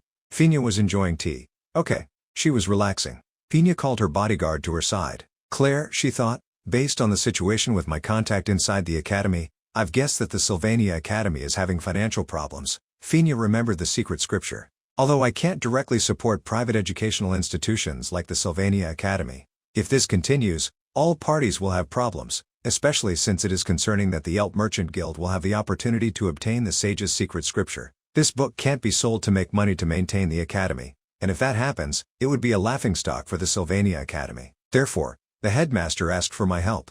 Even so, Finya saw a problem here. Something is not right. How did Griffin Roth find out about this negotiation and decide to participate? Claire lowered her head and guessed. It seems like the kid Edgar reported it. He used to live at the Academy, so he heard the rumors. If I were a child of that family, and there was a chance to restore my family's honor, then, of course, I wouldn't pass it up. Suddenly, there was a voice from afar. I don't think it was him. Finya and Claire turned to look. Lortell was slowly approaching. Can a commoner like me talk to the princess here? Finya frowned slightly. I didn't expect to meet you here. The 2 sat facing each other. Finya spoke first. I thought you hated me, Lortell. Lortell neither agreed nor disagreed. Why would the princess say that? Everyone can participate in trade. Whether I hate you or not has nothing to do with this deal. Their conversation turned to Griffin Roth and the secret scripture. She gave some related information. No matter what, the Roth family's involvement in obtaining the secret scripture may be related to my stepfather. Finya was shocked. What are you saying? Lortell said calmly. From the beginning, he asked my father to pay for the contracts that his company still owed. Therefore, this may be one of the requests that my stepfather had to concede to be granted some reprieve on those debts. Of course, my stepfather has now lost his position in the guild, but because of that, he wants to obtain the secret scripture even more. If he obtains it, he might regain something to negotiate with the Merchant Guild. Finya was silent, confused. She analyzed the relationships between the families. I don't understand. The Merchant Guild only acts for profit. Isn't the Merchant Guild supposed to sell the secret scripture to the Roth family? Both sides want this. So why is the Elt Merchant Guild seemingly bidding against the Roth family for it? Why don't the two sides reach an agreement? Of course, it's because I don't want the secret scripture to belong to the Rothtaler family. Lortell slowly took a sip of tea. Because of my background and position in the Merchant Guild, I have a different view than my stepfather, as the princess also knows. Phineas glared. Okay, I don't want to talk about internal company matters anymore. The enemy of my enemy is my friend, Lortell agreed. Of course, if the princess invests in my Merchant Guild instead of the Rothtaler family, then both sides will benefit. After all, we're already acquainted. She smiled brightly. Of course, if we do that, then Senior Ed will be happy. Right, princess? If there's anything you don't understand, you can ask Senior Ed. Phineas was surprised. So, you're thinking about him too? She glared at Lortell, who happily showed off her understanding of her senior. Of course, he was expelled from the academy and is living alone in the forest, but please don't think that he's still connected to the Rothtaler family and blame him. He was also expelled from the family. Phineas was still a bit suspicious. She couldn't imagine it. She thought, she is a cold-blooded merchant. Yet she worries about someone else? I never thought of that. She asked with a hypothetical situation, what if he did that to gain a personal advantage? I've seen him asking for help from person after person. If there is a big profit, how could he let it go? He didn't say anything about that to you, did he? Lortell placed her teacup on the table. Lortell didn't show her emotions. It's true. He didn't say anything. Phineas looked straight at her and said coldly, if he doesn't say anything, I understand. Then, I will do everything that benefits me, even if it means using him for my purposes. Lortell's teacup swayed. The cup and saucer touched each other. She lowered her head, her body trembling. You mean, you're going to use and deceive him? Phineas looked surprised. Lortell, what's wrong? She laughed until she was breathless, tears streaming down her face. Do you have the guts to do that? Lortell continued. Deceive and use him? She expressed it all with the word huh? Phineas was surprised by her. One surprise after another. Lortell couldn't stop laughing. Who would dare? Claire, standing behind them, angrily shouted, how dare you say such rude things in front of Princess Phineas? She stood up abruptly. Princess, Lortell, wearing her hat, moved forward. We're on the same side this time, right? So, I want to give you some sincere advice. She glared at the princess, threateningly. Don't you dare try to use him half-heartedly. In the end, you might be the one who gets used. Claire, standing behind, couldn't stand it any longer. We need to teach her a lesson for her audacity, Princess Phineas. Phineas stopped her. That's enough, Claire. She was sweating, thinking, it's really confusing. That mysterious Ed Rothtaler, and now even Crefine Rothtaler is involved in the purchase of the secret scripture. But perhaps the thing that makes me the most wary is that brave and arrogant girl, who doesn't even bow her head before a princess like me. Phineas watched her leave, thinking, has she ever, even once, shown confusion and concern for another person like that? The scene shifted to Lortell. She was flustered. What is this? In front of her were Ed and Yannicka. One was tired and dejected. Hello. The other was bright and cheerful. Hello, Lortell. It's been a while. How have you been lately? At the Elt Merchant Guild's Sylvania branch, it was suddenly more bustling than usual. Lortell was angry. I'm sorry. I didn't know that Senior Yannicka was coming, so I only prepared 2 cups of Fulon Mountain rosemary tea. Would you like some cold water? The two were comparing who was better at being hypocritical. One would say something, then the other would reply to it. Yannicka, bright and smiling, said, sure. It seems that this type of tea is stored in the guild's warehouse for preservation. But it's a product for sale, so we can't offer it to guests, right? Lortell gritted her teeth and said, that's right. She turned away, trying to control her anger. Ed gallantly offered Yannicka tea. Let me get you some water. You drink the tea, Yannicka. She cheerfully accepted the cup of tea. Okay. Lortell turned back with a smile. Ah, that's right. You should come get your magic items, Ed. Okay. On a wooden cabinet were displayed a series of different, fancy, high-priced magic items. From afar, someone exclaimed in shock, this is. Yannicka was surprised as she picked up a magic item. Look at this. They're so new that there's not a single speck of dust on them. Giving away our products is against the ethics of a merchant. Lortell pretended to laugh. Oh my, Senior Yannicka, the magic item you're holding has a tiny scratch on it. You have to look carefully to see it. She looked at the magic item. You really can't tell the quality of a product at all. If you look closely, these items all have a lot of flaws. Yannicka was shocked. Really? This thing? She glared at Lortell, her face flushed with anger. You did that on purpose. Lortell pretended not to know anything and talked about how to become a good merchant. Well, the most important thing here isn't whether these products can be sold or not, but whether they are useful to Senior Ed or not. Ed was a bit embarrassed. Thank you, but it's wrong to receive these for free, And I still haven't paid for my previous purchases either. This is the 4th time already. Lortell only cared about the contract. The contract is still the most profitable. You just need to keep our contract in mind. After all, it's not much money. Yannicka gritted her teeth, wanting to throw away that contract. Actually, if he could pay off all his debts as soon as possible and end his contract with you. Lortell smirked. He and I are the ones who need to discuss this, right? Yannicka emphasized. Ah, you're right. They were chatting, but it was a conversation filled with gunpowder. They talked back and forth, with no end in sight. Ed sat beside them, looking tired and exhausted. Here we go again. A familiar feeling swept through his body, like floating in water. He felt like he was slowly sinking to the bottom of the ocean. There are many things I need to do, but recently, I keep having this feeling. Ed reminded himself to be wary of Roth. I need to be wary of Roth, who is involved in the purchase of the sage's secret scripture. There are still 2 weeks, so the urgent matter now is. In the feeling of sinking, the work he needed to do appeared. I need to make a mattress for my bed. Maybe I can spread some cloth on it and stuff it with wool or other fabric to make it soft. The tasks that needed to be done were listed. Each floating bubble represented the tasks that he needed to do.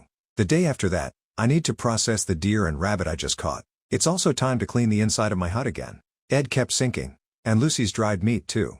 His eyelids were heavy. A voice echoed in his ear. Ed, Sr. He was as if he was underwater, with everything tinted with the color of the sea.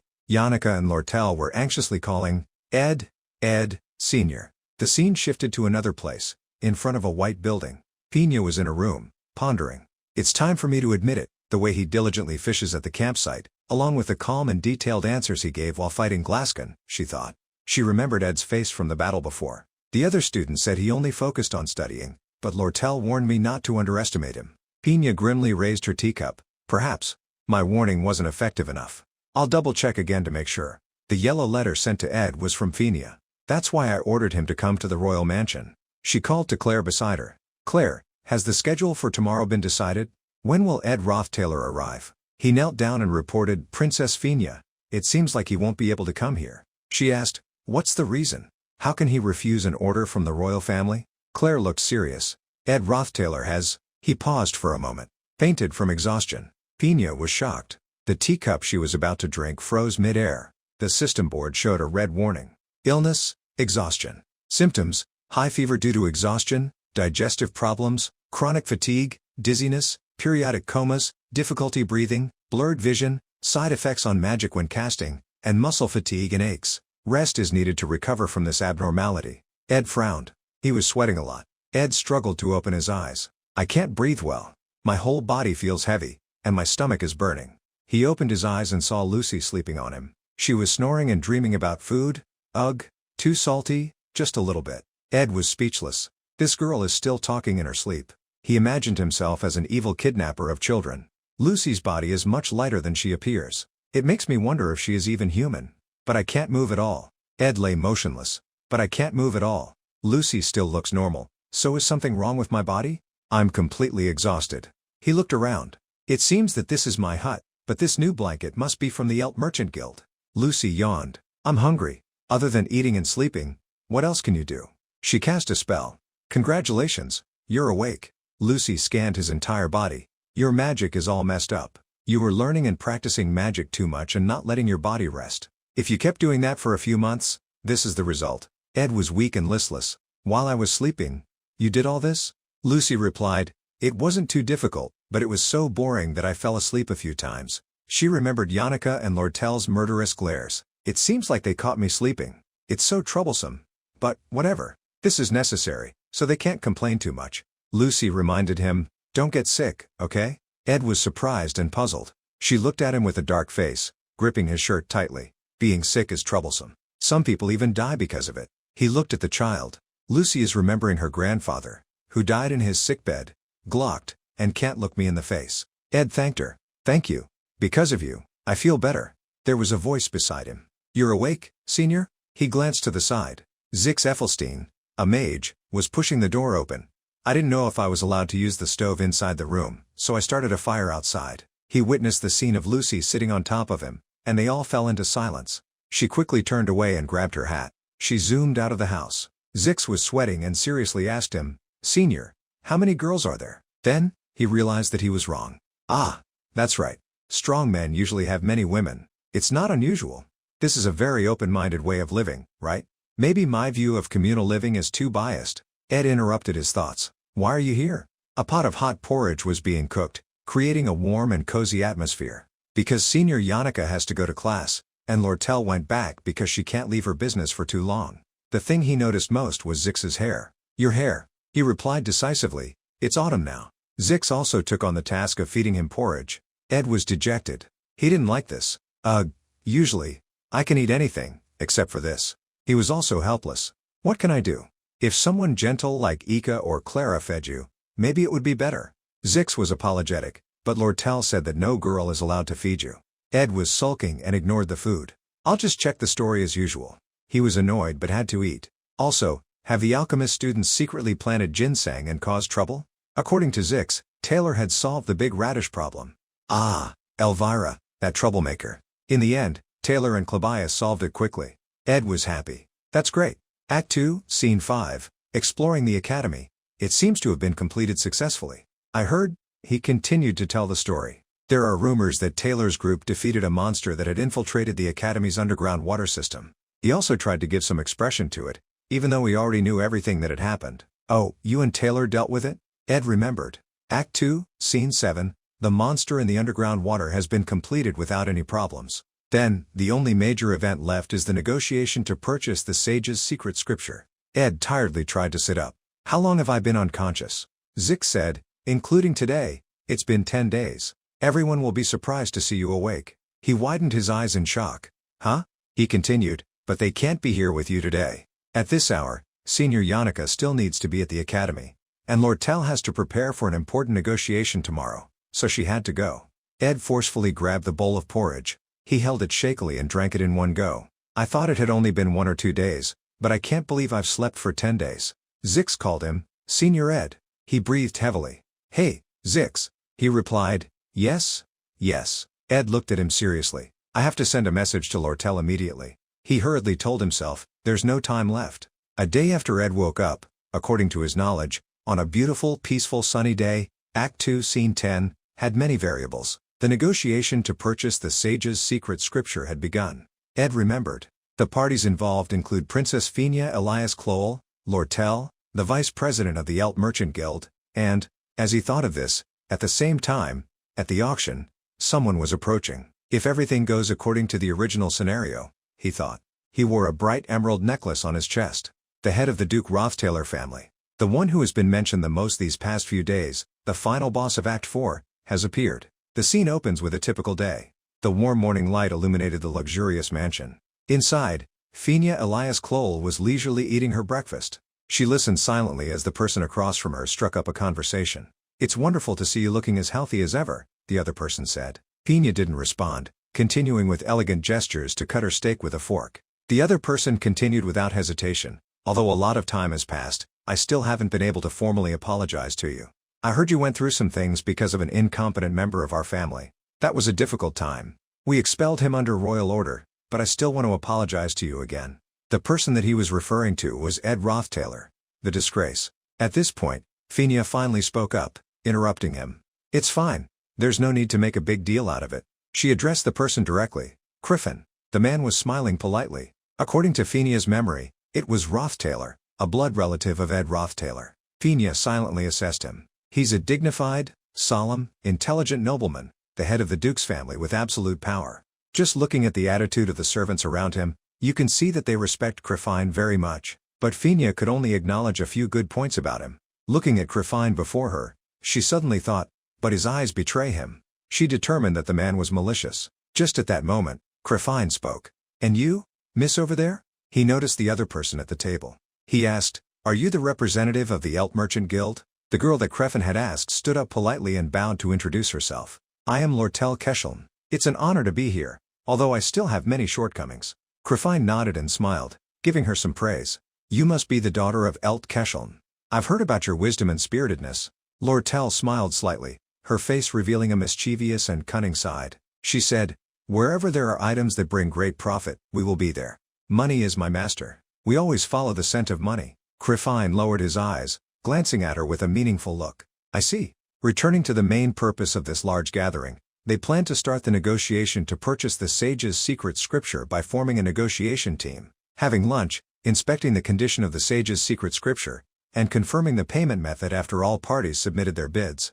According to the rules that had been stated, the one who bid the highest would get the scripture. Phineas said to herself, "The sage's secret scripture is a treasure of the Sylvania Academy." She looked at the book in the glass cage. She knew that the department head did not want this to be public knowledge. Because the academy was facing financial difficulties, they had to sell it. Headmaster Obel Phocius proposed a wise plan. More specifically, Phineas knew better than anyone that, as a princess, she would vouch for and ensure the negotiations, and Vice Headmistress Rachel, who represented the headmaster, would secretly manipulate the auction. The method would be as simple as possible. The point that Phineas mentioned was that, at this moment, the side that wrote down the highest amount of money would get the sage's secret scripture. Phineas recalled the entire process of the plan. She thought, after hearing about this method, I investigated similar book transactions. They include Book of Thirst, a book full of spells related to alchemy written by the legendary alchemist Karl, 8,100 flan gold coins, Book of Laziness, a series of analyses on magic and biological replication in the world, kept in the Royal Library, 6,730 flan gold coins, and The Mage's Journal, written by Archmage Glocht while exploring the mysterious southern continent, 7,020 flan gold coins. Phineas glanced at Lortell. She muttered to herself, the value of inherited magic, the value of academic research, and the value as a luxury item, that girl must have. Phineas saw the confident and assured expression on Lortell Kesheln's face. She was even more certain that Lortell had remembered the prices and kept records of the transactions of many other books. Phineas didn't rush to give a concluding opinion, but she glanced at the other bidder. She affirmed, the one who will get the sage's secret scripture will be Griffin Rothtailor. While Phineas was still immersed in her train of thought, Vice Headmistress Rachel spoke up. We've received the amount that both of you have bid. Thank you both for participating.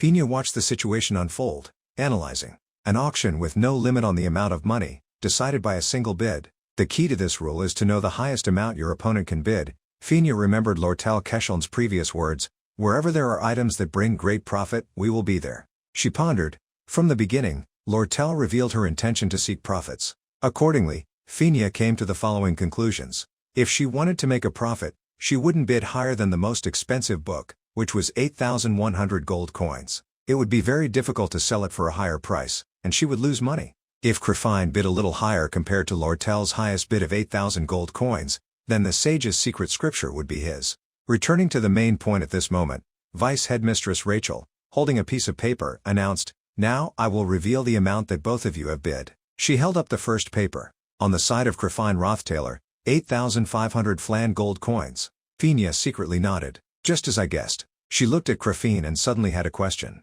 Griffin Rothtailor didn't come to the academy to make a profit from book transactions. What's most important is why he wanted it so badly, to the point of paying such a high price. At that moment, Vice Headmistress Rachel also quickly announced the other paper. On the side of Lortell Kesheln. As soon as she spoke, 9,400 gold coins. Phineas, who was previously so confident in her reasoning, widened her eyes in shock. What? The Vice Headmistress announced, the right to purchase the sage's secret scripture goes to the Elt Merchant Guild.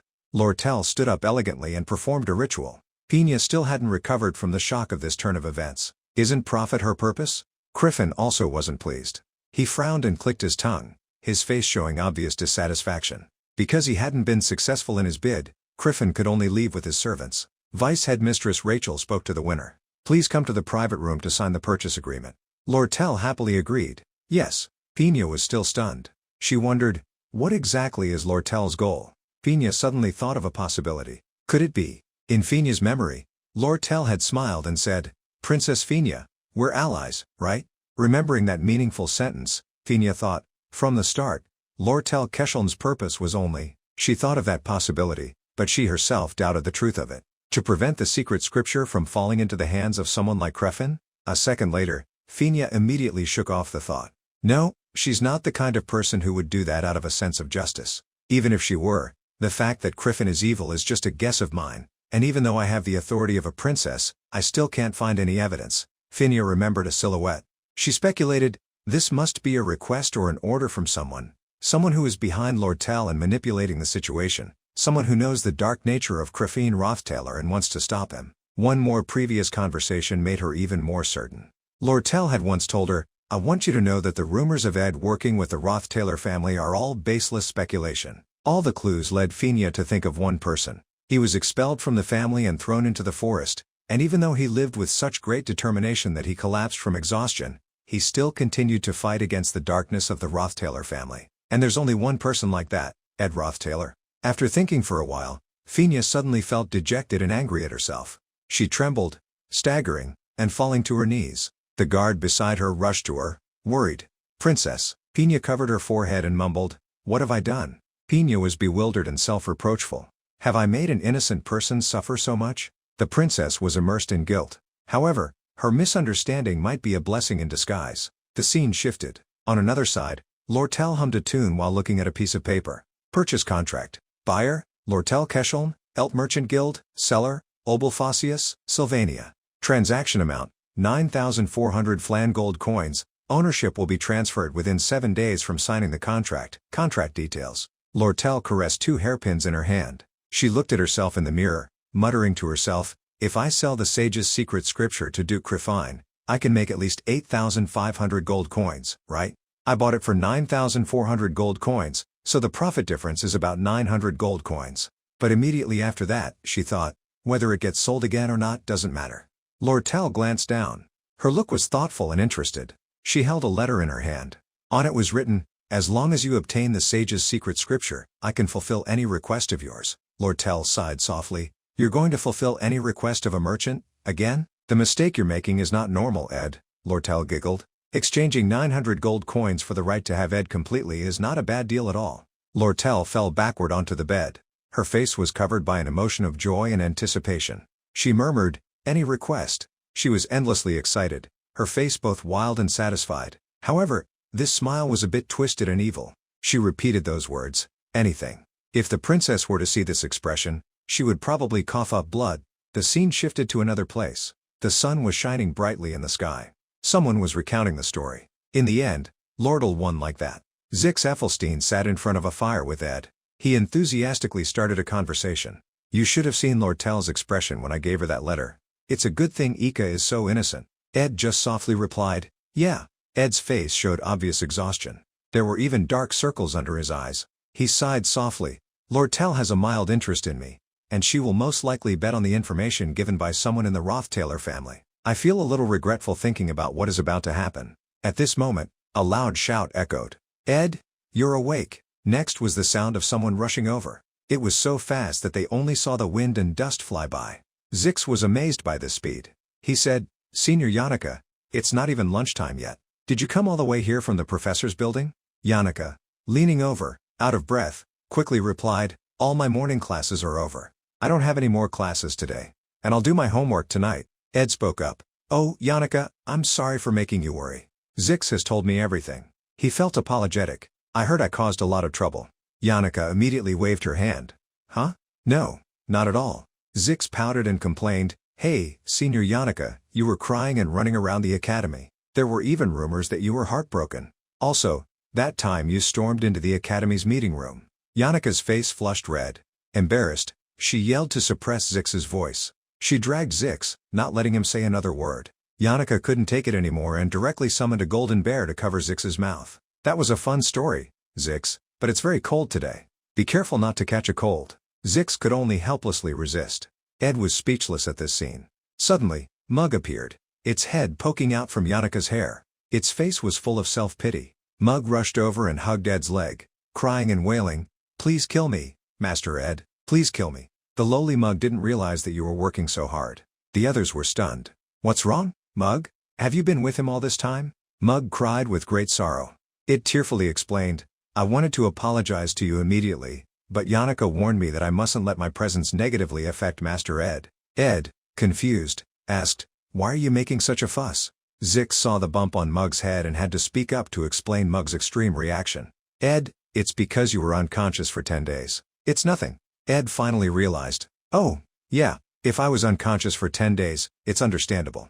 But as soon as he said this, Ed looked horrified, his eyes wide. "Wait, 10 days?" He suddenly remembered that all the meat had rotted during the 10 days he was unconscious. Also, the fishing net had become tangled and torn. Ed could only accept this fact. He sighed. "I've lost all my food. I have to start from the beginning." At this moment, a voice echoed. You probably want to work hard again, right, Ed?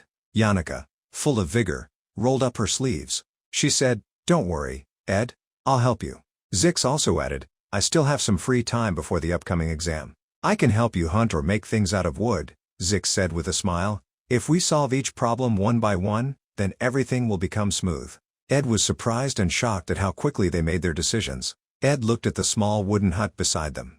He suddenly remembered. Ed remembered the story of that wooden hut from not long ago. It was a dark night, and he was under a wooden hut hastily built from whatever materials he could find in the forest. Ed remembered it very clearly. He had slept alone in the dark, bitten by insects, with nowhere to lean on. He looked at the faces of the two people before him. They were full of concern and willing to help him. Ed thought, it's true. There have been many challenges, but so far, I've endured and overcome many difficulties. Although he still looked tired, Ed had relaxed a lot.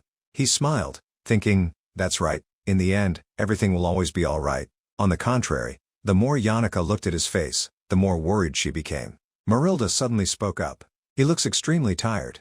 While the two were talking, Yannicka asked, you think so too, Marilda? Marilda replied, but this is an opportunity, Yannicka. This is a very suitable time, because that cunning fox is busy negotiating and can't come to the campsite. Yannicka agreed, that's true. Marilda couldn't help but advise, in this regard, that fox girl is quite clever. You should learn from her. If you want to pursue a man, you have to be a bit like a fox spirit yourself, whether you like it or not. It pointed out, first, your clothes. You look like a country bumpkin. Yannicka couldn't refute it. She said shyly, yeah, this outfit is too worn out. But suddenly, Marilda continued, that's perfect. Yannicka was confused and puzzled. Marilda analyzed in detail, looking very experienced. Your cheerful and lively attitude is very attractive, but men like Gap Mo. Pretend not to care, for example, or be cold-faced but have charming little gestures. That's it. Also, roll up your sleeves. That's right. Like that. Tie your hair up too. If you can make him feel like you're a loyal wife who is always there for him during difficult times, then that's good. Yannicka was blankly following Marilda's instructions. After she finished, she asked for her opinion. Like this? Marilda advised further, you're planning to go see him today, right? Then go. And there must be progress today. Understand? The reason why she had so much experience and such rich advice was because Marilda was a high-level wind spirit and a love expert. Yannicka said to herself, I don't have any experience. She was so innocent that she looked at Marilda with wide eyes and asked, progress? Marilda, seeing this reaction, was at a loss. Oh, forget it. Marilda had to get strict and advise more firmly. She spoke seriously. Tell me, Yannicka, what was your plan when you were going to the campsite to help him? How are you planning to approach him? Yannicka was a little flustered at this serious reaction. She hesitated. I don't have any plan. Marilda glared at her, very dissatisfied. But what could she do? She couldn't vent her anger on anyone. Marilda howled, ha-hoo. The birds around them scattered. They muttered, what happened? Lady Marilda is crying. Marilda complained, how can you not have a plan? You have to seize the opportunity. Do you know what the opportunity is? Do you think a cold and stoic guy will have difficult times like this again? Just look at how fast he is becoming stronger. It's so illogical, right? Do you think this opportunity will come again? Yannicka was annoyed at her nagging, and she felt like crying.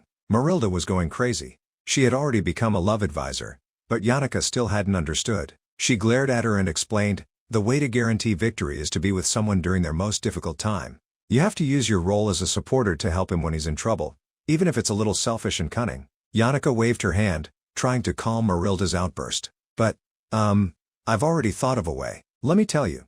Marilda calmed down and leaned down to listen to Yannicka's quiet explanation of her plan. She seemed more satisfied.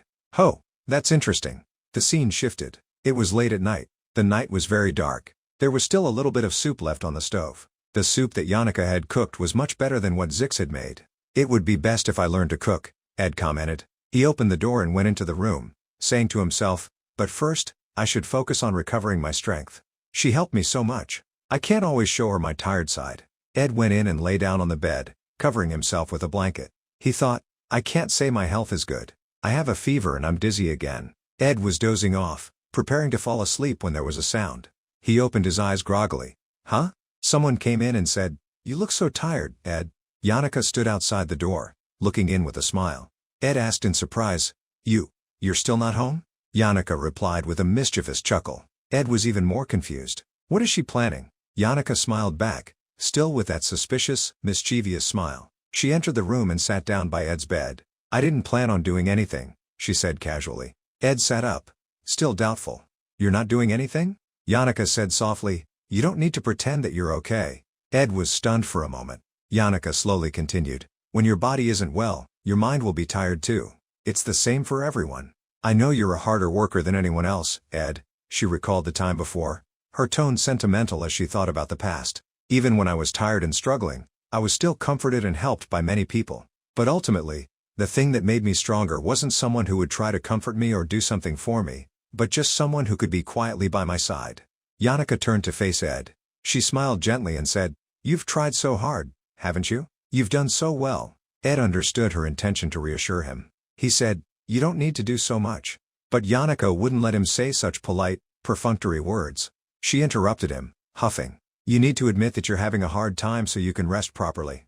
Admit it, Ed, you're exhausted." Ed didn't insist any further. He lay down on his pillow, silent for a moment, before saying, "Yeah, everything's difficult." Ed lay there, looking up at the ceiling.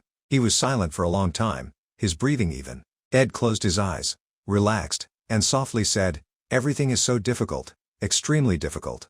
Yannicka smiled with satisfaction. The scene shifted to the next morning, when the sunlight shone through the window. Following his body's internal clock, Ed woke up right on time. He sat up in bed, letting out a soft breath. He glanced down at the side of his bed and realized that the girl was still there.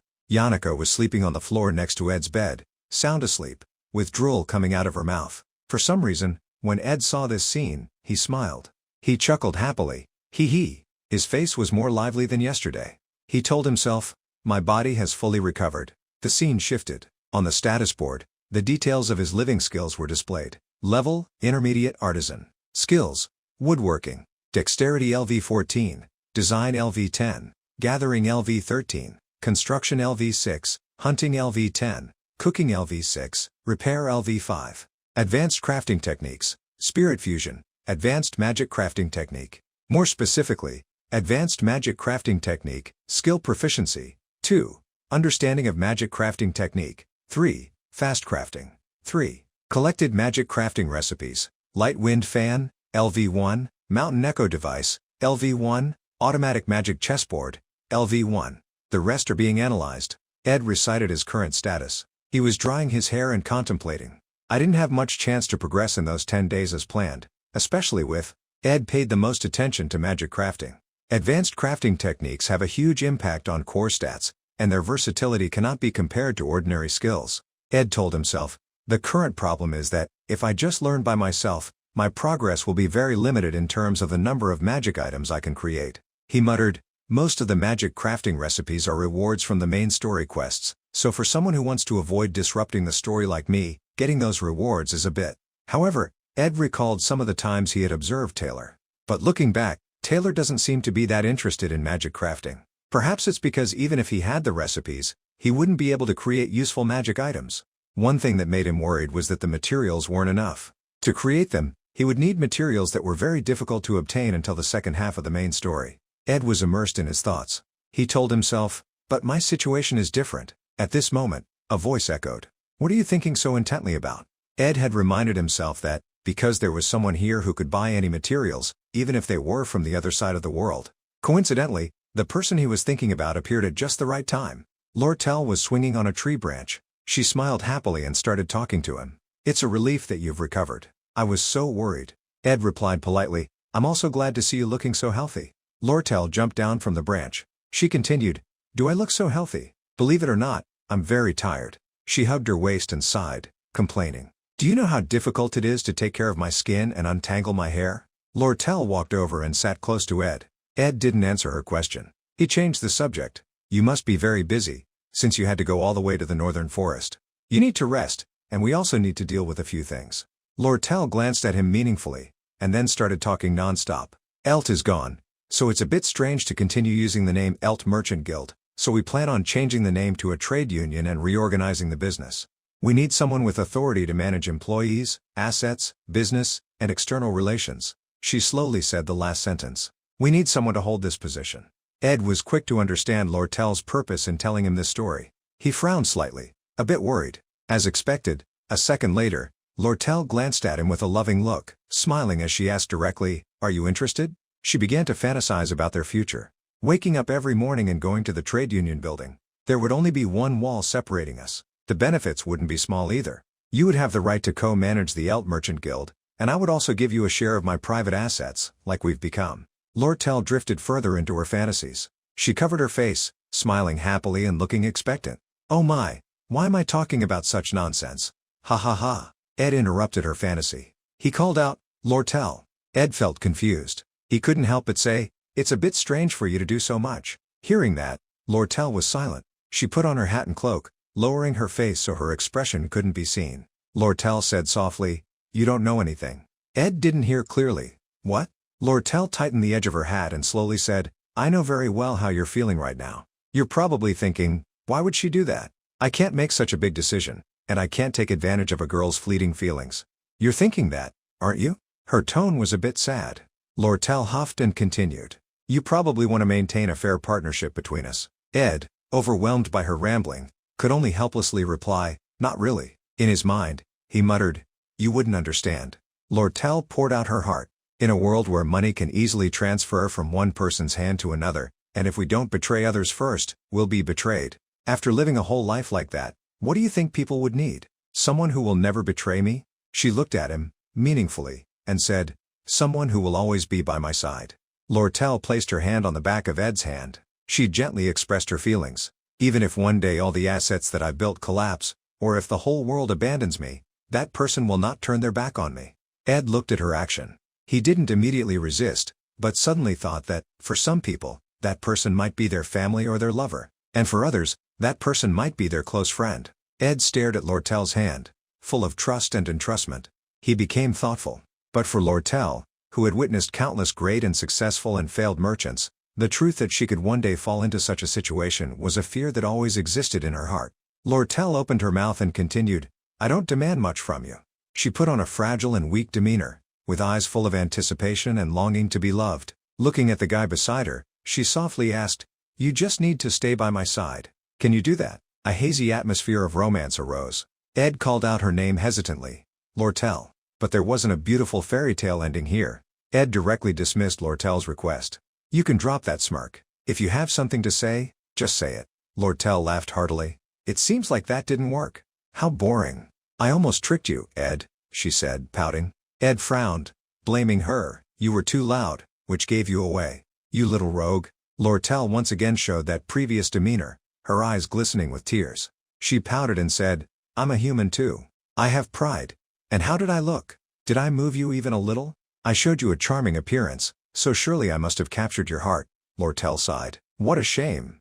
But, she swung her legs and lowered her head. Not everything was a lie. Ed understood her. He silently glanced at the girl beside him, not responding. After a moment, he spoke, frankly sharing his plans.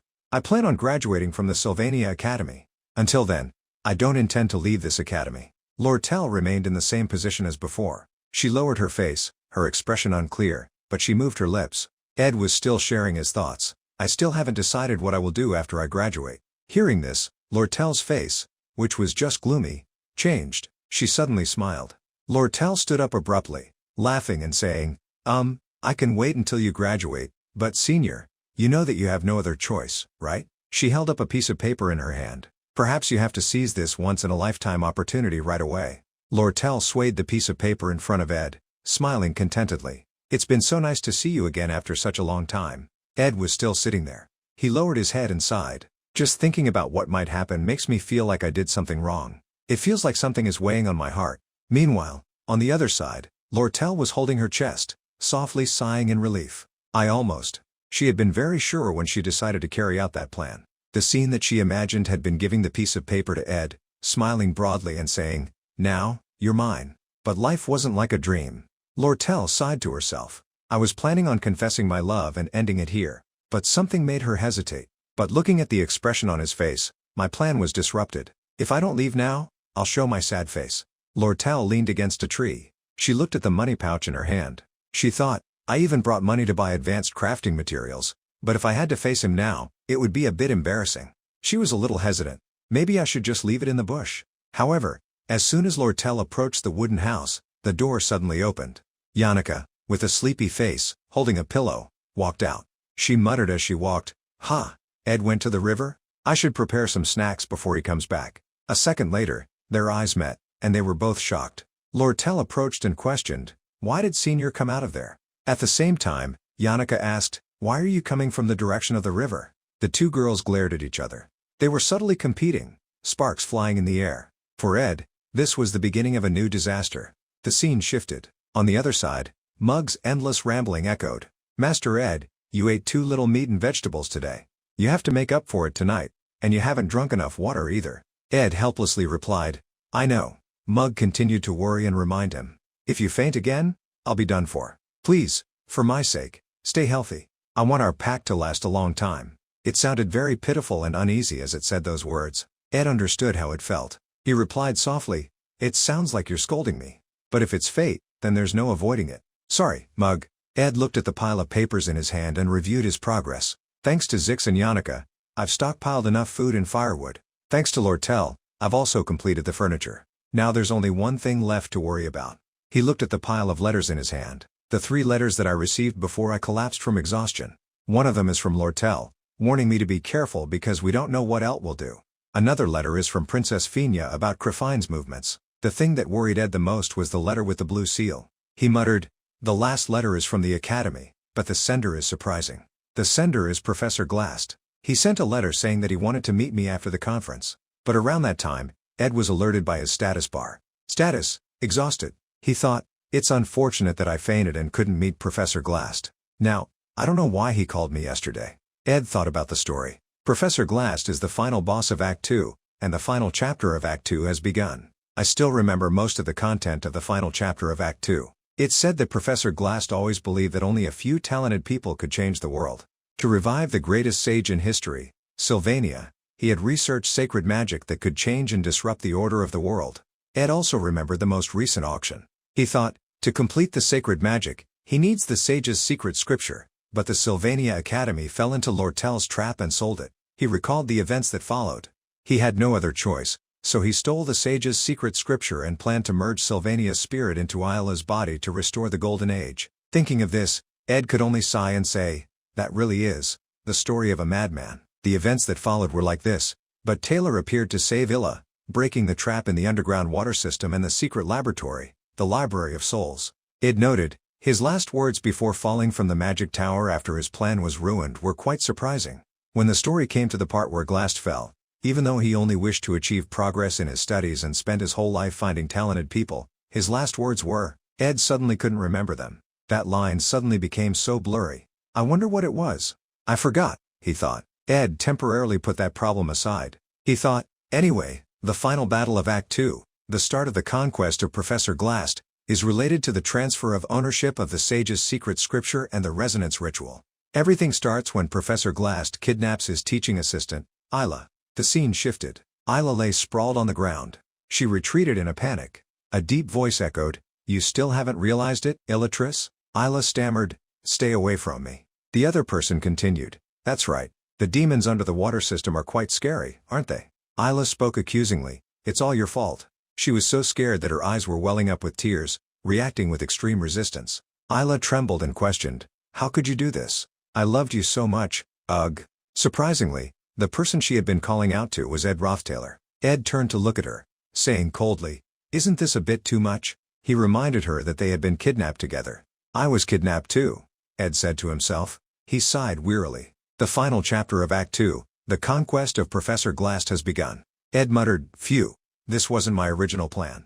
What's the reason for all of that?" He needed to go back to 3 days ago, in Ed's wooden house. He was reviewing his items. Although he had completed all the impossible tasks from the previous 10 days, unfortunately, he hadn't been able to train in those 10 days.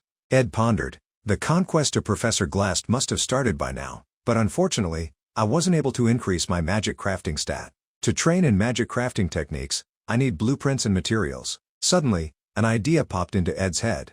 Wait, I remember. He suddenly thought of a way to increase his magic crafting stat. Before that, a few things needed to be mentioned. In the final stage of the Glast conquest, there were 4 locations. Ed clearly remembered that, among them, the most difficult was the 3rd stage, the secret laboratory. He recited, "The final boss of this stage, Reina, the librarian of the Soul Library, is extremely strong. She's so strong that you can't defeat her without a holy sword ritual. This wasn't what worried Ed the most. That problem was for Taylor to handle.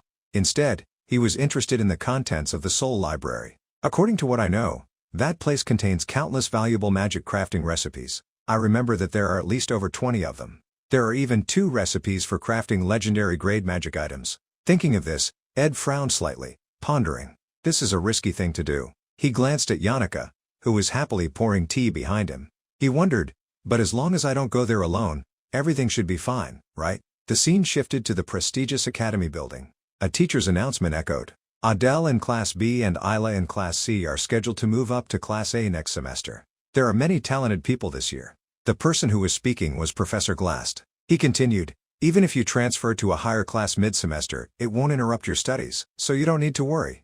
Lortell sat below, listening. She fell into contemplation. There are many outstanding students. Currently Class A only has 3 students, and next semester, it will increase to 5 students. During the time Professor Glass taught, Class A didn't even exist. Lortell thought, Isla's combat ability isn't high, but I heard she is very sensitive to sacred magic. While Lortell was absorbed in her thoughts, Zix, sitting next to her, suddenly raised his hand, startling her. Professor Glass asked, "What's wrong?" Zix brought up his question.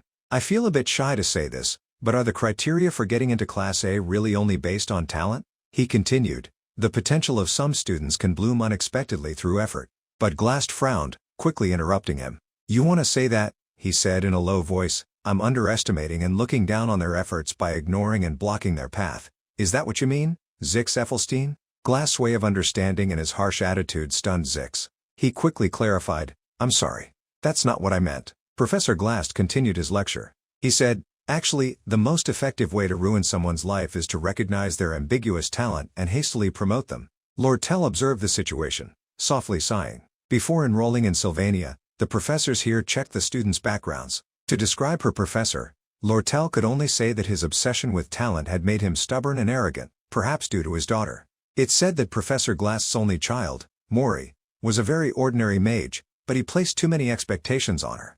For a father, this is understandable. It would have been a normal story if both sides had understood each other. But Mori believed that these expectations weren't coming from her father, but from Professor Glass, the head of the magic department.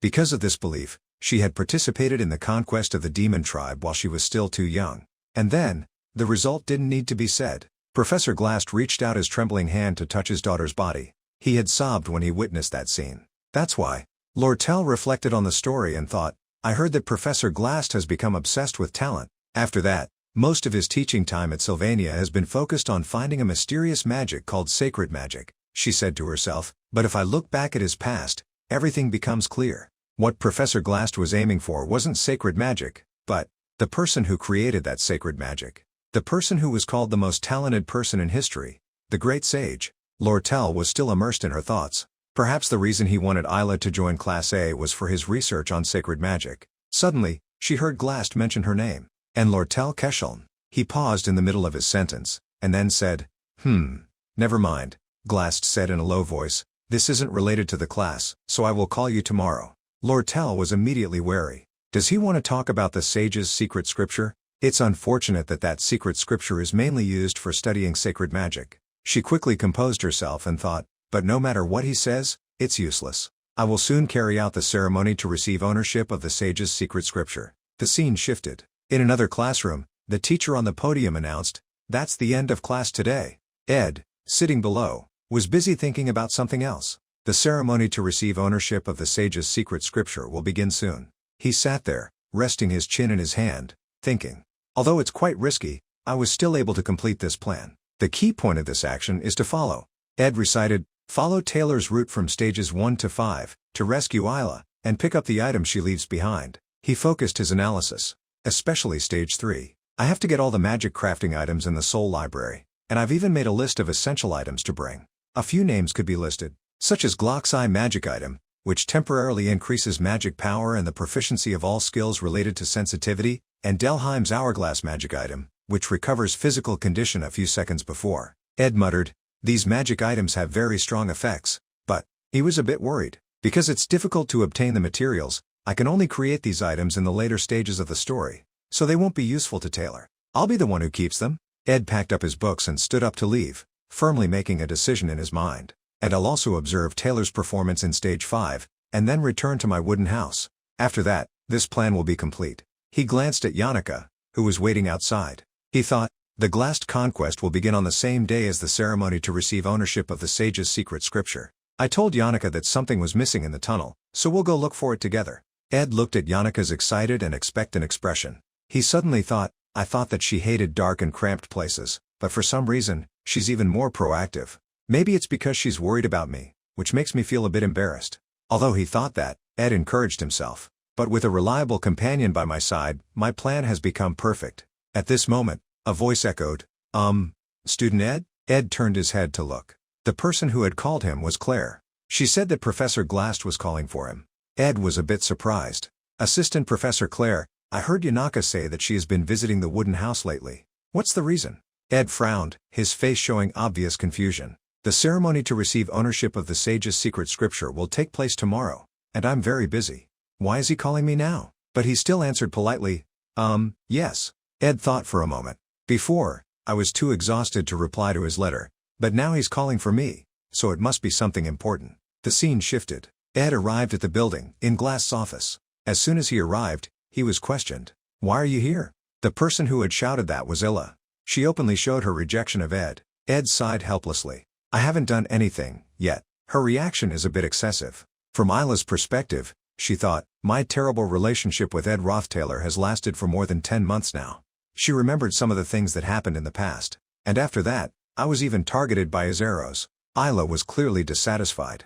Ed had no choice. What he was concerned about was that, even so, Illa, who was supposed to be kidnapped when the Glassed conquest started tomorrow, was here. Ed was suspicious. And why was even I called here? He thought of a possibility, widening his eyes. Could it be? He rummaged through the thick pile of papers on the table, before Illa's shocked eyes, as she didn't understand what was happening. Ed skimmed through everything, muttering, no. Records, annotations, research, scripture. He frantically searched through the pile of papers. According to what I know, there's nothing here that can change the future. What Ed wanted to find finally appeared. Things related to Ed Rothtaylor. Here it is. He was in a panic. This is an event reported by Assistant Professor Claire, who has been keeping an eye on me. If that's the case, then Professor Glass must know what I did at Awfulness Hall. But what does that have to do with the current situation? Ed realized something, and his eyes widened in shock. He pulled out his dagger, assuming a battle stance. Illa, who didn't understand what was happening, hugged her head and screamed in panic. At this moment, the office door opened. Professor Glass walked in, his serious face staring at the two people before him. Illa exclaimed in surprise, Professor Glass. She frantically ran to Glass, saying worriedly, please help me. He's holding a dagger. Glass was silent, not replying. His eyes widened. Ominous. He cast a spell, and a purple circle of energy appeared. Illa shouted in terror. Glass stretched out his hand, beginning to use his skill. Sacred magic. His target was Illa. She was restrained in a prison of time. Glass kept his cold face and glanced at his result. While he was focused on using his magic, a dagger rushed toward him. The dagger was getting closer and closer, until it was right in front of his eyes. Glass exclaimed, what? His eyes widened. A bright yellow light flared up beside his face. There was a bang, and the dagger that had been thrown exploded. Smoke instantly filled the air. Ed drew back to protect himself and heard Glass say, you're quick to grasp the situation. He was still safe after the explosion. A magic circle appeared behind him. Glass said in a low voice, your reaction was very smooth. In such a short time, you managed to look at all my research records? Glass asked suspiciously, but it's strange. You only glanced at a few records, but you couldn't possibly know my intentions. Ed didn't like being questioned like that. He said directly, do you really have to put me under such pressure? Isn't it enough that you have Illa's sensitivity to sacred magic? He tried to persuade him. You've already gotten what you wanted, so you don't need to put pressure on me anymore. I'll also keep my mouth shut. Glass didn't bother to pay attention to Ed's words. He interrupted him. I have a goal, and this is also for that goal. So don't resent me too much. Ed sighed, inwardly panicking. He can't explain it a bit. This is going too far. Instead of hiding behind words and telling me not to resent him too much, he felt annoyed and frowned, and recited it again in his mind, don't resent me too much. Ed told himself, yeah, even if I escape from here, Professor Glass won't sit idly by. It's very likely that this will cause the story to become more complicated. Moreover, if I'm kidnapped here, there's a high chance that I'll be locked in the secret laboratory with Illa. He suddenly thought, It's as if he's paving the way for me to get to stage 3. After thinking it over, Ed hesitated. Should I let myself be kidnapped? Glass didn't have the patience to go along with Ed's act. He laughed softly. He went straight to the main point. You want to force me to fight you? Or did you come up with some kind of plan? Glass frowned, his expression dark. He stretched out his hand to use his magic. That's right. I won't treat you too badly. It was the same old trick. The prison of time, and the one who was trapped this time was Ed. The papers that had been fluttering were paused, frozen in midair. Glass observed the young man before him, reciting his name in his mind, Ed Roth Taylor. He remembered a conversation from a while ago. Someone had told him that, at first, I was doubtful as to how he could succeed in his studies while living in the wilderness. It's as if he has 48 hours in a day. The person who was reporting to Glass was Claire. She spoke in a rush. I can't imagine how much effort he puts in, but, at that time, Glass had replied indifferently, those words of yours are different from Assistant Professor Claire. She complained that he is like a puppet. Claire immediately clarified, it's because I didn't expect his academic results to be like this. At this moment, Glass suddenly thought, if I look at the way he fought in the crystal ball, he affirmed, then Ed Roth Taylor's combat instinct is amazing, but it's clearly a low-level fighting method. Glass firmly believed in his own evaluation. A low-level method involves observing the opponent very carefully and using any means. That's the result of effort, not talent. Glass came closer, observing the unusually calm expression of the young man before him. He immediately thought of someone. This expression without any worries reminds me of something I lost in the past. No one else, the person that Glass remembered, was his daughter, who had vowed to go her own way and make her father proud. His mood suddenly dropped. He lowered his head, silent. That memory appeared again. Meanwhile, while Glass wasn't paying attention, Mug secretly slipped out of Ed's body. It hurried off to report the news. A bright red signal flared up into the sky. That light traveled through a long distance, all the way to the edge of the forest, to Ed's wooden house. At that time, the one in the wooden house was Yanaka. She was tasting the food. Yanaka, not knowing what was happening with Ed, was happily cooking. When she heard the sound, she smiled and said, Hey, Ed, you're a bit late. I'll tell a story from before, a recollection from a long time ago. And so, my magical adventure in the southern continent has ended.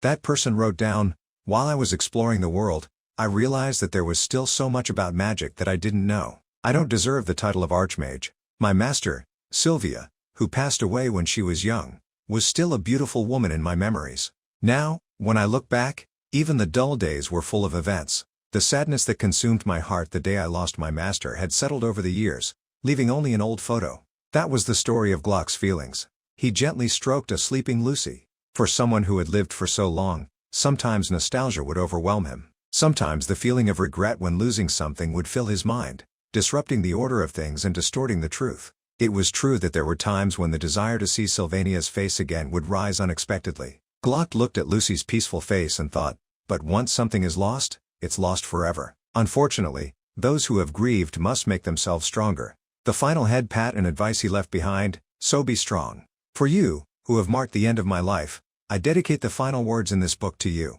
The day she received that book, Lucy had cried her eyes out. Glock had written those messages for her. Lucy. The prologue was titled, Glock's Magical Adventure in the Southern Continent. Returning to the present, Lucy lay listlessly on the roof of the wooden house, softly saying, I miss him so much. It must be known that, more than anyone else, Glock was the one who accepted his own death and calmly waited for it. So she had no choice but to let him go. Would there ever be a day when the pain of loss would be healed and even the wounds would disappear? The answer was so simple that she wanted to laugh. The thing that made her temporarily forget her feelings of longing was the joy of holding a bag of dried meat in her hands. Lucy held the bag up and shook it. She sighed. It's all gone. Suddenly, something happened that caught Lucy's attention. In the courtyard below, Mug rushed over to tell Yanaka the news. She didn't know what Mug had said, but Yanaka's reaction was very unusual. A dark, ominous purple aura immediately appeared around her. This strange expression of Yanaka's made Lucy feel confused and curious. The scene shifted to another location, the Trix Hall, the main meeting room. Many people were sitting around a large table. The secret seal receiving ceremony was in progress. The scholars were selling the sage's secret scripture, and the merchants were buying it. Only the most important figures from each side were gathered here. Among them, all the attention was focused on the heads of the two sides. On one side, it was Lortell Keshelm, the temporary president of the Elt Merchant Guild. On the other side was Obel Phosius, the headmaster of the Sylvania Academy. Lortell narrowed her eyes, thinking, his age and expression are very similar. But he's very different from that person. The person that Lortell was referring to was Crefine. She muttered. After the end of the negotiation to buy the sage's secret scripture, he came to see me, and he told her to hand over the sage's secret scripture to Crefine? Lortell told herself, I had already planned on doing that from the beginning, so there's nothing to worry about. She thought, but that's still not the reason behind the lie that I told Princess Fina. When she talked to Crefine, Lortell had set the price at 12,000 gold coins. Although she had asked for a rather high price, Crefine was strangely willing to agree right away. Okay, I'll buy it now. She was also surprised. He was very willing to accept the offer, and, right after that, before leaving, Crefine had left behind a veiled warning. Did you know that Elt had hired a group of mercenaries to come to Sylvania? He also cared enough to leave a reminder, be careful, and make sure that everything goes smoothly this time. Lortell had to acknowledge that he wasn't friendly at all, but that wasn't the problem. The information about Elt was valuable, and she had found a third party willing to buy the scripture from him. All the preparations have been completed. Returning to the time of the signing ceremony, Professor Glast was the one in charge. He said, Obel Phosius has relinquished ownership of the scripture. Temporary President Lortell, please come forward and become the new owner of the scripture. Lortell placed her hand on the seal, thinking, now I will receive the profit from the transaction, along with the purchase certificate. Oh, no. She quickly thought of the silhouette in her heart, smiling happily. I will have the chance to have Ed be mine. At this moment, a dark purple magical force suddenly appeared. A magic matrix was deployed directly underneath the position of the secret scripture. Everyone present was shocked. Stone monsters were summoned, and they popped up all over the place. They focused their strength on the people in the room, causing a chaotic scene. Lortell turned her head to look and was shocked to discover the sage's secret scripture. The scripture had been stolen by someone in the chaos, and that person was none other than Professor Glast. He stood there, staring at the sage's secret scripture in his hand. Then, he opened a portal, disappearing with the scripture before Lortell could react. She was heartbroken, thinking, he disappeared. My chance to have Ed. And so, although Ed Roth-Taylor didn't appear, the story continued without any obstacles. The final chapter of Act 2, The Glast Conquest, had begun. The scene shifted to another place, Professor Glast's secret laboratory. The objects around them were frozen in time, motionless in mid-air. There was a voice yelling, Ed Roth-Taylor. Isla huddled, angrily questioning, why are you here? I hate you. Ugh. Ed didn't pay attention. He was busy thinking. Now, Professor Glast must have obtained that secret scripture. Isla's rambling was still going on. You're so annoying. Ed couldn't take it anymore. He shouted, be quiet, Ed said coldly. If you keep screaming like that, the monster in the water tunnel in front of you will wake up. Standing in front of the bars was Coombe, a researcher of sacred magic. He chimed in, you guys are lucky. Professor Glast told us not to use you as test subjects because you're very valuable. Ed asked indifferently, is that so? Coombe was a bit flustered. You're calmer than I expected. He didn't give in. He threatened, but while I'm reviewing the research documents, I'll be watching you very closely, so don't dream of doing anything. Ed understood that. He sat down. We can't do anything. We can only wait, and Taylor will lead the conquest group to cause chaos. Ed thought, the library that Taylor goes through must have collapsed. From here, I just need to get all the copies of the magic crafting recipes from the many magic books, and my plan will be complete. He told himself, I just need to sit here like this. I don't need to do anything. Ed was immersed in his thoughts. The only thing that he found strange was that everything was going so smoothly, to the point that he felt a bit worried. He spoke up, hey, the thing to pay attention to is that I have to be here with her. As soon as Isla heard Ed call out, she flinched, reacting violently. She yelled, if you just take one step, I'll scream. I'll bite my tongue. Don't come any closer. I'm serious. Do I look like I'm lying? Ed was also helpless. I don't have any ill intentions towards you. He had to speak gently. If I intended to hurt you, I definitely wouldn't miss this opportunity, would I? In his mind, he thought, if I have to consider it from Taylor's perspective, then, of course, I would treat Isla well. Hearing that, Isla paused for a few seconds, then loudly retorted, liar. You're Ed. Ed, annoyed, interrupted, stop talking nonsense. Just sit there. We just need to wait, and Taylor will definitely come. Isla only paid attention to one word in his sentence. She asked in frustration, Taylor? Do you think you have the right to call him by his name like that? Ed directly retorted, why not? Isla, being asked back, was confused, frowning, with a puzzled face. Ed continued, I'm very sorry for what happened during the entrance exam, but I had my own reasons, and I also helped you in the Glascan incident. Even if you don't believe me, you should believe in Taylor. He will definitely come to save you. Isla was shocked, her mouth hanging open. Sorry, Ed? Ed Roth-Taylor just apologized? Ed finished what he needed to say, and sighed softly. A voice echoed, "Master Ed, are you okay?" Mug suddenly appeared from nowhere. He asked worriedly, "Are you injured? You have a scratch on your hand. Did the reaction to the magic make you feel unwell? Is your eyesight still good? Are there any problems with your sense of smell or hearing? Are your fingers and toes still normal? Do you feel tired or exhausted? Are you feeling dizzy or having an irregular heartbeat?" Mug kept rambling on in panic. "I followed your magical reaction to get here, but your spirit sensitivity is still only average, so it took me a little while to find you. I'm sorry." Mug is very sorry that I didn't get here sooner. Ed smiled and rubbed its head. He asked, "Where did you go?" "You've done well to find me, Mug." Isla chimed in, "Is that a spirit?" She asked curiously, "You can control spirits too?" "Before this semester, your basic magic ability was still very weak." Ed wasn't polite at all, and replied right away, "This is none of your business." He muttered to himself, "Finally, there's someone normal that I can talk to." Isla continued to chime in, "If it's a spirit, then it can send a distress signal outside. We can send a request for help to a student or a professor who can sense spirits." Ed glanced at her, saying to himself, "I don't need to increase the number of variables like that." Hearing Isla frantically trying to figure out a way, Mug laughed cheerfully. "You don't need to worry, Master Ed. Although I, Mug, can't guarantee your safety, I've been trained to make emergency reports more than anyone else. It took me about half a day to get here, and I had to avoid being detected by countless golem researchers and monsters, so it's already been about 2 days since that day." Ed was immediately stunned. "Huh?" Mug recounted what had happened recently. "But I still remember clearly." Lady Yonika's unhappy face was truly beautiful. Her anger was very sincere. Not only that, that fox-like merchant girl, and the witch girl who wears a magic hat, and always visits the wooden house, also showed a desire to work together. The three of them already have the strength close to that of a large army. Mug smiled innocently, showing off his accomplishment. "Don't worry, the rescue team will find their way down here. You just need to calmly wait here. Ha ha ha ha." It didn't realize that it had caused a big disaster. Ed grabbed its head tightly. He said with a threatening tone, "You useless thing." Mug still couldn't understand what it had done wrong. Isla, on the side, was also surprised. "Hey, Ed Roth-Taylor, what's with your expression?"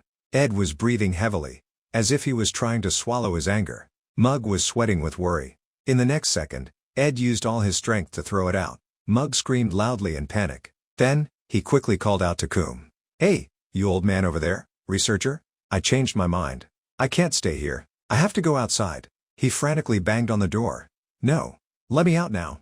I'm serious." Coom was very pleased to see this scene. He laughed and said, "Ed Roth-Taylor, if you continue to make a ruckus, the monster on the other side will wake up." Ed tried to persuade him again. "I'm serious. If I don't go outside, all of you will be in big trouble." Coom grinned mockingly. "You think you're so right. Ha ha. Look at you, even under those disguises, you're still just an ordinary student." He directly ignored Ed, leisurely leaving, and saying, "Shut up."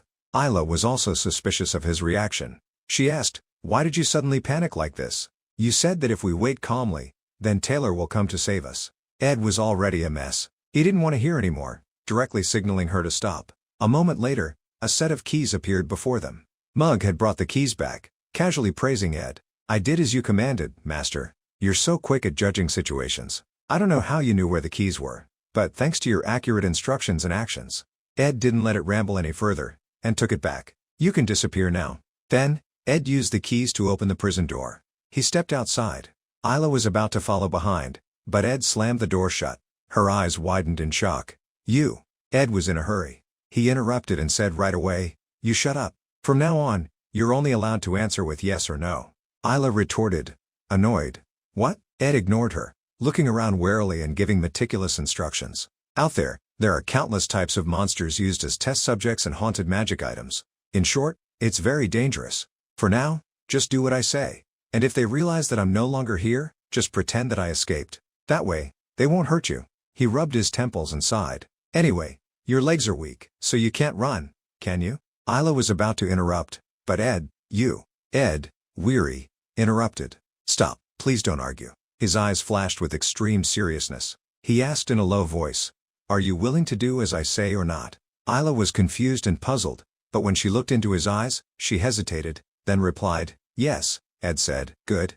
Just stay calm and don't move. I will take care of this. Unforeseen things are unavoidable." According to the Strategic Guide, The Failed Swordsman in Sylvania. Strategic Guide Part 2. This strategic guide is a short summary of detailed information and strategies for beginners. The original poster is pepper a pape.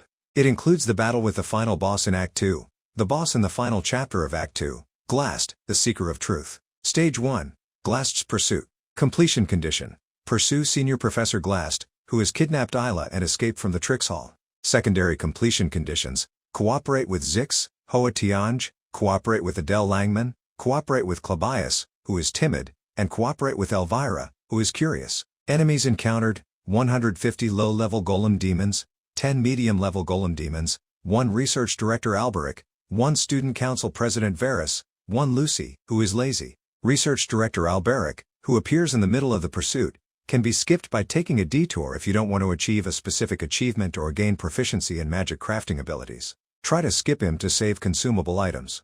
The student council president's sword attacks can neutralize most blocking skills. If you find it difficult to dodge, you can use the swordsmanship master skill once, but if you use the swordsmanship master skill to fight Varus, avoid using it again until the final boss battle. If the conditions are met, Lucy, who is lazy, will appear in a hostile state. This will definitely lead to an unfavorable ending, so remember to stay away from her. This event has complex and rare conditions, but if you want to achieve a specific achievement, please see the original post for the detailed conditions. Stage 2, Glast's Pursuit 2. Objective: pursue Senior Glast, who is hiding in the underground water tunnel. Explore Glast's secret laboratory in the underground water tunnel. Even after 30 years, this guide is still effective. Ed recited all of it, and told himself, the small variables can still be solved. My stats have increased significantly, so I can use the information that I know to overcome most of the obstacles. Ed also knew that, but indeed, there were some variables that he couldn't control on his own. He was running as fast as he could on the road, while thinking, is Yannicka or Lortell involved in this? I thought I could handle it, but Ed remembered what Mug had reported. The witch girl who wears a magic hat and always visits the wooden house also showed a desire to work together. He couldn't help but worry. Even if you spent hundreds of hours trying, even the most devoted player couldn't find a way to defeat that invincible enemy. That character was the bad ending 2-7, Lucy the Lazy. Ed sighed. That's an event that wouldn't happen unless you intentionally triggered it, so I didn't pay much attention to it. The details are as follows. The bad ending will definitely happen if the conditions are met. Among them, the initial condition is that, after the incident, Professor Glast has met Lucy Merrill. Thinking of the worst-case scenario, Ed gritted his teeth. I must. He increased his speed, running as fast as he could, making up his mind, find a way to stop Lucy from coming here. The scene shifted to another place. Someone called out, Zix. Zix was in the gym, shirtless, covered in sweat. He looked at the person who had come in surprise. What's going on, Taylor? Taylor, covered in dirt and scrapes, lowered his head and said, please help me. He was very anxious, his jaw clenched. We need to go save Isla now. The failed swordsman in Sylvania, Stage 1, Glast's Pursuit. Taylor, who had let Glast escape from the Trix Hall, had requested help from Zix. According to the information Ed had previously, Stage 1 of Glast's Pursuit had the following tasks. Pursue Professor Glast, who had kidnapped Isla and escaped from the Trix Hall. The points to keep in mind are, cooperate with Zix, the unyielding spear. Professor Glast has hidden in the sewers. With the help of many people, Taylor will be able to pursue Professor Glast through the sewers and find his laboratory. These are the things that need to be done, but even if it is familiar to the story, there are still many things that are different than usual. The current location map was as follows. Lortell was at the Trix Hall. Yannicka was in the sewers where Professor Glast had escaped. The Soul Library. Ed was at the Monster Research Area, and next to it was the Central Laboratory. This was a route that needed to happen in order. Each time they arrived at a location, there would be many things that needed to be done. Especially in the Monster Research Area. This is a very dangerous area because Coom released many monsters in this area.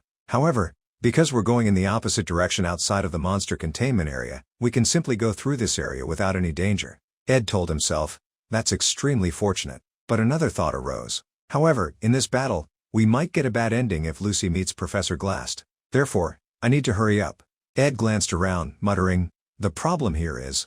He looked at the scene before him. As he passed through the Soul Library, the person in charge of this library, the creature surrounded by a blue light before him right now was Reina, the librarian of the Soul Library. Ed carefully observed the situation. I've read a lot about the library and have become familiar with Reina's patrol patterns, but even though I'm familiar with it, I still need to pay attention. There are precautions because there are always unpredictable variables that can occur in the library. He thought further, even so, if I can defeat Reina, I'll obtain a lot of experience, as well as valuable items. Of course, further along in the story, There will be many extremely difficult characters to deal with. These enemies can only be defeated by many people cooperating along with Taylor's swordsmanship. If Taylor can't train and get the experience he needs to deal with these situations, then completing the mission will also be too difficult. Ed recited. Act 2 is the stage where Taylor needs to mature. Of course, at that time, learning the necessary skills is indispensable. Ed affirmed firmly that the demons in the laboratory that had been released, the demons wandering under the sewers, and the Soul Library's librarian Raina would have to be defeated by Taylor himself. Therefore, in this arduous journey, when he wasn't truly strong enough, it was necessary to bring equipment, the magic tools that were essential to complete the mission.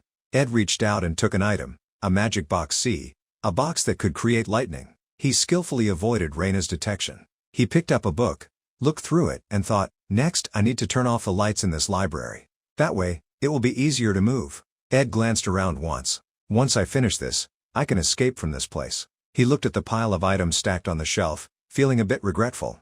Although there are still many items that I can take here, what's necessary is to move and pursue Professor Glass immediately. Mug appeared beside him and whispered, Master, you need to hurry. The librarian has moved somewhere else. She won't be paying attention to you, Ed agreed.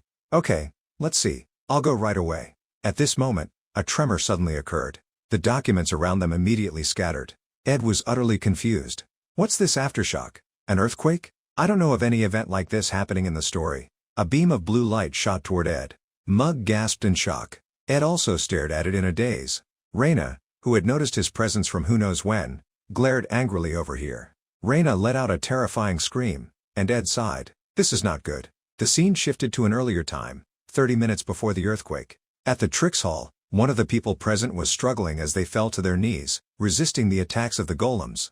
A large golem raised its hand, about to crush the person underneath it. A beam of light flashed, freezing the golem's movements. That person flicked their hand lightly and said in a low voice, if this transaction doesn't go as planned. The person taking action was Lortell. She said gravely, then the reputation of Sylvania Academy will be completely ruined. There are many famous professors at that meeting, but if they just let the secret scripture be stolen like this, then that's unacceptable. Headmaster Obel, sitting on a pile of rubble, said to reassure the crowd, it will take a bit of time, but I will retrieve the secret scripture. Please wait a moment. No matter what plan Professor Glass has, the result he will get won't be good, Lortell continued. So what are you saying? The headmaster said seriously, of course, if the situation has reached this point, then I need to tell you the truth. Do you know about the 3 taboos in this magical world? Bending the magic of this world, blurring the memories of the flow of time and affecting it, and refusing fate and pursuing immortality. Those are the 3 taboos in this magical world, pursuing immortality, reviving the dead, and reversing time.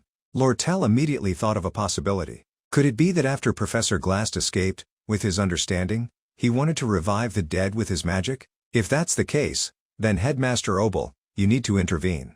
Obel slowly replied, those are the things that I want to say. Now, you're probably wondering if I'm crazy for letting Professor Glass escape like that.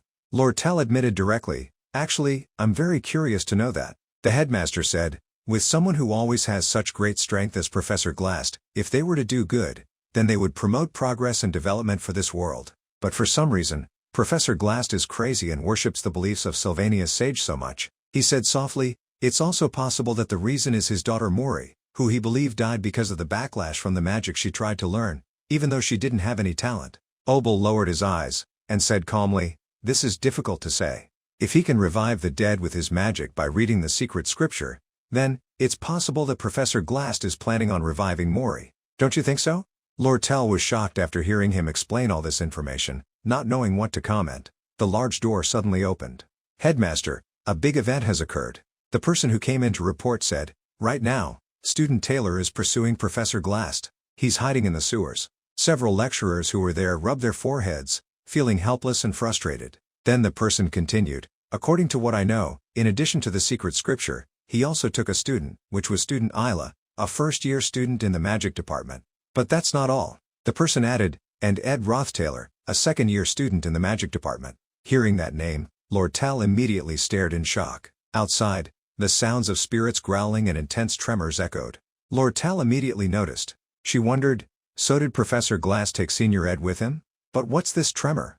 Lortell turned her head to glance at the person beside her, assessing the current situation.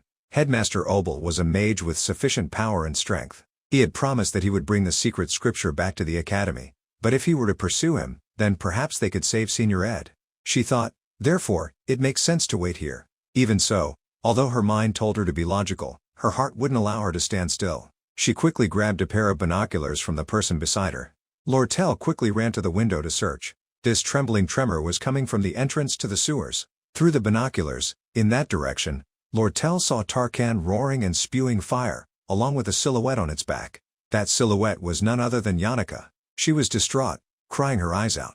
Lortell dropped the binoculars, and said in a low voice, "I will go there and see." The person beside her was shocked. "President, what are you saying?" Lortell didn't reply. She turned around and said resentfully, "That's right." She pulled up her hood, her face expressionless. "These troublesome events cannot be calculated. Perhaps I need to retrieve the secret scripture myself." Lortell ordered, "Those who aren't strong enough, stay here. The rest of you, follow me immediately." Lortell had joined the pursuit. On another side, please allow me to introduce myself. A skilled and experienced alchemist, Dorothy, captain of the third-year alchemy group. To describe this character, her combat ability can make many of her peers feel afraid. Furthermore, with her experience, top alchemy students like Alchema in Year 2 and Norden in Year 1 have come to her for advice many times, but before she reached her third year, she wasn't outstanding in her first year. Therefore, Professor Glast, who had recognized her talent and helped her develop it, was truly her benefactor. She had complete faith in Professor Glast. She believed that Professor Glast had his reasons for doing what he had done, even though she didn't know what his true purpose was. Dorothy had witnessed Glast steal the secret scripture, but she was still determined to follow and protect him. Specifically, she had been the one to request the professor to allow her to protect the entrance to the sewers. But at this time, Dorothy could only helplessly kneel down.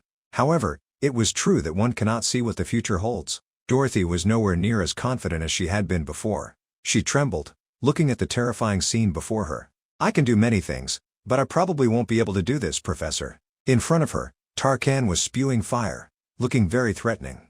Yannicka's face darkened, and she said coldly, "Answer me." Yannicka's face no longer had its angelic and saintly appearance. Her eyes were full of murderous intent as she questioned her, "Where is Ed?" Dorothy had never encountered a situation like this before. She screamed in fear, and immediately foamed at the mouth and fainted. Yannicka, with her hands on her hips, looked around and muttered, "Tarkan, I told you that he was in the front, but why can't I see any sign of him? I'll keep going and see." She tried her best to remember the directions. At the third intersection, then turn right, then continue straight, turn left, then go past the corner, then go straight, turn left, then turn right. Crap, I can't remember anything. At this moment, Yannicka was startled when she looked at the pitiful body lying unconscious at her feet. She cried out in panic, "But this is Dorothy, the captain of the third-year alchemy group. Why is she lying here? There's no way that it was caused by me." The kind-hearted Yannicka reappeared. She picked up a piece of cloth, muttering, "She's not okay lying here. I need to cover her with something." Suddenly, someone called her name. "Oh, it's Senior Yannicka." Approaching from this direction was Lortell's group. Yannicka, very considerate, covered Dorothy's face with the cloth before turning around to look at the group that was approaching. Lortell was a bit tense. When it comes to Yannicka, among the top students of each year, apart from Lucy, Yannicka is the one who has the most impressive strength to the professors. Lortell looked at the strong force on Yannicka's side. She thought, she has the power to control spirits. What she could do is destroy this entire sewer to find Senior Ed and ensure his safety, but she hasn't been able to find Senior Ed yet. She imagined a scene. Yannicka was carrying Ed in her arms, smiling happily and saying, "Ed, I've come to save you. You must have been so scared. Does it hurt a lot? Okay, let's go home now. I'll cook for you." Ed would be shy and say thankfully, "Yannicka, you're truly a good friend. I was so scared when I was kidnapped." Then, the scene would always progress to the scene at the chapel. The two of them were holding hands, and Ed was smiling happily. "It's true. Only you, Yannicka, are the best to me. We'll get married in the future, okay? Do you want a son or a daughter?" But it was all just Lortell's wild imagination. She was fantasizing and denying it at the same time, feeling frustrated to the point of tears. "No, stop it." Yannicka and Tarkan gave her looks full of judgment. Lortell was always calm in every situation and made the most accurate assessments, but every time there was something that involved Ed, she was almost never able to calmly make accurate assessments. Lortell laughed awkwardly and approached Yannicka, starting to make up stories without even blinking. "Senior Yannicka, I heard that Senior Ed has already been rescued. That's really good news. He was injured pretty badly when he was kidnapped. Now he's being treated in the wooden house in the forest. He keeps mentioning you." Yannicka was shocked. "What did you say?" Lortell narrowed her eyes, secretly scheming. First, I need to make Yannicka go away. Then I'll go save Senior Ed. Yannicka wasn't as easily tricked as Lortell had planned. She looked at Lortell coldly, her eyes full of suspicion as she retorted, "But Lortell, why are you telling me that?" Her eyes widened, looking very terrifying. She made a very clear analysis. "I heard that Ed was kidnapped and taken into these sewers, which is why I rushed here. But how was he already rescued, and I didn't know about it? I was the first one to come to the sewers, so how could I not have noticed that?" Lortell wanted to deceive Yannicka, but it didn't seem to be working. With Yannicka, she always ignored everything. But whenever Ed was mentioned, she was always focused and like a completely different person. Seeing that Yannicka was questioning her so relentlessly, Lortell backed down, laughing awkwardly. "If it's not the truth, then never mind." Yannicka's face was grave. "This isn't a time to joke around. But if you go to look for Ed with me, I'll just have even more trouble." Yannicka also reminded Lortell, but it was more like teasing her. "But you should be careful. The people on your side might not be able to do anything. Professor Glast is truly a dangerous person." Lortell was annoyed. She thought, what she said is right. If I'm careless, I might put Senior Ed in danger. She pondered. "I had originally planned to ask Lucy to help, but she's just sleepy, so she doesn't pay attention to what I say. She only does what she wants." Yannicka spoke, her tone full of self-satisfaction and challenge. "Because this matter is quite complicated, you should go back and wait for news. I'll go save him alone." The flame of competition flared up between the two girls. Lortell sighed. "Okay, this is not the time to argue," she told herself. "Right now, I shouldn't confront her. It would just be tiring." Lortell ordered, "Everyone, please wait here." Then, she decided, "We will do it our own way." The two girls went in opposite directions. Yannicka said irritably, "I'll go this way." "Not wanting to lose," Lortell retorted, "and I will go the opposite way." They told themselves, the most important thing now is to save Ed. So, Lortell was no longer as leisurely as she had been earlier. She ran as fast as she could. On Yannicka's side, she wasn't any less competitive. She sprang forward, going at full speed. The two of them shared the same thought, the same determined ambition. "I will save Ed first. Let's see who reaches him first." The scene shifted. On another side, where the boy whom the two girls were pursuing was, Ed muttered, "An earthquake?" However, right now Ed seemed to be in danger at the Soul Library. The ceiling showed signs of cracks, and light was filtering in. A second later, a loud noise echoed as the ceiling collapsed. Something fell right in the middle of Reina's position. Ed was knocked backward by the tremor, and he sighed. "This is not good. I hope this aftershock stops soon." Reina, the danger that Ed had been trying to avoid all this time, was lying motionless on the ground. Another silhouette appeared here. She stretched and cried out softly, "Oh!"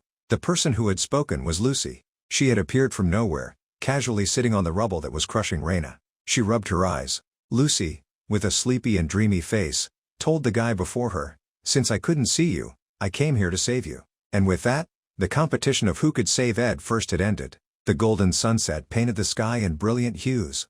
Obel, alongside a man, stood on a building's rooftop, engaged in conversation. The silver-haired man couldn't help but inquire, "Really, are we just going to let this happen?" Obel Fossius, catching a leaf carried by the wind, replied slowly, "Though dangerous, this will be a good opportunity for the students to grow. Flowers often bloom most vibrantly after the leaves have fallen." Despite Obel's response, the man remained hesitant. "But is it necessary to push them this far? This is clearly the most golden era in Sylvania Academy's history." He explained that this year's class was exceptional, a once-in-a-lifetime generation of talent in Sylvania's history. As a dedicated teacher, he couldn't shake his unease. Each student is a gem, with boundless potential. They're capable of achieving extraordinary feats. What if something happens to them? How would we bear the responsibility? Obel clenched the fallen leaf in his hand, his voice firm. "Is that so? Still, I feel like someone is sending a warning." He gazed into the distance, continuing slowly, "The upcoming challenge will be a fierce storm. Only the most exceptional talents will be able to weather it. Though difficult and dangerous, this is a trial for all of them." The scene shifted to Ed's cabin in the forest. The peaceful canopy had been torn open, leaving behind an unusual trail. Beyond the canopy, the mountainside bore a similar mark, a straight, punch-through hole at its peak. The force behind the hole was immense, with smoke still billowing from the rocky edges. A long tunnel had been created, a straight shot through the mountain. The destination of this tunnel was the spiritual library, a gaping hole visible in its ceiling. Reina lay crushed beneath the rubble, her voice filled with helpless lament. "No way." Ed, holding his forehead, sighed in dismay, seeming unable to accept the reality before him. "No way, no way, no way." Meanwhile, Lucy, the source of all this chaos, looked at Ed with innocent, expectant eyes. "Do you have any more beef jerky?" Ed replied helplessly, "There isn't any left, Lucy." Disappointed, Lucy turned away, muttering, "Humph, I guess I'll have to find a place to doze off." Ed, of course, didn't want this danger to wander freely. He placed a hand on Lucy's shoulder, stopping her. "You can't, Lucy." Ed was in complete disarray. The situation was chaotic. Based on the timeline, Yannicka and Lortell should have already entered the sewers. He told himself, "Now I need to go there and stop them all." With his current growth rate, he could easily defeat the bosses in the latter half of the story. Therefore, skipping the boss, Professor Glast, wouldn't affect the main plot. Ed was lost in thought, reviewing the details. He reassured himself, everything is still under control. But that was only in his mind. He looked at Lucy and thought, the problem is, if Lucy encounters Glast, the bad ending event will be triggered. It's better if, after pondering, Ed finally spoke. "Hey, don't go anywhere. Stick close to me."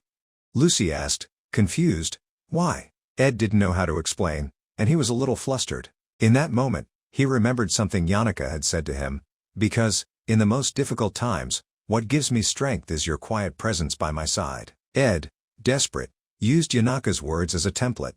"Lucy, you're very strong. Being around you makes me feel safe. Even if I don't need to do or say anything, just being by my side puts me at ease." Ed was embarrassed by his own words, avoiding eye contact with Lucy. Lucy, however, remained unfazed, as if she didn't understand his meaning. She was solely focused on one question: "Are you really out of beef jerky?" Ed, annoyed by Lucy's trivial questions in this serious moment, snapped, "Forget about the beef jerky. Please, just stay by my side until we get out of these sewers." Lucy, unaffected by Ed's attitude, replied casually, "If you want to go out, I'll take you." Ed was still muddled in thought, the three faces swirling in his mind. He quickly responded, "But before that, I need to take care of some things." Lucy sighed, resigned, "Fine, I agree."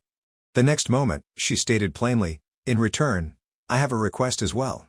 It wasn't clear what they had agreed upon, but for the remainder of their journey, Lucy was comfortably lying on Ed's back. He was frantically worried about everything, while Lucy slept soundly, oblivious to her surroundings. Lost in his thoughts, Ed decided, "Now I have to go back the way we came." Ed hastily planned his next move. "After getting what we need from the spiritual library and finding Yannicka and Lortell in the sewers, we'll leave this place for now." Voices echoed from the library. "No way. Is there really no more beef, huh? All gone?" At that moment, a pair of red eyes suddenly appeared in the dark corner of the room. A swarm of bats flew out, their screeching cries piercing the air. Ed raised a hand, casting a spell. Fire burst. A flame erupted, instantly engulfing the room, consuming the black, furry bats. The fire burst skill was upgraded, and the magic sensing skill was also upgraded. Ed breathed a sigh of relief. This was the delightful reward of grinding levels, the abundant experience points from the monsters pouring out like a waterfall. He continued to carry Lucy, running out of the library. Flames blazed, leaving behind only the charred remains of the bats. The scene shifted to another location. Someone was manipulating magic, sensing the magical energy around them, muttering, "There's a hidden barrier somewhere around here." This person's exceptional magic sense and sharp deduction skills had been acknowledged by Professor Glast himself. It was none other than Lortell. Unlike Yannicka, who was good at communicating with spirits, Lortell had a knack for finding paths. She thought to herself, always boasting and bragging, now they're all quiet. Her eyes were filled with determination. Suddenly, Lortell realized that she genuinely wanted to help others. An invisible bond, unbuyable by money, was gradually forming. Her heart was filled with emotion once more. Lortell focused her power, lightly touching her left chest. She slowly reached out, placing her other hand on the wall in front of her. She was serious, her cheeks suddenly flushing, as she thought to herself, "This feeling, it's just like that day." Lortell opened her eyes in disbelief. "It's the sound of my own heartbeat." The wall in front of her suddenly exploded, sending out shrapnel and dust. Still in shock, she heard the voice she had been longing for. "Oh, Lortell, it's you." Lortell was stunned. "Senior." The person before her clicked his tongue. Ed, loaded with an armful of items. His clothes were puffed out from carrying so much stuff. He calmly recounted, "I was kidnapped." Ed rummaged through the items he carried, handing them to Lortell. "Luckily, you came at the right time. Lortell, can you hold these scrolls? They're too heavy, I can't carry everything." Instinctively, Lortell took a look at the items, her head already calculating the prices. What are these?" "These are all advanced crafting recipes." Seeing the valuable items, Lortell was excited, but quickly shook off the thought and asked Ed, "No, More importantly, senior, aren't you in danger? Ed answered, yeah, it was dangerous then, but, he glanced behind him. Ed said quietly, everything has been resolved. Lucy was still sleeping on his back, as if nothing had affected her. Lortell exclaimed in shock, Lucy. Her heart instantly raced with turmoil. This is dangerous. Really dangerous. How could she get close to senior like that? It's unbearable. She was worried. Yannicka Failover was just a timid girl who wouldn't dare to do anything, while she had tried so hard to get close to senior. Lortell remembered the night when she had taken a gamble and caused a commotion. She had run away, ashamed, muttering, that night on the way home, I almost set the whole forest on fire. I dropped my torch because I was thinking too much about senior. She couldn't accept it. How could senior stand there, flirting with another girl right in front of her? Ed didn't notice Lortell's fluctuating emotions or her growing anger. He was busy dividing the items. Hold these crafting scrolls. If the store can prepare the materials, I'll stop by and get them. If you want to sell anything, just tell me. I'll consider it repayment for all the help you've given me. We can negotiate the price. Lortell interrupted, yelling, but, senior. She told herself she had to take this opportunity to push away her rivals and seize the initiative. While she was gathering her courage to speak, Ed moved closer, his handsome face enlarged in front of Lortell's eyes. His voice soft, he relied on her. Please, Lortell. Other than you, who else do I know? In that moment, Lortell forgot what she wanted to say. She sulked, thinking, this is too much. Even at this point, he still dares to ask me to do these things? Ed's magnetic voice resonated in her ears. Other than you, who else do I know? I'm so grateful for your help. In less than a second, Lortell immediately agreed. Or, do you need an invoice, senior? As soon as she spoke, Lortell scolded herself for her weakness and compliance. I'm such an idiot. How can I not control my emotions? While the two were talking, a voice called out, Miss Lortell. One of Lortell's subordinates rushed in, panting, we finally found you. The situation is serious.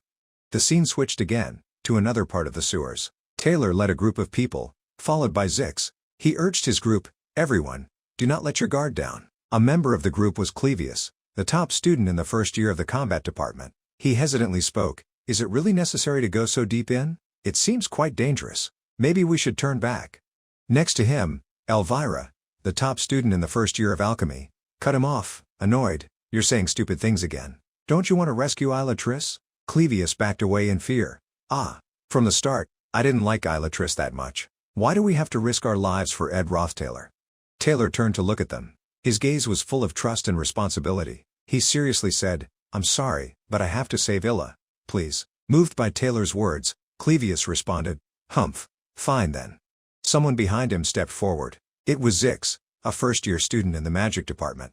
Zix put a hand on his shoulder. You know Isla is a good person, right? We've already come this far. Don't give up now, Clevius. Suddenly, someone pointed in one direction, exclaiming, oh my. It was Adele, the self-proclaimed prophet. She smiled and said, I sense something strange up ahead. Her prophecies, though vague, as if glimpsing into the future, were often eerily accurate. Adele chuckled and continued, I have a feeling that our opponent this time will be very strong. She pointed toward one of the two passages ahead. The next second, the passage suddenly exploded, with screams echoing from the tunnel. Tarkan dragged someone with him, the person suspended in midair. I don't know. I really didn't know. There was no plan like that to begin with. It was just a moment of impulse. Please, forgive me. I beg you. The person was released, falling to the ground with a thud. The person on Tarkan's back spoke, is that Owen? Or did we go too far to the right? She suddenly noticed all the eyes looking at them. What's going on? Yannicka smiled friendly and greeted everyone. Hello junior students. It would have been a perfectly normal scene, if Claire wasn't lying unconscious at her feet. Zix greeted her cheerfully. Senior Yannicka. In contrast to his calm demeanor when meeting an acquaintance, Taylor and the others tensed up, ready for battle, on high alert. They thought, this feeling, unforgettable. Their fear had rooted deep in their minds. In their eyes, Yannicka was a demon, a very dangerous person. Their rationality was paralyzed by terror, leaving behind only skewed, frightened thoughts. Taylor and Elvira stepped forward, gritting their teeth. Though we might not win, we will try our best. Zix was speechless at the sight of this, while Clevius was scared to the point that he jumped straight up. Yannicka was confused. What's wrong with everyone? Did I do something wrong? Maybe I was too harsh on Claire, but she just fainted on her own. Zix stopped Taylor, calm down. Taylor, unyielding, retorted, get out of my way. Even though our chance of winning is slim, I have to save Ela. Another voice called out, "Stop!" Taylor was stunned, his eyes wide.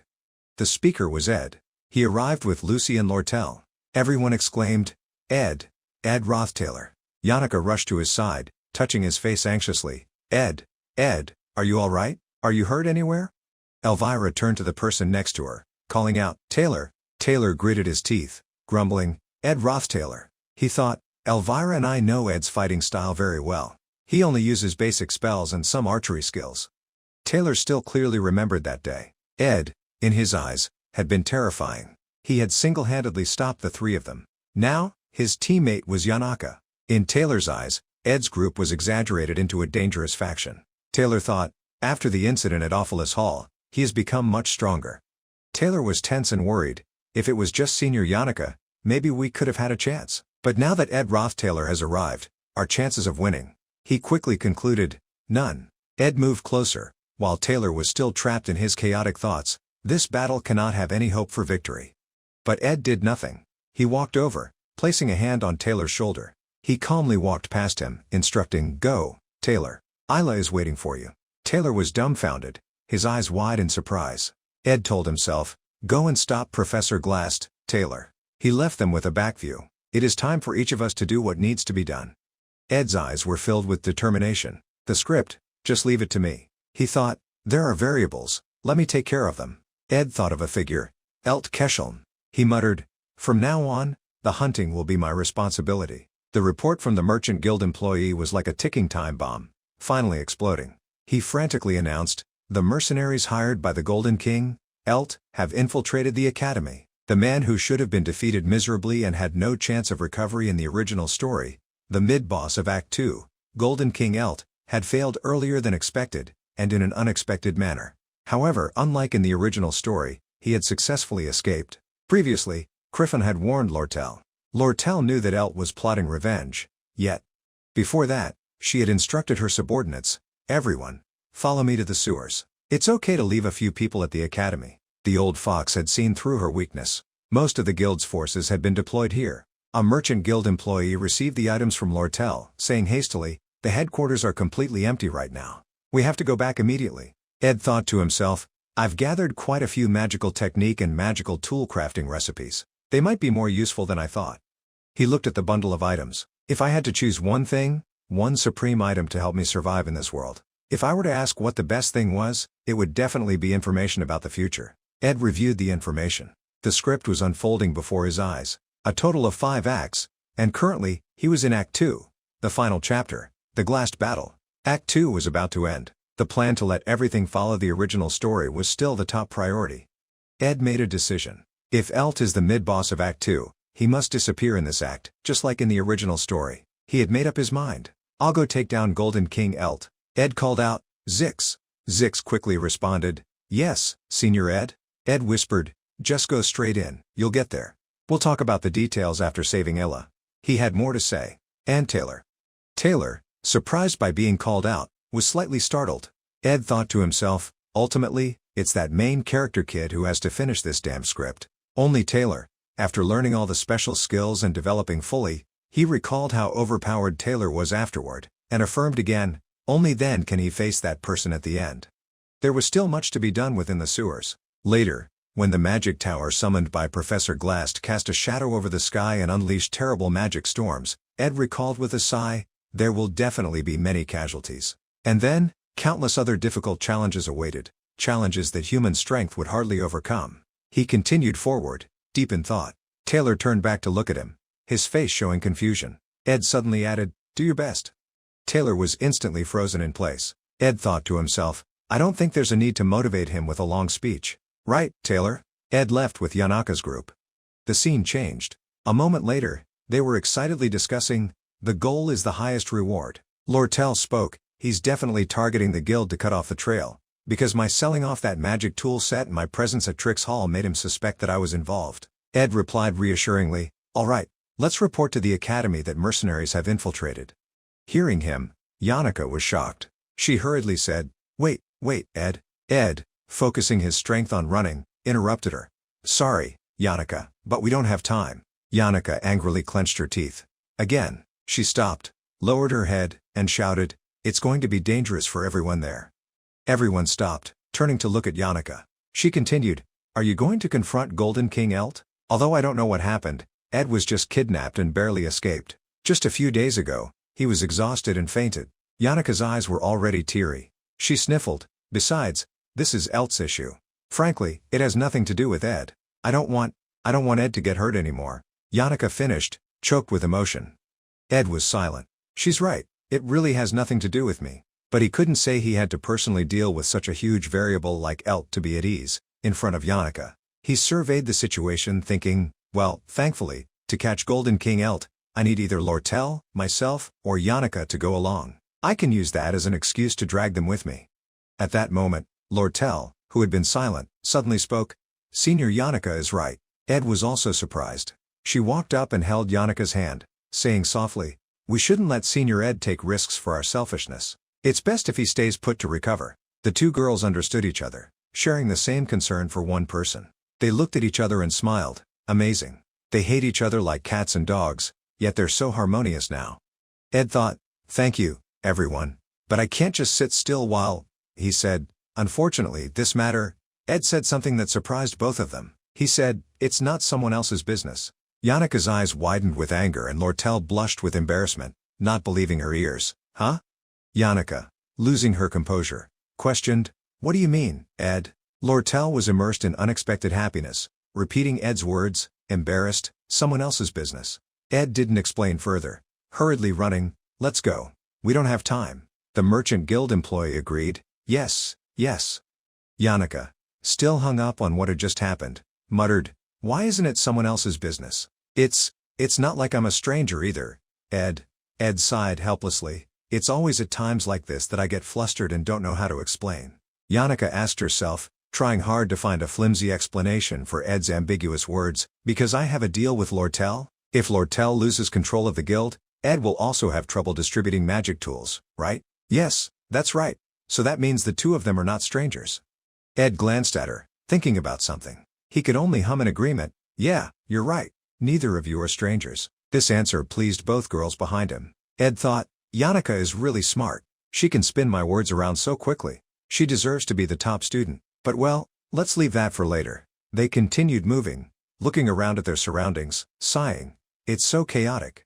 Dorothy was still lying in the same spot, with a towel covering her face, in a pose that was a little misunderstood. They were talking. Taylor was so ruthless with everyone, sparing no one. He was truly terrifying.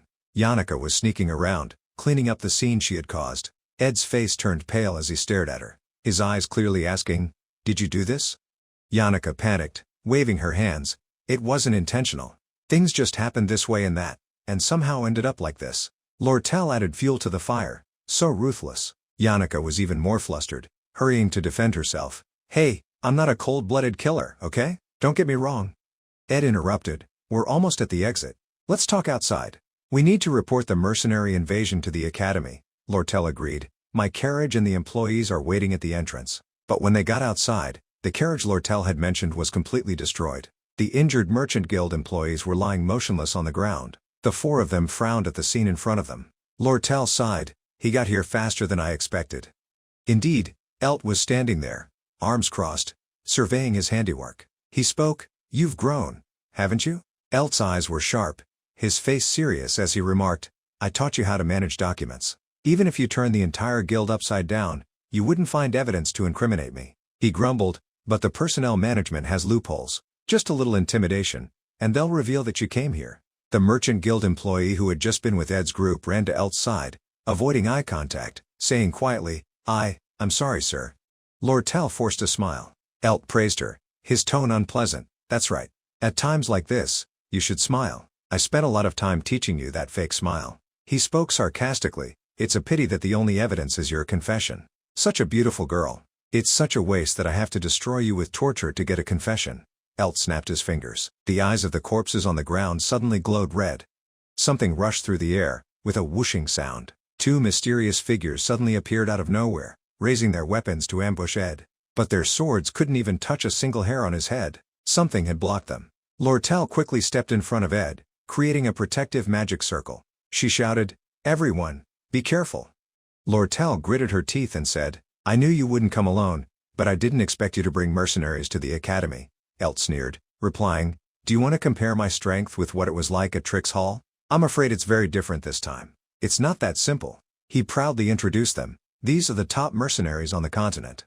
Elt ordered the large group surrounding them in a cold voice. Except for Lortell, the lives of the rest of them are insignificant. Elt waved his hand, saying casually, let's end this quickly. The hooded figures hidden in the distance drew their bows and shot. Whizzing, one by one, arrows flew towards Yannicka's group. Yannicka wasn't fazed. She waved her hand, and gusts of blue magic swirled up. An arrow flew straight towards Ed's eye, but he didn't even blink. He was confident for a reason. Of course, no arrow would come close. A blue circle of light blocked them all. A spirit appeared, a defensive spell. Yannicka raised her scepter, pushing all the arrows back. She assessed the situation. Be careful, Ed. They're moving and attacking in a very organized manner. Ed replied, thanks, Yannicka. He glanced in one direction, noticing something. Elt seemed to be prepared. He took something out of his coat, muttering, spirit mages are such a nuisance. But, Elt took out an item, declaring, I told you this time was different. What he was holding was a legendary grade magical tool, the Belarus Prejudice. It could seal magic within a certain radius for 10 minutes. Ed immediately recognized it. A one-time use item worth hundreds of gold coins, the Belarus Prejudice. He knew about it. It was like Elvira's Lily Test Potion, but with a much stronger magic sealing effect. Elt started using the item. Ed pondered. Though it has the weakness of having a slow activation time and being easy to detect, its power cannot be denied. The overwhelming force and the skilled mercenaries made it impossible to break through and stop him from using the tool in a short time. And the most important thing, Ed realized the key point of concern. All of us are mages, and therefore are all affected by the magic sealing effect. Lortell also realized the situation was dire. She said, he definitely knows our strengths. We're doomed. Ed calmly asked, Elt, the academy won't let this slide. How do you plan to deal with the consequences? But Elt just scoffed and laughed coldly. In his eyes was a hint of madness. At least it's better than dying, right? Ed was silent. I should have foreseen this from the beginning. He lowered his head, his expression unreadable. Even a small butterfly flapping its wings can turn the whole world upside down. I understand that more than anyone, especially since he was the mid-boss of Act 2. If I let him survive, how chaotic would this world become? Golden King Elt, the mid-boss of Act 2. Speaking of him, the villain who was supposed to be overthrown and kicked off the stage by his own daughter, Lortell, the one who murdered Lortell's parents, the one willing to use everything to gain glory and power for himself, clearly a brutal person. Ed thought, yet, I can't hate him. He muttered, because the reason why Elt is forcing us to this annoying extent is simply for survival. Ed stood silently, hundreds of thoughts flashing through his mind. He told himself, just like me, but I won't show mercy. I don't want to lie, saying that I was mentally prepared to deal with all the variables I have caused. Ed slowly knelt down, muttering, it's okay to call me selfish. He finally spoke, stop, his eyes filled with determination. He said to himself, this is my problem. Ed knelt down to let Lucy stand up. She was still sleepy, yawning. Ed called her name, Lucy. Lucy mumbled, annoyed, it's so loud. The next second, she opened her eyes wide. With just a glance, the surroundings faced immense pressure. The entire space flashed with white light. The mercenaries backed away. Lucy's body was enveloped in powerful purple magic energy. Just standing there was enough to make the opponents wary. Lucy's gaze swept through the crowd. Just one look made them afraid to challenge her. Lucy of laziness had awakened. Few knew that the last book of the great mage Glock's life, Glock's record of knowledge, was written in a simple straw hut, far from the flamboyant image he usually projected. Very far. While he was writing this book, Lucy was still sound asleep. Glock had many messages for her. You possess natural talent and the blessing of the stars, but that doesn't mean you should stop learning. Always humbly learn and use your power for the sake of others. Lucy, just waking up, had her head upside down, listening to him. And be wary of the loneliness that creeps into your heart. Overwhelming power always comes with a heartbreaking solitude. Alright, I'll stop here. Her eyes sparkled as she looked at Glock, not understanding what he wanted her to do. But promise me 3 things. His kind face clearly expressed his love for his granddaughter. Do not kill. Even unintentionally, do not let those small hands be stained with blood. And, at least while you're at Sylvania, live a life that is worthy of being a student. Lucy grew up with time, her whole body now covered with power. The mercenaries Elt had hired were all seasoned veterans. But for some reason, these mercenaries now showed fear, with sweat dripping profusely. Just by looking at the way they moved, it was clear. They had survived countless battles. Their existence until today proved their abilities. The instinct for survival was ingrained in their bones. And now, that instinct was screaming. Lucy's small steps were also emitting a power that not everyone could possess. Stop. You have to stop now. The people surrounding her were trembling. A mage's aura was truly something. Elt couldn't help but be surprised by the energy radiating from Lucy. What kind of magic is this? Before he could say anything else, one of the mercenaries was already wincing and grinding his teeth. Are they all crazy? Run. However, the younger mercenaries often lacked experience and the ability to assess situations. Even though they knew her power was not to be trifled with, one mercenary stubbornly jumped in front of Lucy, swinging his sword. She gave him a bullet-like gaze, silent and unwavering. Unlike the appearance of a typical mage, Lucy rarely used magic. Lucy's small hand suddenly folded, except for her index finger and thumb. Unexpectedly, that was the motion that marked the end for the mercenary. Lucy, without any wasted movements, unleashed a technique directly into the middle of his body. Just like that, the mercenary's stomach turned into a deep hole, the result of not knowing his own limits. Magic power generated from compressing magic to its limit. The other mercenaries who escaped, left behind a massive explosion. It was simply pure, unstoppable power. Elt had to get the paper in front of him at any cost. Not enough time. Just a little more time. Before he could achieve his goal, he jumped at the sound of Lucy's voice. Are you the leader? She immediately unleashed a technique, focusing all of her power into this attack. Defeating you is enough. But suddenly, a hand was placed on Lucy's shoulder. Only someone very close would dare to do such a thing. She turned around and saw Ed. He gently helped Lucy calm down. Ed advised her to stop. If you continue, it won't bring any benefit. Okay, let's stop here. Earthquake? Unexpectedly, a lightning bolt from the sky struck the building, shattering the peace of the place. 7 stars lined up in a straight line. They shone brightly in the night sky. Forbidden magic. A section of the tower instantly grew, with rocks and rubble flying everywhere. Professor Glass's magic. A magic that could distort fate itself. The entire mansion was now covered by towering pink towers, a demon world. The magic tower covering the sky was the stage of Act 2's final chapter, the final battle. Ed knew this was going to happen, so he wasn't surprised when he saw the tower rising. No one knew what he was planning in his head, but he was extremely confident. This timing was perfect. By now, Taylor should have cleaned up all the monsters in the sewers, and he should have learned all the necessary skills. His teammates had gathered, and with just a little more time, Taylor could definitely stop Glass. The demon world was activated at the right time, as it was in the original story. This meant that the script was still unfolding according to plan. Of course, with such a strange and unusual magic, other than himself, everyone else would be confused. Even the best students like Yannicka and Lortell couldn't understand what was happening, so certainly no one else could either. Lucy suddenly flew past his head. Her understanding of this was only better, not lesser than Ed's, which left him dumbfounded below. 10 magic towers, each tower has the task of absorbing and processing magic from the Holy Realm. She had been uncertain before, but now she was certain. So, someone can actually do it. Of course, Lucy couldn't believe her eyes. She thought that the technique had been lost, but it still existed. Forbidden resurrection magic. The ending of Act 2 could be viewed after completing the game. After everything was over, Lucy woke up from her long sleep and casually said, "So that's how it is."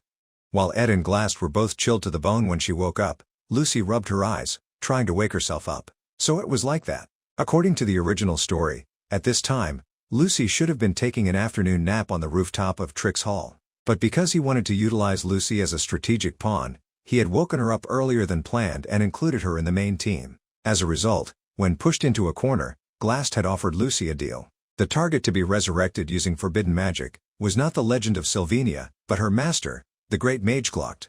And thus, Lucy became his enemy. At that point, everyone's team had been completely destroyed. A red alert came from the system. A bad end number 27.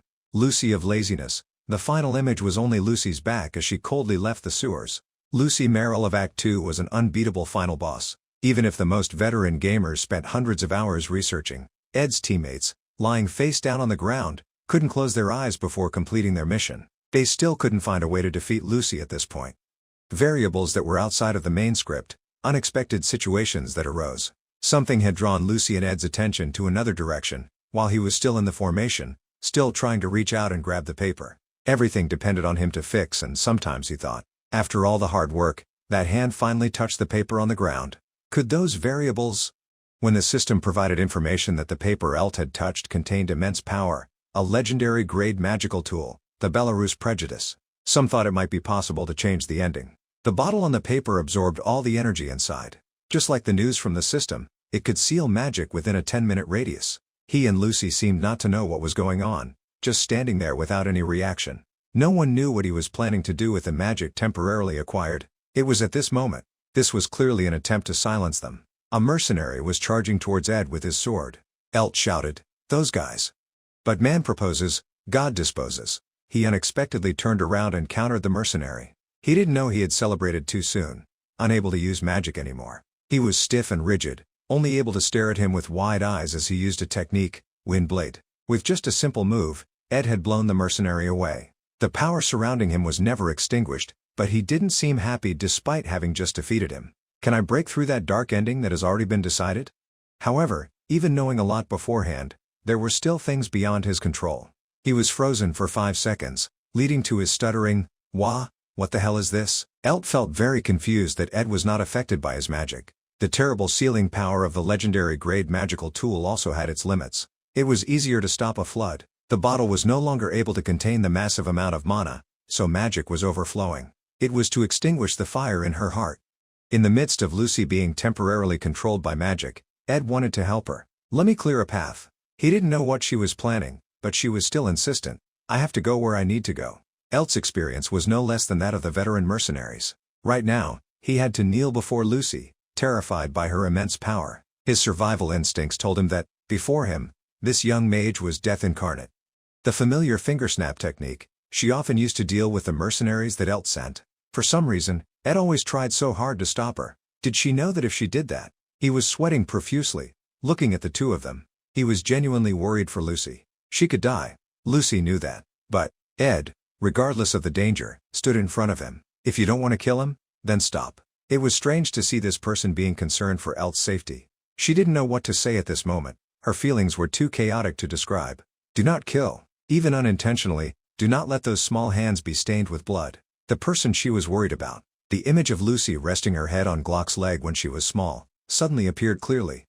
It wasn't the dying Golden King, but him. She remained silent. The magic in her hand had disappeared at some point. Turning around to leave, Lucy still answered him, "I understand." Ed watched Lucy's back. "Where are you going?" Lucy didn't want to explain anything. "Just finishing the conversation. Everything is over. I have to go." Her conversations with Ed Rothtailor always ended like this. That's why.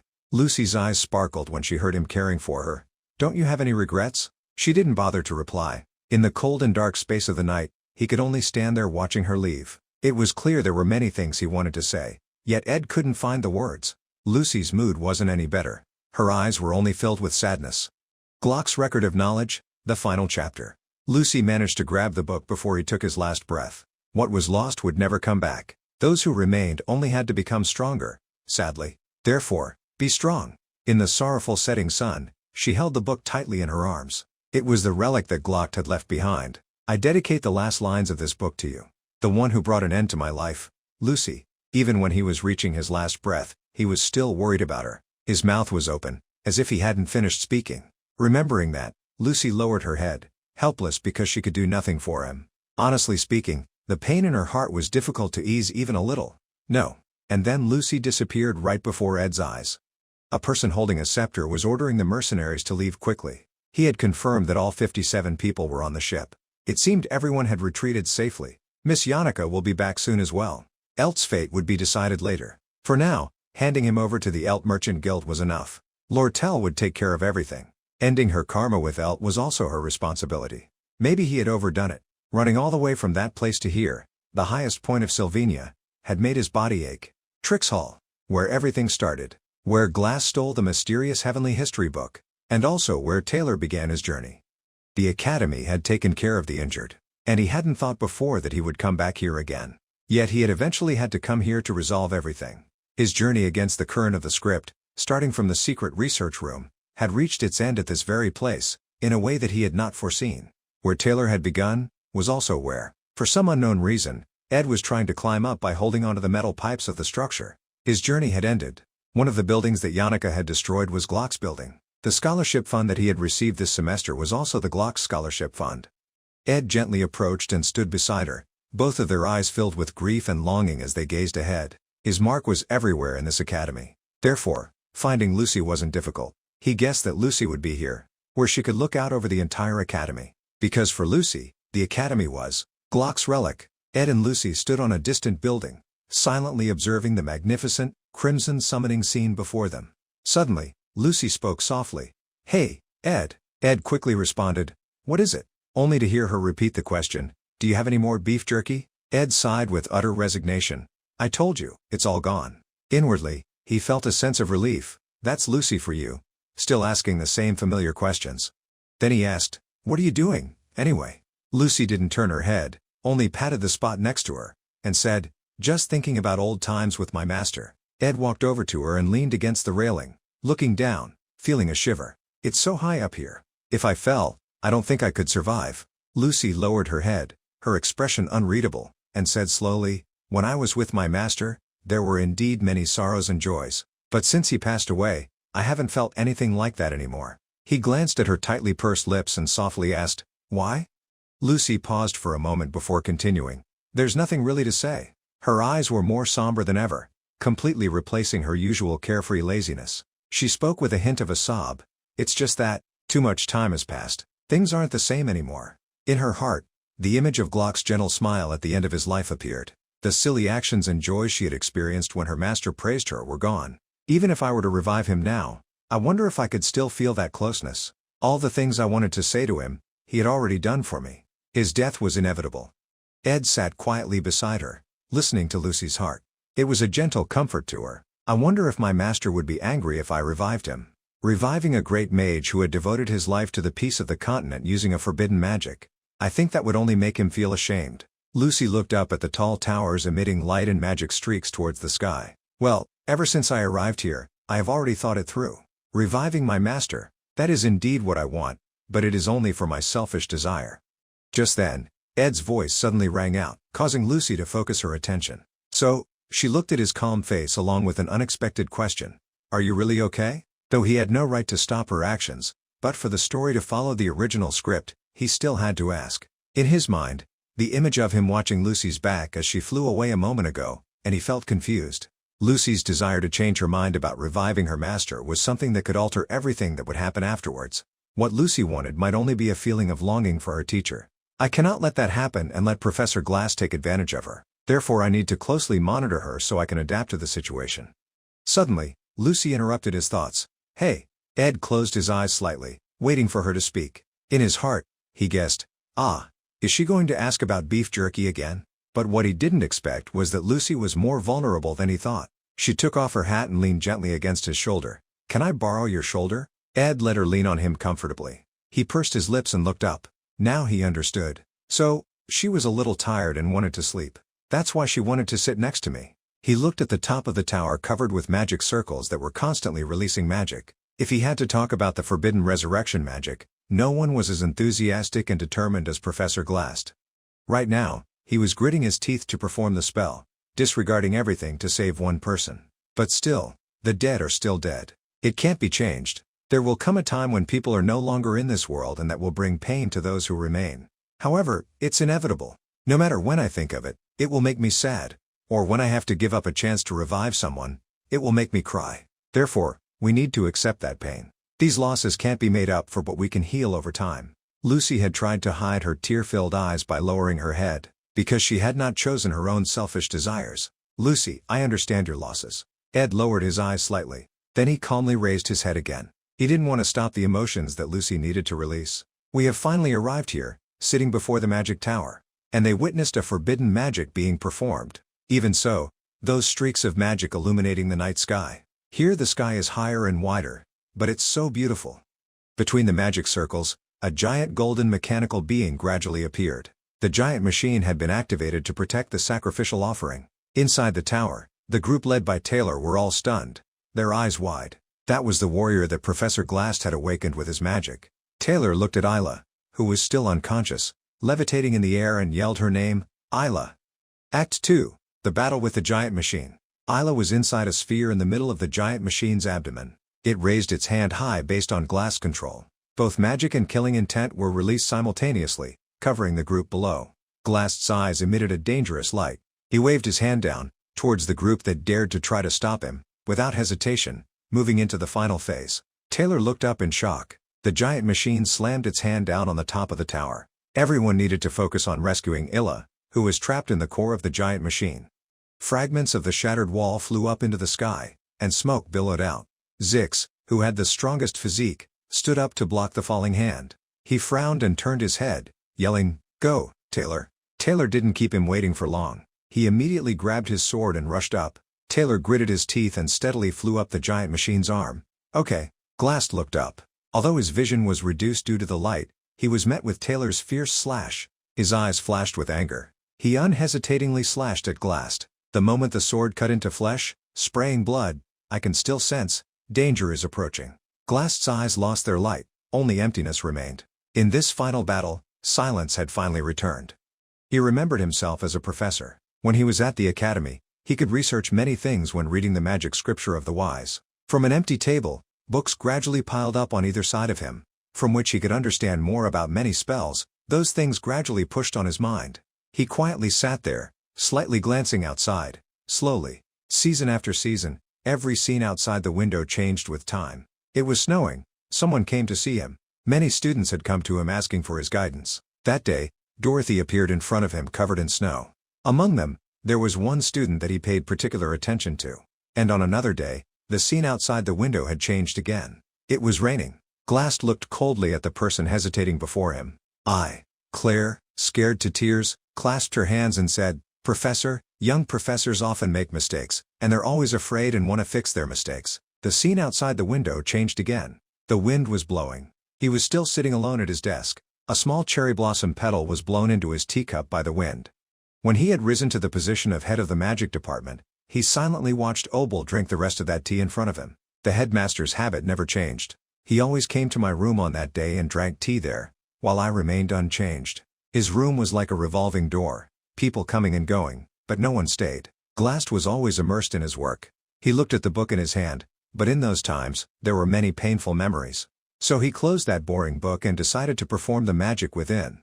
The things I had forgotten suddenly returned. They swirled and were absorbed into the book, as if all his life was bet on it. Even though Glass had been slashed until he was covered in blood, he did not let go of performing the forbidden magic. The terrible torrent of magic instantly blew Taylor away. Even his sword broke in half. Glass used magic to heal his wound, reversing time, turning life and death. Soon after, the long cut on his shoulder gradually healed. The things that I had thought had disappeared, have come back to me. He stared wildly, his red pupils contracting. Glass activated all of his magic and transferred it to the giant machine. Taylor fell from the sky, landing behind Zix. The others panicked and ran away. Clevius shouted in fear, "What is that?" "Time magic." Immediately afterward, a bright red light instantly engulfed the entire area. Multiple layers. Clevius, Elvira, and Adele immediately stopped moving. Zix glanced back in shock. He immediately performed a magic spell, pushing Taylor out of the affected range of the multi-layered time magic. Soon after, even Zix was frozen in time. Luckily, Taylor managed to escape in time. He quickly stuck his broken sword into the wall to hold himself up. Glass gently lowered his head from above. His expression was unreadable. His eyes gradually became dull. Everything after that became blurred in my eyes. After that, he slowly closed his eyes. The darkness was deep in my heart. Inside that, the image of the girl he had not seen in a long time was smiling at him. Mori was the only source of light in the darkness. The things that were lost made me suffer endlessly. Glass opened his eyes again.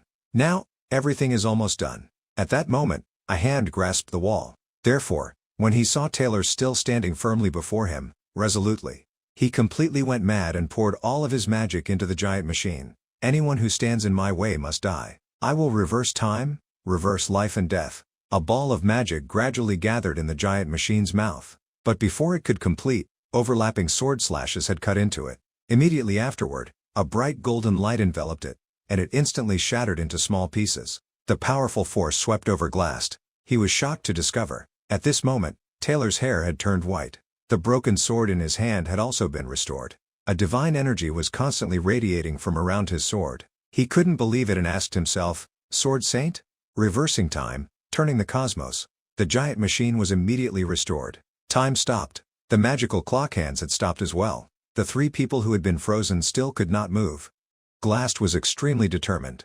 "No one can stop me. Because for me, Even if it costs me my life, I must finish this. As soon as he finished speaking, he coughed up a mouthful of blood.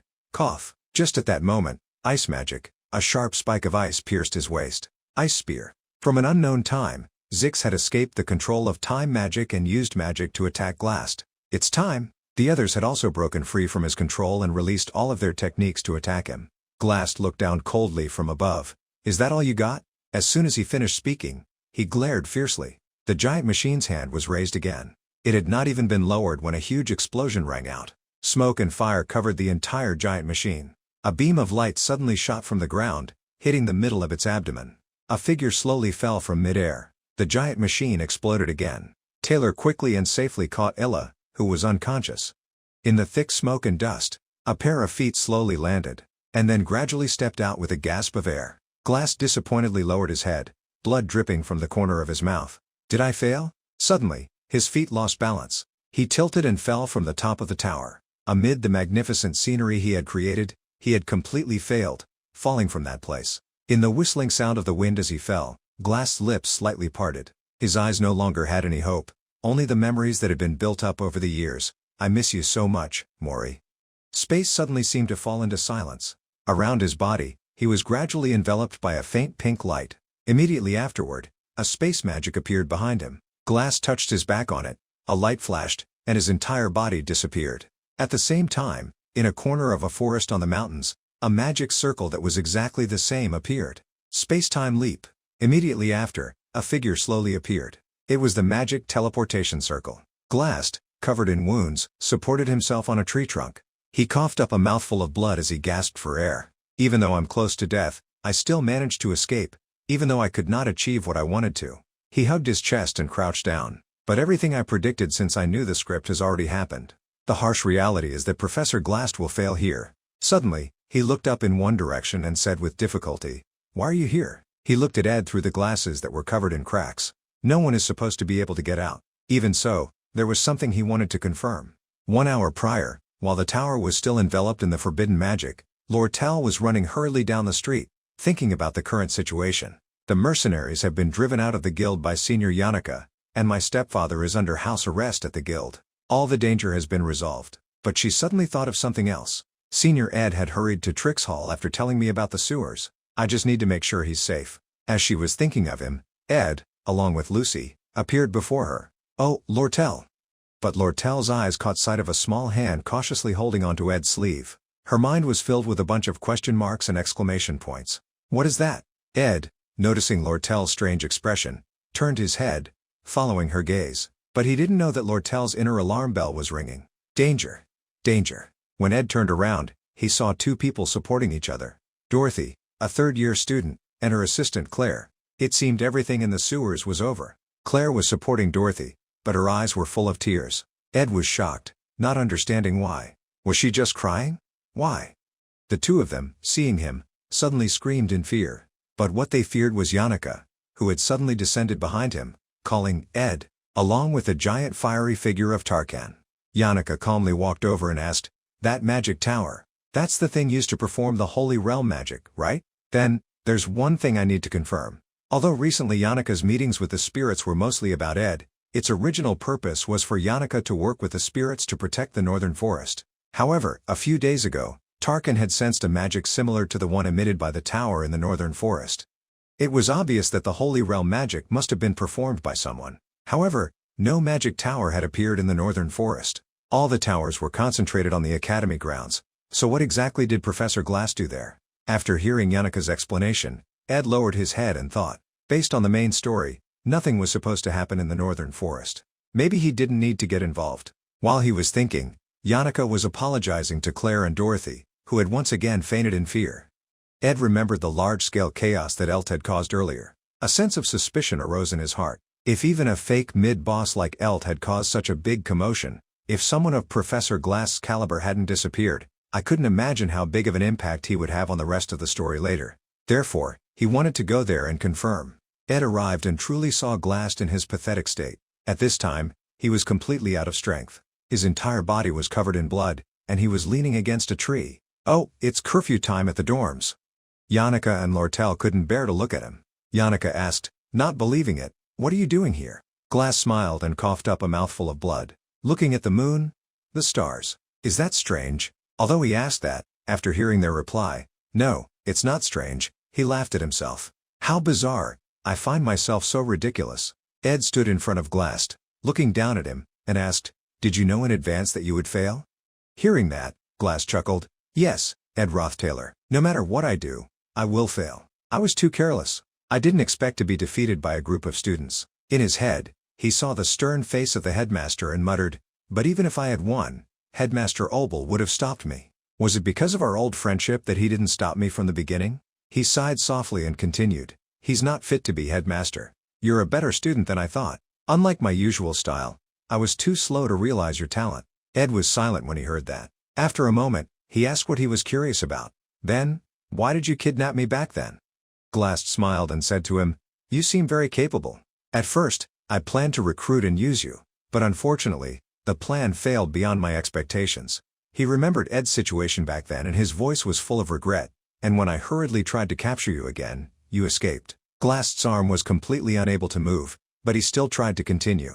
If I were to consider this lonely death as punishment, then it is not so bad compared to the sins that I have committed. But, he paused for a moment. His hair covered his eyes and his expression was unreadable. 17 years living with my daughter, I never felt lonely. Ed asked, 17 years? In his head, the images of his daughter and himself from that day appeared, under a doorway full of warm sunlight. Yes, 17 years, it was both long and short. Ed slowly knelt down on one knee and said, Professor, you've known Claire for a long time, haven't you? Glass looked at him in surprise, asking suspiciously, Claire? Ed met his gaze and said, 4 years as a senior student, 5 years as an assistant instructor. If she stayed until you retired, that would probably be close to 17 years of knowing each other. He saw Glass looking up and continued, on the way here, I met Claire. And when he heard him say, she was crying, his eyes widened in shock. Ed remembered Claire's tearful and smiling face when she spoke about Glass earlier. Glass is the kind of person that everyone would hate.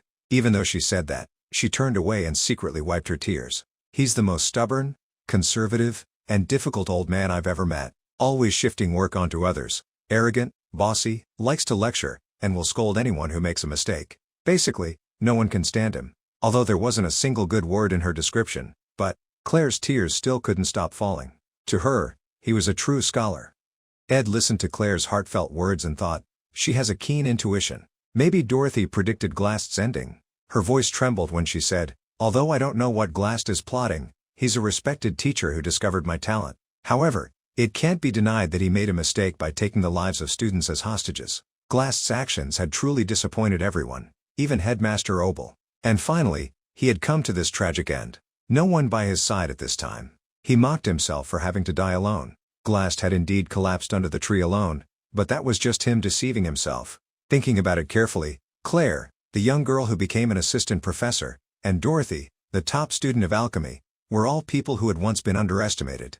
Glass always verbally criticized those who were less talented, but he didn't stop searching for and nurturing hidden talents. It was as if he was trying to prove that his daughter was also valuable, through the people around him. A long life that ended in solitude, as a teacher, a colleague, etched in everyone's heart. And then it was time for this to come to an end. Glass had given up. The glasses that were always on his eyes were removed. Glass was very nearsighted.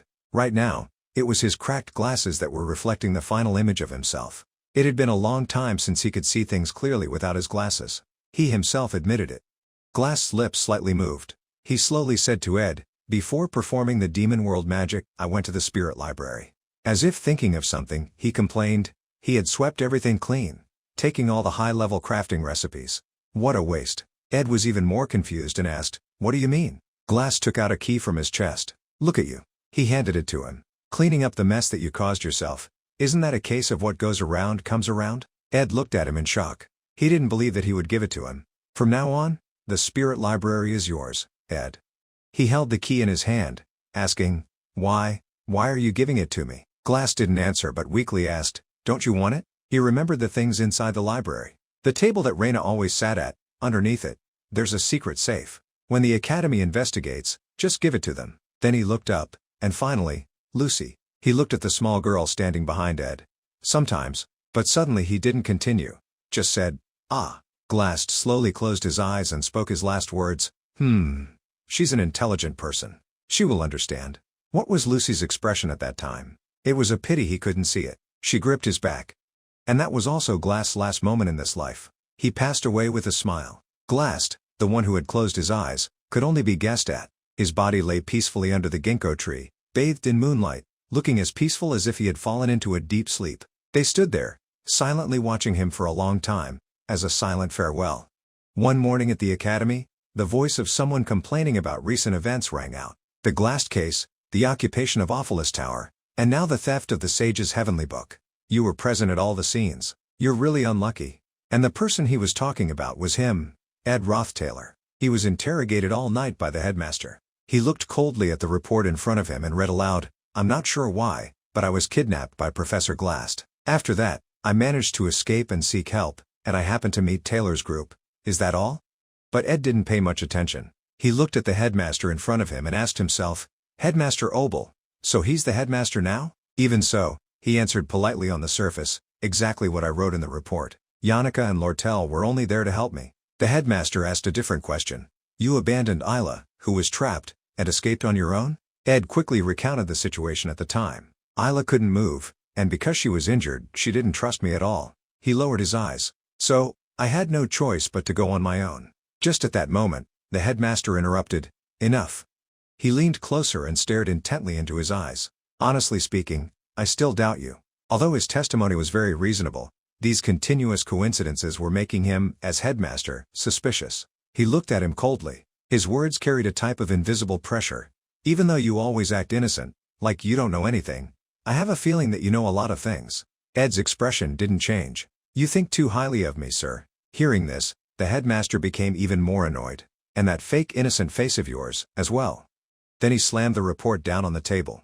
However, both the incident at Awfulest Tower and the recent one. He looked at his surprised face and continued, "You were the student who suffered losses due to the Academy's negligence." But what caught Ed's eyes was the paper he had just put down. "Isn't that the report I wrote?" Oh, what the headmaster was holding was, when he looked again, it was a grade sheet. At the same time, the headmaster said, "You have worked hard to survive, Ed Roth-Taylor, that cannot be denied."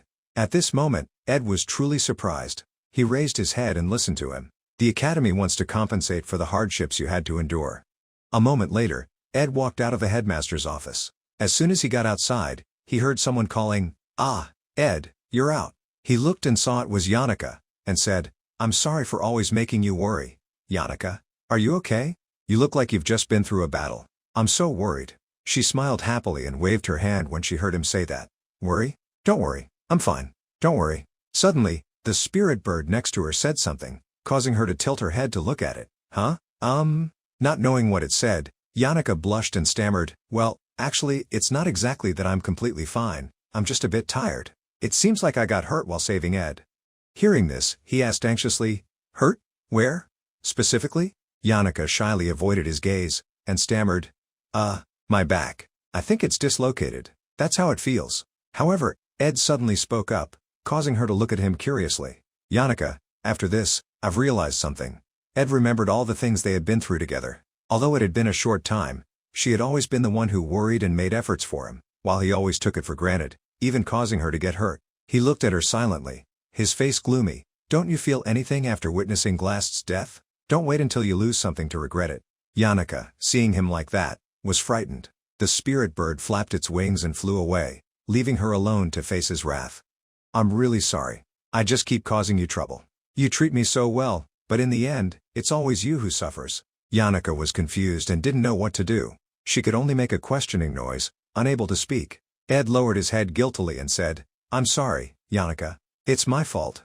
Really, it's best if you don't get involved with someone useless like me." But the more he said that, the more terrified Yannicka became. She frantically bowed her head and apologized to him for listening to that bird and selling him out. "I'm sorry, I lied to you.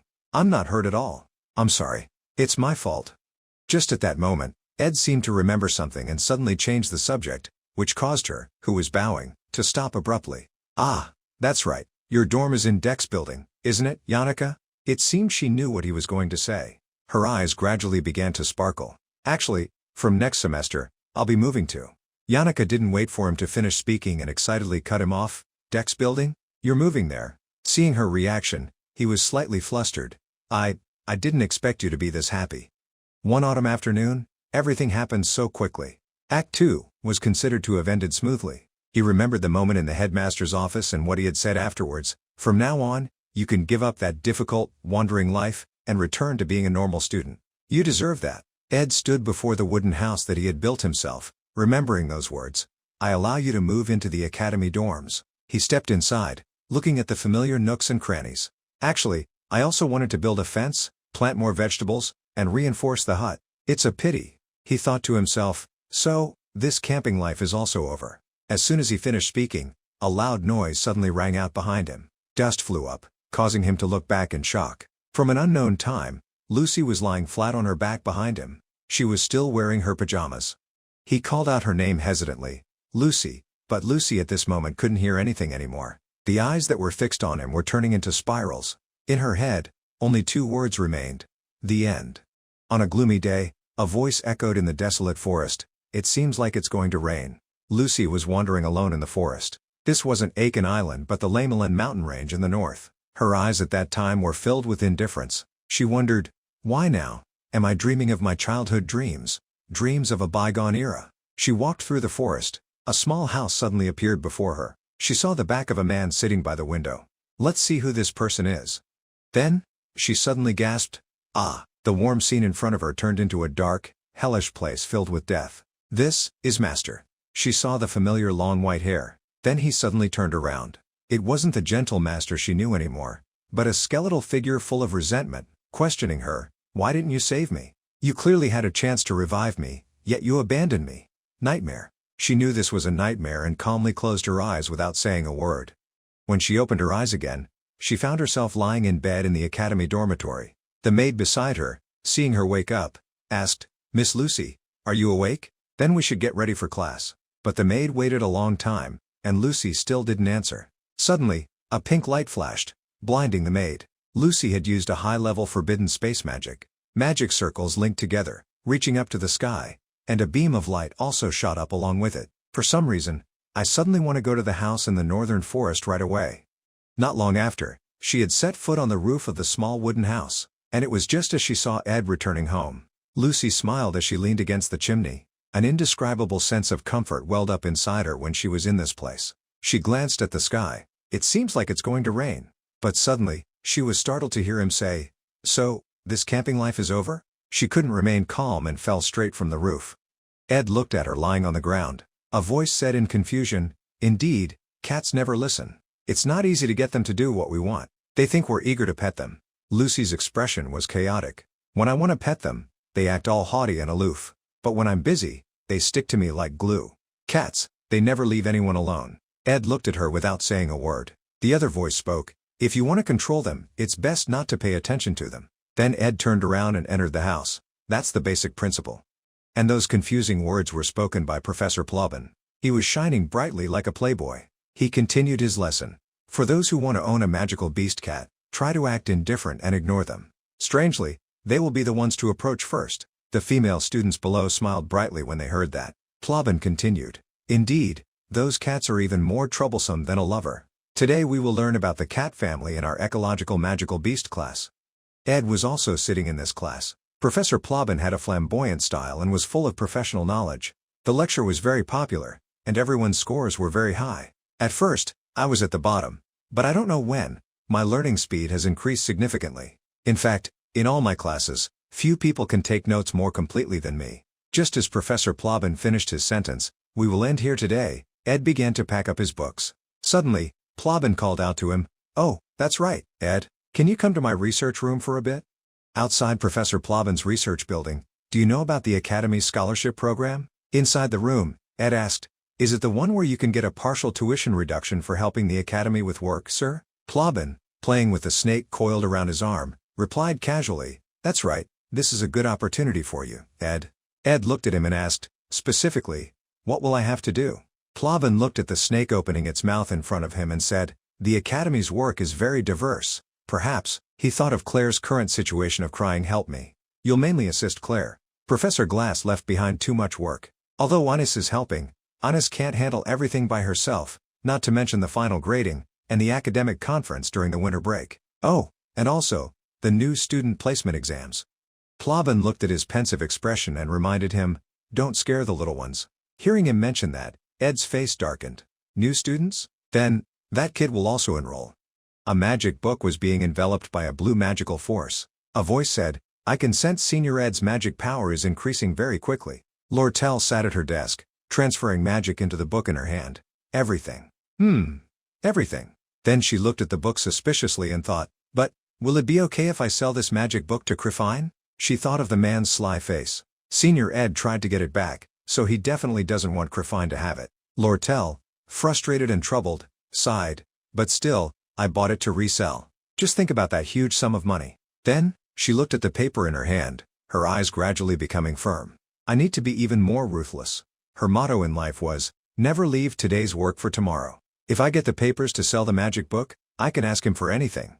Anything. She thought of this and unknowingly blushed. Then, she smiled to herself, as if she was imagining something good. After this is done. Lortell lowered her head and signed the paper on the table. "A notice about a special class during the winter break? Professor Glass is no longer here, so who will be the substitute teacher? And," she suddenly sighed, "I don't need to worry about the campsite anymore. He'll be moving to the dorm soon. It's almost time for the final exams, so I'm not the only one who's busy. Yannicka Faylover and Senior Ed are probably also very busy. And Lucy. Maybe nothing will change for her, I think." Just then, her pen suddenly broke. She looked at the bent nib in confusion. "What is this?" Lortell was silent in the sunlit room, but her expression was not good. "Why do I have such a bad feeling?" The scene shifted to Ed's wooden house. A voice suddenly rang out, "No way, it's almost over." Ed turned his head, confused. "Huh?" Lucy, eating jerky while lying face down on a rock, said languidly, "If winter comes and there's no firewood, it'll be very cold." Ed agreed. "Well, yeah, it would." Lucy, flustered, avoided his gaze and asked, "Why haven't you gone hunting lately?" Lucy's recent behavior was making him wonder. Why is Lucy saying such constructive things? Whatever. That wood-chopping axe is also about to become unusable. Anyway, I'm also planning to move to the dormitory. This way, I'll have less contact with Lucy. Maybe the story will proceed more smoothly, without too many variables. While the two of them were silently looking at each other, a voice suddenly called out, "Hello, Ed." He looked and saw Yannicka waving her hand as she ran up to him. "You're out of class early today," she happily replied. "Yeah, Professor Marie's class was cancelled this afternoon, so I came here for a visit." Yannicka smiled and sat down beside Ed. "Winter break is coming. You can't stay at the campsite anymore. Try to visit often." Lucy became even more depressed as she listened to her. "I really like it here, and I'll be a bit sad having to say goodbye to this place. The time here has been very meaningful." But she was even more looking forward to what was coming. She was so happy that flowers bloomed around her, and she couldn't stop talking. "Although I'm very sad I can't come here anymore, your living environment is also very important. If you decide to move to the dorms, remember to tell me. I'll help you move. You have a lot of things to do." Hearing her mention this, he thought of the key that Glass had given him. "Things I need to do? Huh? I should also open the secret safe in the library that Professor Glass talked about." Meanwhile, Yannicka was still excitedly chattering, "And most of your classmates are at the dorms.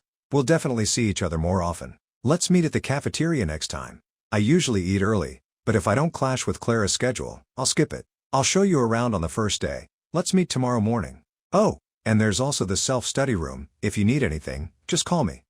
After she finished, she suddenly held out a letter, blocking his hand holding the key. "Ah, that's right. Ta-da." He opened it and asked in surprise, "Application for Dex dorm?" Yannicka immediately replied, "Yeah, if you submit it late, it's easy to get overlooked and forgotten, so it's better to submit it first and then think later." Ed reached out to take it and said, "Thank you, Yannicka. You're very thoughtful." But she suggested, "I've gone once already. Let me guide you." As she said, "Just submit it first," she was about to guide him when a black shadow suddenly cut in front of her. Both Yannicka and Ed looked at Lucy in shock. Even she was surprised by her own actions. Yannicka called out her name hesitantly. Lucy?" Lucy's bare feet also became a chaotic mess. Under Ed's confused gaze, Lucy frantically tried to stop Yannicka. Stop. Then she turned her head to look at him with a pale face, pleading, "Ed, don't take that application." Ed, hearing that, looked at her dumbfounded. From that day on, inside the forest, the voice of a spirit echoed, "Your skills have clearly improved, Master." Yannicka, seeing the flames he created, clapped her hands in praise. "Ed, you're improving so fast." But at this moment, she glanced at the side with a bit of hesitation. Your ability to sense spirits has surpassed those of other novice spirit mages. Even your basic magic sense has improved significantly.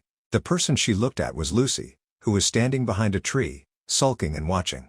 Yannicka could only laugh awkwardly and ask her, "Hey, Lucy, did I do anything wrong?" Usually, the maids at Awfulest Tower always tried to keep Lucy as neat as possible, but today, she was dressed sloppily, as if she had run away from the dormitory early in the morning. Ed didn't pay attention to the two girls behind him. He was busy flipping through the magic book in his hand, thinking, my rules have also increased. The abundant magical power quickly spread throughout his body. It's time to try intermediate level magic. After thinking that, he immediately sat down on the spot. Lucy suddenly jumped from somewhere and lay down across his legs. In the following days, wherever he went, Lucy would stick to him. Even when he ate at the cafeteria, she would be on his neck. Why was Lucy acting like this? Ed couldn't understand her recent actions. Right now, he was sitting quietly, watching Lucy bare her fangs at Yannicka. Yannicka was trying to make up with her. If I did anything wrong, I'll apologize, okay? He had a feeling she was targeting Yannicka, not out of hostility, but out of fear. Fear of losing something important. That was why Lucy was always acting like a cat that had been stepped on. Whatever, intermediate magic is harder to learn than I thought. He lay flat on the bed and covered his face with his book. I haven't even grasped the basics today. Suddenly, a voice called out beside him, "Hey!" Ed had to take the book off his face and ask, "What is it?" Lucy asked him silently, "What are you going to do after I go back?" He looked at the key in his hand and replied, "I have something to do. Here too." He looked at the fireplace with only a few pieces of firewood left. "I have to check the firewood for the fireplace. At night, the temperature goes below zero. If I'm not careful, I could freeze to death. But if I move to the Dex dorms, I won't have to worry about this anymore." He slowly tucked the key into his pocket. "I'll be right back after I finish." Lucy, sitting beside him, called out suddenly, making him look at her in confusion. "Hey!" But then she was silent and depressed, not saying anything. A long while later, she cautiously raised her head and said, "Please go with me." Hearing that, Ed was filled with question marks. A red rope was tightly tied to a tree trunk. The rope went through the canopy, going straight down into a dark tunnel. At the bottom was Ed, slowly sliding down. A voice suddenly rang out beside him, "Why did you bring me all the way here?" Lucy used her magic to fly down before him. Ed, seeing this, said, "You could have used magic to take me down." When his feet touched the ground, he sighed, "Whatever." He grabbed the rope and glanced around. "Anyway, I have to check if I can climb up and down on my own." The two of them looked around and discussed, "We can't carry all of this at once. I'll definitely have to come back here a few more times." Ed went to a certain spot and slowly brushed off the thick layer of dust on top. Underneath, a hidden trapdoor was revealed. Who would have thought he'd hide a secret safe here? And even until his death, he had kept the key with him. So why? Even so, Glast eventually gave it to him, and now he was inserting it into the lock. Immediately, a blinding golden light emanated from below, along with a wave of pressure that forced the two of them to step back. As soon as he saw it, his eyes flashed with surprise and understanding. Ah! So it was this. After that, they returned to the surface. "Almost there. We're almost out of here." "Yeah, I know." Along with that, was Ed's heavy breathing as he struggled to climb up the cliff. "It's almost time to send the magic technique materials to Lortell. I have to ask her to make me a new ladder." Ed clung tightly to the rope, taking a breath. Meanwhile, Lucy was still leisurely flying beside him using her magic. "If I didn't exercise, I would have definitely given up already." Lucy flew up a bit and turned her head to ask, "So, what is that thing?"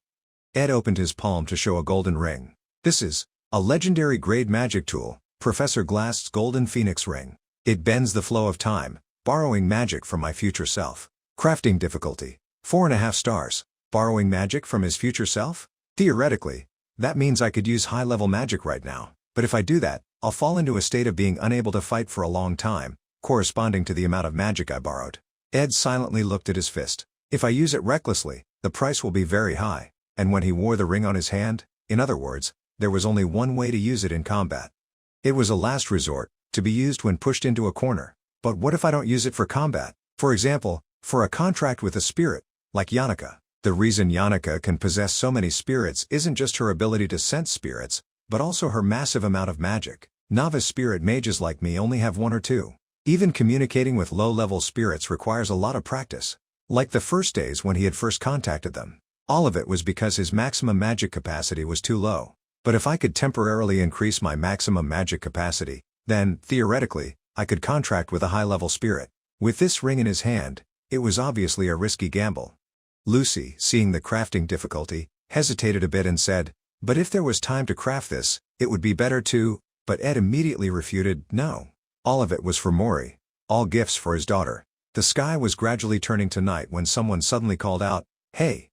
The two of them began to talk about a button. "A while back, I lost my button. The button down here. When I had it, I didn't pay attention to it. But when I lost it, I found the hem of my clothes to be so wide and inconvenient." A moment later, Ed's hand could reach the ground. Lucy continued, "I had so much trouble because of that." Ed also echoed softly, "Is that so?" He managed to climb to the top and, completely exhausted, sat down heavily, breathing hard. Lucy, on the other hand, was standing beside him calmly and said, "Usually, it's only when we lose something that we realize its value. Things that seem ordinary are actually extremely important. Actually, I followed you here because I wanted to ask you something." Ed, hearing that, slightly lifted his eyelids.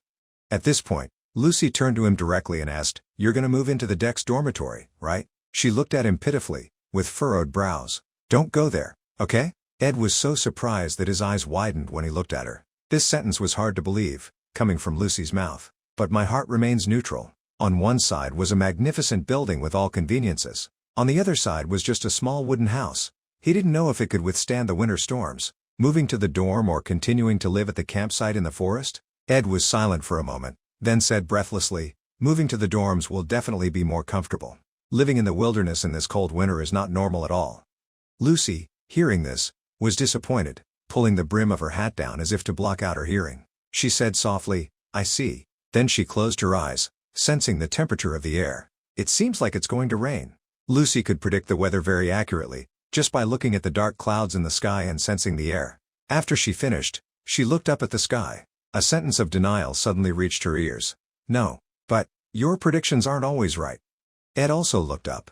He continued, "It's not going to rain yet." Lucy silently didn't reply to him. In her eyes, small white dots twinkled, unsure whether what was falling from the sky was just rain. But after a long rainy season, we subconsciously think that it's going to rain when the wind suddenly blows and the weather turns chilly. What was falling now was truly not rain, but the first snowflakes of the season. They gently fell down like feathers, slowly covering the two of them. Even though the rainy season had passed, the memories of it still lingered in everyone's hearts, beautiful memories that we always wish to keep forever. Suddenly, he called out, making Lucy turn her head. "Hey!" He awkwardly raised his hand and stroked his hair. "I've been too busy lately. I haven't had time to prepare enough firewood for the winter. I can't do it all by myself. If you're free, help me, okay?" Then he tilted his head and looked at her, acting cool. "You said it yourself, if the firewood runs out, the house will be freezing." Before Ed could react, Lucy immediately leaped into his arms in joy. "Really?" The wind carried the leaves into the air, blending with the beautiful white snowflakes. Lucy sat on his lap, still unable to believe it, and kept asking him to confirm, "Really? Really? Really?" Ed was forced to give up, and was pushed down on the ground. "I'm used to living at the campsite, just improve the environment a little bit." He squinted slightly and continued, "Then, staying here will be much more beneficial and comfortable." As soon as he finished speaking, he looked up in surprise. Lucy had once again jumped to hug Ed tightly, and the two of them rolled onto the ground. Act 2 ended like that. Act 3, with more challenging trials, officially began. It was a confrontation between two forces representing two different aspects. Countless images flashed through his mind. The battle for the position of student council president between Princess Fina and Lortell. At the same time, another beautiful girl would also be involved. Important figures would appear in the academy, and new enemies. And the one standing at the end of the road, the final boss of Act 3, Lucy Merrill.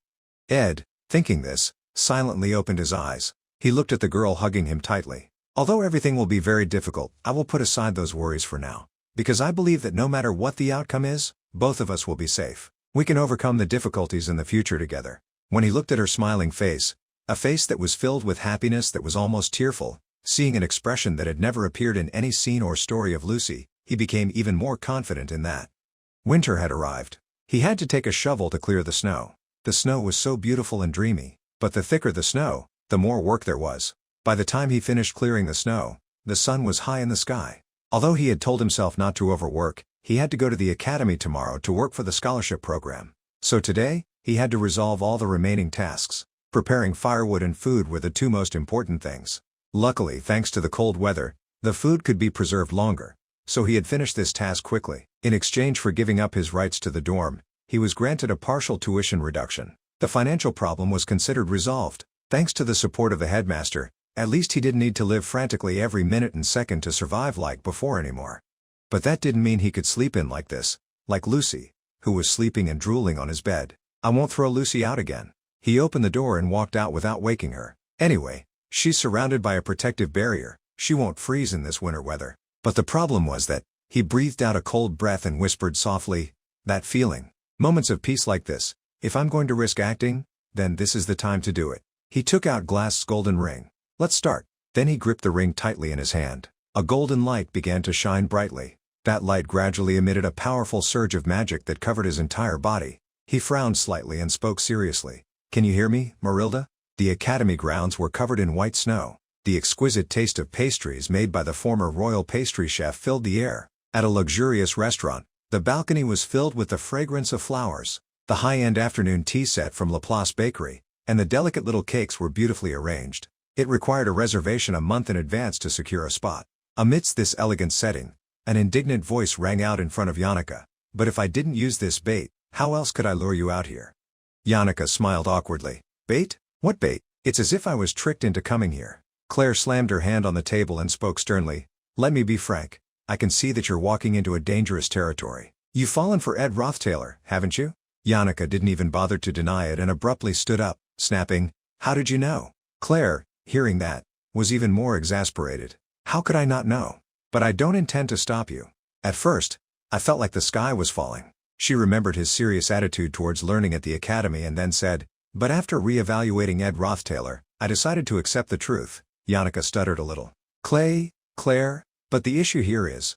She said this as she looked seriously into Yannicka's eyes. Recently, when you're with him, do your heart beat fast, your legs tremble, words fail you, or are you so nervous that you don't dare to look him in the eyes? Yannicka asked in a panic. Why are you suddenly asking this? Claire immediately frowned and replied, answer me. Yannicka avoided her gaze and said slowly, I only feel comfortable and at ease. Claire immediately shouted angrily, that's it. She looked at her foolish friend and said bluntly, you're walking toward one of the worst endings in love, the 13th worst ending, the best friend. Claire frantically leaned over Yannicka and scolded her.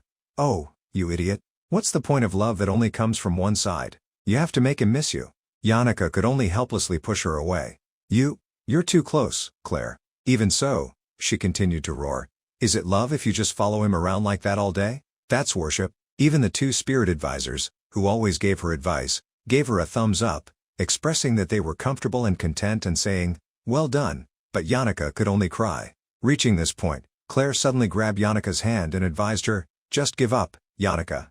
After all, the winter break is almost here. That guy is handsome but a player. We have to quickly find a solution. I'm going home soon. I'm worried sick about you. Anis, who had been quietly sipping tea and listening to Claire, continued, for example, instead of clumsily flirting, try to trigger his protective instincts. Anis, hearing this, thought to herself, as expected, that's Claire, a master of romance with countless love experiences from her friends. You're right, but the reason why Ed Rothtailor was so highly regarded was mostly thanks to Claire. Because he was the one Yannicka liked, she had constantly praised him in front of Belle, the apprentice, and her friends. Anis slowly placed her teacup down. She raised her hand to her chin as if she was thinking. Now, everyone trusts him. The situation is completely different than before.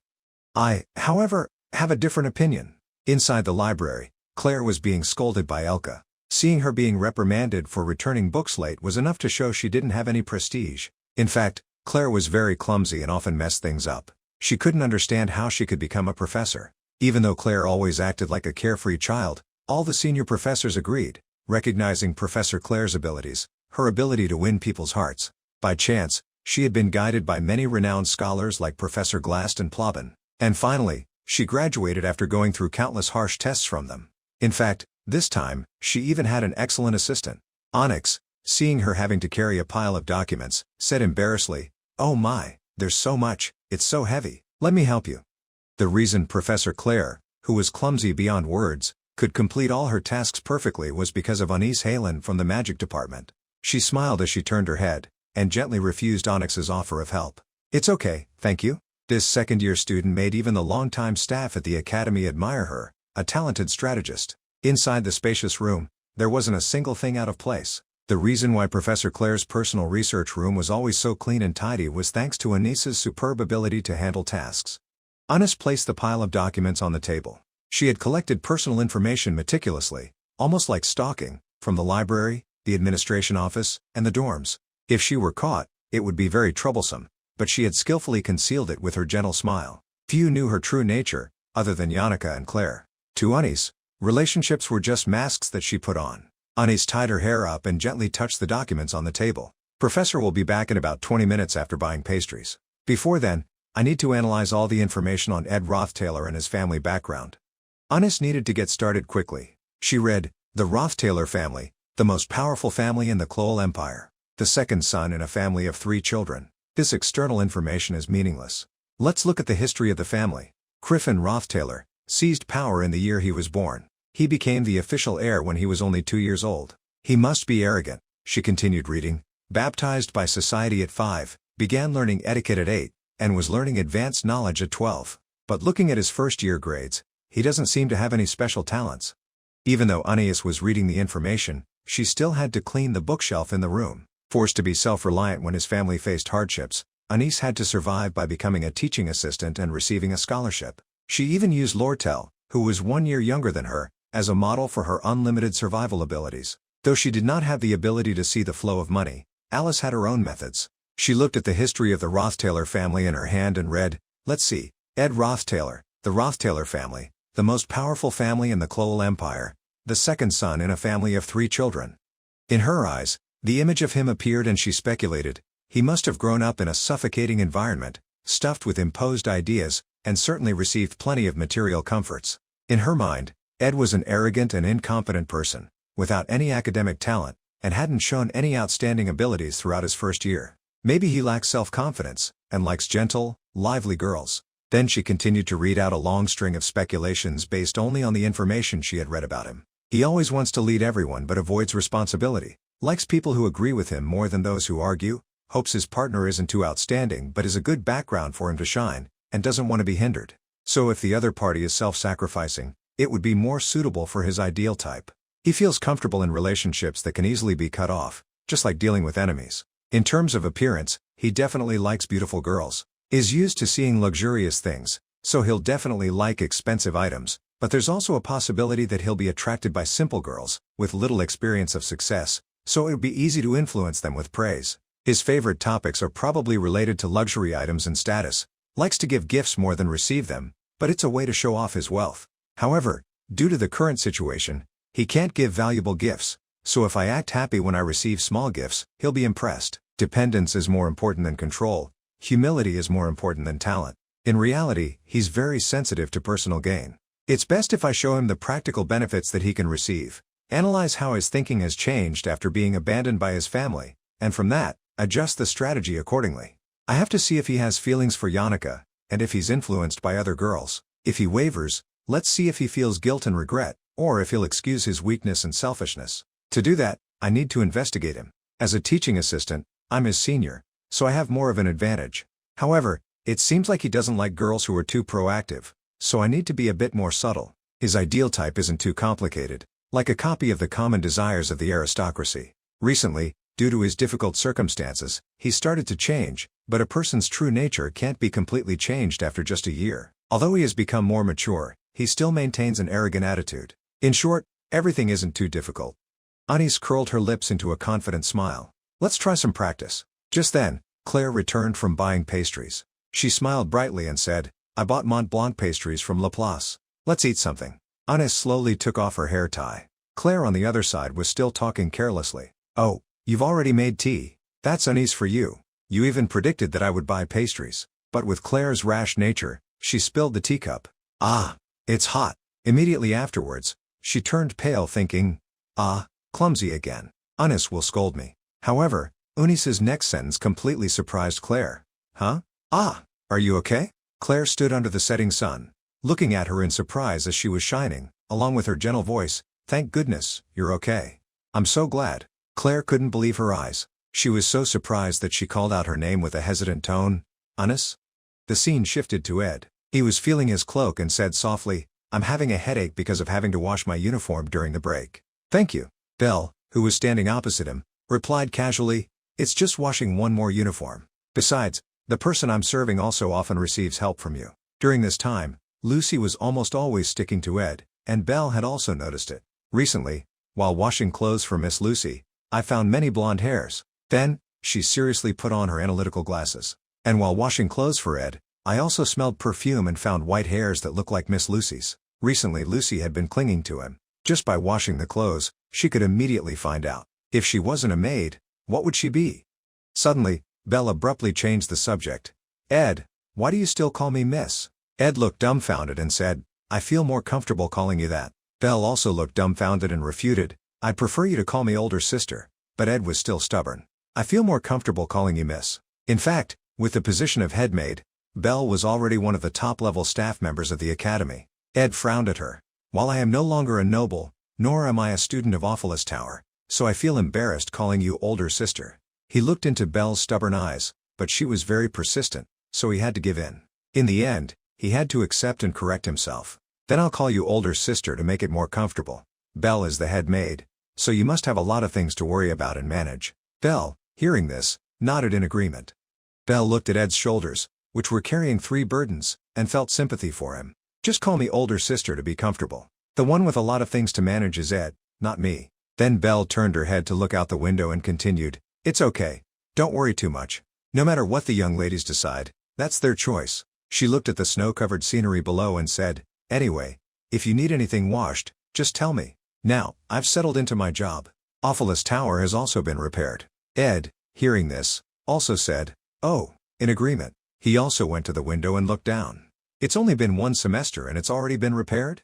The academy must have dedicated a lot of manpower to the repairs." Belle also agreed, "Because new students are about to enroll, and..." She paused for a moment and continued, "Among the 7 new students that we served during this break, one of them has submitted an application and is transferring over." Ed seemed to understand and glanced over to ask, "That person?" A familiar face flashed through his mind. "Is it Tanya Roth-Taylor?" Belle, hearing this, did not deny it. "Yes, so you knew." Ed raised his head and took a breath. "This break is going to be a headache. My younger sister is coming to this academy." Outside Ed's wooden house, the voices of 2 people talking could be heard. "I'm going home for the break." "What? You're going home too, Elka? How did you know?" Zix, doing reverse push-ups, breathed out and continued, "I want to spend time with Elka. Are you staying at the campsite for the whole break?" Ed sat reading a book by the fire, paying little attention, and replied, "Definitely. I'm about to be in 3rd year. I have to learn intermediate magic to avoid losing face."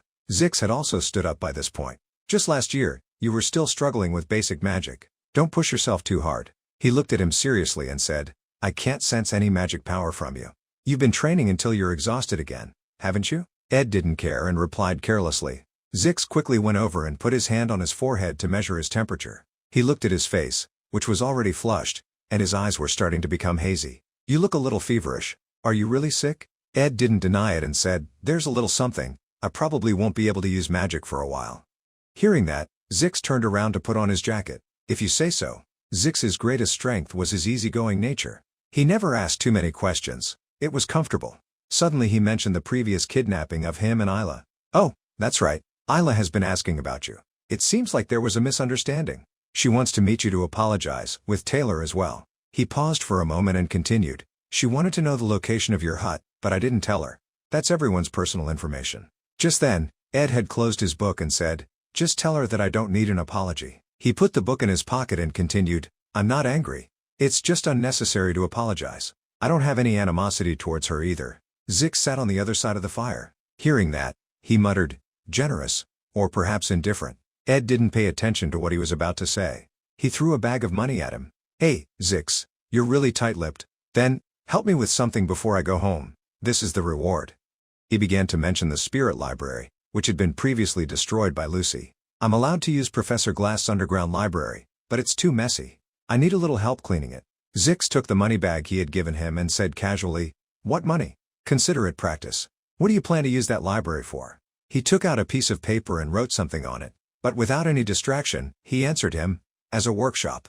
Zix was surprised to find, "You also study magic techniques? Surviving in the forest, practicing magic, spirit techniques, archery, and magic techniques.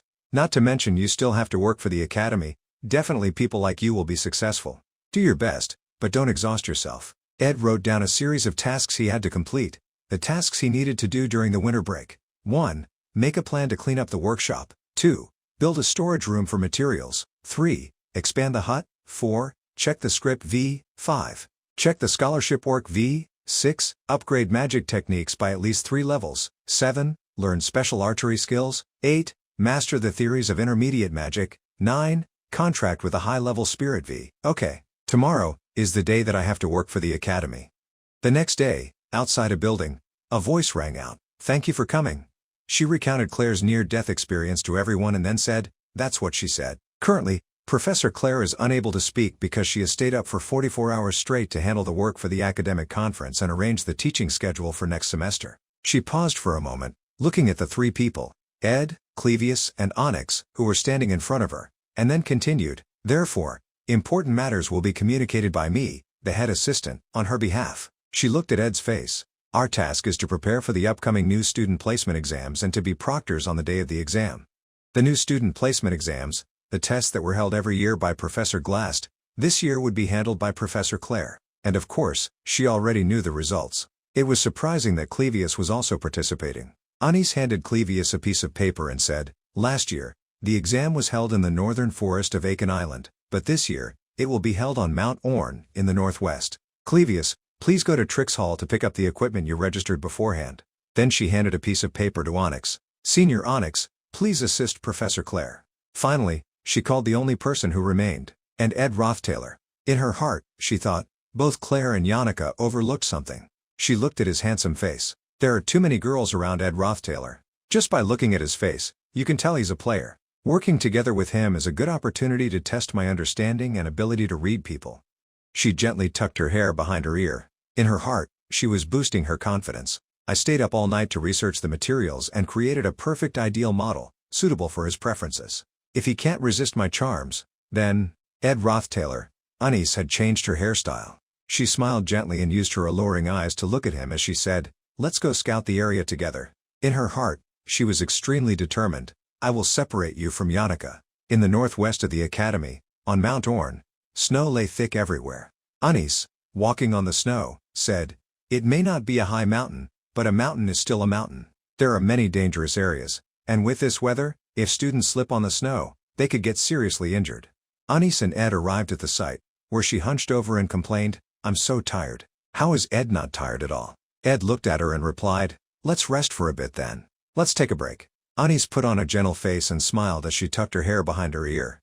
Thank you, Ed. You are so strong, and so thoughtful. It seems that I misunderstood you. Hearing this, Ed lowered his eyes and asked her, misunderstood? Anis quickly explained, you know, I'm close friends with Yannicka. Before, both Claire and I had a bad impression of you. So I was worried. I didn't know if Yannicka was befriending a bad person. So maybe I was a bit too harsh on you.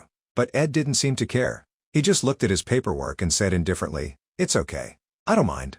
Now, the next thing to check is, we need to finish the task quickly. Suddenly, she continued to complain. Maybe I'm just too tired from having to carry the responsibility of the head assistant alone. At this point, Ed finally raised his head and said perfunctorily, you've been working hard. She heard that and shamelessly said, yeah, that's true. But it's okay.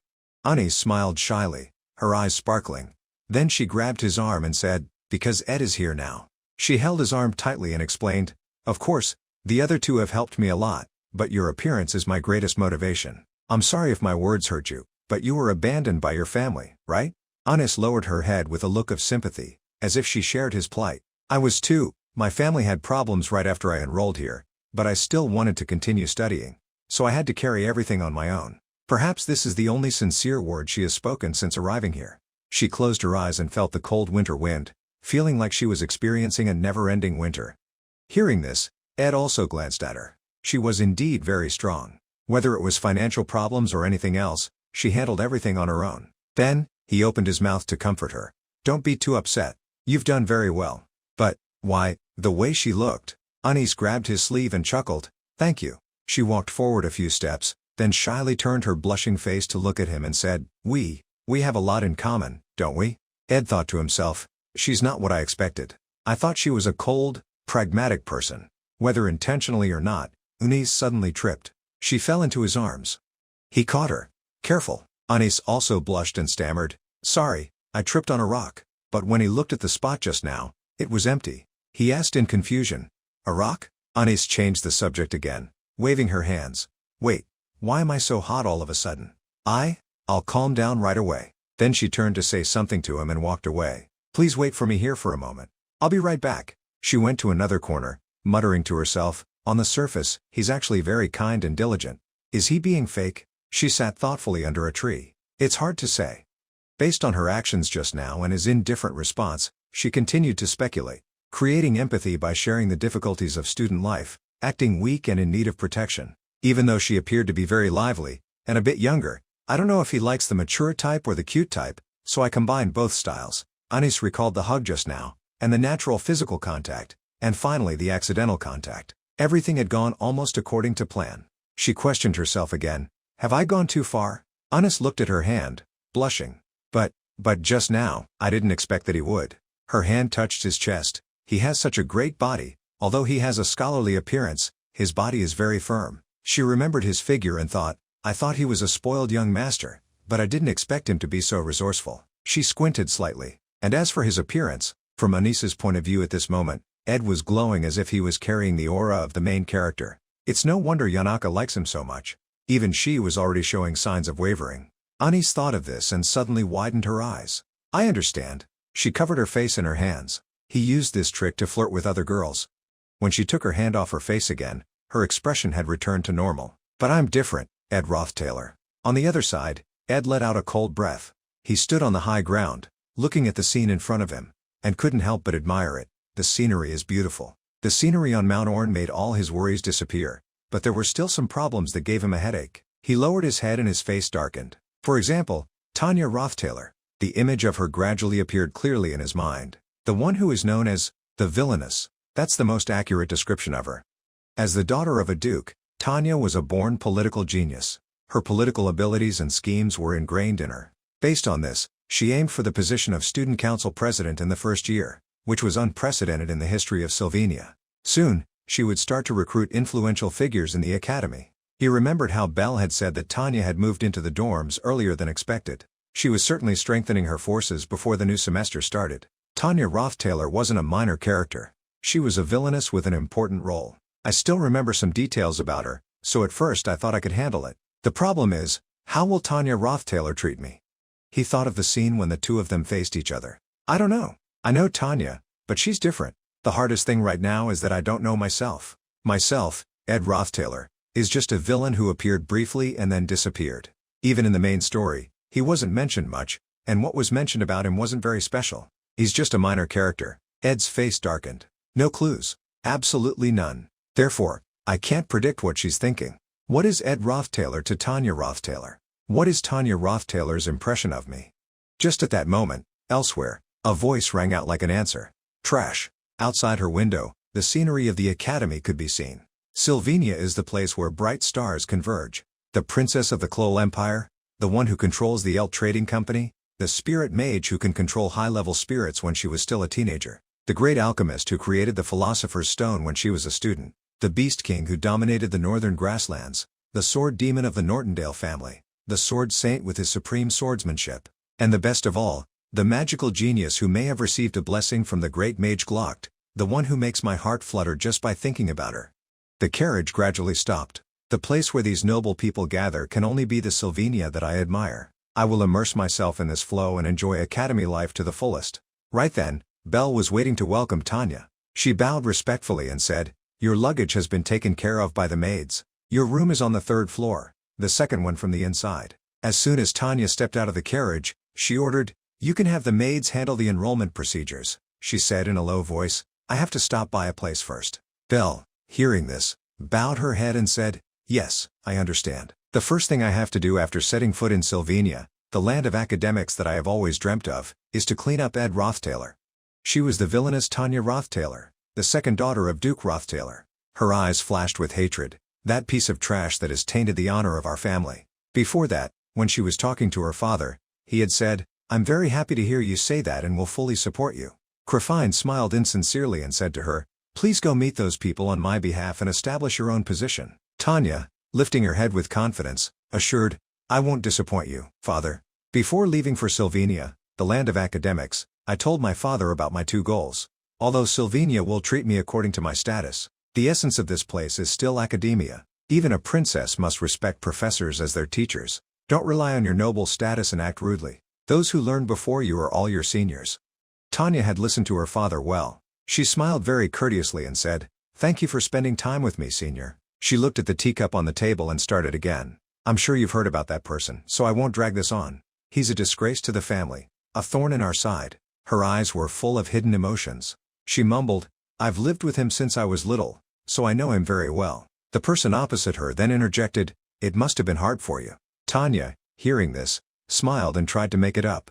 "My past can't compare to yours." Naturally, guiding the conversation wasn't a difficult task.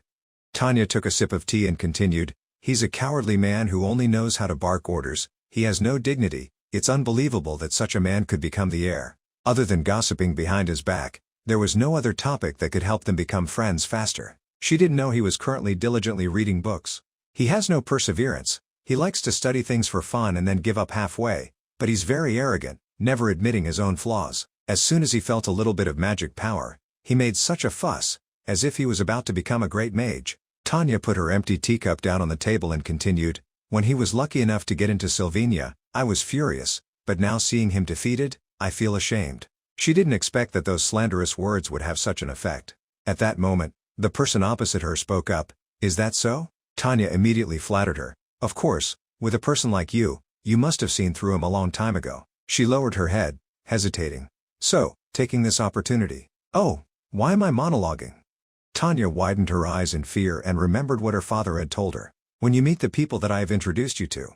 Crefine smiled and reminded her, "You must remember to respect them, especially in negotiations and transactions. You absolutely must not look down on them." He mentioned that he had encountered someone. I and she had met during the Sage's Sealing project. "You'll definitely learn a lot from her." "Oh well, do your best, Tanya." Remembering this, she froze in place. The person opposite her saw her expression and looked at her with dangerous green eyes, then said, "What's wrong?" Those cold eyes were like a venomous snake coiling around a person. "Keep talking."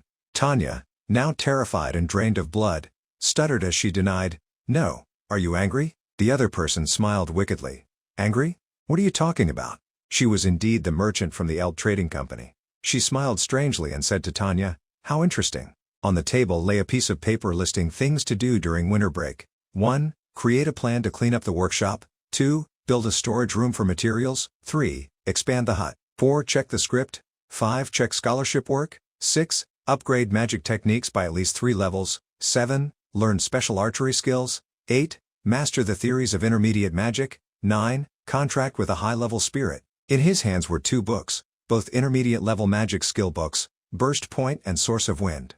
He hugged the 2 books as he walked out of the wooden house. "I got these from Glass Library last night. It's so convenient to be able to read any book without having to worry about due dates. The first day of scholarship work has been completed."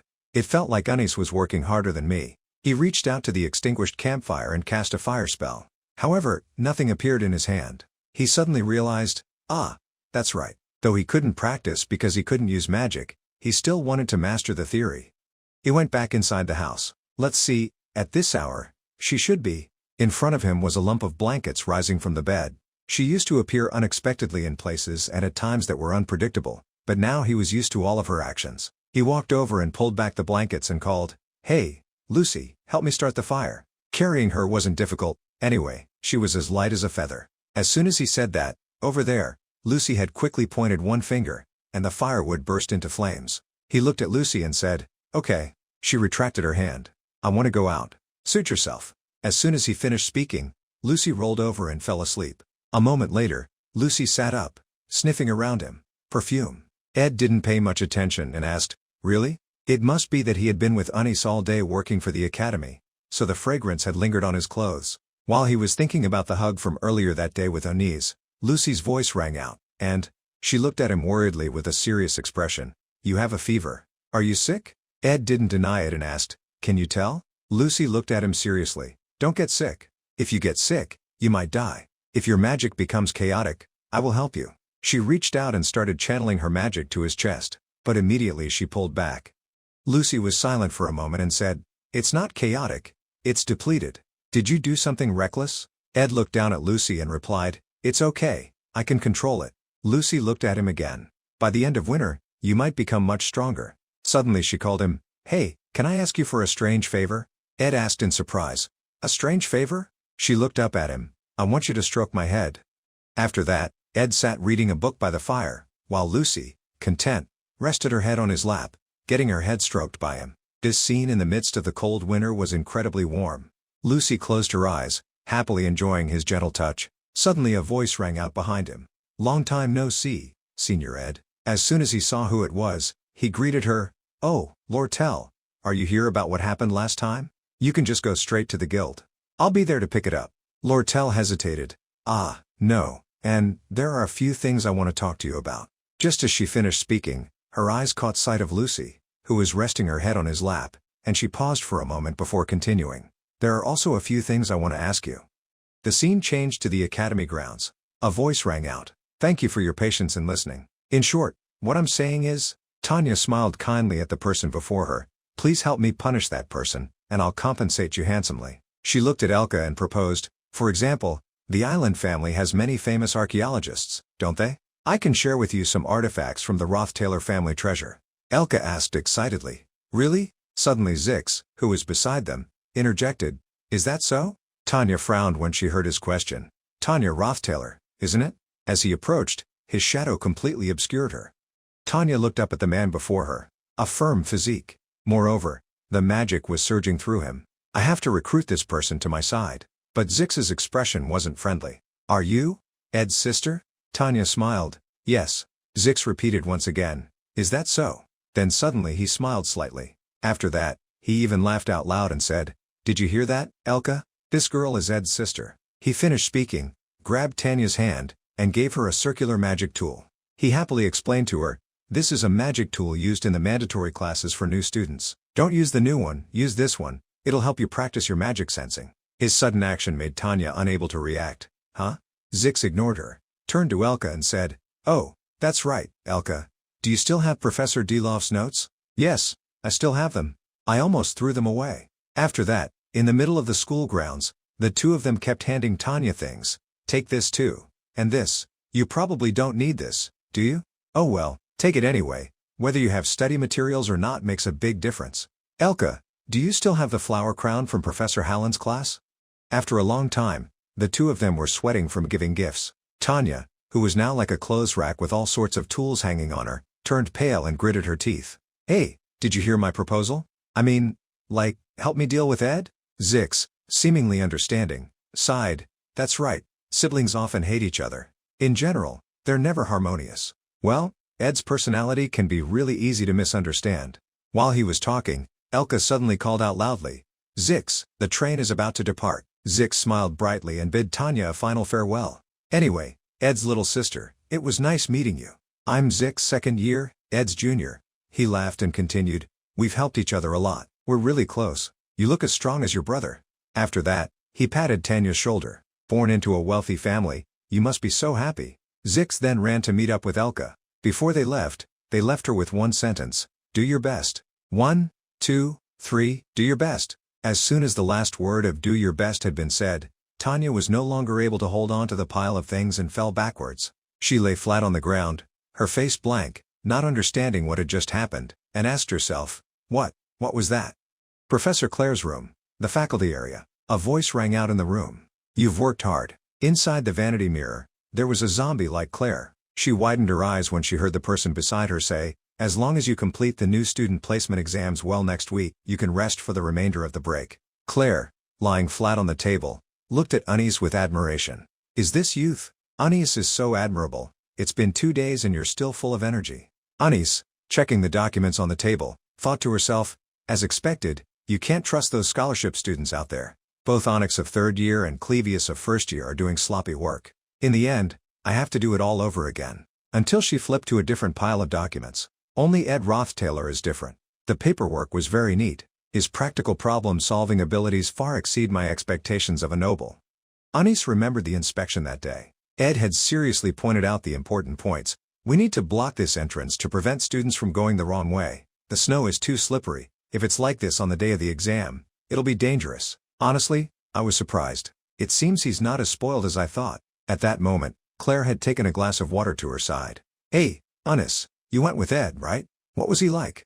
Was it like you imagined?" Anis, as if startled, paused upon hearing her question. Then Claire suddenly said seriously, "Oh, this has to be kept a secret from Ed. During the Awfulest Tower occupation, I needed to investigate something, so I followed him. At that time, she had found his wooden house, and even saw him carrying Lucy, which had caused a misunderstanding. It turns out that he had built a campsite that was even bigger and more elaborate than this research room. Tools, a desk, a fireplace, a shelf, a clothesline, a smokehouse. It seems he had made everything himself." Then both Claire and Glast followed Ed through the magic ball. She could feel how hard he had to struggle with life. "In fact, I didn't expect his grades to have increased so much." Even Glast praised him. Anis widened her eyes in shock as she heard her tell the next thing. "He even contracted with a spirit. He couldn't do that alone. I don't know how he did it, but he must have worked very hard." The more she listened, the more she felt downhearted. "And, one more thing. I've found the answer to his ability to carry out his work. It's clear his life is far from the luxurious life of a noble." Then she heard Claire say suddenly, "You two have a lot in common." Anis, hearing this, asked indifferently, "Me and Ed?" Anis lowered her eyes, resting her chin on her hand. "Although you praise him like that, even if he's not bad, I can't just believe other people's evaluations and support Yannicka's love for him." After having direct contact, she saw that there wasn't anything wrong with him. He's just a kind and sincere boy. No, perhaps he's just a good boy. Good-looking, not arrogant, highly regarded by Claire. It seems he's also a gentleman. I accidentally discovered that he has a very nice body. And the scent on his body is also very pleasant, feeling as if he was well taken care of. Claire interrupted her train of thoughts once more. "Anis, you're daydreaming." Anis, hearing this, pouted. "Huh?" Then she suddenly slammed her hand on the table and stood up. Then she opened the window and said, "It's too hot. Should I open the window?" Claire frantically chased after the pile of papers. "Huh? Yeah, let's let some air in. Be careful not to let the papers fly away." A moment later, she saw that Anis was still standing by the window, and asked, "Anis, are you okay? Are you overworking yourself?" Inside, Anis was in complete turmoil. "I'm doomed. It's really bad. It's truly dangerous. What should I do?" Her lowered face was blushing red. Then she suddenly remembered something and frantically raised her hands to cover her mouth. Wait a minute, she remembered Claire's words from a moment ago. He even contracted with a spirit. He couldn't have done it alone. I don't know how he did it, but he must have worked very hard. Ed contracted with a spirit in such a short time? He couldn't do it alone. Yannicka must have helped him sense the spirit, and that spirit must be a powerful and reliable one. A spirit who could report everything to Yannicka, including how she flirted with Ed on the mountain that day. Anis's hands were shaking with worry. At that moment, Claire smiled and called out, "Anis, you're probably finished with work, right? Have something to eat? I'll buy it for you." But when she turned around, the room was empty. The Fey Lover family's family precept was harmony and coexistence. Under the tree where Yannicka often met with the spirits, standing before her was Mug, a kind heart, always caring and loving everyone, always making her shine. She had never felt lonely, and because of that, she had many sincere friends. But life wasn't always peaceful. Right now, Yannicka was crying sadly. "Anis?" and "Ed." At that moment Tanya suddenly appeared out of nowhere and called to her. "It's nice to meet you, Senior Yannicka." Tanya breathed heavily and said, "I want to introduce myself and chat with you." In her heart, she remembered her previous conversation with Lortell. Yannicka Fey Lover is a third-year student, famous for her talent, popularity, and outstanding skills. She's one of the aces of this year's class. Lortell, like a snake coiling around Tanya's body, whispered in her ear, "Especially to achieve my goals, I must recruit her to my side."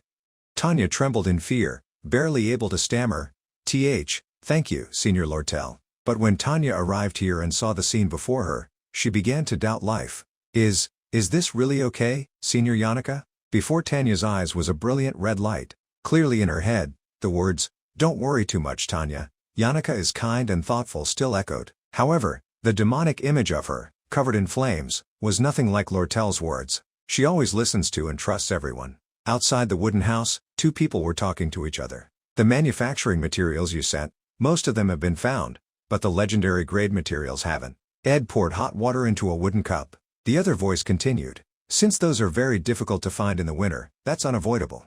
He lowered his eyes slightly and said, "Even though you are so busy, you've still helped me. I'm very grateful." Lortell, stretching beside him, smiled and said, "It's just convenient for me to handle it, so don't worry about it too much." Then he turned to hand her a cup of water. "Why didn't you go to rest? You came all the way here, and it's not exactly a short distance. Lortell held the cup as if to warm herself, her expression peaceful. Don't worry, I just came to take a break. The moon was gradually setting. The full moon, as round as a platter, had gradually disappeared, leaving only its traces behind. Living so hastily, time flies by so quickly. Everyone was fairly sinking into deep winter sleep, however each person receives it differently. For me, this winter is a challenge to protect myself from the harsh cold, and with the 9 work plans I have, it's a busy time for preparation. But for those who overcome that, winter evokes a sense of tranquility, like walking alone on a deserted road. Winter has that kind of magical power. Suddenly, Lortell glanced at him and called out, "Hey!" She saw that Lucy was resting her head on his lap and couldn't help but ask, "Lucy, why are you sleeping there?" Ed, hearing that, replied with a blank expression, "It's winter, after all." His irrelevant answer made Lortell even more annoyed. Is that even an answer? But when she looked at the peaceful expressions of the two of them, she questioned herself, am I being too sensitive? After a while, Lortell changed the subject. Actually, if it was just about magic tools, I wouldn't have come all the way here. Ed, hearing that, turned to look at her and asked, "Is there anything else?" Lortell smiled and summoned a magic book. "You're pretending not to know." At this point, he was surprised. "You finally had it auctioned?" She held up the faint image of the book and replied, "Yes." A moment later, it suddenly turned into a letter and fell into her hand. Lortell smiled happily and held it in her hand. "This is quite interesting, isn't it?" She remembered everything from the moment Ed asked for help, to the negotiations with Griffin, and all the way until everything was successful and she had her wish fulfilled. She started to lean closer and make a request to Ed. "I helped you auction the Sage's broken sword. If you help me, at least to get back the money I spent, that's a merchant's virtue." He avoided her gaze and asked, "So, what exactly do you want to ask?" Lortell whispered in his ear, "But, I can't ask for something too big that would make Senior Ed feel pressured and difficult to do." In the end, she just said, "Please stand on my side." Right, this is now Act 3. Princess Fina and Lortell have started to confront each other.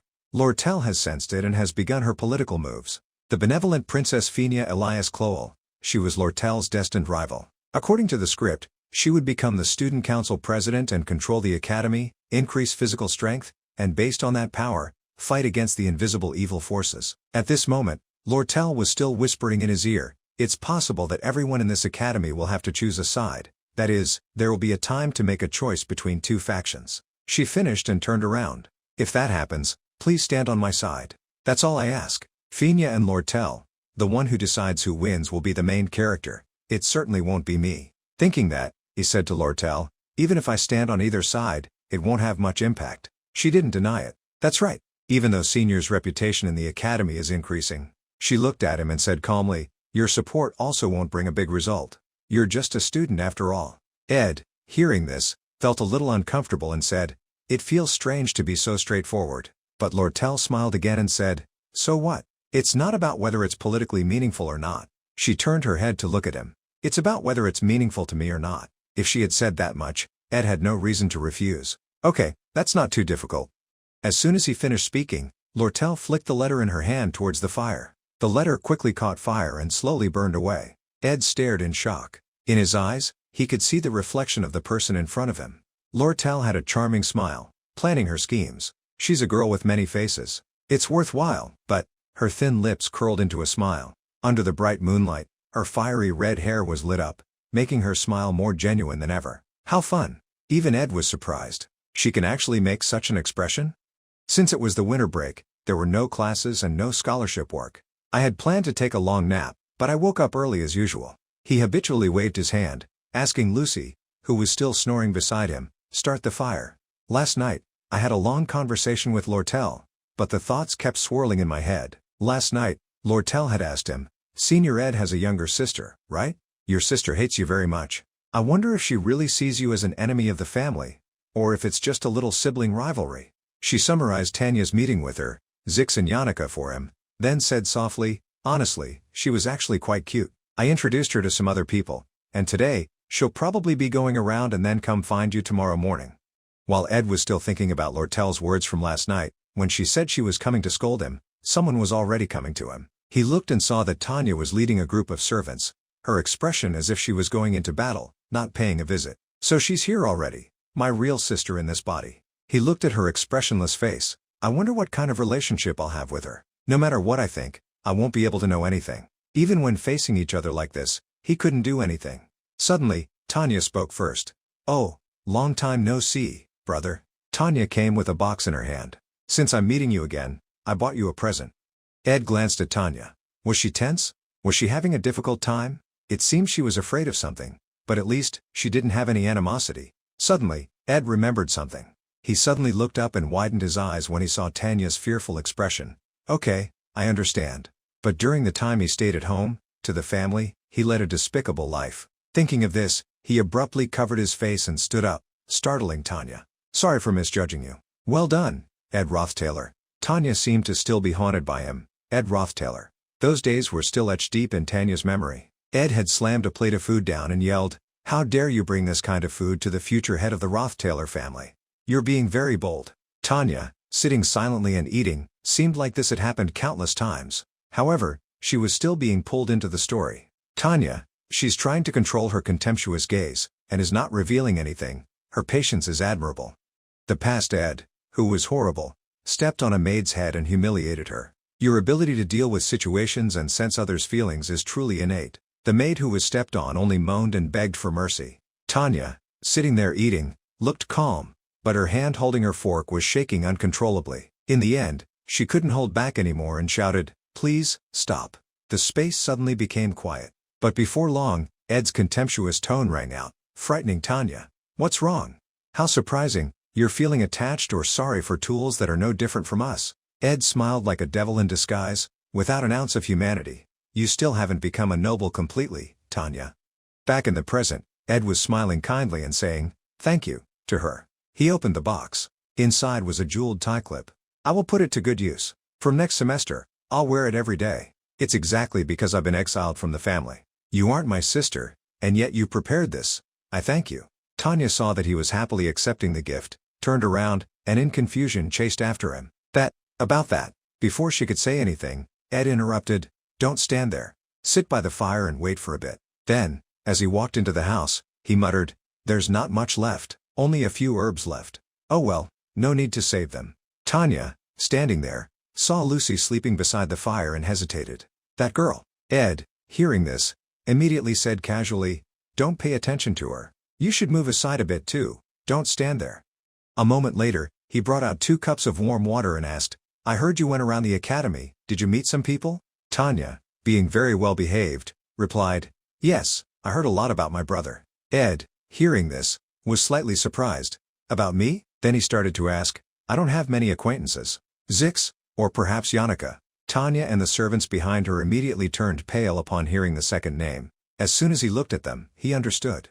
"You've met her? She's cute, isn't she? Among the people I know, she's the best and kindest." Tanya, listening, became increasingly incredulous, but could only nod repeatedly and say, "Yes, yes, she is very kind. She's really very kind, seriously."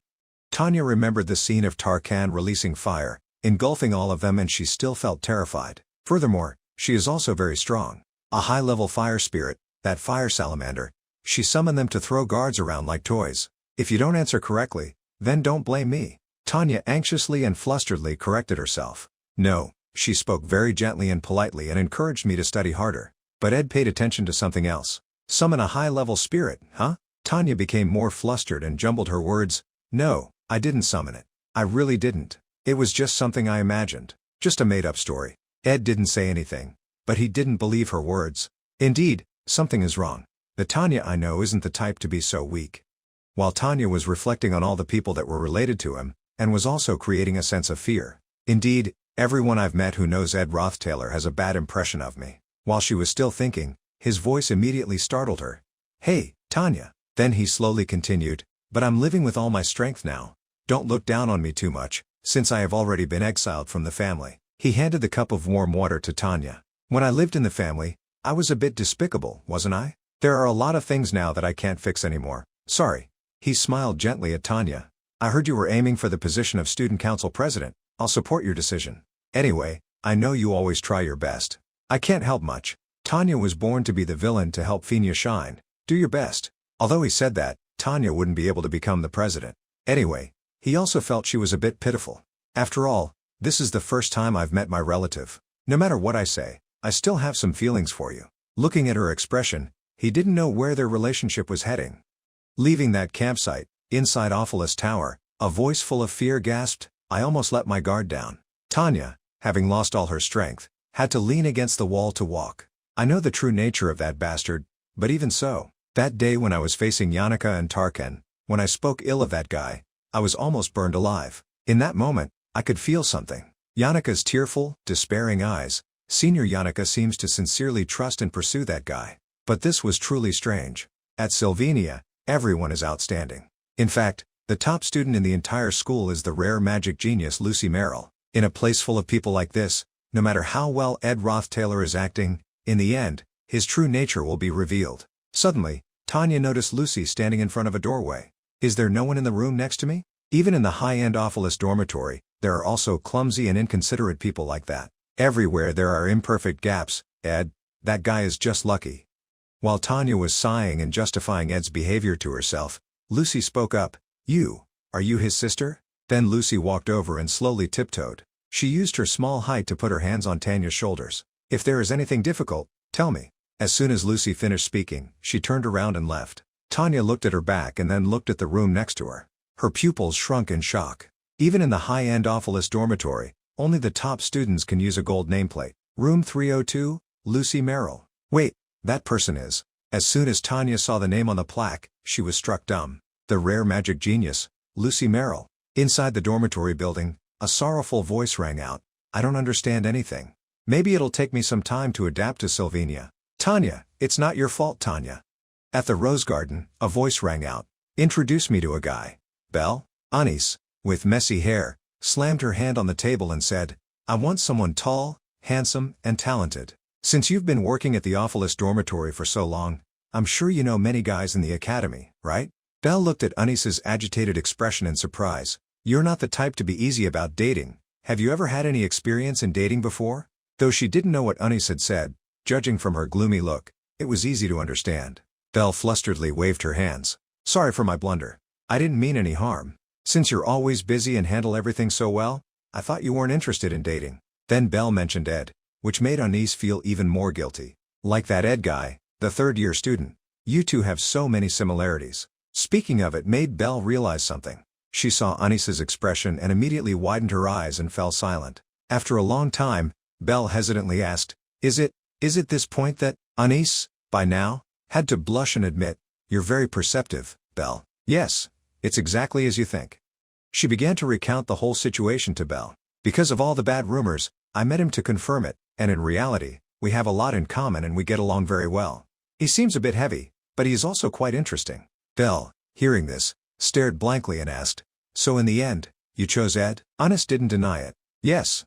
I'll admit it honestly. Anis dropped a pile of personal information on the table. I feel a bit attracted to him. That's also a rare piece of good news. If someone can make me feel attracted, then Yannicka has found a suitable partner. In the end, I just need to quickly sort out my feelings, and then there won't be any more problems. Belle immediately spoke up hesitantly. Miss Anis, but, she continued to speak, if you see it as a malignant tumor, it's fortunate that it was discovered early. She looked at the papers containing information about several people on the table, including Ed. It's not like there's only one guy. I just need to find someone else and publicly announce that we're a couple. Suddenly, Belle asked a question that made Anis pause. Is it that Yannicka noticed your feelings, Miss Anis? Belle slowly sorted the pile of papers and then calmly said, If you intend to find someone to replace him because of that, then that's really unfair, even though it's you, Miss Anis, but you've never been this concerned about others. Anis's voice rang out again in the Rose Garden. Anyway, my heart already belongs somewhere else. I intend to end everything by finding a new lover, she said gloomily. Actually, yesterday, when I was passing by the faculty building, I saw Yannicka. We just passed by each other like that. I couldn't greet her. The atmosphere between us was really awkward. She looked so sad. Anis, saying this, bit her lip and trembled.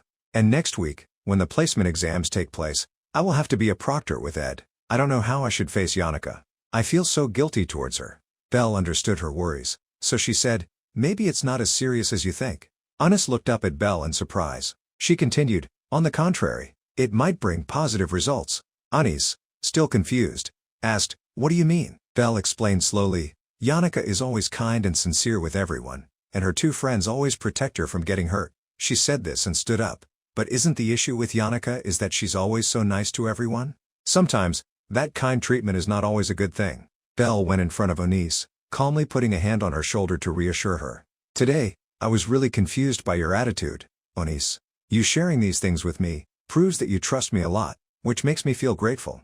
She looked at Onis's face, which was gradually calming down, and continued. Sometimes those imperfections create a charm of their own. Isn't that the protective instinct, perhaps? Onis also remembered what Claire had said to Yanaka that day. He seems to be popular with the girls, so we need to quickly find a solution. For example, the complicated love game. Try to trigger his protective instincts. Protective instincts. My mind became clearer now. Thanks to Belle encouraging me that I didn't need to feel guilty, everything was becoming clearer. And then I thought of Yanaka. Onis felt relieved and couldn't help but laugh. When her heart was troubled and tired, there was only one place Yanaka could go to. The wooden house deep in the northern forest. Ed, returning from outside, saw Yanaka sitting alone by the fire.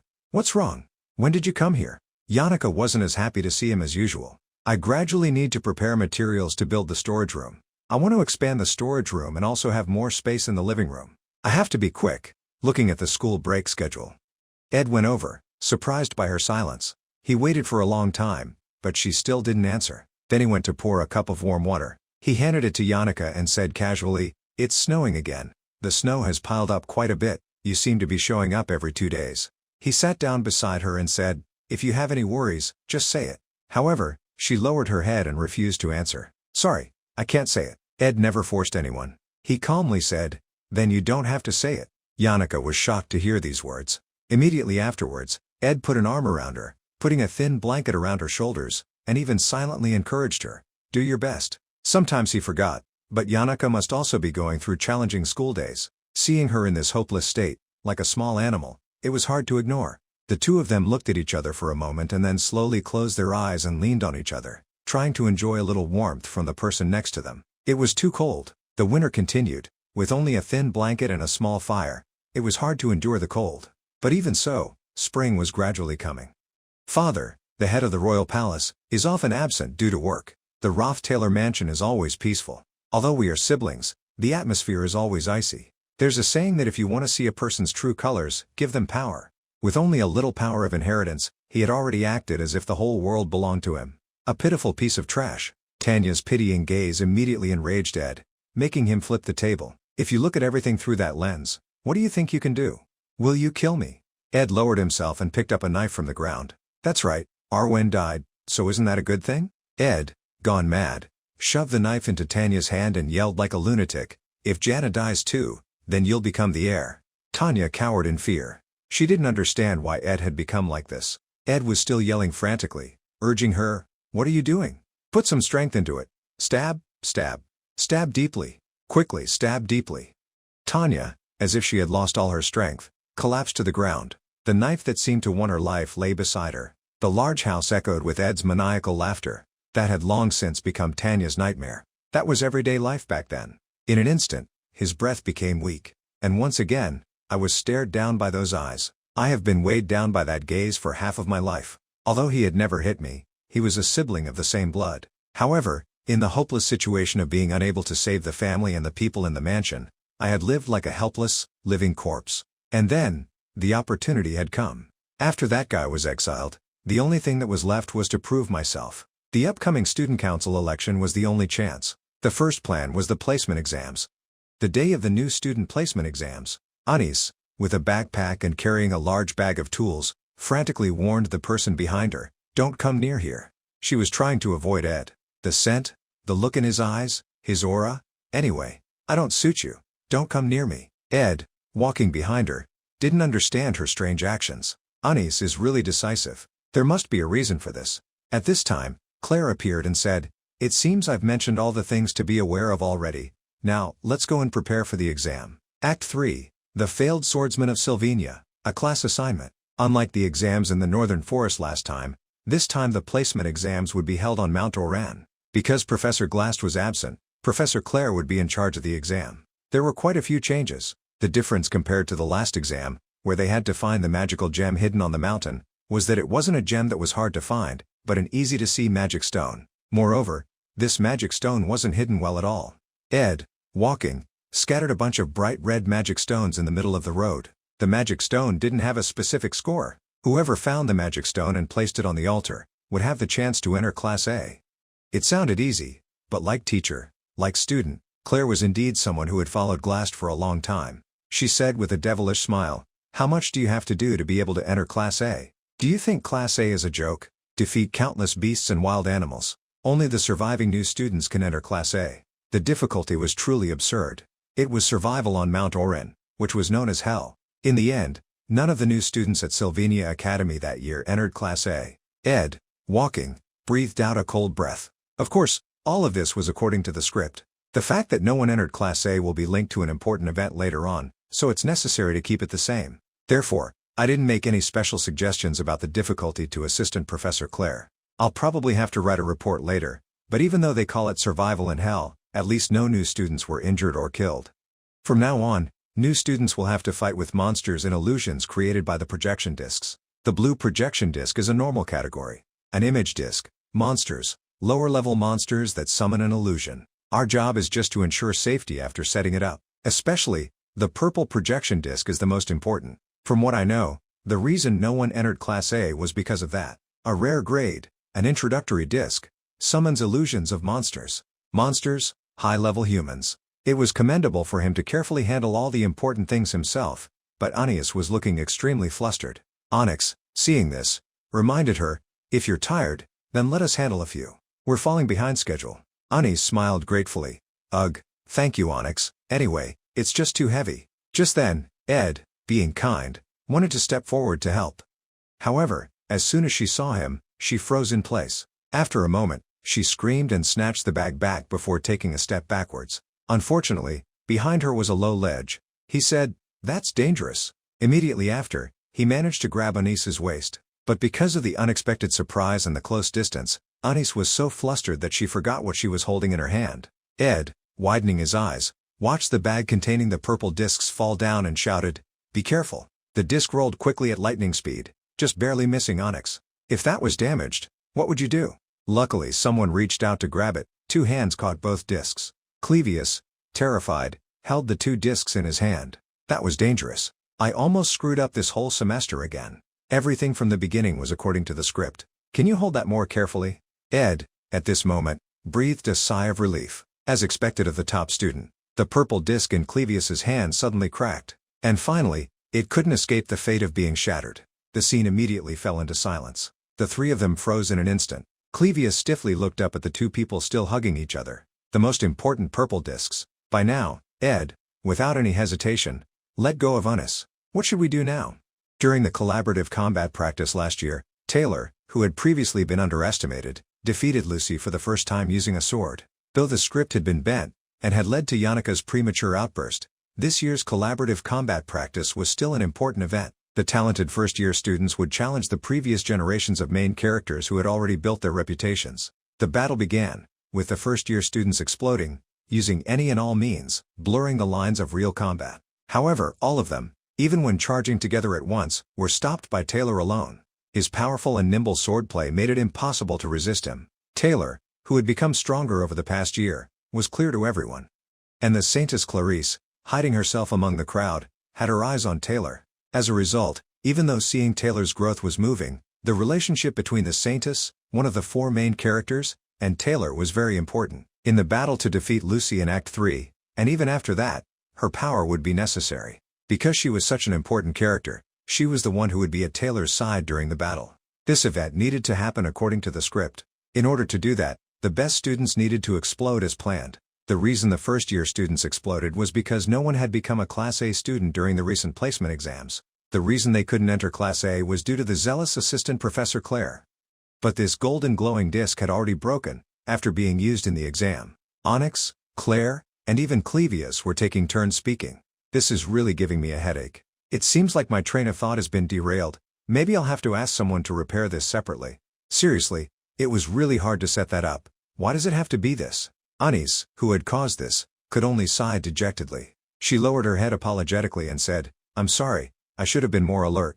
While everyone was feeling distressed, not knowing how to solve this, Ed suddenly spoke up, pulling Anis out of the chaotic situation. "Even if we sit here like this, The broken magic tool won't fix itself.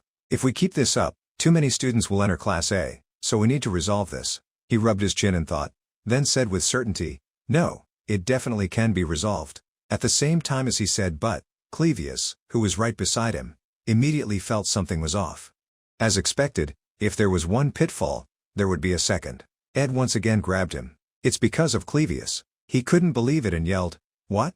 The starting point of the placement exams, the entrance to the mountain in the east. When do people feel most clearly that they have arrived in the Sylvania of academia? If you ask Tanya, she would say it's when she gets to meet a noble student as a classmate. Whether they are a princess or a prime minister, everyone was a student of Sylvania, so they wore the same uniform without regard to their status. But if there was an exception to that unspoken rule, it would be the spiritual symbol of millions of Telos believers, the Saintess Clarice. She walked through the 2 lines of bowing people, saying gently, thank you, but you don't need to follow all of the rituals. As Clarice walked, she said, if you try to follow all of the rituals, school life will become difficult, so for my sake, please simplify the rituals a little. Everyone replied in unison, yes.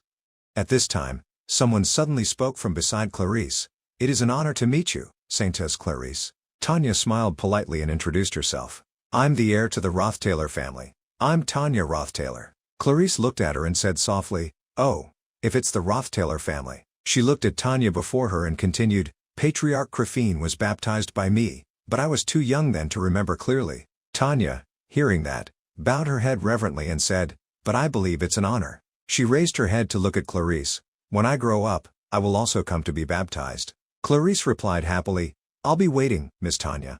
Meeting with the Saintess in front of everyone, it was a great performance to support the student council election. A calculating glint flashed through Tanya's eyes. But today's main event is certainly...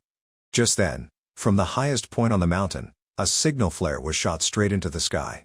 As soon as the flare burst into a flower, everyone simultaneously shouted, knowledge. Everyone started to move. The combat department gathered the students, the law department gathered at the entrance to the mountain in the east, the alchemy department gathered in the basement of Odell Hall. Each department had a different gathering place and test content, but the goal was the same, to be placed in Class A. In the end, everyone ran, because of the rights of Class A. Full tuition exemption, eligibility to reside in Ophilus Hall, and free use of all student welfare facilities. That was the noble honor of Class A, whatever they wanted.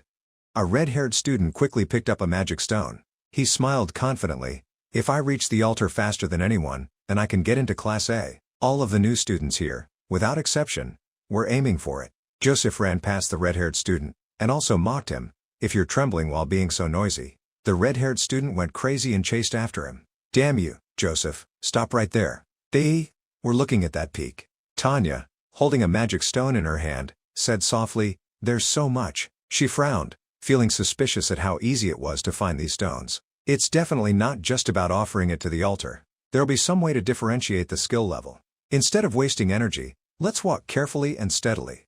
Suddenly, a scream came from behind Tanya. Tanya turned around in surprise and saw a barefooted girl kneeling on the snow. Tanya looked at her worriedly. Are you taking off your shoes? Did you slip? Then she asked, are you hurt on your foot?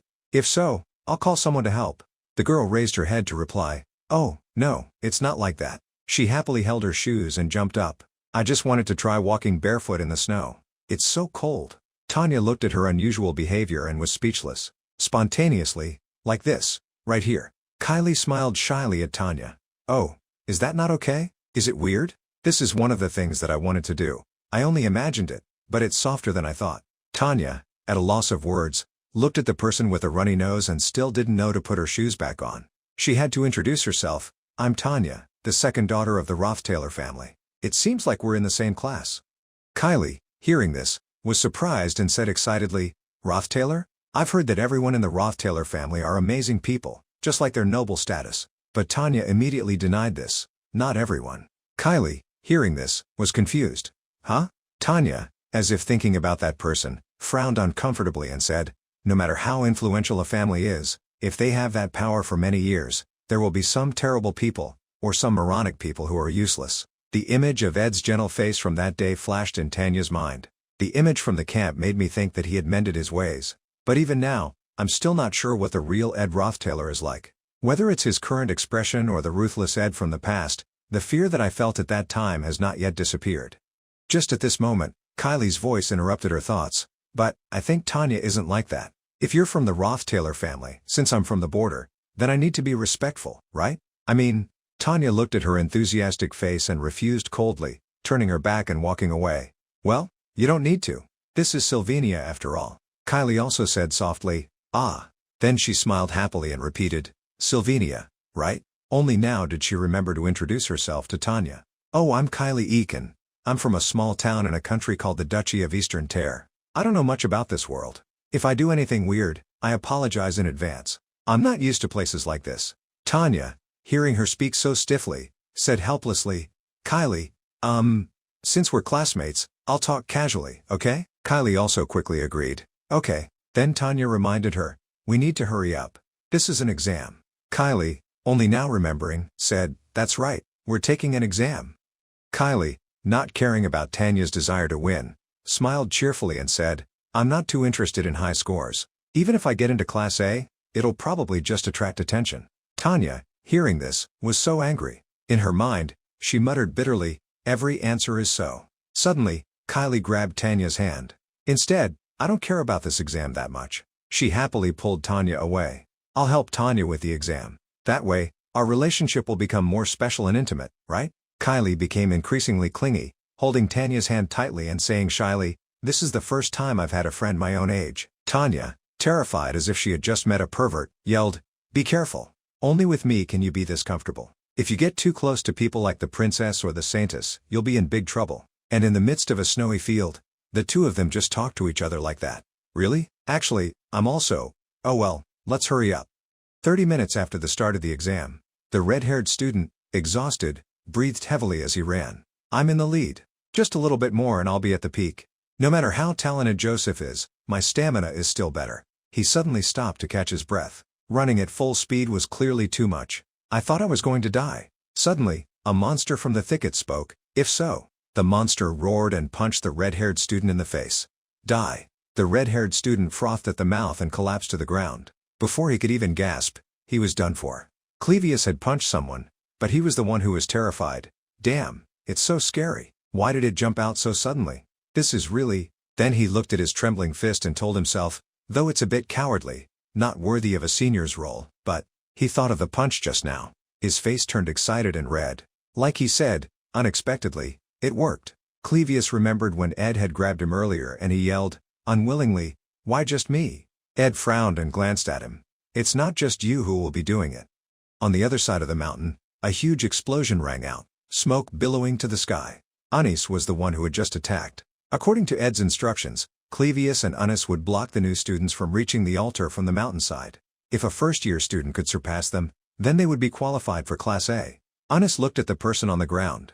Her eyes were full of determination to make amends. Everything up to this point was my fault, so I will try my best. And the person flying in the sky, Onyx, a master of flying magic, would be responsible for safety. And as for Professor Claire, she had to get consumed by paperwork again. A report on changing the content of the exams will be written as soon as I go down. If you don't sleep, you can finish it before the exam ends, right? Claire, hearing this, could only accept her fate. Yeah, if I don't sleep then.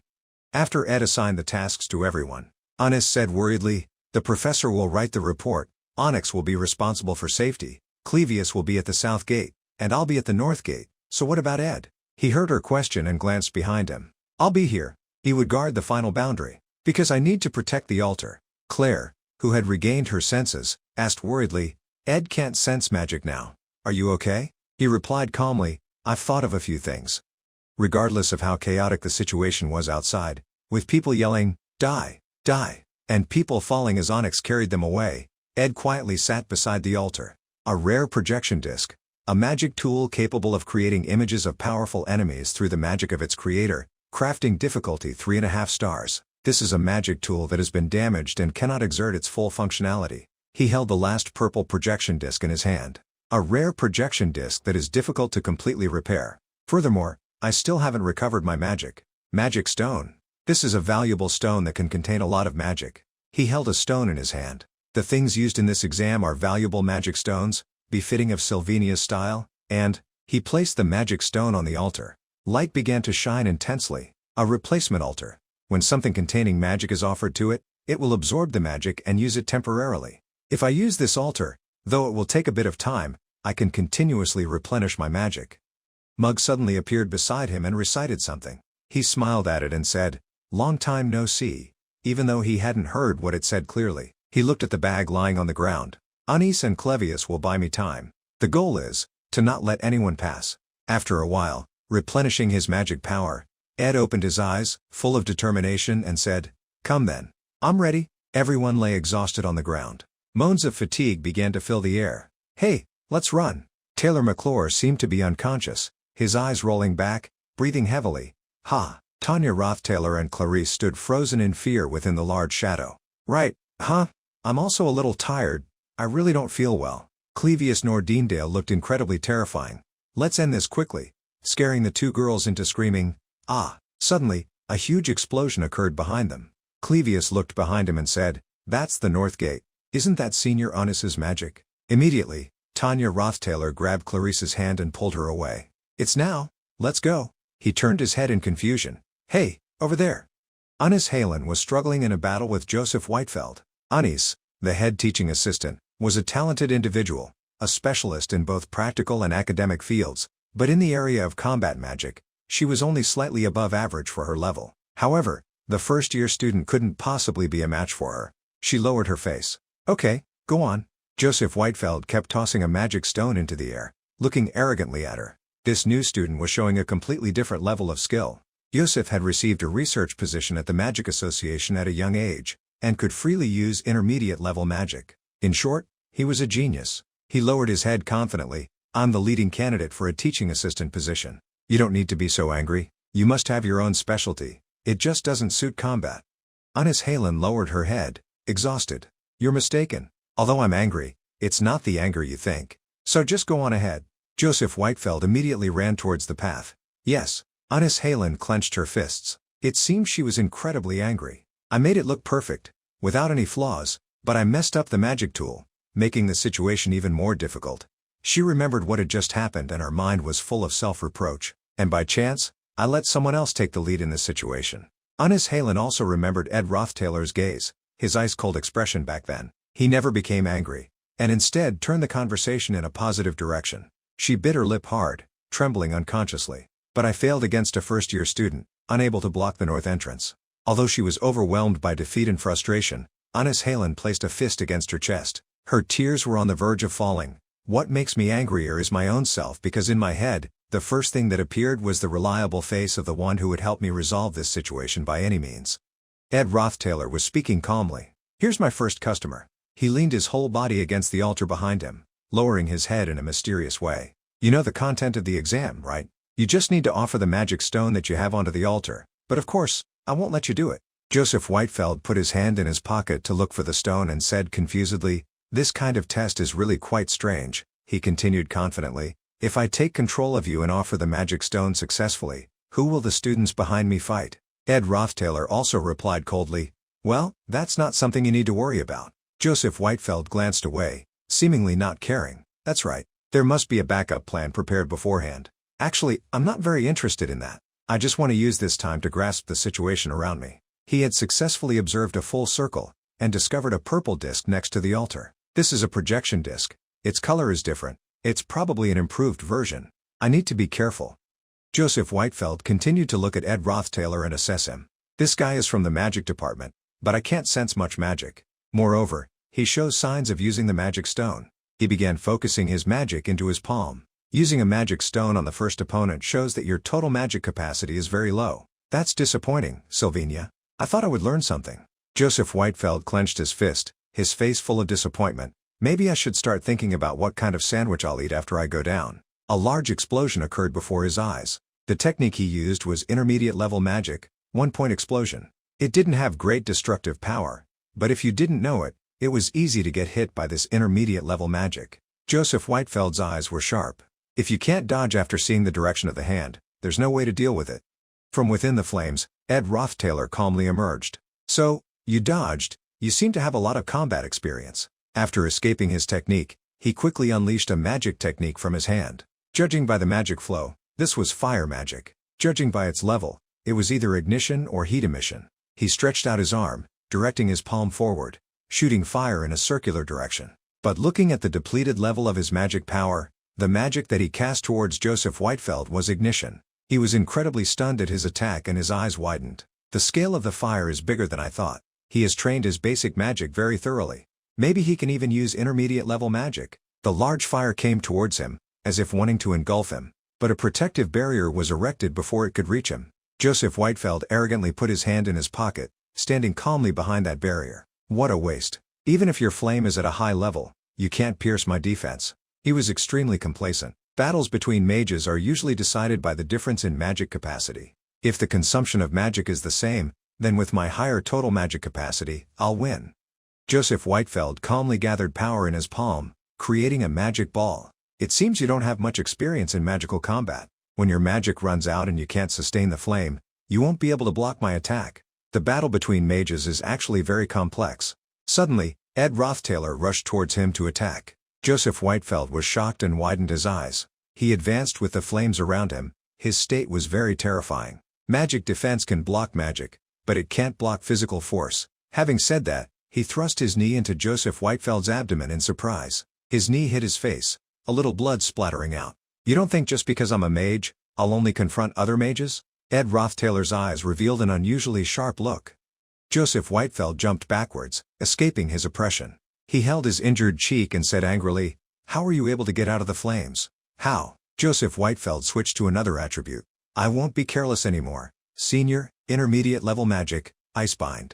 Ed Rothtailor also unleashed his attack. Basic magic, ignition. It's fire magic again? Are you reacting to my Icebind? Are you planning to use steam to block my vision and repeat the same trick? Joseph Whitefeld continued to create a new magic ball in his hands. "But, I can also control other elements." He thrust it forward. Basic magic, heat emission. A figure immediately disappeared into the sea of flames. Flame blessing, temporarily increases immunity to fire. Ed Rothtailor immediately rushed toward him with his knife. Immune to fire? In surprise, Joseph Whitefeld quickly put out his hand, creating a physical defense, protecting himself from physical attacks. He bit his teeth, looking displeased. "Damn it, where did you pull that out of? But in terms of speed and unleashing magic, I'm still faster." Then, his eyes widened in fear.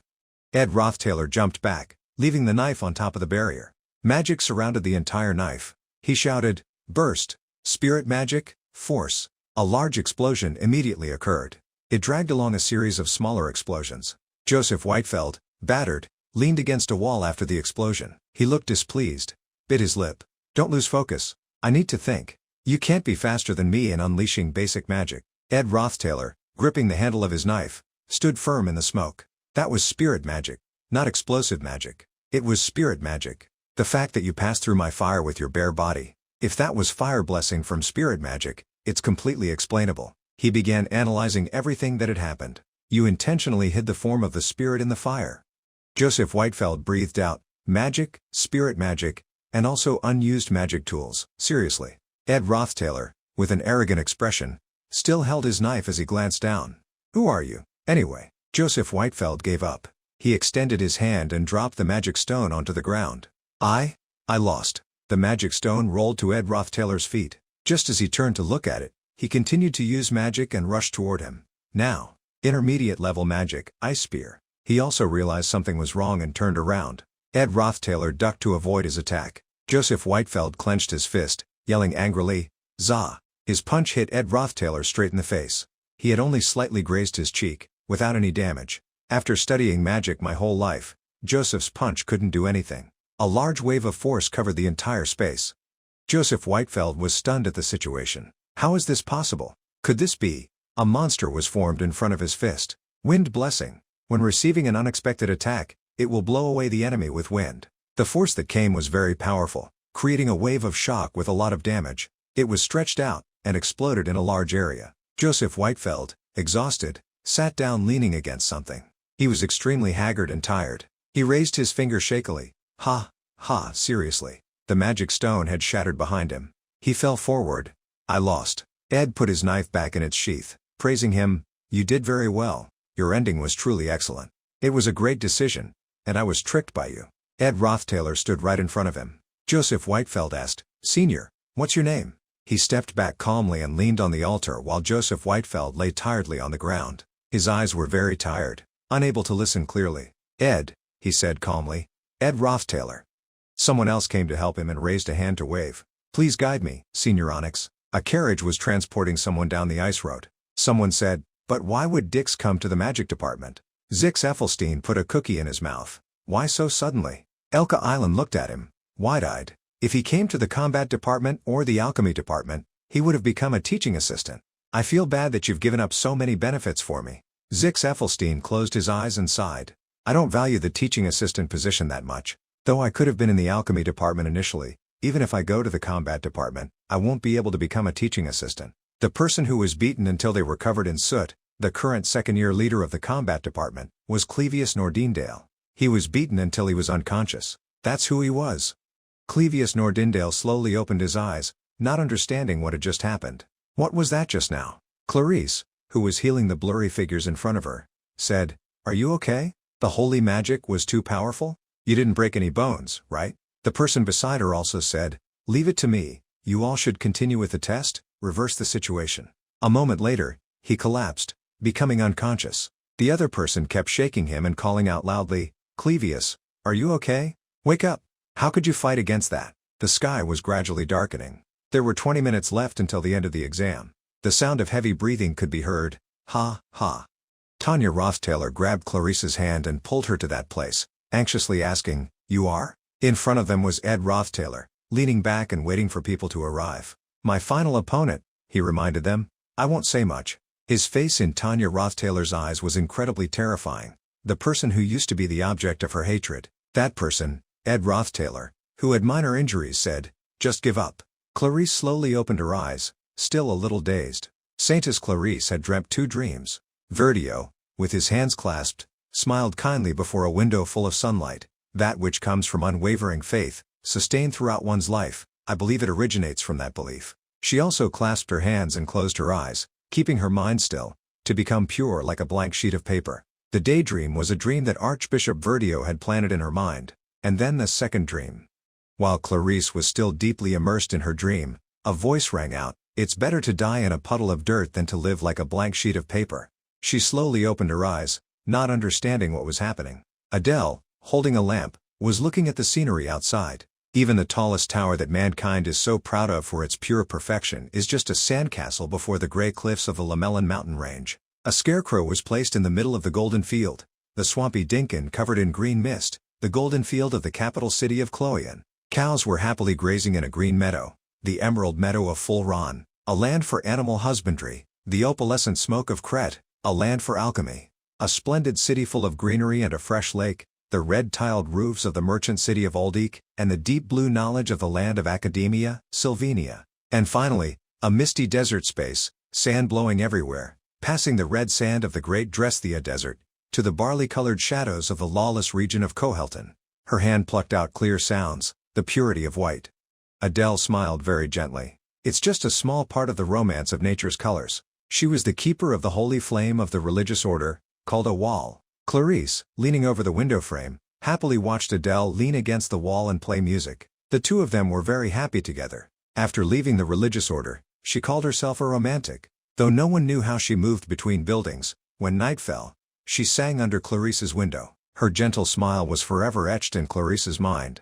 The night dream is that there is no world outside that your only friend whispers to you while gazing at the stars. Her soft voice echoed gently beneath the crescent moon and tens of thousands of stars. Did you know that an ordinary life, ordinary studying, ordinary friendships, and an ordinary love can also contain greatness? The moonlight gently shone through the window, covering both of them. That a hug from a loved one is more valuable. Adele smiled at her. Millions of believers look up to me. Did you know that? After leaving the religious order, Adele had enrolled in Sylvania, and when the holidays arrived, she roamed the world like she was doing now. Clarice's eyes closed tightly. She was immersed in her own dream. After Adele had left, every night Clarice would wander through the places that she had mentioned in her dreams. Finally, Clarice hugged someone tightly. The two of them strolled through the high and low notes of the music. The notes of music passed by the spaces Adele had mentioned, and together with that person, she continued her lonely journey, a journey of the colors of nature, completely opposite to her monotonous life, the most audacious imagination she could think of. On a sunny day, Verdio, who was standing behind Clarice who was disguised, reminded her, even so, always be careful to not have your true identity be revealed. You must always carry a magic tool with you. He leaned down closer to her. The Saintess is always protected by divine magic, so maybe there's less to worry about. Clarice took something in her hand and smiled reassuringly. Who would suspect a completely different-looking person like this? Ferdio, you don't need to worry. Embracing her thoughts of heading to the academy in the most natural way, Clarice casually sat on a chair, basking in the sunlight. No one noticed Clarice as she sat on a wooden chair along the main road of Gyeodong. Just that fact alone made Clarice breathe a sigh of relief and feel content. Tanya Rothtailor had talked to her, happily running and jumping everywhere. No one bowed before her, and no one looked up to her. At least in Sylvania, there isn't anyone like that. Who would have thought of calling Kylie a saintess? Except for one person. Ed Rothtailor, who looked a little messy, looked at her and said, "Give up, saintess." Tanya Rothtailor was terrified when she saw the person before her. The final test. It's my brother, Ed. Miss Tanya's brother, so that person is also from the Rothtailor family. He frowned, feeling conflicted, and said, "I'm sorry, but can you please leave? But if you still come." Suddenly, Ed Rothtailor became very terrifying, causing the two of them to be frightened and cover their faces. "Then come here." The pressure was so great that the two of them had to struggle to endure and yelled, "TSK." Ed Rothtailor's eyes were extremely cold. Even students who have been practicing summoning magic their whole lives will find this hard to do. Their level is far beyond even the graduates. A tiger was amassing power at its mouth. Even the most veteran spirit mages are called veterans if they can control 5 or 6 intermediate-level spirits. Ed Rothtailor stood firm in front of it, looking at her uncomfortably. A high-level spirit? Clarice grabbed Tanya Rothtailor's hand, her face full of worry, and said, "I'll give up now. We need to think more reasonably, Miss Tanya. After all, that's reasonable enough." High-level spirits, those words brought up unpleasant images of Tanya Rothtailor. Those painful memories flashed into her mind again. She bit her teeth angrily, but the image of her older brother angrily roaring in front of her appeared again. If it's like this, then it's no different than before, right? Clarice was surprised when she heard her continue, "You don't really understand, Kylie. I have no intention of giving up." Tanya Rothtailor raised her hand with an extremely determined look. High status and power mean a corresponding responsibility and burden. I remember my older brother from 2 years ago very well. Her foot stomped forward, fighting against Ed Rothtailor's immense magic. Achievements must have a practical effect. How can someone who can't use low-level magic suddenly control a high-level spirit? Looking at her brother and Marilda, she thought, that's definitely fake. Just defeating the main body is enough. It gently breathed out gusts of wind. As it blew, both Clarice and Tanya Rothtailor were shocked and stopped in their tracks. She looked incredulous and covered her head, biting her teeth. This can't be. How did he? Her eyes flashed with surprise. Could it be? Ed Rothtailor still hadn't made any more movements and stood still. On the opposite side, Clarice and Tanya Rothtailor were both blown a great distance away. Clarice glanced at him with a pitiful expression. Is that person Tanya's brother? Kylie always has an ideal image of a gentleman. The smiling, benevolent face of Crefine Rothtailor appeared in her mind. A neat appearance, a kind smile, and a polite demeanor. But Ed Rothtailor, with his cold expression, still stood calmly there, bringing her a completely different feeling. When I heard that the person who was the complete opposite was from the Rothtailor family, I was certain that this is the good-for-nothing. Even the Pope doesn't know about the outside world. Even someone as carefree as I am can clearly sense it. Tanya Rothtailor frowned uncomfortably and said, no matter how powerful a family is, if it has been maintained for many generations, there will be scum, and those who are useless and good for nothing will appear. The gentle image of Ed from that day appeared again in Tanya's mind. The image from the camp seemed to make me think that he had mended his ways. Even now, I'm still not sure what the real Ed Rothtailor is like. Whether it's his current expression, or the cruel Ed from the past, the fear that I had engraved in me from that time still hasn't disappeared. Clarice, fighting her pain, slowly got up. Any enemy that intends harm will trigger intermediate level or higher holy magic, she laughed, groaning slightly in pain. As I said, my body is a bit special. Unless it's a special situation, I almost never die. Tanya Rothtailor turned to look behind her with some worry. But you'll be seriously injured, right? You said you didn't care about the exam. She walked forward, but you told me that that person was extremely evil. And Tanya, Clarice turned to look at her and smiled. For the first time, you are my first friend at Sylvania. Tanya Rothtailor's eyes widened. Normally, if it was before, I would have rejected that immediately. The image of Clevius Nordendale from before came back to her. But when I was climbing the altar, I witnessed with my own eyes, the senior from the combat team, the one who had been fiercely attacking. He was knocked unconscious, his eyes rolling back, and was blown away by a strange force. Could Kylie possess a special kind of power? She stood, imposing, in the midst of Ed Rothtailor's overwhelming power. What surprised me even more was Kylie, the one who was once so timid, dared to step forward. I didn't expect her to have such a courageous personality. Clarice ran quickly towards Ed Rothtailor, screaming in tears, "No way!" As soon as she saw her running towards them, Marilda also looked directly at her. It released a large gust of wind. Its eyes suddenly froze. Clarice countered its claws with her magic. Any enemy that intends harm will trigger intermediate level or higher holy magic. It opened its mouth in agony and roared loudly. Two powerful forces collided with each other. The fragmented stones flew everywhere. Clarice, inside her protective armor, was blown far away. Ed Rothtailor was still standing there blankly, looking at her with contempt. "Is that all you have?" Then, suddenly, he heard a sound coming from his side. "You think I would give up?"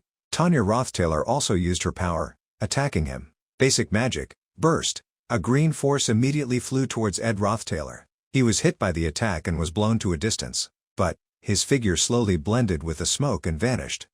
Tanya Rothtailor, unable to understand, widened her eyes. He disappeared? No way. The illusion mirror on the altar below had worked. She was startled.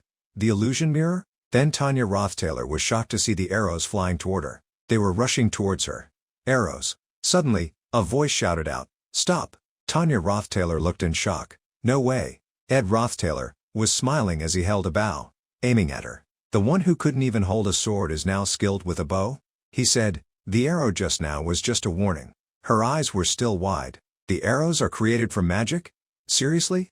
Ed Rothtailor angrily approached Tanya Rothtailor. It was Ed Rothtailor. The magic stone that Tanya Rothtailor had placed on the ground was shaking, whimpering in fear. It was just like that time. She tightly covered her eyes, tears welling up in the corners of her eyes. "No matter how hard I tried, back then, I couldn't do anything." In the past, Tanya Rothtailor sat on the ground helplessly under everyone's gaze. "I couldn't do anything in the past."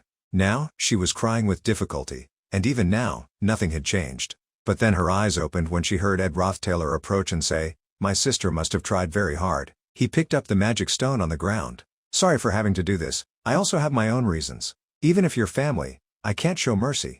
Ed Rothtailor gently held the magic stone in his hand, leaned down close to her eyes, and said softly, "If I had shown you mercy, with your personality you would have exploded with anger, right?" "Yes." His voice was very gentle to the point that Tanya Rothtailor was stunned. "But you were amazing. If it were me, I would have run away without looking back. Even if it was just an illusion, you overwhelmed me until the end." She seemed shocked. "I was wrong," he continued. "I've reconsidered it, Tanya." At the same time, Tanya Rothtailor had also reevaluated. "There's definitely something." The loving smile and the gentle look in his eyes as he looked at Tanya Rothtailor had changed her mind. "You also have a side like that. You've changed." Ed Rothtailor lowered himself and picked up the magic stone from the ground. "I'm sorry, I have my own circumstances. After all, we're family. So I can't just let it go, right?" He sat down in front of her, his every gesture and glance conveying gentleness. "If that was the case, with your personality, you would have exploded immediately, wouldn't you? Am I right?" She hesitated. "Yes." Tanya Rothtailor's eyes were teary at the praise he gave her. "Even so, you were quite good. If it was me, I probably would have run away without looking back." "I was wrong," he continued. "I should take another look at you, Tanya. There's definitely something there." Ed Rothtailor smiled kindly and looked at his younger sister gently. "So you also have that side to you." All that he said had stirred something within her, causing a change. Tanya Rothtailor's eyes welled up with tears. She bit her lip. "That was just an illusion. But it controlled me until the end. I can be proud of that." "Oh, Tears streamed down her cheeks as she received Ed Rothtailor's recognition. "You were amazing." "Ah." Sob. Sob. He was completely at a loss at the situation before him and scratched his head in confusion. "Huh? Is it because you didn't get into Class A that you're crying so much?" Clarice, running from the distance, hugged her friend tightly, and shouted in fear, Don't come near me." The tears in her eyes betrayed her fear, but Clarice's words were firm. "I'm warning you. Don't attack me carelessly. It won't end well. Seriously, don't move." From afar, some people waved at Ed Rothtailor. "The exam is over, Ed. Come help us. Clevius has been completely defeated. Assistant Professor Claire, please update the score sheet first. There's a ton of work to do, and the next semester starts with the student council election." Clarice, exhausted to the point of tears, cried, "Ah, so the exam is already over." She suddenly noticed something strange. "Huh? Why is my voice?" Her short brown hair was gradually returning to its original shape and color, causing her to panic. Is the transformation magic fading? Clarice remembered fighting a moment ago. Something had flown off her body. Could it be that that was when? She remembered what Vertio had instructed her before leaving. You must always carry your magic tool with you. No, if it continues like this. Claire Elpin waved and greeted, thanks, Ed, huh? Oh. Clarice became extremely confused. My identity, my life at the academy. Suddenly, Mug picked up Clarice's magic tool and put it in Ed's hand. Ed Rothtaylor glanced at it, walked over, put it back in her hand, and instructed, remember to be careful and not lose it. Clarice looked at him, eyes wide with surprise. Huh? The outfit? Claire Elpin walked over and asked, Ed, why are you so badly injured? He stood up and turned to follow her. It's okay. The sunset was gradually descending. The new student placement exams had ended, and Ed Rothtaylor had returned everything to the script, except for one small thing. Claire Elpin was very worried when she saw Ed Rothtaylor stop and reach out to support her. A small and meaningless space created a distortion. Clarice, from behind, clenched her fist, watching them. From that distorted space, under the blood-red sky, eyes that resembled rubies could be seen. She was very focused on observing him, as if lost in her own world, capturing the image of Ed. Just now, he was definitely about to speak respectfully. Claire Elpin walked over to Eunice Halen and said to everyone, Ed looks very tired, so let's let him rest first. We'll take care of the rest. Onyx, who was looking at something, was also called. Senior Onyx, could you help Clevius a little? He was slightly startled. Oh, I'll be right there. Onyx looked above. A little sunlight was shining on his face. Just now, I seemed to have seen a human-like figure. It must have been my imagination. In the face of Ed Rothtaylor's exhaustion, a voice rang out. Do you know? I believe that there is a beauty that transcends all time and value. The clearest evidence is that sky up there. He looked up at the sky, tinged with twilight purple. Somewhere, the stars were twinkling, as well as a corner of the sun that was just setting. Even a work of art worth thousands of gold has many ways of appreciating it depending on personal preference, but no one can look at that sunset and not see its beauty. He responded, You're really strange. Marilda went in front of him. Anyway, humans, even with such short lives, do not know how to cherish each moment. Marilda, the high-level wind spirit, sat on his head and looked down as she continued. A flat and dry life is the most terrible curse that humans can experience. You must be moved by the small things, and know how to find meaning in ordinary things, you understand? If the life of humans is compared to the 4 seasons, the life of spirits is definitely a long winter. A life without ups and downs, desolate. That's what Yannicka, the chatterbox, says. She continued, someone like you is meticulous and without openings, but when it comes to yourself, you're insensitive, exhausted, and frequently injured. That's the clearest proof. Ed Rothtaylor's face was a little dazed, still covered in blood, yet his expression was still arrogant. So what, my point is? She thought of Yannicka Faylover's bright face. Try dating, you blockhead. There must be someone around you. Someone kind, lively, and the closer the better. They should be strong enough that you can rely on them. Don't you know that communicating and growing with that person can be a great help emotionally? Then, Marilda turned to the side to find a teammate. Am I wrong, Mug? It raised its short wing and answered loudly, very true, Marilda-sama. In fact, Marilda didn't have a contract with Yannicka. They were just close. After Marilda came Mug's turn. It continued whispering in his ear, Hey Ed, Marilda-sama's advice for spirits is like a Bible. Why don't you try listening to Marilda-sama just once? Marilda looked at it and growled, Try listening? So, even though Mug and Marilda didn't have a hierarchy like Tarkin, it seems that high-level spirits were also scary indeed. Mug was extremely panicked, and kept yelling, Mug, incompetent, made a mistake again. How could I say try listening? Death is the only way I can apologize. Ed Rothtaylor had no choice but to pick up its wing and turn to look at Marilda. Speaking of which, he thought about the times he had sat next to her. Yannicka doesn't seem well lately. Do you know what's wrong? Marilda replied sharply, Oh, why, are you worried? Ed Rothtaylor glanced at it. Can't I be? Marilda replied happily, but Yannicka didn't want to say it. How can I easily bring it up, Then she raised her head and looked at the sky. Anyway, don't worry too much. Yannicka should experience winter once too. She'll need time to experience and understand it. Then she closed her eyes. This world is not a fairy tale. You just need to stand still, wait until spring comes back. Marilda looked back at him shyly. Maybe I should stop here. I also feel bad for absorbing all of your magic power. Ed Rothtaylor sat up straight and lowered his head. Right, even this form is difficult to control. I originally used quite a lot of energy, but at least this form is the most optimal. Ed Rothtaylor looked at it in surprise. You have other forms? It stretched out its body and said calmly, Do you want a prettier girl form? It'll be fun for you to admire, but you probably can't take it. Marilda in her combat form was even more terrifying. Oh well, between me being huge, and now, I don't see a big difference. Having said that, it jumped onto his shoulder, then his head, then onto the tall pole. Oh no. Could it be that I didn't notice it because of the magic stone? You're still too inexperienced, aren't you? He lowered his head helplessly. Damn it. When Marilda climbed to the top, she turned back to look down and asked, do you really think you withstood all of the magic power alone? Think about it, a spirit of my caliber. Ed Rothtailor raised his head to look at it, listening to its last words before it left. It wouldn't just contract with one person. After saying that, Marilda disappeared into the air. Ed Rothtailor, exhausted, climbed to the top of the tower. As he climbed, he thought about what Marilda had said. It's clear that currently, I can't summon a high-level spirit for so long using only my magic power. If it's not my magic power, then whose is it? His bloodied hand grabbed the top. He cleared his throat. Thinking about it, it's actually quite simple. It's the person who contracted with Marilda besides me. At the top of the tower, when he climbed up, Lucy Merrill was already sitting there. This isn't an ideal place to take an afternoon nap. She didn't need to turn her head to look. She was still calmly sitting there. I'm not here to take an afternoon nap. If I wanted to sleep, I would choose the hut. Ed Rothtailor stood right behind her and looked in the direction she was looking. Then why? Lucy Merrill's face looked a bit sad. She hesitated for a moment and said, I don't like empty huts. So I went for a walk. He was also in a bad mood and lowered his head. What a pity.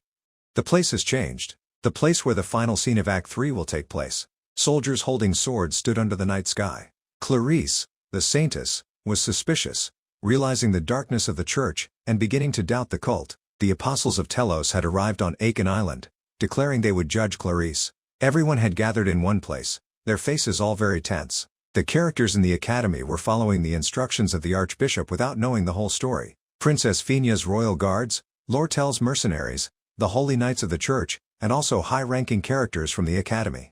Zix Ethelstein and his teammates also faced the situation with tension. In the midst of the overlapping chaos, the blades of everyone pointed towards one point, towards the girl who was trying to protect Aiken Island according to the dying words of her master. A person wearing a large hat was casting magic from above, causing everyone to look up. It was a girl. She lowered her head, her hat covering her face. Though she was called a traitor and an atheist, she didn't complain, and looked quietly at the world with an arrogant gaze. And that girl was the awakened Lucy Merrill. Her power was so immense that it struck down below, illuminating the entire sky. She defeated all the key characters of Aiken. She single-handedly eliminated more than half of the people in the hunting party. But in the end, exhausted, Lucy Merrill collapsed, with blood splattered everywhere. Those wounds were caused by Taylor McClure himself, who had struck her with a sword, and had been defeated by Taylor, who had mastered the final form of the sword. Lucy Merrill's hat had a cut in it. There were many streaks of blood on it. Lucy Merrill, covered in wounds, lay collapsed on her own blood, without anyone caring. Afterwards, when the truth was revealed, everyone understood why Lucy wanted to kill the apostles of God. She wasn't a bad person. Her eyes became vacant and lifeless, and blood flowed from them. No one knew that there was a story behind it like that, but even so, the misunderstanding was more painful to those involved than the belated understanding.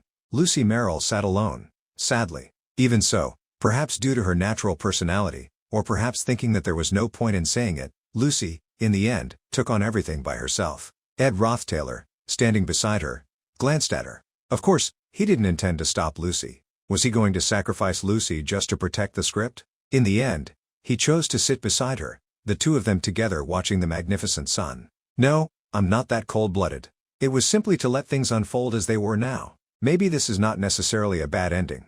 Long ago, Lucy Merrill had also held a book and stood sadly beside her master's bed, listening to his instructions. After the rain, the sun will shine. Therefore, Sylvania Academy will overcome most of the challenges on its own. But there will be a challenge that the Academy cannot overcome without your strength. When that time comes, for your only teacher and family, lend me your power. Okay, Lucy? Her tears began to flow. She tried to clench her teeth to stop from sobbing. The request of a great mage who was nearing death, her only teacher, only Lucy knew how heavy those words were. Lucy also needed to let go of those lingering emotions. It would be a long battle, and there would be dangerous moments. Lucy Merrill rested her head right next to him, but that's what must be faced in the script that has been set for Act 3. Even so, it wasn't that he would sit still and do nothing. Suddenly, Lucy Merrill gently patted his thigh and said, "This is something that I've realized recently." She lay down, resting her head on his lap. "Actually, I feel quite lonely." Ed Roth-Taylor's lips moved as if he was about to say something. If there was something that you could promise. Ed Roth-Taylor gently stroked her back. Next time you leave the hut for a long time, at least you should tell me beforehand. On a beautiful morning, a clear voice rang out. You arrived earlier than I expected. I wanted to leave that place as soon as possible. Haha. Claire, smiling brightly, held a gift box. Here, a gift from Belle. People often mistook Anis for being from a noble family, but in reality, Claire was the one from a well-known noble family. Belle Maya took it, bowed her head, and said, "Thank you, ma'am." Claire stretched her arms comfortably. Haha. Anyway, this is where my heart belongs. This feeling of peace, she laughed innocently. Anyway, I have to go meet my friends in the academy. It's been so long since we've had a gathering. I've already prepared a tea party with lots of delicious food, and I've already called Anis and Yannicka, and prepared everything. Then, she skipped away happily. Well, I'm going first. I can't wait to meet them again. I have so much to say to my friends, and the blueberry cake that I brought back, it was really. Belle Maya, with a slightly angry look, clutched tightly to the gift box that she had received. She looked at it with displeasure and kept looking down. This blueberry cake tastes terrible. The sky was still incredibly clear. The atmosphere between the three was very tense. Claire was helpless. What's going on? Why isn't anyone saying anything? Are you fighting? She was incredibly frightened, not knowing what to do. Anis and Yannicka only joked around with small arguments, but this time the atmosphere is different. Maybe I should make a joke. She smiled and broke the silence. What should I say? Suddenly, Yannicka shouted, startling Claire to turn her head in surprise, while Anis flinched. Anis. Her eyes were sparkling with tears. You hugged Ed, right? The system displayed, Ed Roth-Taylor, age, 18, year, 3, achievements, careful survival, 1 year, advanced mage, physical strength, 13, intelligence, 13, skill, 15, willpower, 12, luck, 11, combat, magic, living, alchemy. A wooden object lay on the ground. New creation, wooden windbreak. A wall made of wooden planks tied with rope and filled with mud. It could block the cold wind to a certain degree. Crafting difficulty, 1.5 out of 5. Ed Roth-Taylor was sweating, tightening the rope holding the wood together. At this point, items like this no longer increase my crafting skills or stats. Maybe I need to find another opportunity for growth. He raised a hand to wipe the sweat from his forehead, letting out a breath. Indeed, preparing thoroughly to deal with strong winds is something I should do. Just as he sat down to rest, someone approached and started talking to him. It's fortunate to see you healthy, Master Ed. She had come to pick up Lucy. Huh? Belle Maya, holding the pouting Lucy in her arms, responded. The academy has made a decision. During the blizzard, leaving the dorms will be prohibited unless there is a truly necessary reason. Lucy Merrill stretched out her hand toward him, seemingly asking for help. Belle Maya continued. Because you have the highest chance of escaping, we will monitor you more closely. We have also made a plan to take shifts for the whole week to guard you. Ed Roth-Taylor glanced at her. I understand. Belle Maya cleared her throat. Lucy Merrill, in her arms, continued to signal for help. He closed his eyes as if understanding what she wanted to say. I will still continue using formal speech with you. Belle Maya looked at him, slightly worried. Master Ed, will you be able to endure a week of blizzard in these conditions? Seeing Ed Roth-Taylor still busy tinkering with his belongings, she continued, though I may be a bit presumptuous, I don't think this windbreak is strong enough. He had no choice but to explain, actually, I just built it to protect my belongings. In addition, to avoid damaging the hut, I've secured the rope over the roof and tied it tightly to the ground. Inside, the belongings were neatly arranged. All the hunting traps and other tools had been stowed away in the hut. During the whole week of the blizzard, I will be focusing on researching magic technology in the spiritual library, a place where people don't usually pass by. Ed Roth-Taylor raised his head to look at Belle Maya and reassured her, I have my own shelter, so you don't need to worry about me so much. If you say so, then I'll worry a little less. Belle Maya still had her head lowered, as if she was thinking about something, so he continued, but you look quite worried.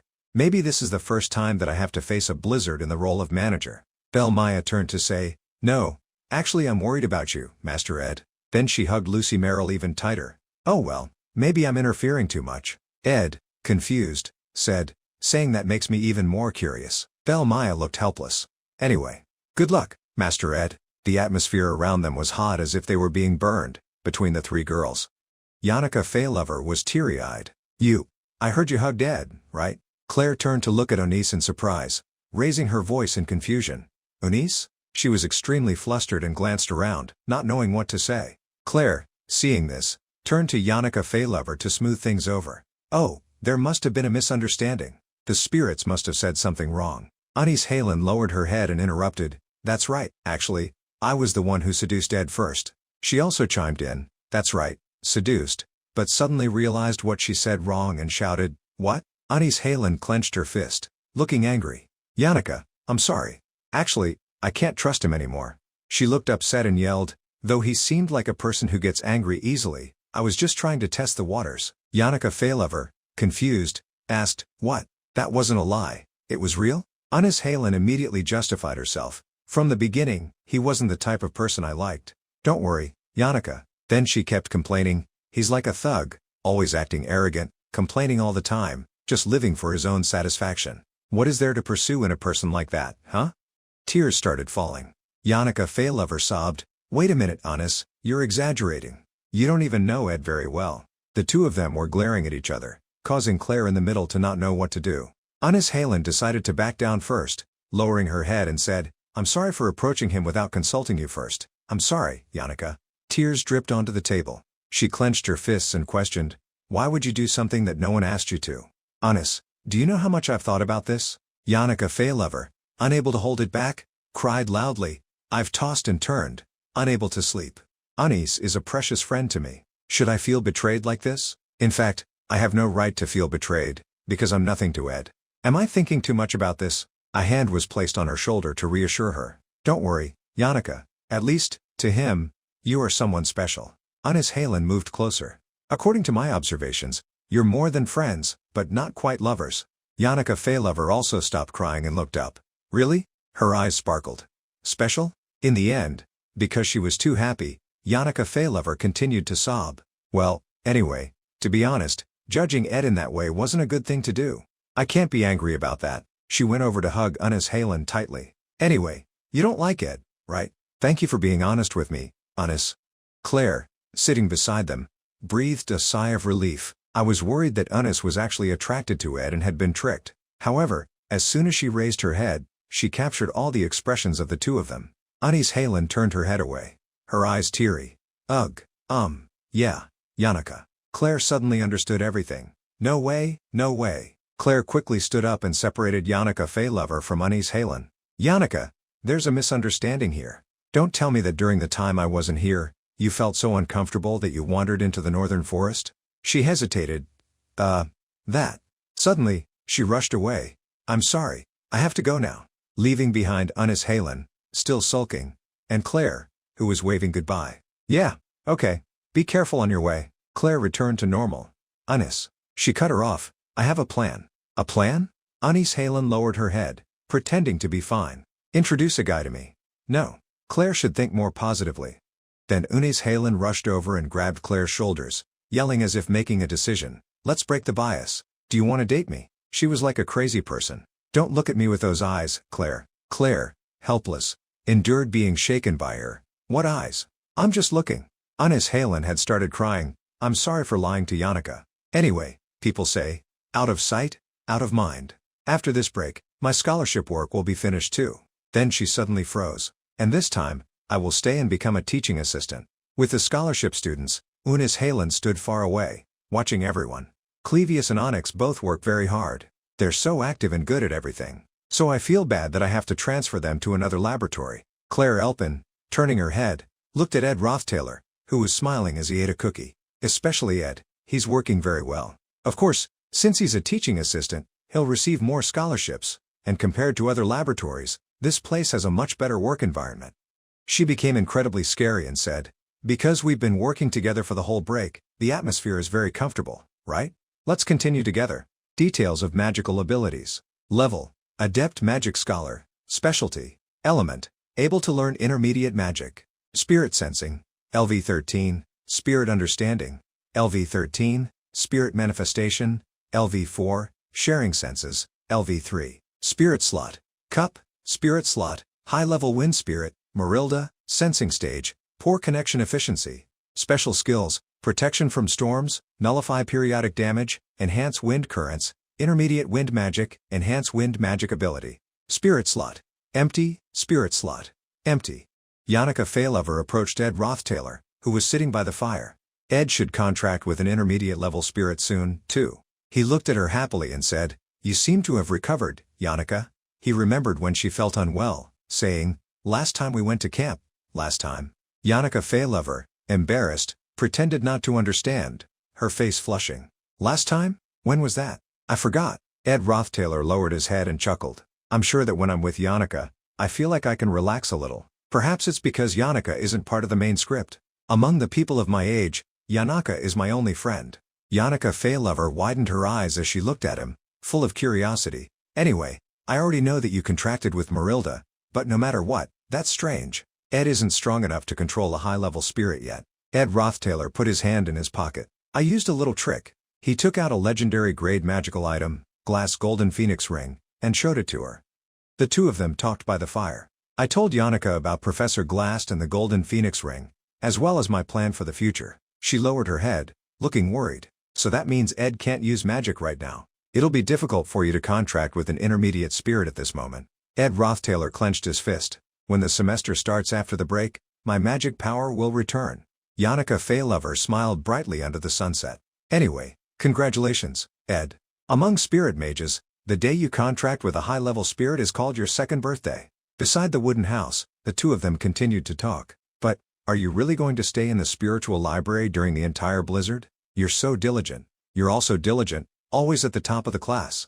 "Ah, thinking about it, when the blizzard is over." Ed Rothtailor looked at her with a curious expression. "There will be the student council election, right? You're at the top of the class, so you will be the focus of a lot of attention."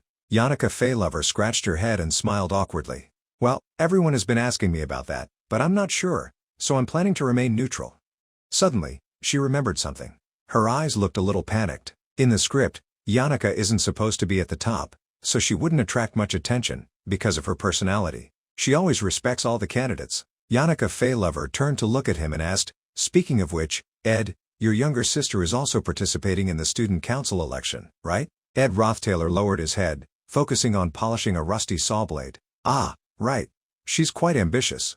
Yannicka Faylover looked at him worriedly. "And, Ed, are you close to your younger sister? Close? Can you even call it that?" They had had unpleasant memories and also some happy moments, but because I was exiled, it was inconvenient to talk about it. "Anyway, we're still family. Whether I like it or not, I'll probably have to face it for the rest of my life." He paused for a moment, then said, "So I still want to be harmonious, not to the point of being terrifyingly loving, but I also care about her." Yannicka Faylover sat down and hugged her knees. "Oh, caring. Caring so much. So it's just a sibling quarrel then." She grabbed his sleeve and whispered, "Ed." Yannicka Faylover's eyes became sparkly. "What is Tanya like? Is there a gift that she would like, or perhaps a favorite food?" Ed Rothtailor glanced at her. "What did you do to Tanya?" Suddenly, she shouted, "I didn't do anything." He stared at Yannicka Faylover in shock. She had knelt down and was crying. Yannicka lied very poorly. It only took her about 3 seconds to confess, unable to endure the feeling of guilt. He calmly closed his eyes and smiled. "Actually, it's not that serious." The snow began to fall heavily. Inside a mansion, a voice rang out. "People say the blizzard will arrive early this morning. Unless there is a special reason, no one is allowed to go out. If there is anything that needs to be done, please ask the servants." Clarice was still clutching the magic tool in her hand. The image of a few days ago wouldn't leave her mind. Ed Rothtailor stood firm under Marilda's rage. The scene of that third-year senior was terrifying. But the most important thing was, her hair was also almost back to its original state. This unexplainable discordance. Because of that, Clarice was very afraid. "Everything was too natural to the point that I thought I might have seen it wrong." Back then, Ed Rothtailor had helped her pick up the magic tool and secretly gave it back to her. "Be careful not to lose your things." That last sentence must have been a reminder. Clarice sat huddled in a corner of the room, afraid. "Does that person know my secret? I worked so hard to be able to live a normal life of academia like this, with all the conditions from the priests and everyone else at the Holy City." Clarice had been instructed very carefully by Verdio. If even one person knew her true identity, she would have to give up her life at the academy. Finding information about someone wasn't difficult. Joseph Whitefeld turned around, looking down on her contemptuously. "As if you're so good, but you couldn't even get close to the altar." The friend beside him, annoyed, replied, "Shut up, I was just ambushed. You couldn't get into Class A either." Those two were passing by Clarice, who was eating a meal. She overheard Joseph Whitefeld saying, "That person, that third-year senior, is truly unusual. It seems he is famous for being eccentric among the third-year seniors." I heard he is living in a hut in the northern forest. A hut in the northern forest. Clarice picked up her magic tool. When the blizzard starts, I won't be able to leave Awfulest Tower for at least a week. When the blizzard ends, spring will come and the new semester will start. If I don't act before then, I may miss the opportunity to cover everything up. Clarice threw open the window. Wind and snow blew into the window frame. She welcomed the cold wind to lash her skin. It's terrifying. Too terrifying. Ed Roth Taylor, the darkness, and also the freezing blizzard. Adele's gentle smile appeared. When you only look at the white walls and ceiling, your vision will gradually decrease. The brilliant colors of the world out there. Clarice rushed out. Only when you experience it can you truly understand. Her figure was very lonely in the snowstorm. Clarice used her magic tool again. A large beam of light shone down. Clarice had transformed once again to go outside. Her expression was incredibly determined. I can't let the freedom that I have worked so hard for to be taken away like this. To be sure. Clarice ran quickly forward, ignoring the strong wind and snow outside. I have to meet him. The blizzard was getting stronger and stronger, and her figure slowly disappeared.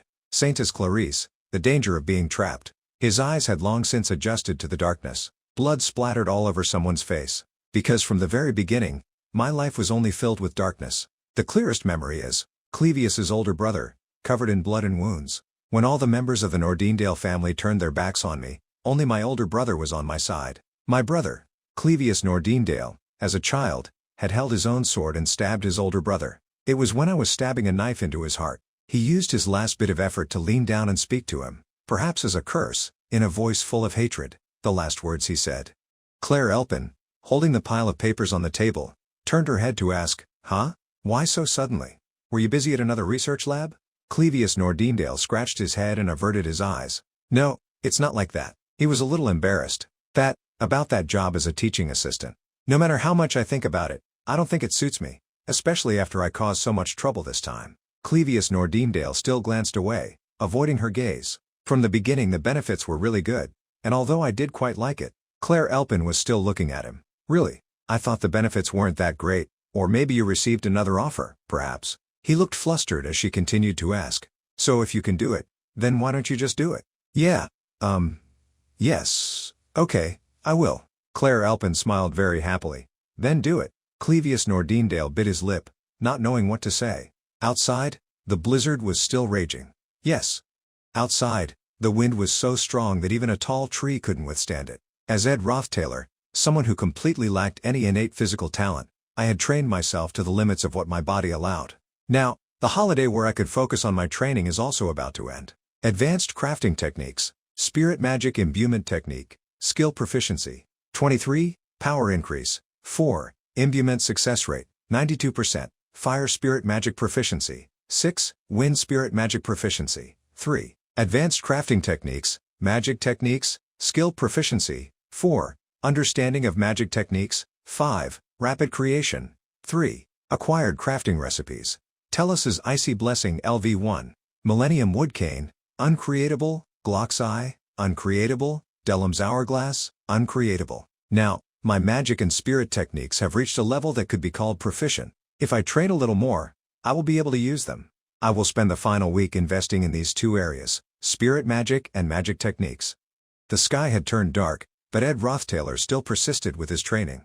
He reached out and turned on the light, at the spiritual library. Before that, Ed Roth Taylor had given Zix some money and asked him to use magic to clean up the rubble. He didn't expect him to organize all of the messy books as well. His hand reached up to touch the books. Looking at the books that were neatly arranged according to theme and title, it was clearly a secret.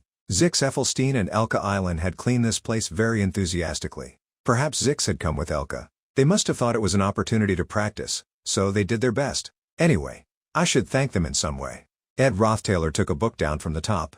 Let's begin. Reading all hundreds of crafting recipes is ineffective. The important thing is to choose and focus. The goal is legendary grade magic tools, Glock's Eye, a massive increase in the skill of all sensing magic for a short period, reduces the effect of curse magic, cannot use defensive magic, immune to elemental magic. Legendary grade magic tool, Delham's Hourglass, restores the body to its state a few seconds prior, eliminates all injuries and wounds, only usable once. The goal was to create at least one legendary grade magic tool. From the wind diffuser, to the noise generator, to the temperature control magic ball, to the blue magic ball, Craggle's magic ink, and the light emitting ball. Ed Roth Taylor hummed happily as he carried the pile of reference books, I'll keep improving my magic skills like crazy, and when I'm familiar enough, I'll create other rare items. He put his hand into the satchel he wore. The materials are prepared. Now I just need to use the tools. Ed Rothtailor frantically searched through his bag, but couldn't find them. He was completely bewildered. Huh? Wait a minute. I forgot to bring the tools from the hut. Ed Rothtailor climbed up from a large ice pit. A fatal mistake. He, fully clothed in thick clothing, walked through the heavy snow. Let's go back. It's time for my body to suffer. Clarice walked with heavy steps in the blizzard, staring intently at the white walls and ceilings for too long, causing my vision to worsen. Her feet sank into the thick snow. The brilliant colors of the beautiful world. Clarice was still persistently heading forward. Everything is white. A stream of water suddenly appeared before her, blocking the path.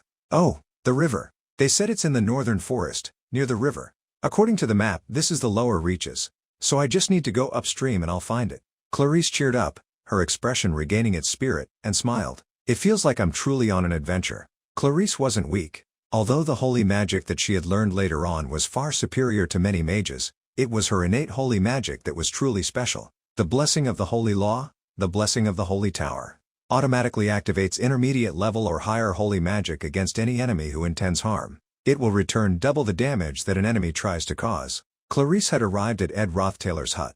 Therefore, even if she encounters wild animals or bad guys, Clarice will almost never be injured. Ed Rothtailor was extremely terrifying with his magic bow. However, she still felt fear in the face of Ed. As the heir of the Rothtailor family, perhaps he had received a blessing from the Telos religious order. She placed her hand on the window frame, looking inside. The blessing of the holy law doesn't work on those who have received blessings from the religious order. It doesn't work on those who were taught by the same doctrine. Clarice's eyes darted everywhere, looking for something. In reality, those who are so devout that they receive a blessing will never harbor hostility towards a saintess, and the truth is I have come here because I'm afraid that Ed might know my true identity. That's right, I have to confirm that. Clarice lightly pushed the door open, placing one foot inside.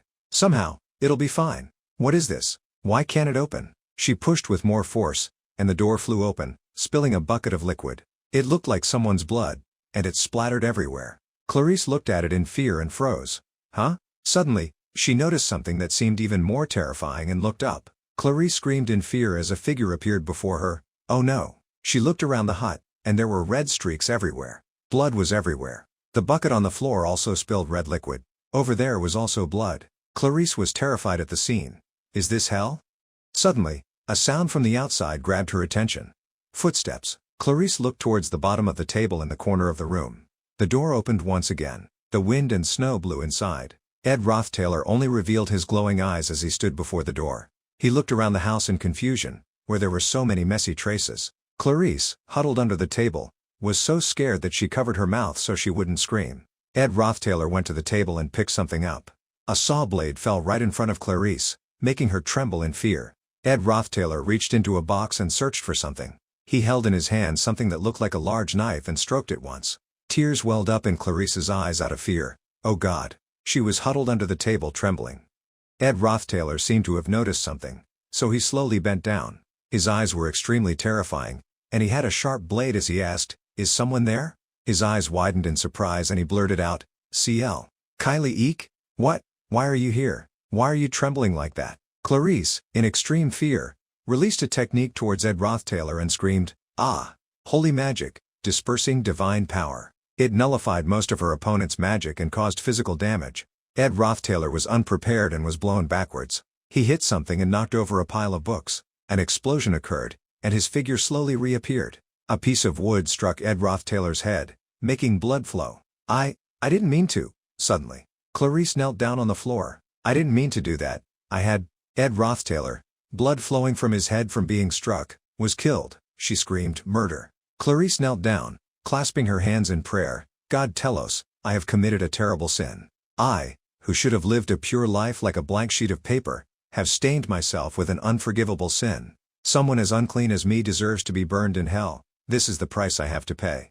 Suddenly, an arm was placed on Clarice's shoulder. "Hey!" He angrily moved closer. "Are you messing with me now?" Clarice, scared out of her mind, screamed, "Ah!" She fell backward in Ed Rothtailor's shock. He bit his lip with annoyance. Snow covered a part of the dormitory. "Butler, I've heard. Please remain calm and create an action plan." Belle Maya instructed the girl beside her. "Then, notify everyone and start searching." The management force in the mansion has been reduced. Now we need to use the manpower in the most effective way. Yes. Belle Maya was extremely calm about everything happening around her. The Opheles butler was well aware of Kylie's true identity. The religious order has decided that at least the head of the house must know this. The girl was also very trusting of her and nodded. The incident of the saintess encountering danger in the blizzard will be a national shock, but she was still not panicked. Belle Maya put her coat on.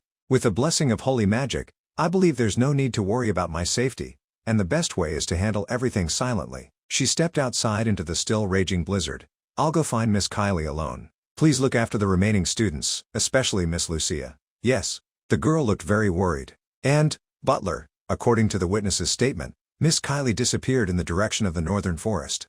Belle Maya was startled. The northern forest. She immediately recognized that it was where Ed Rothtailor was. That was his territory. The man who had an odd destiny with women. Belle Maya started imagining all the situations. A blizzard falls. The victim of a natural disaster. Only 2 people are left. In a harsh environment, they have to wait for rescue, relying on each other. She was incredibly panicked as she imagined the scene of those 2 hugging each other to keep warm. Immediately, Belle Maya blushed so much that the girl had to call out, "Butler." Belle Maya's legs had started moving into the deep snow. She picked up her dress to run as fast as she could. I have to find them as quickly as possible. The saintess is in danger. Under the moonlight, Ed Rothtailor was carrying someone over his shoulder, a man with no expression, always carrying the bloody carcasses of wild animals. The blizzard was getting stronger and stronger.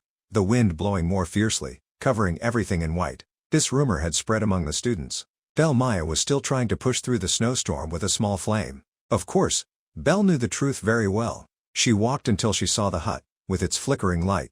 The footprints in the snow were still clearly visible. It's here. Belle Maya had a very positive assessment of Ed Rothtailor. Contrary to his cold appearance, Ed was actually quite easy to talk to and somewhat caring. Even though many talented girls approached him, he still seriously completed his responsibilities. He was a trustworthy person. Belle Maya held her head as she stood before the door. It's just that, if the relationships become more complex, my head starts to hurt. Surely Master Ed doesn't know Miss Kylie's true identity, right? As soon as Belle Maya stepped inside, Ed Rothtailor called out, "Oh, that's right." He was covered in bandages, and Clarice was hugging a chair in the corner. "Belle is here." Belle Maya looked at the 2 of them in confusion. Master Ed, could you explain the situation?" The hut outside remained sturdy against the blizzard, but inside, the people were in complete disarray. "I've heard a pretty clear explanation, but perhaps it's time we should take Miss Kylie back. The blizzard is getting stronger and stronger, so it'll be very troublesome." Ed Rothtailor looked at her, sympathizing. "That's right. The head maid being absent from the Opheles mansion for too long isn't a good thing either." "Yes, that's right, but..." He lowered his head and glanced at Clarice. "The reason why the saintess came all the way here." Ed Rothtailor was reminiscing about everything that he had been through. Though it was the best decision, something still didn't feel natural. Kylie's true identity was supposed to be revealed at the end of Act 3 as an important highlight. He thought, but if it's revealed early, that's troublesome. She's suspicious of me. What should I do?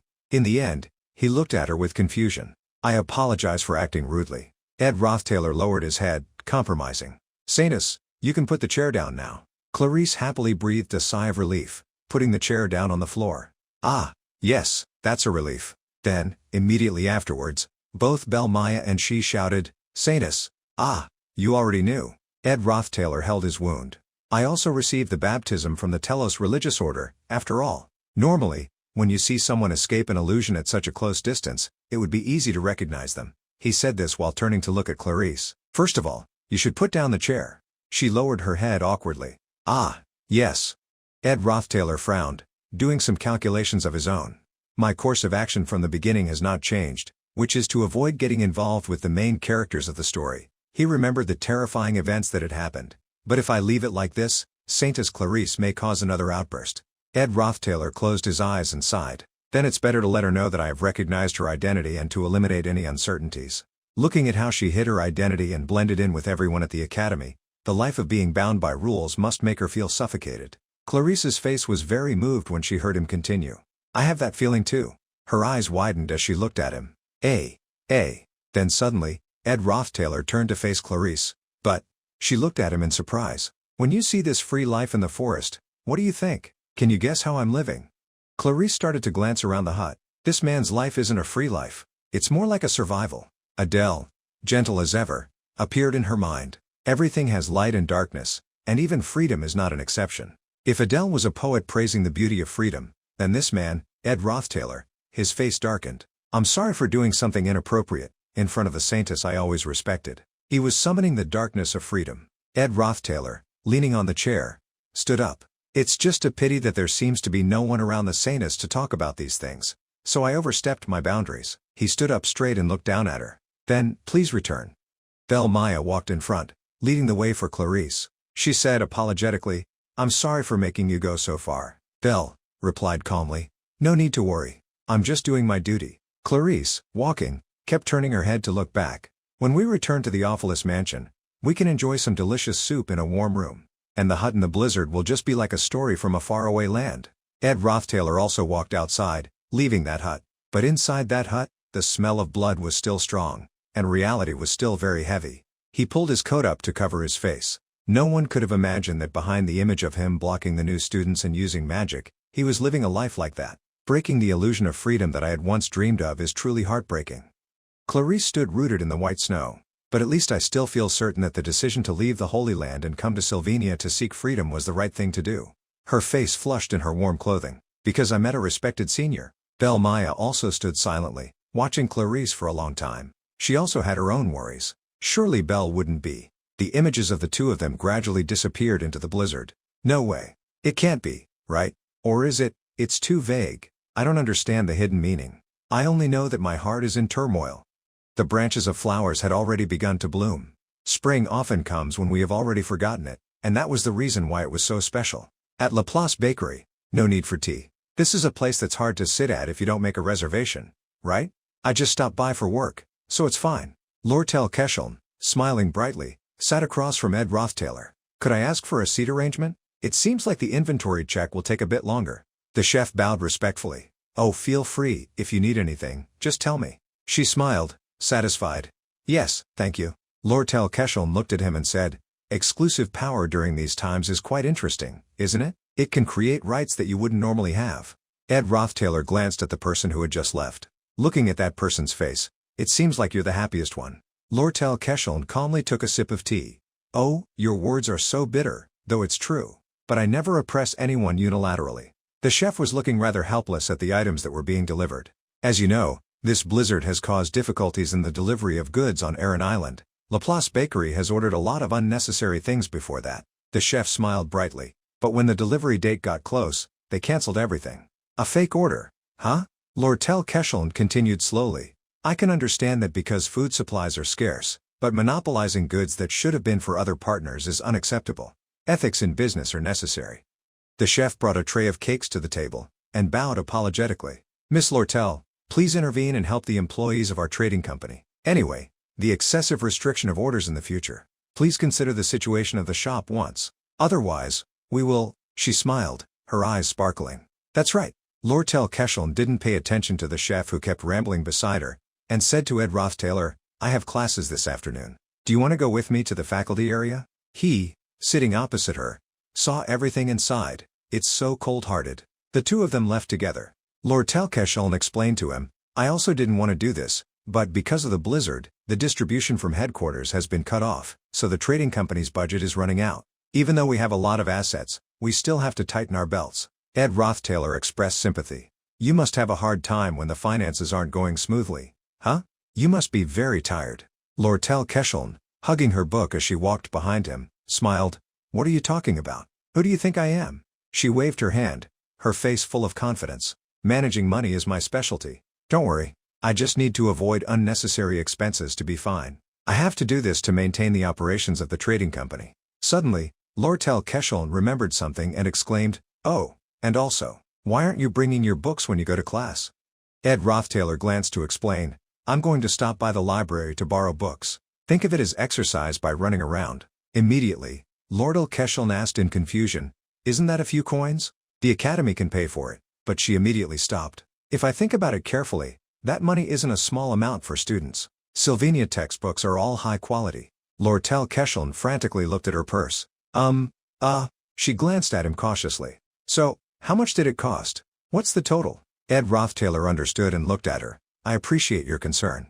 Lortell Keshelm sighed, lowering her head. knowing that he was refusing her. She changed the subject. Anyway, the student council election is almost here. It seems like you have no intention of running. The two continued to walk side by side. She chattered on, the trading company's business is more important than the matters of the academy. Of course, it would be best to have a person who is friendly with me as the student council president. Hey Ed, if you ran, I could support you. Ed Rothtailor stopped and turned around. I have no intention of that. I also can't guarantee that I'd win. Lortell Kesheln replied, that's a shame. Though I thought so from the start. What about your younger sister? Ed Rothtailor paused slightly. Tanya. Huh? Lortell Kesheln immediately answered, I would rather die than support Princess Phinia. Ed immediately interrupted, you don't need to explain too much. But, Tanya, thinking about the image of Tanya Rothtailor, Lortell Kesheln continued, I understand, Ed. Even if all the talented students in the school support Tanya, it'll be hard to win. Though she is the second daughter of the Rothtailor family, the gap is still too big. He thought pensively. Lortell was very precise. According to the current script, the person who will become president is Princess Phinia. Tanya Rothtailor screamed in front of the podium. And Tanya Rothtailor, the second daughter of the family, even if she used every trick in the book, using dirty tactics to win over every vote, she'd ultimately be defeated by the majority, and the gap in votes wouldn't shrink, and in the end, Tanya would only play the role of a terrible failure, and be pushed to the side. Lortell Kesheln lowered her head and looked into Ed Rothtailor's eyes. Is it that you're supporting Princess Phinia? He was slightly stunned. Me? I don't know yet. If I had to say, I would support my younger sister, Tanya, a bit more. Lortell Kesheln's face flushed slightly. Then I'm relieved. Most of the academy admires Princess Phinia, so I was worried that even you would be like that. Then, she lowered her head into his chest and whispered, do you know that I have feelings for you? I was almost jealous, you know. Lortell Kesheln leaned closer to Ed Rothtailor, gazing intently into his eyes. Then, she rested her head on his chest and asked, was it effective? Let me check your heart rate. Ed Rothtailor, emotionlessly, pushed her head away. Lortell Kesheln hugged her book, looking a bit disappointed. Anyway, you're always so defensive. What did I do wrong? He sighed, you didn't do anything wrong. But until the day I graduate, I'll have some difficulty. Lortell Kesheln widened her eyes. Until the day you graduate? So what about after you graduate? Ed Rothtailor rubbed her head, but didn't say anything. Lortell Kesheln smiled happily. Oh my, it feels like I've just gotten some major information.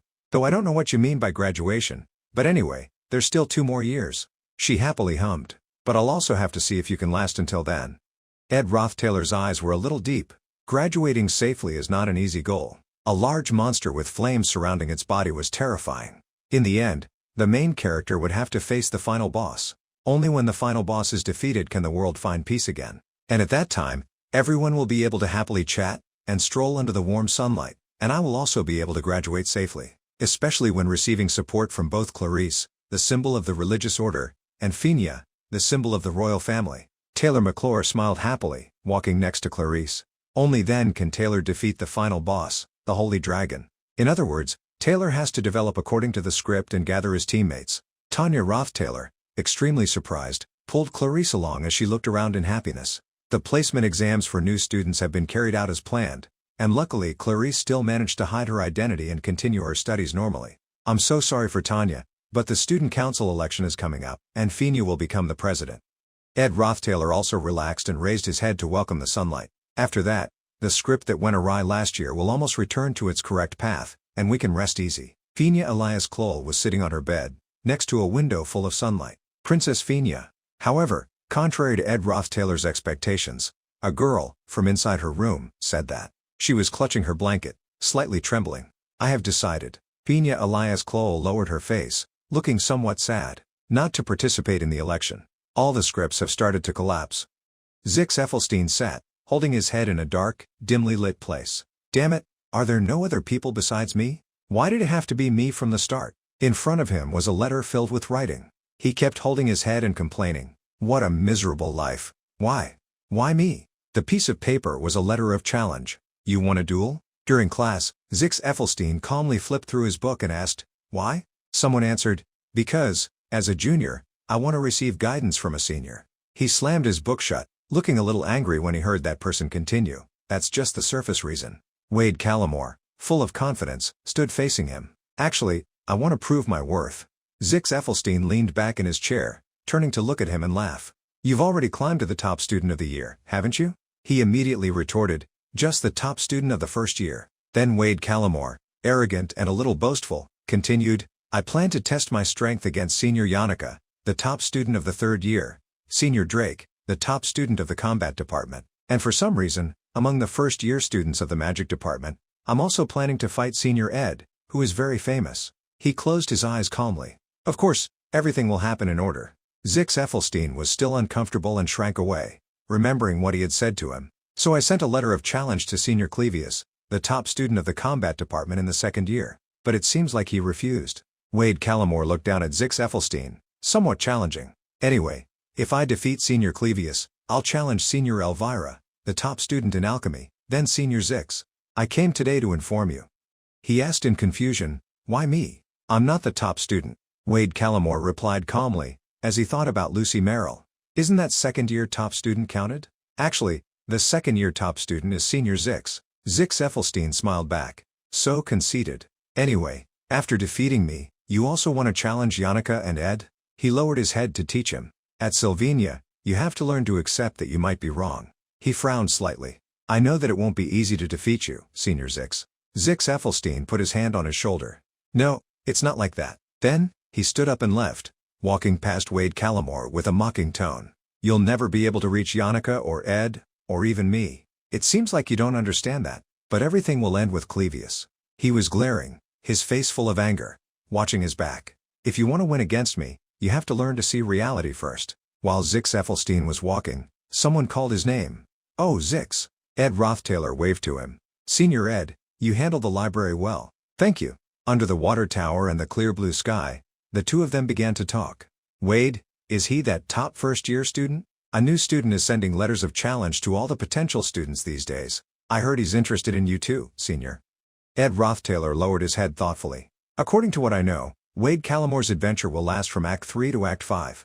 Act 3, the useless person of Sylvania, the student council election. Wade Callamore, full of power, gripped his sword. Wade, who inherited the innate sword skills of a Northern Border Army commander, had secured the position of the top student of the first year with overwhelming power. He had defeated many talented people in the school, making them collapse and writhe on the ground. Wade, not content with the position of the top student of the first year, started causing trouble, challenging the famous students and top students in the school, and then defeated them one by one. Zix Effelstein was extremely battered in that match. His whole body was covered in wounds. Even Zix, at that time, was quite exhausted, so he was at a disadvantage. The result was a close match with many wounds, but a loss was still a loss. Taylor McClure had also stepped out to fight with his power and his sword. Wade's adventure, which seemed unstoppable, finally ended when he was defeated by Taylor, who had matured over the past year of study. Zix Effelstein sat next to Ed Rothtaylor on a bench in the schoolyard. Tonight there's the new student welcome party. Do you want to go see his face? He decisively refused. No, I'm planning to go now. I have an appointment today. Wade, I've seen his face enough, so I know too much, Ed Rothtaylor said gently. Anyway, thank you for informing me. Please take care of yourself as well. He hurriedly moved through the bustling crowd.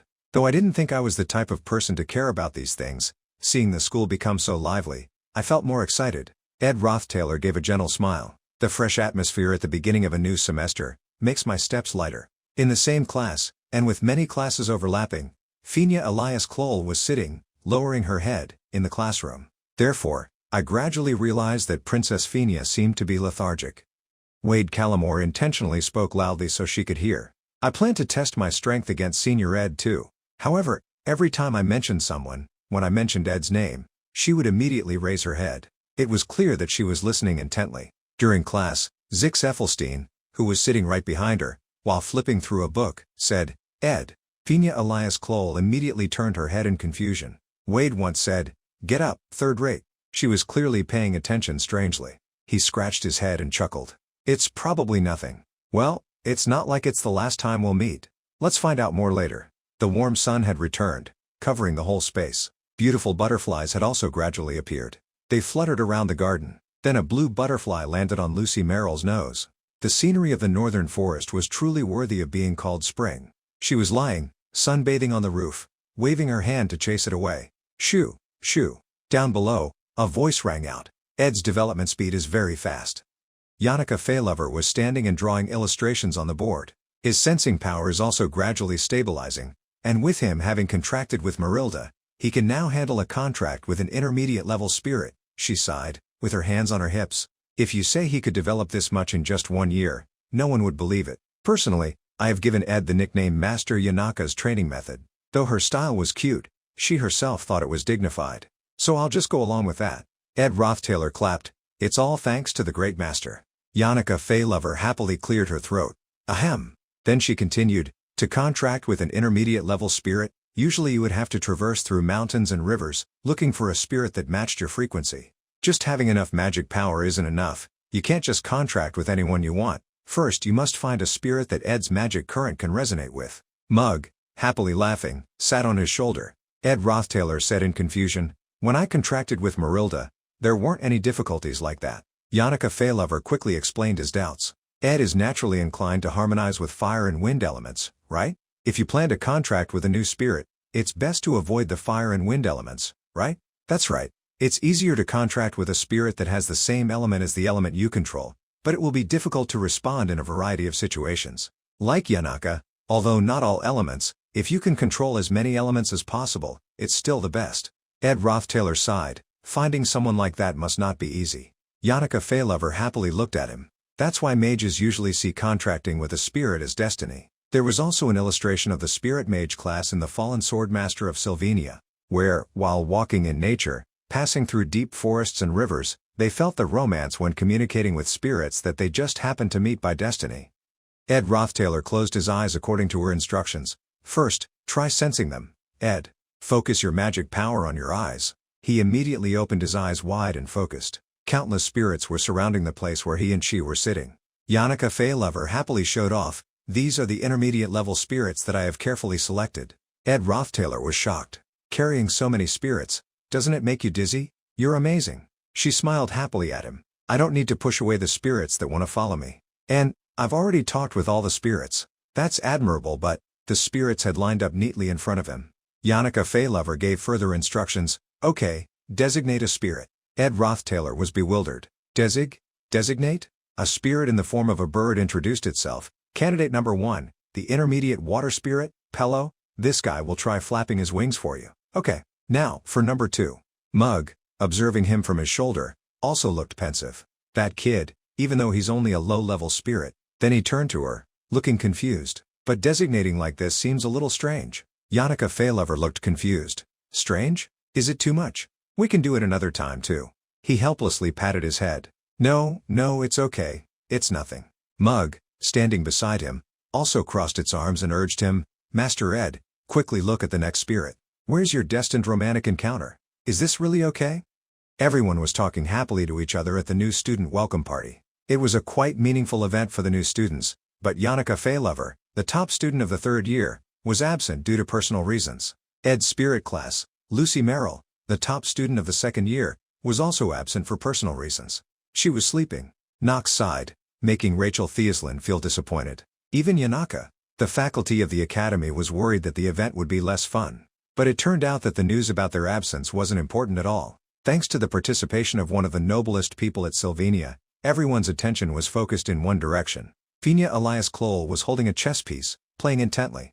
Though Sylvania Academy was geared towards a culture of equality, when facing royalty, no one dared to make a sound. Not just commoners, even nobles had to be wary. Everyone lowered their heads. In the end, during this welcome party, there was only one person who dared to talk to her. The White King has been knocked down by the Black Knight. Checkmate. The heir to the Callamore family, one of the 3 great sword families who were loyal to the royal family, the top student of the 1st year, Wade Callamore, smiled slightly after defeating her. You're quite good, Wade.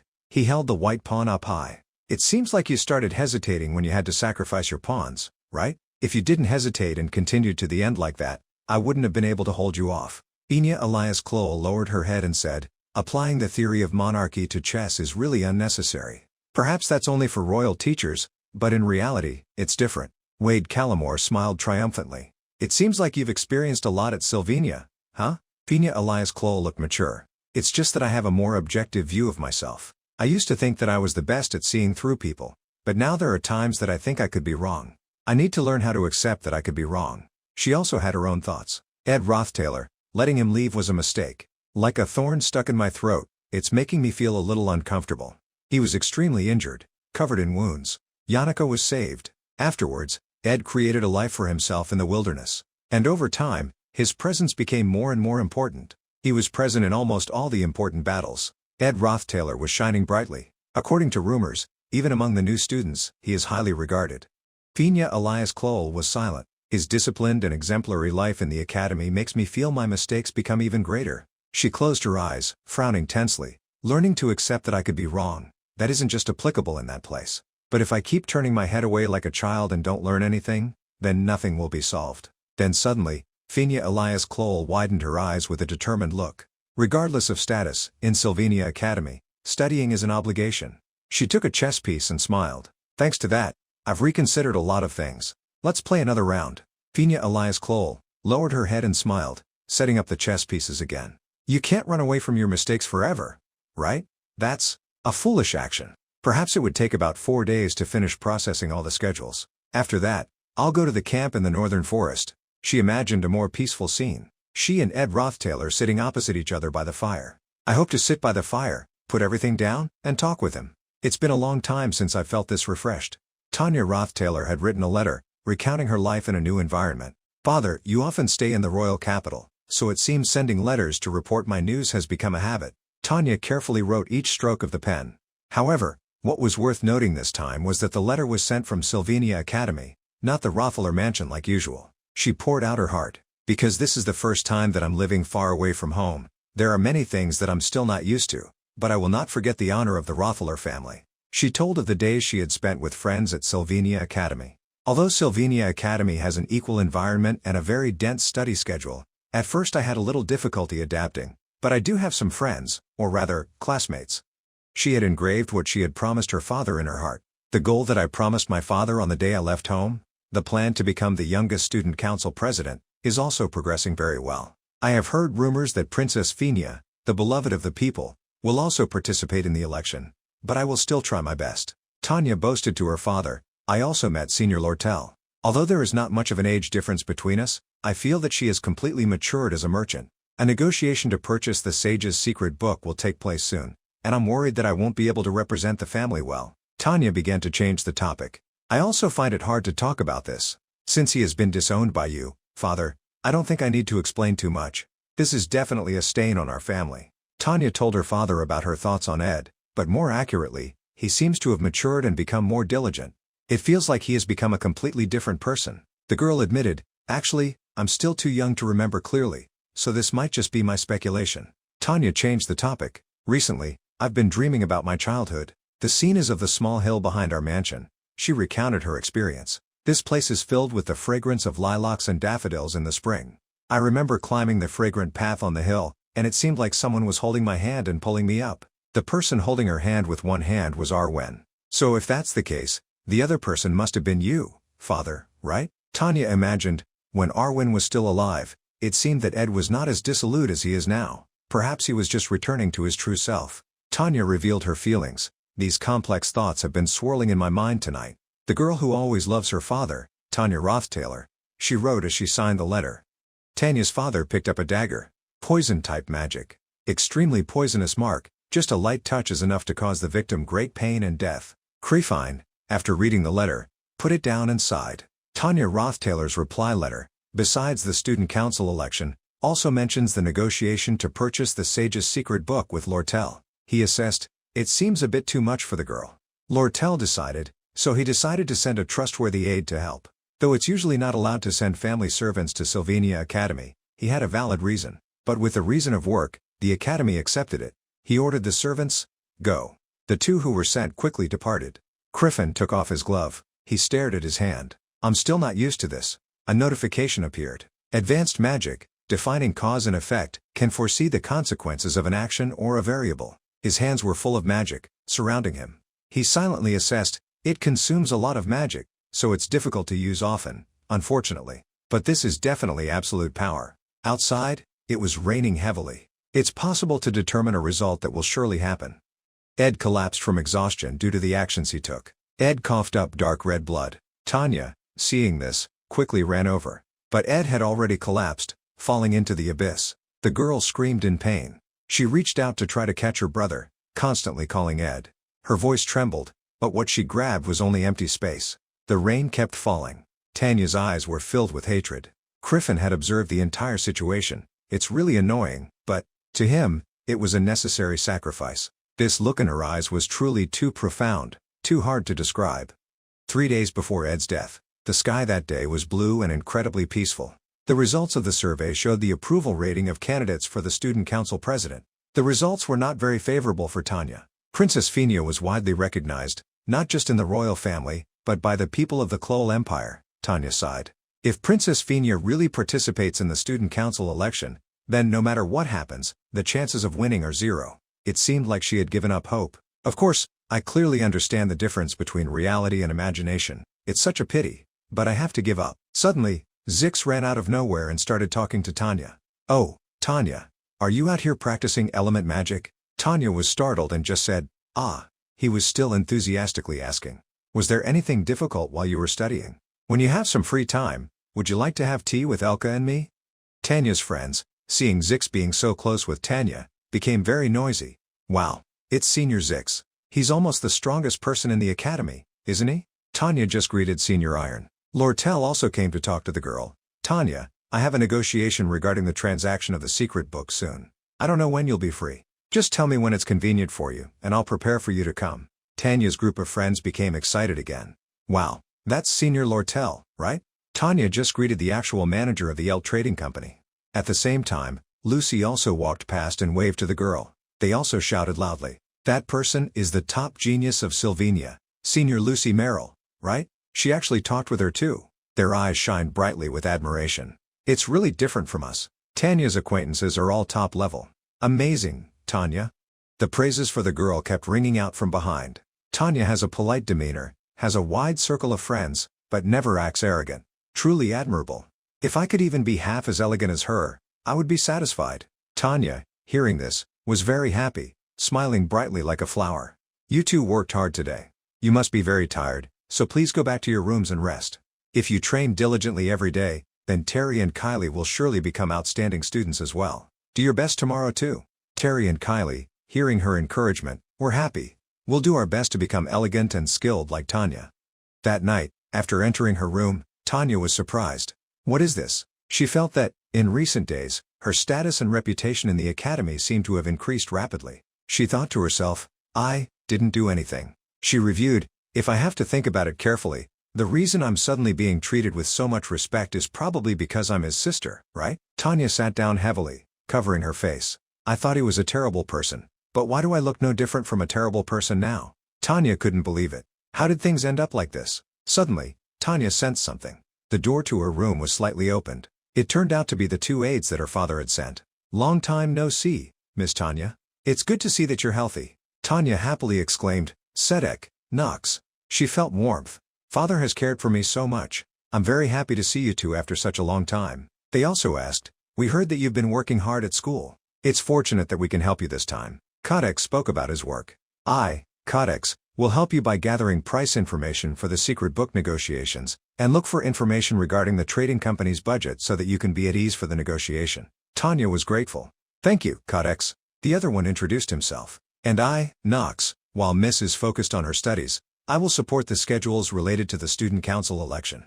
First of all, according to the rumors, Princess Phinia will be running. I'll provide you with information on their pledges." Tanya refused. "No need, Nox." She pondered. "I only heard about that news this morning." Outside, Yannicka and Ed were talking. Yannicka said, "Princess Phinia will not participate in the Student Council election."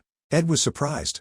"What?" Yannicka calmly took a sip of her drink. "I heard that the royal family's representative announced the royal family's residence this morning. Everyone is talking about it." Ed lay back. "But if it's just an announcement, there is no possibility of changing the decision, right?" He thought. The final boss of Act 4, Griffin Rothtailor, with his flawless work ethic. In everyone's minds, they consider him a merciful patriarch of the Rothtailor family. But the truth wasn't like that. Only Princess Phinia could discover his dark secret. With the power of the royal family and the power of the academy in hand, Princess Phinia becomes the most reliable ally, capable of leading the upcoming confrontation with Griffin, who would be targeting Sylvania Academy. That's how the story should have been, but now she's not running for student council president. Yannicka could sense something. "I'm starting to get a premonition." She leaned closer to Ed. "It's that feeling that Ed's about to do something reckless." Ed asked, "If that's the case?" Yannicka said, "I can't let Ed suffer pain and bleed all alone without knowing anything. He's already worked hard enough. There's no need to create more problems for himself. If Ed wants to do something, then whatever it is, I'll help." Ed closed his eyes. "Honestly, I think it'd be good if Princess Fina became president." Yannicka was surprised. "Isn't that strange?" Princess Fina was horrible to Ed. "Moreover, because Tanya is Ed's younger sister, I was planning to support Tanya. But anyway, the princess has declared she won't be participating in the election. What can we do?" "If only I knew the reason." Ed interrupted. "There are too many people looking here." Iron spoke up. "In the middle of the day, isn't that a bit too affectionate?" They were surprised. "Iron?" Iron simply walked over. "Sorry for interrupting your private moment, but as for why Princess Fina won't be participating in the election, I think I understand."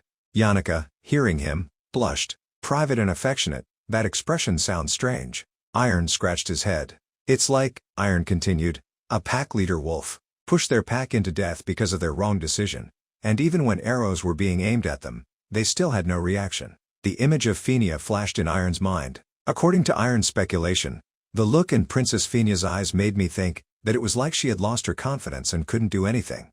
Having said that, Iron quickly excused himself. "Anyway, I'll stop here. I won't disturb you anymore. Tomorrow, they say it'll be spring rain. Remember to be careful when leaving your dorms." Yannicka was polite. "You're not disturbing anything. Thank you."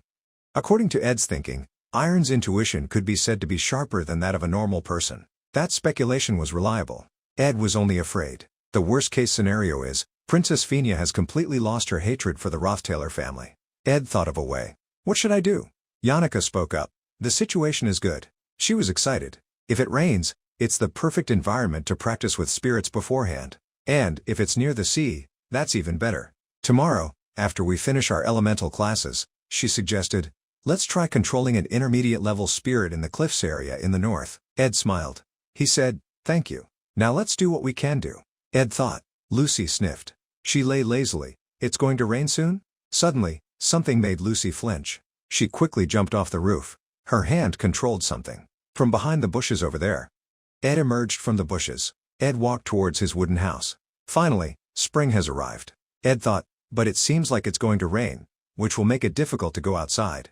Lucy had changed her sleeping spot again. The light raindrops were tapping on Lucy's body, making her feel sad. The rain gradually intensified. If the rain comes, the rain will put out the light of the rice plants. If it rains, I hope it'll pass quickly. Ed, by himself, walked towards the cliff in the rain. "So, this is where it is?" Mug said excitedly. "This is the first time I've been to the northern coast. Indeed, this cliff area is desolate and there is no one passing by. There's also nothing worth seeing. Moreover, it's very far," Ed said, "but there's no better place to train with water spirits." Mug interjected, "I, Mug, with all due respect, would like to say that contracting with the intermediate water spirit, Reja, is an excellent choice." Mug was curious. "You even thought about using it with magic arrows?" Ed ordered.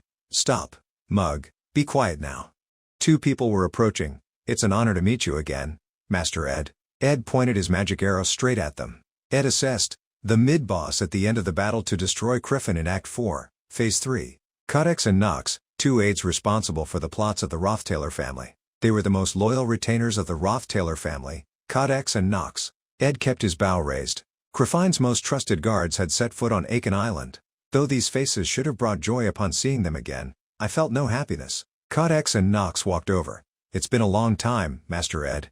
It's an honor." Ed replied calmly, "I was exiled from the family. You're still calling me Master, thank you very much." Nox spoke. "We've heard about you, Master Ed. We've come here under the orders of Lord Griffin. The purpose is to assassinate you, Ed." Under the rainy night, they spoke. "We've reconsidered, we who had once harbored great hostility towards you, Ed." They held up the poison-tipped daggers, threateningly. "And we had intended to use these daggers, engraved with deadly poison, on you, the person who seems to have become a completely different person from his childhood, as an attempt to assassinate Master Ed, the ruler of the mansion." Those people were honest. "But the more we learned about your life at the academy, we realized that you have regained the brightness of your childhood. After coming to the academy, Ed has returned to the image of a true heir." Nox spoke. "We will explain everything to Lord Griffin." Codex lowered his head. "Please become the heir, to once again bring glory to the Rothtaler family." Ed was silent, not saying a word. He said, "Don't mess with me." They kept their heads lowered. Codex was surprised. "You have grown up, Master Ed." Then, he moved to attack Ed. The Eagle Knight with his whirlwind sword skills, Codex. Ed's eyes were tense. He managed to block the attack. Suddenly, Nox, from out of nowhere, praised him. Well done. Then he moved to attack Ed as well. Indeed, the Bear Knight with his flaming flail, Nox. The battle caused rocks and soil to scatter everywhere, creating a cloud of dust. Ed used his bow and arrows to retaliate. He aimed at the people who had once called him master. They were the ones who held the darkness of the Rothtaler family. Nox asked, "Do you still remember Mulyana?" They recalled, "The poor girl who lost an eye because of your, Ed's, entertainment?" Nox roared with hatred, "That's my daughter." He was satisfied when he saw Ed being burned.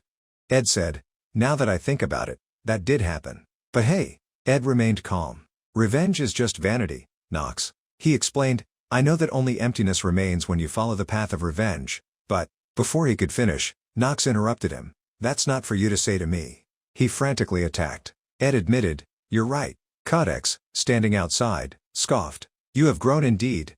But stopping Nox's magic-enhanced flail is impossible." Nox praised him. "You're really good at dodging. But if you just get hit once, you will die immediately." He mocked, "That bow you're holding is just a hindrance. It will make it more difficult for you to dodge." He added, "And you won't be able to observe your surroundings." Ed calmly faced them. Nox's flail was raised right in front of his face. There was nowhere left to run. Ed admitted, "I know." The flail was brought down. But no, a blade had pierced Nox. Codex yelled, "Nox!" He was surprised. Could it be? Codex couldn't believe it. Remote control magic? No. Is that spirit magic? His mouth dropped open. Using basic defensive magic just to block magic, intentionally creating an opening for the enemy to approach. And all that while preparing everything else? Ed called, "Mug!" A large explosion occurred. Codex screamed, "Nox!" The attacks occurred one after another. Codex was hit by an attack, injured in his thigh. He was in pain and gritted his teeth. Even in that explosion, he was able to counterattack. The notification on the screen displayed, "Blessing of Recuperation, temporarily increases immunity to fire." Codex went berserk. That insolent person. What has happened over time? However, next time, I have to aim at the weak point instead of attacking the lower part of the body. He released his power. Although there won't be a next time. Magic radiated intensely from Codex's body. After that, there was smoke flying everywhere. Ed couldn't help but cough. But he quickly used Nox to block the attack. Codex was impressed. "It seems like you used Nox to avoid a fatal attack." He wasn't planning to let go and jumped forward, but this is the end. At that moment, Reja, who was summoned by Ed, was behind him. It attacked. Codex still couldn't believe it. No way. Those blocks of ice were shot straight into the ground. Even this. The creature that had just appeared was Reja, an intermediate-level water spirit. Codex was submerged in the sea of water. Blood from the battle was scattered everywhere. He was submerged in the water, unable to breathe. His hand was still clutching the poison-tipped dagger. Suddenly, a dark shadow attacked Ed from behind. As usual, being burned and injured like that would have been enough for people to lose consciousness. But, as a Bear Knight of Fire, he prided himself on having witnessed and experienced everything on the battlefield. Nox was still able to maintain his consciousness. Even Ed Rothtaler couldn't have predicted this. He attacked Ed, completely unexpectedly. Nox ground his teeth. But he was blown away. Blessing of the raging wind. If I'm attacked unexpectedly, the enemy will be blown away by wind. An extremely strong gust of wind was created. Nox was sent flying far away. Ed stared intently. The poison-tipped dagger was pressed against Ed's head. Nox froze. The rain was still pouring. Nox's eyes were wide open. Ed silently observed him. He sighed. Nox begged, "Please, I beg of you. Can you end me with just one blow?" Ed moved closer. Ed moved to grasp his hand. "The words that I should say," Ed said bitterly. "Seeing you here, my father must be determined to kill me. Even if it's not today, sooner or later, I'll die. Even if I finish you off, if this cycle doesn't end, I'll die right here." Ed's decision greatly surprised Nox. "Maybe in the end, it's all meaningless, but this is not useless. At least you won't have to live in hatred anymore." Ed pointed the dagger straight at his chest. "This is a small gift that I'm leaving for the loyal retainer of the Rothtaler family." Nox choked, sobbing. The dagger trembled, piercing Ed's clothing. Nox, in pain, used it to stab through Ed's chest. He was in pain and coughed up a mouthful of blood. Yannicka ran through the rain. "I'm sorry, Ed. It seems my class finished a little late." As soon as she arrived, Yannicka saw the terrifying scene. Ed had been pushed into the abyss by Nox. He was slowly falling. Yannicka ran over, screaming in pain. "No." Ed fell into the abyss. Yannicka reached out, trying to grab him. "Ed." She trembled. grabbing at empty space. Yanaka collapsed. Nox was also panicked. Damn it. He saw Yanaka and was terrified. A witness. Damn it, but my body? His eyes widened. A source of infinite magic power radiated from Yanaka. Nox was terrified. What is this? Though he had experienced everything that was possible to see on the battlefield, even the Firebear Knight was terrified when seeing this. Nox's eyes were glazed over. A superior being, even surpassing a high-level spirit. There was only one entity that existed in nature. The ritual to summon the Supreme Spirit. The light radiating from Yanaka was becoming increasingly intense. And, the only girl who could control it, Yanaka, asked angrily, her eyes full of danger, "Do you know what you just did?" Yanaka was radiating a brilliant aura. How many could truly comprehend the significance of this formation? A genius summoner, one who had once summoned the right arm of Glascan, the ultimate shadow spirit, had poured all her sorrow and rage into creating this spectacle. The sun scorched the earth, yet the magic Yanaka was wielding was even more immense. It was the size of the entire royal city, something that was said to have burned down the Alpos mountain range in the Age of Myths. The gray sky emanated a pale pink glow. If only its arm was summoned, at least the entire northern forest would be reduced to ashes. Without needing to understand the massive formation burning in the sky, Nox's face went blank. Faced with the demonic energy before him, anyone could understand the impending danger. The power was overwhelming, eclipsing everything around it. It was certain death. Yanaka repeated her question. "Do you know what you just did?" Nox was horrified and coughed uncontrollably, collapsing in pain. A green whirlwind rushed towards them. Marilda urged Nox, "Run, run now." Nox was confused. What is this? Marilda urged, "Just survive." She turned back, "And report everything you saw and experienced." Nox struggled to get up. Yanaka questioned, "What are you doing, Marilda?" Yanaka lost her composure. "Get out of the way." But it was useless. Yanaka's magic was ineffective. Marilda said, "The summon cannot be reversed. It's strange. Calm down and think carefully." She replied, "The one who summoned me was not you." Yanaka's face went blank. The rain was still pouring.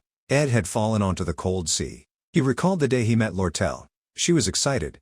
"How is the senior's magic technique progressing? Last time, you brought back materials and magic power." Ed casually replied, "Writing, and near the end of the break, I practiced magic arts almost all day." Those days of diligent practice played like slow-motion films in Ed's mind. As a result, it could be considered a great success. Ed's hands gripped the sand. He thought to himself, "Because I created a legendary magic item, a legendary magic tool, the Del Helm Hourglass, which can restore the body to a few seconds before, removing all injuries and wounds, but it can only be used once." Ed pressed the use button, and a notification appeared. Del Helm Hourglass used, expired. Using a legendary magic item has increased proficiency. Ed crawled out of the cold seawater, coughing. The wounds from falling off the cliff and the curse of the poisonous mark had been resolved, but time was only restored for a few seconds. The wounds from the battle allowed salt water to seep in and lower his body temperature. Ed gasped for breath. It turned out that Ed was the one who summoned Marilda. "I summoned Marilda because the situation on the cliff was unstable. But I don't even know if she succeeded or not because I was too exhausted." He dragged his heavy body forward. What Ed used was the Del Helm Hourglass, a legendary magic tool that shouldn't have appeared during the third revival. He didn't expect to use it so soon. Ed was a little frustrated, thinking of all the effort that went into just one single use. But still, he was grateful. Ed was covered in blood. He knew that he was still alive. He thought to himself, "The cause and effect magic of Crefine Rothtailor is incredibly troublesome. If I take down Codex and Nox and survive, Crefine will use a huge amount of magic power to repeat the cause and effect spell, until he finds a future where I die. So, I need to die once." That was why Ed so easily let Nox stab him. He couldn't understand. "I don't know why Crefin wants to kill me, but if he confirms a future where I die, perhaps he'll stop paying attention to me for a while." He knew that there was no reason for Crefine to send his followers to Arkan Island without a reason. The plausible reason he could use was to support Tanya, who was busy with the council president election, or negotiate the Sage's seal. When those events concluded, the followers would leave. After all, if Ed could survive as if he were dead until the election concluded and the negotiation was complete, then Ed could survive. Yanaka descended, flying towards him. Ed lamented, "My whole body hurts like I'm about to die." "I'm so glad you found me," Ed said. "Thank you." Before he could finish, Yanaka hugged Ed tightly and burst into tears. She pressed him down onto the sand. Ed patted her. "I always seem to make you worry." "I'm sorry, Yanaka." Yanaka nodded. It was still pouring rain. It was late at night. The two of them made a fire and talked. So, Ed wouldn't be able to do anything until the election concluded. It turned out that enduring for a while would be beneficial in the long run. Yannicka was excited. Then in the meantime, I'll bring living supplies and necessities. Don't worry too much, Ed. Ed nodded. Thank you, Yannicka. But hey. Ed was embarrassed. My wounds are starting to hurt. Yannicka still hugged Ed tightly. Hearing that, Yannicka quickly let go, stuttering, sorry, it's just that when I hug you, I feel more at ease. Yannicka was embarrassed, sitting in a corner. No, I mean, can you forget what I just said? Ed was silent for a moment. He changed the subject. It's still raining a lot, huh? Ed switched the topic. There's still a lot of work to do. The two sat in the rock alcove for a long time. Strange thoughts swirled in Lucy's mind. If someone were to ask about her lazy state, she would respond as usual that she was doing nothing. But in this moment, Lucy was waiting. The difference was that instead of feeling bored, she felt peace. The daily life of the cabin owner was not hard to imagine. Stepping out of the thicket, confirming that the fire was out, Ed went out alone, kicking the posts a few times to make sure they were secure. Then, he went to the clothesline to deal with the damp clothes, and pushed the tools that were prone to rusting under the tarp. Finally, shaking the water off his clothes, he turned back towards the cabin, greeting Lucy. Lucy closed her eyes, but could feel it. Oh, you're here. Ed's life, though fluctuating and turbulent now, always returned to this place. After lighting the lamp and sitting at his desk to read magic books, he sat near the fire and fell asleep. The sound of rain, the sound of the fireplace, and sometimes the sound of Ed flipping pages. Suddenly, Lucy felt a strange magic power surge, along with the smell of blood. But she quickly dismissed it. Too troublesome. She dreamt that she was lying on Ed's lap, and Ed praised Lucy. You took care of the house well, thank you. Waking up, Lucy ran outside. Then she asked, who are you? Knox, carrying Codex on his back, replied, I am Knox, a subordinate of the Roth family. He pleaded, save us, we are badly injured. He lied. I slipped in the forest, and my companion encountered wild beasts and got injured. Lucy accepted. I will save you. Knox was surprised. Lucy was silent for a moment. Then, she took the initiative. If you honestly tell me everything, I will save you. What were you doing before coming here? On the shore, a highly poisonous mark was left behind. Plobin picked it up, observing it carefully. A rare, high-grade mark. Unless there's a very specific reason. But why do things like this always happen when he's on duty? He assessed. This mark is not only highly poisonous but has no remaining magic power, only traces. Meaning it has been used, meaning someone has died. Considering the fall from the cliff and the time that has passed, even if it's morning and a search is organized, the chances of finding them are very low. If we sort out the situation, she came here to help Ed practice spirit magic. When arriving at the scene, she saw Ed stabbed by a sword. Yannicka recounted the events. That's right. Plobin asked again. Although it's very shocking, try to remember carefully. You saw the culprit, right? Yannicka nodded. Yes, I'm certain it was the subordinates of the Roth family, Codex and Knox. Plobin was surprised. People from the Roth family? I understand. Then, when it's morning, I will report to the principal. Plobin glanced into the distance. He was curious. And, what about that girl? A black shadow quickly approached. Everyone was frightened and exclaimed, Lucy. Yannicka tried to reassure her. Lucy, calm down. Let's go back to the camp first. Listen to me, okay? Lucy said, I've captured the murderer. The murderer. She lowered her head. Codex and Knox, subordinates of the Roth family. Lucy stepped forward, holding Ed's bow. A source of power was generated. Lucy's whole body emitted a brilliant light, an extremely large source of magic power. Yannicka called out, Lucy. A purple magic power surrounded Lucy, preventing anyone from getting close. Plobin was uneasy. What is this? We have to chase after Lucy immediately. Everyone was surprised. Yannicka, what is happening? Yannicka's expression was serious. There's no time. Immediately, hurry up, she urged, before everything gets out of control. Lucy muttered, Roth subordinates. They have been following me under the pretense of supporting their work. The purple smoke surprised them. You're saying they were servants of the Roth family? Lucy gritted her teeth. Roth. She remembered when Knox came to her. We are not suspicious. We are here to support Tanya Roth, and have done the procedure for applying permission properly. An image of Tanya appeared in Lucy's mind. Lucy's hand clenched into a fist. Roth. An explosion occurred. Lucy was truly enraged. She slowly stepped out of the hazy smoke. Her eyes were filled with hatred. She demanded, where is she? Lucy emerged from the rubble. Her voice was dangerous. Where is Tanya Roth? Suddenly, a voice called from behind. Lady Lucy. Everyone huddled together, not understanding what was happening. What is going on here? Lucy unleashed her magic. She slowly descended. Rihanna questioned, "Lady Lucy, what's wrong?" Lucy's gaze slightly glared. Her magic suddenly emitted a terrifying red light. Rihanna was surprised. Lucy ordered, "Bring her here." Lucy enunciated each word, "Bring Tanya here." Another explosion occurred. In the training room, Wade praised, "That was a great match." Lortell was annoyed. "Humph, great? He's just getting cocky from beating a second-year senior." Wade laughed. "Thank you, Senior Elvira. You've worked hard, but it's still too early to say that I've surpassed the second-year seniors." Wade glanced at Zix. "After all, there's still Senior Zix." Zix silently sighed. Everyone was whispering, "Although she's not a melee combat expert, Elvira is the head of the alchemy department, and she was defeated." Is that really true? From the start, the first-year magic department had a genius like Joseph, but they still say he's the top student this year. That guy is Wade Kellamore, heir of the Kellamore swordsmanship family. Perhaps, he could even defeat Zix. Suddenly, a sound echoed. Everyone was curious. What was that sound?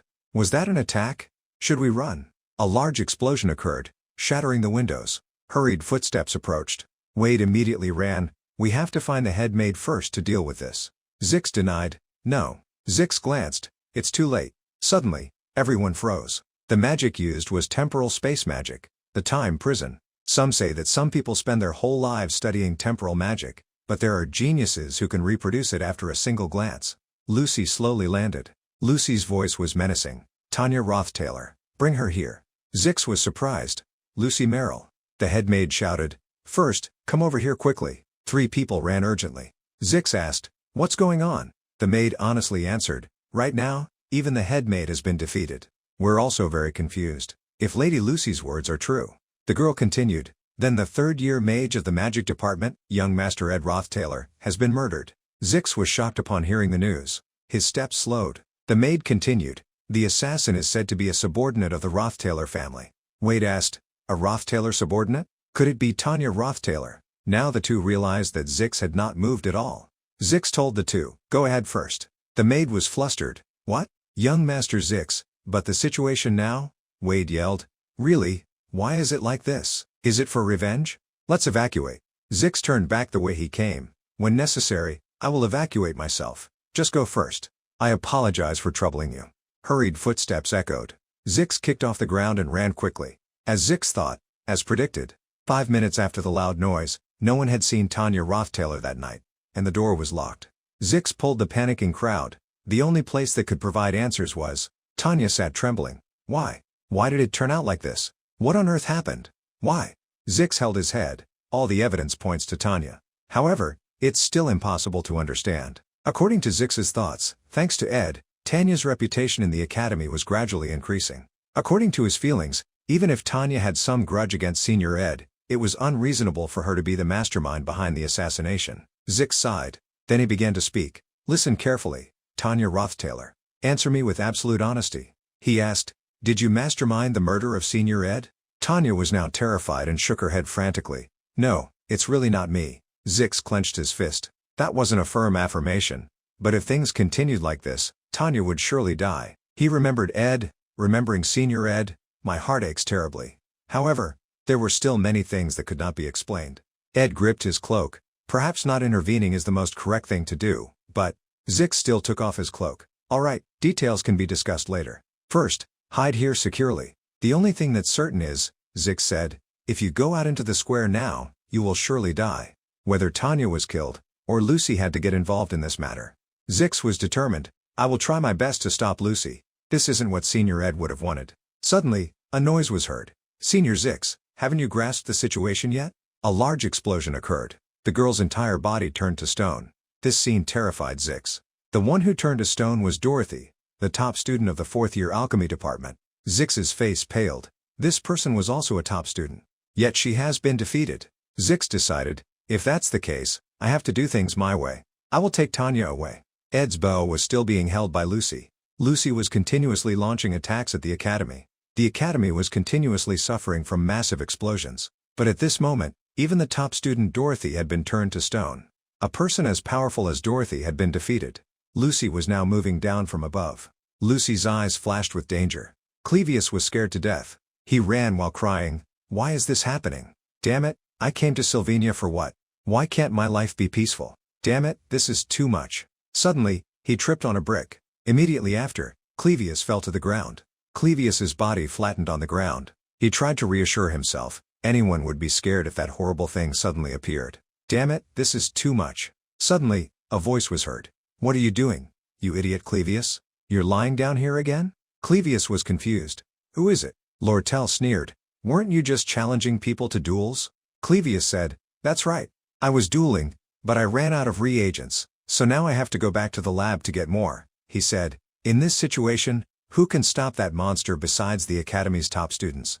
Lortell guessed, if we calculate the time, it should take at least another 30 minutes before the Academy staff arrive. Lortell reminded, Look at you. Your legs are all wobbly. When you have the strength, run to the professors. If you see the Academy staff, call them over. Then, she said goodbye to Clevius and walked away. Clevius was confused. Then, he sneered. Clevius mocked himself. Idiot, pitiful thing. He gritted his teeth. Damn it, you're useless. It was still pouring rain. Yannicka was terrified, running towards Ed. It's bad, it's really bad. The Academy staff have already departed first, and even Marilda has taken action. Yannicka was worried. But before I could figure out the situation, Lucy already knew. I don't know what's going to happen next. Ed asked. Then, where's Lucy? Yannicka said. She went to the Apheles forest to find Tanya. Outside the wooden house, Verdio was taking care of a young, sick Lucy. When the wind and rain seeped in, she would naturally catch a cold. He reminded her, but remember that feeling. Lucy pondered, times when I'm exhausted to the point of collapsing like this, or when injuries occur on my body, will become increasingly rare occurrences. Lucy was reminded by him, countless are the incompetent, while the things you've achieved are too easy and simple, but they can't achieve it even with their whole lives. You'll meet a lot of people like that. A burst of light erupted. A voice asked, Aren't you going to bring the girl along? Lucy said in a low voice, If so. Lucy's eyes were complex. Surely, it won't be long. I'll figure it out myself. Verdio's reminders kept echoing in Lucy's ears. You will become a mage, so powerful that no one can match you. Lucy was slowly descending. She landed. Alone, she walked through the ruins. With that innate power, your life will become dull. Everything will seem to lose its meaning. That feeling of pain will become a distant memory, Lucy sneered. Lying old man? Lucy continued to move forward. Suddenly, an explosion occurred. Black smoke billowed under the stormy rain. Lucy thought, I think this is the perfect move. Lortell ran over, panting. That spell. This is a spell I've seen for the first time, and the casting speed is unusual. Lucy brushed her hand. Get out of the way. Lortell was thrown back, hurt. She licked her bloodied lips. Too fast. It makes me want to think about the underlying principle. Turns out it's not magic, but just a way of releasing magic power. Lortell looked directly at Lucy. Indeed, the ultimate problem is still magic power. Lortell assessed, those mages with high magic power sensitivity like you usually use magic power to create spells. But do you know, we, the alchemists? Lucy stared at Lortell. Lortell continued, understand magic and transform it into other things instead of spells, like magical tools, for example. Lortell laughed, or create pharmaceuticals. What Lortell was holding was the flood movement pharmaceutical. Its function was to absorb magic power and make it flexible. Lortell was amused. From now on, I'll use your magic power as fuel to activate all these magical tools. The powerful magic was fully connected. Lortell listed the Krex magic power separator, the noise generator, the regressive element activator, the hand strokes, the oscillating ball, the illusion disc, the Catlan magic filter. She calculated, if I operate all of these at several times their capacity, all the surrounding magic power will evaporate. Lortell grinned wickedly. Even the children I poured my heart into creating will be completely destroyed. But there were still students who had not yet evacuated, and the servants also needed more time. Lortell was doing everything she could to buy time. She challenged, try destroying this then. Lortell created a magic formation to attack Lucy. However, a notification was sent. Overload. The amount of magic power has exceeded the energy limit of the magical tools. Lortell's eyes widened. Lucy alone remained unaffected. Calculating the amount of magic power needed to overload all the magic tools was a feasible theory, but no one did it. Lortell was stunned, because it has no academic value. Because nothing existed with that amount of magic power. If it did, preventing that existence would also be impossible.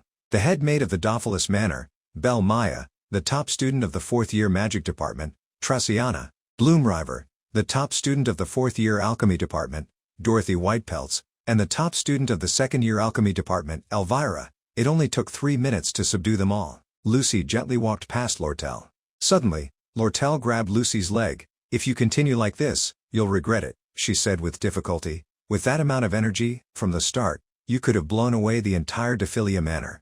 But doing this deliberately, aren't you thinking the same?" Lortell reminded. "Senior Ed didn't want this to happen either." Mentioning Ed, Lucy paused.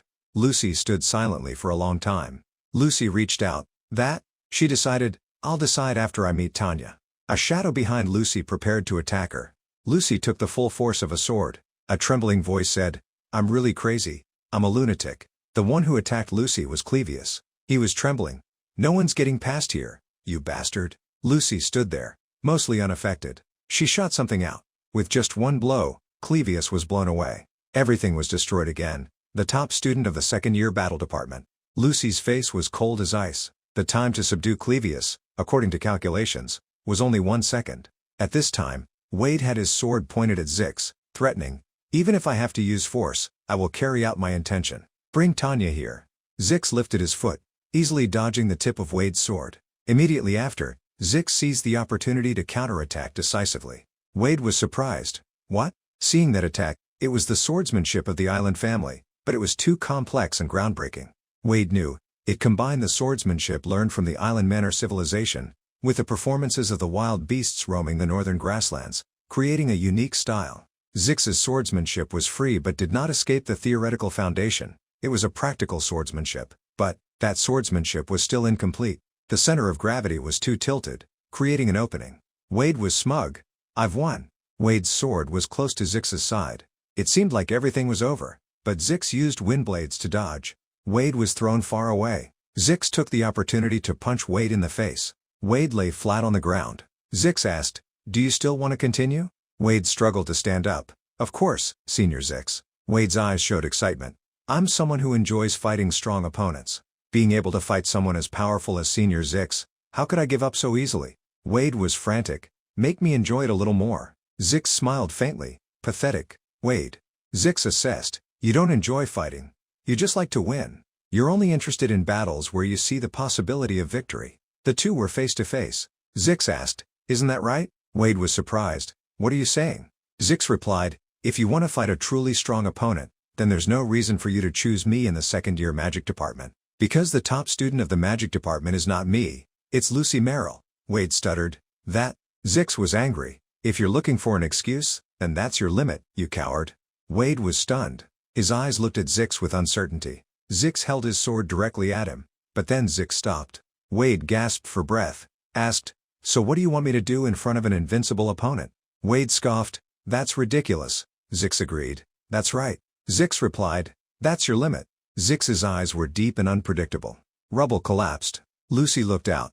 What has killed the most warriors is pride. Beware of those who rush into danger with confidence, as if it's a virtue to be proud of. Don't respect those who always put their lives at risk just to prove their existence to the world. Clevius stood up. He was trembling, gasping for breath. Lucy secretly hoped, "Be afraid, Clevius. Fear is your weapon." Clevius pulled the piece of weapon stuck in his thigh, panting. "But, when living like that, a day will come when you realize that your legs can no longer move." Clevius dragged his heavy body across the wet ground. Lortell was surprised. Lucy still hoped that, "But your legs will be stuck to the ground and refuse to move, your body will tremble to an unimaginable extent." But strangely, the hand holding the sword gripped it firmly, "Even knowing you'll fail, but your body still moves forward. Remember that feeling, my son?" In Clevius's eyes, a fire ignited. "That's faith." Clevius was gradually transforming. Lortell was surprised. "That's Clevius." Lucy lightly cast a spell. It was a fire pillar, an intermediate fire spell. The fire pillar was multiplied 100-fold, aimed directly at Clevius. In Lucy's heart, she always reminded herself, "I will not forget the promise, I will not kill people. Even so, I'm still doing this because..." Lucy's eyes were resolute. That monster. She knew that it wouldn't be so easy to kill him. Lucy was startled. Even faster? He used a windshield. When there was a surprise attack, it would blow away the enemy with wind. Lucy gritted her teeth. "Attack with all my strength." But Clevius didn't give up and retaliated fiercely. Clevius didn't fall behind, continuously attacking. The wounds piled up. On the layer of blood that had already hardened, fresh blood flowed again. With the amount of blood he had lost, Clevius should have fallen long ago. But the more he was injured and bloodied, the larger the magic power surrounding his body and sword became. Clevius continuously attacked back and forth. Lucy remained silent, observing. She was startled to realize the sword Clevius was using was no ordinary sword. It was a cursed sword. It was the taboo of the Nortendale family, the bloodsword technique. Clevius had gone mad. He frantically attacked Lucy. Lucy reached out to stop him. She blocked his attack. But then, Clevius punched the protective barrier. Lucy's protective barrier exploded. She was a little surprised. Clevius attacked crazily. But very quickly, Lucy was able to block it with her hand. The two were face to face, but Lucy's power was still overwhelming. She threw Clevius far away. After the battle, all that was left was a desolate, ruined place. The magic that Clevius used was called bloodsword technique. It was the technique of transforming the blood flowing from one's body into a new source of magic power, a forbidden technique among the forbidden techniques. The reproaching voices of everyone echoed in Clevius's mind. Demon sword, that guy killed someone again. Demon? Monster? Why did the family give birth to such a monster? The voices of reproof resounded. Even the Nortendale family had forbidden its inheritance. But while everyone abandoned Clevius, his older brother was always there to encourage him. But you're not a monster. When he was reproached, his older brother would always smile and ask Clevius, right, Clevius? Clevius's blood-stained hands trembled. Clevius's eyes were tightly closed. Then he lifted his heavy eyelids. The monster had comprehended the blood sword technique called forbidden, the demon sword Clevius Nortendale. Clevius said bitterly, "That's right, brother, but even you must admit, that is a real monster." Clevius was covered in blood. Lucy raised her hand, summoning divine punishment, a high-level lightning spell. At this time, Zix was trying to escape with Tanya. "Keep going, it's almost there." Zix led the way. "This way," Lortell said. "Go out of the door at the end of this hallway, and you can escape." She stood lazily, leaning against the door. Zix was surprised. "Lortell?" Tanya fearfully hid behind Zix. Lortell's voice echoed. "The roads are blocked in many places. Luckily, you're in luck, Tanya. You should thank Zix for being with you." She turned her back, and a soft voice called her name. "Lortell." Zix asked, "Have you heard any news about Senior Ed?" Lortell replied, "Not sure." Zix asked, "If it was just Tanya and not me, what would you have done?" Lortell was silent. Then, Lortell looked at Tanya with dangerous eyes. "Tear it to pieces." "What else?" Zix reproached. "That's reckless, Lortell." Lortell laughed self-deprecatingly. "You're right, Zix." Slowly starting with the fingernails. "Who knows what it will confess?" Tanya shook her head frantically. I didn't do it." A comforting voice said, "It's okay, Tanya." Lortell gently stroked her hair. "Go, I won't win against you anyway, Zix." Zix was suspicious. "Just because you can't win, you'll just let us go?" Zix's intuition told him. Instinct made his body stiffen. But everyone at Sylvania knew, going against Lortell Kellen was a foolish act. Zix stood in front of Tanya. From the moment this girl revealed her hostility, no one could expect anything from behind that door. Zix was in trouble. What should I do? Zix stopped, deep in thought. Until now, he still didn't realize why he was still safe. Outside, thunder and lightning raged incessantly. How could a few seconds of pause and contemplation exist? The girl trembled, sobbing. Don't do it anymore." After enduring so many levels of law, Clevius crawled out of a large pool of blood. His face was full of scratches, blood flowing everywhere. He remembered that before, when he was reproached, his brother would always call his name gently, Clevius. And then comforted, "Don't blame yourself too much. It's the fault of those who wanted to test you, not your fault." He would always remind Clevius, "Look up, this is not necessarily a curse," he consoled. "That is the power that protected the family from the enemy army like a mountain."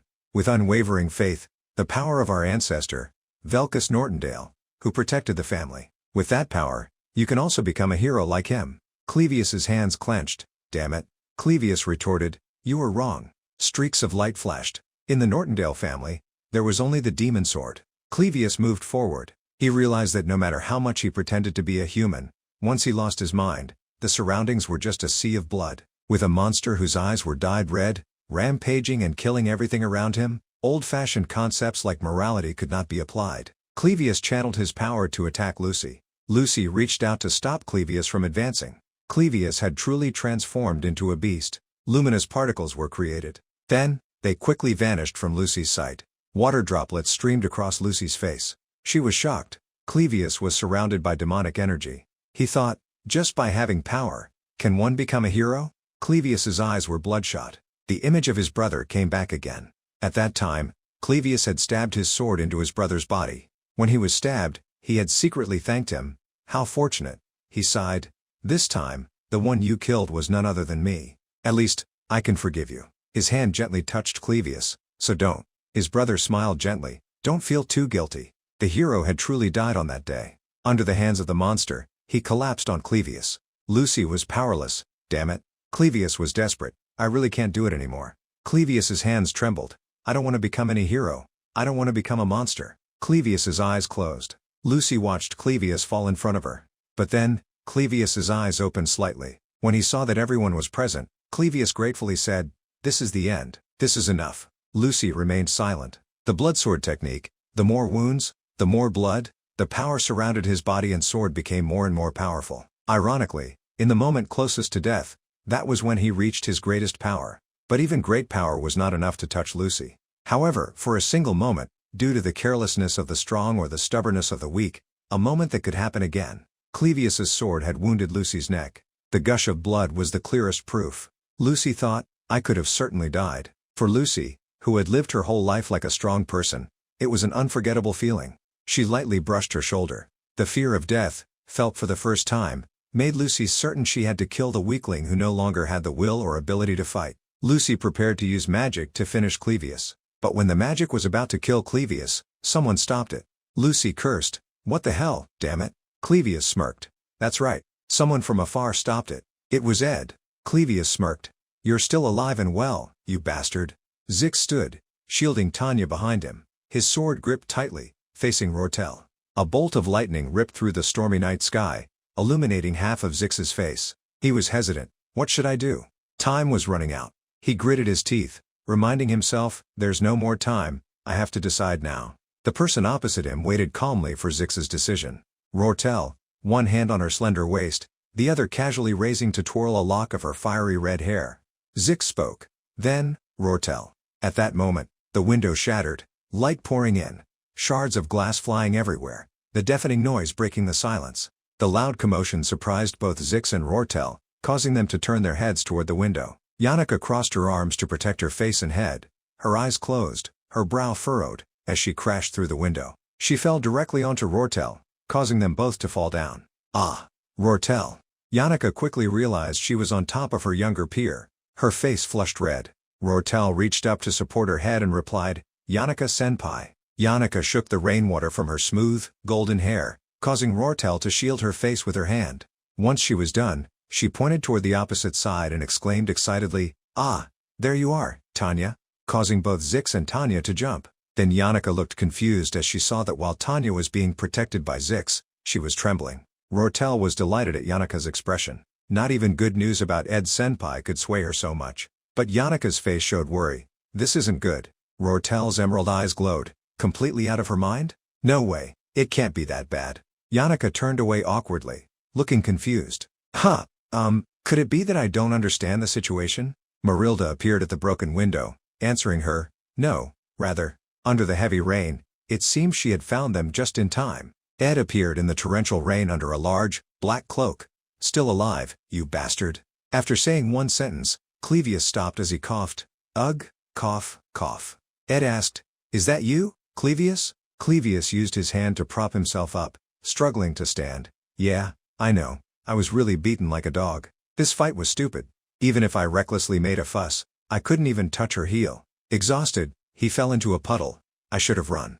Half of his face was submerged in the puddle of water mixed with blood. Clevius gritted his teeth, resentful. Damn it, am I the only idiot? Though he was so weak that he couldn't stop it, the rain kept falling on the stone statues of people surrounded by purple magic, still trying to do something. No one forced them to do it. Elvira ran to his side, calling, Clevius. He was still lying face down. There are people who are willing to destroy everything they have built in a lifetime, without hesitation.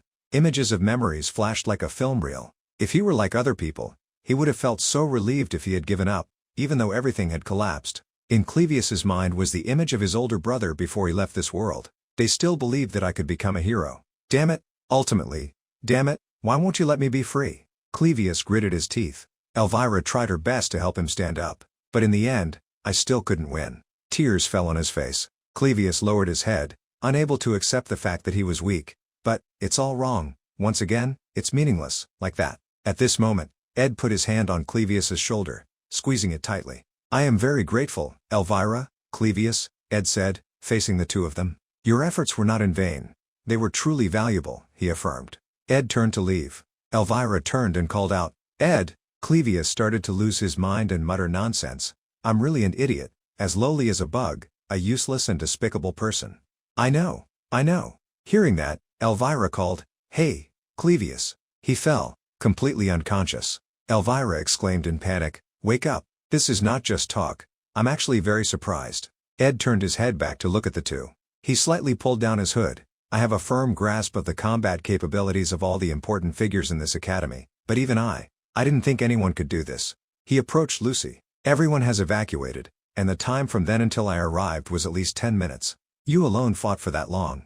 Ed stood opposite Lucy, the final boss of the Third Resurrection, the Sword Saint who failed in Sylvania, the Awakened One. Facing Lucy, the wide brim of her hat made it impossible for him to see the expression on her face. Ed lowered his head, explaining to the person in front of him, I'm sorry, Lucy. I didn't inform you beforehand. Well, I was forced to play dead for a bit, due to unavoidable circumstances. But I'm also in a dire situation. It couldn't be dealt with in advance, so I didn't have a chance to send a message. The wide-brimmed witch hat fell onto the ground full of rainwater. Lucy rushed to Ed and grabbed his sleeve tightly, burying her head in his chest. Tears streamed down her cheeks. I thought you were dead. Ed placed his hand, full of cuts, on her shoulder and replied softly, I'm still alive. Then he wrapped his arms around her. Like this. The two behind them watched silently as Ed embraced Lucy's small figure in the torrential rain. Since leaving civilization, Zix, holding his sword tightly, was protecting Tanya behind him, but his face showed concern. I'm proud that I rarely know the feeling of fear. Around Marilda appeared an illusory blue aura. I've found you, Tanya. I've been looking for you. Both Yannicka and Marilda turned to look at Zix and Tanya. One of their eyes flashed a dangerous, bloodthirsty red.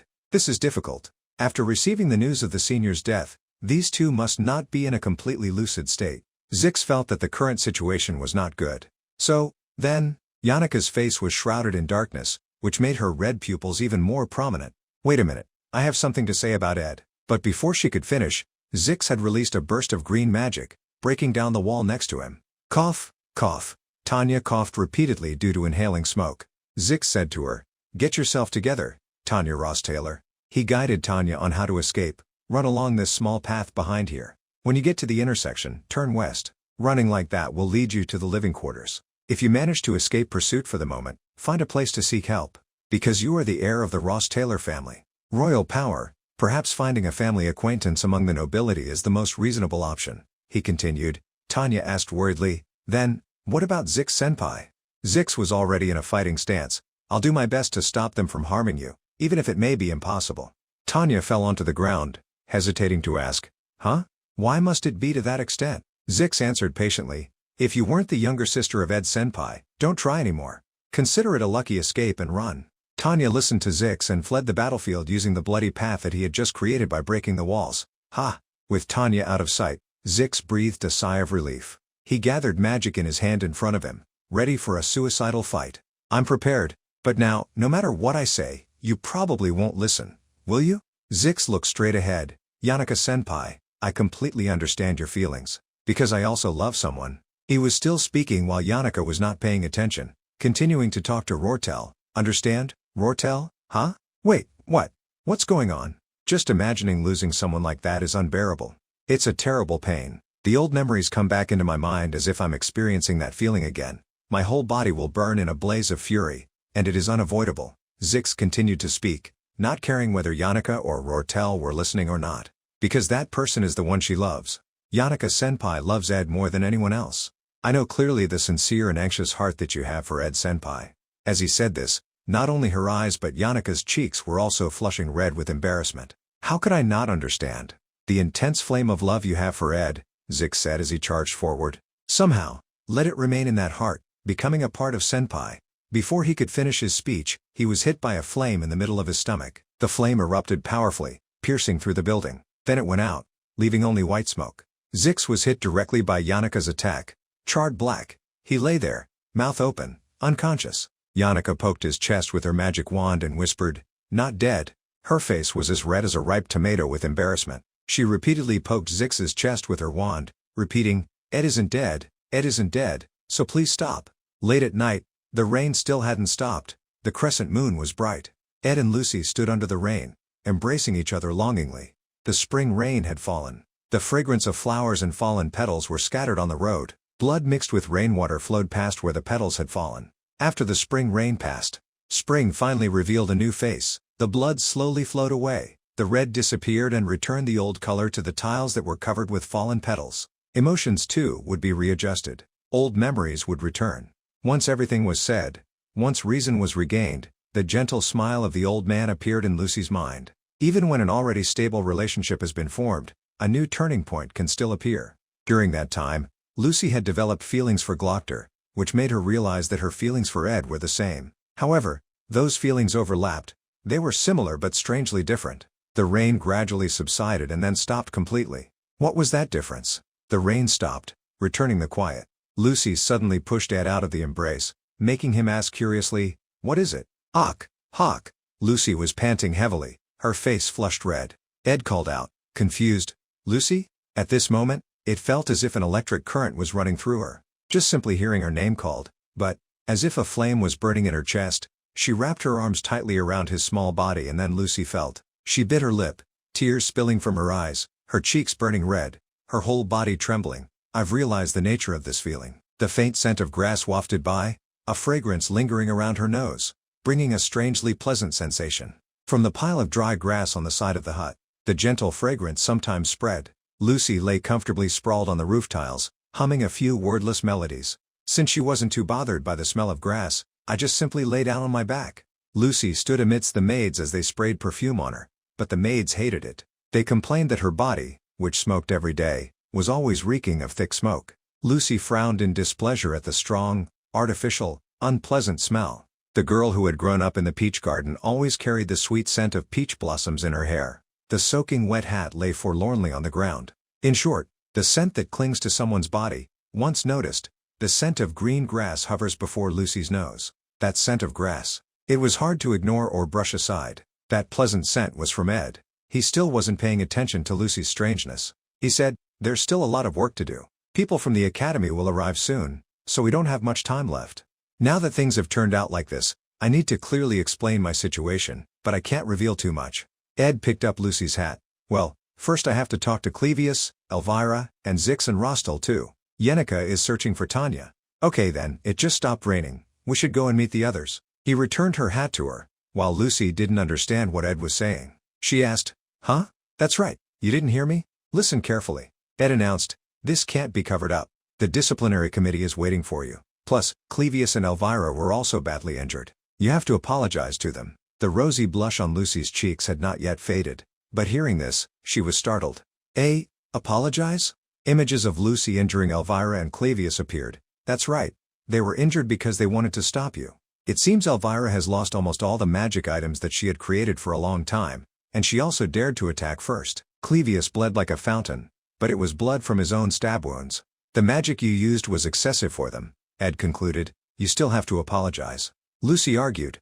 I don't think I... From Lucy's perspective, trying to adjust things so no one was killed was already a considerable effort. "Huh?" She suddenly paused. Ed sighed helplessly. "If you don't want to, then I'll take responsibility and explain myself." In truth, Lucy was petrified. "I'm being looked down on, being hated." She panicked. "I disappointed Ed." "No, fine. I apologize." Lucy reluctantly gave in to the compromise, which pleased Ed greatly. "Oh, that's how it should be. Very wise." The faint scent of grass. He continued to speak without seeing anything that showed she was hurt. "It really is like that, isn't it? Anyway, there's no more time. Let's go." Lucy was blushing again, her face red. Her hands pulled down the brim of her hat to hide her strange expression. Her whole body trembled. Whenever she smelled that scent of grass, if she was just a little careless, she would feel suffocated, and her spine would heat up. Why did everything turn out like this? Thinking she was just a manager of a peaceful campsite, the memories of Ed feeding Lucy replayed in her head.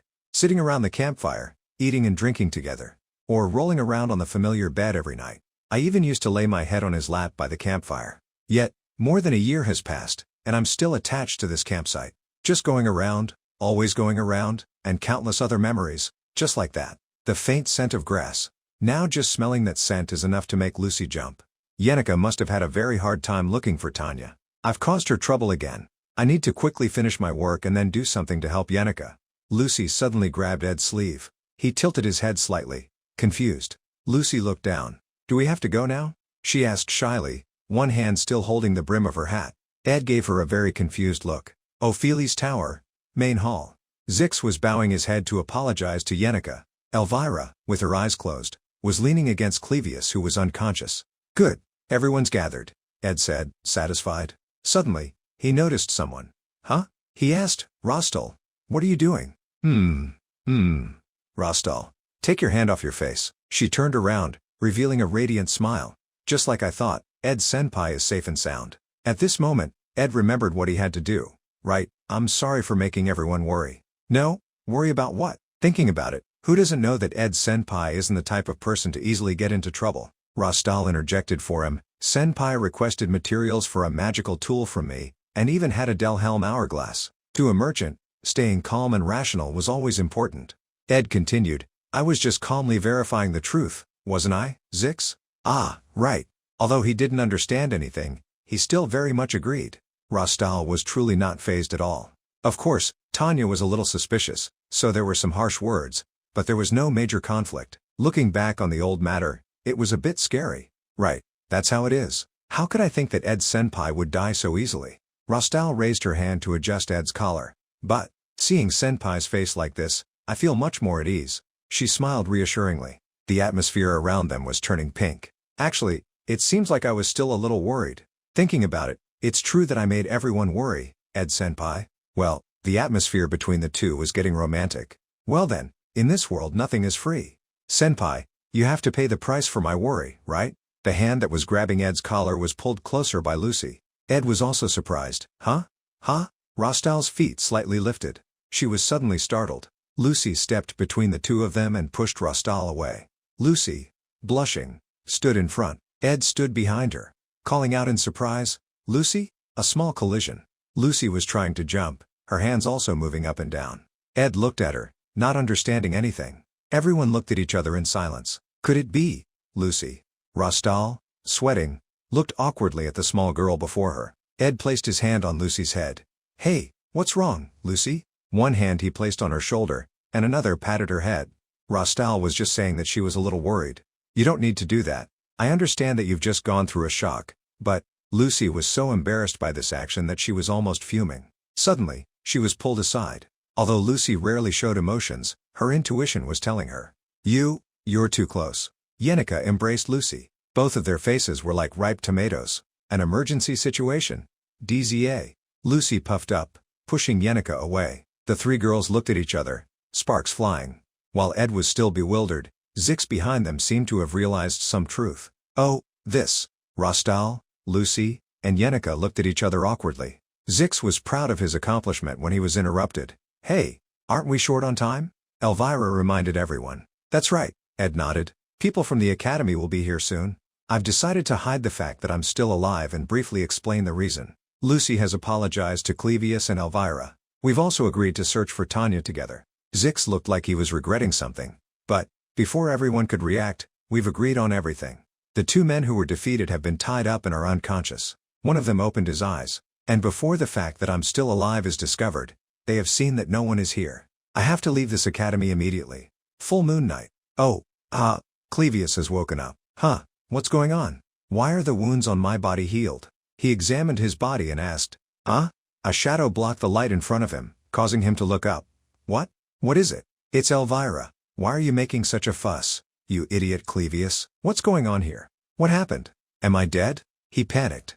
"Well, it's true. Being such a fool and making such a mess, there's nothing to defend myself. The academy staff will arrive soon. When that happens, you just have to say that you stopped Lucy." Hearing this, Clevius immediately retorted, How can I possibly stop that monster?" Elvira opened her mouth to say something, but no sound came out. As an alchemist, discovering something new was always a joy. Lucy bowed her head to apologize and healed Clevius's wounds. Rostal generously paid a fee to keep the secret, with the guarantee from Ed Ross Taylor. Even with the words from Ed Ross Taylor himself, today, everything seemed like a series of unpredictable events. "Just rest." Elvira grabbed Clevius's hair, forcing him to lay his head on her lap, causing him to tear up, yelling in pain. What the heck is this? Oh God."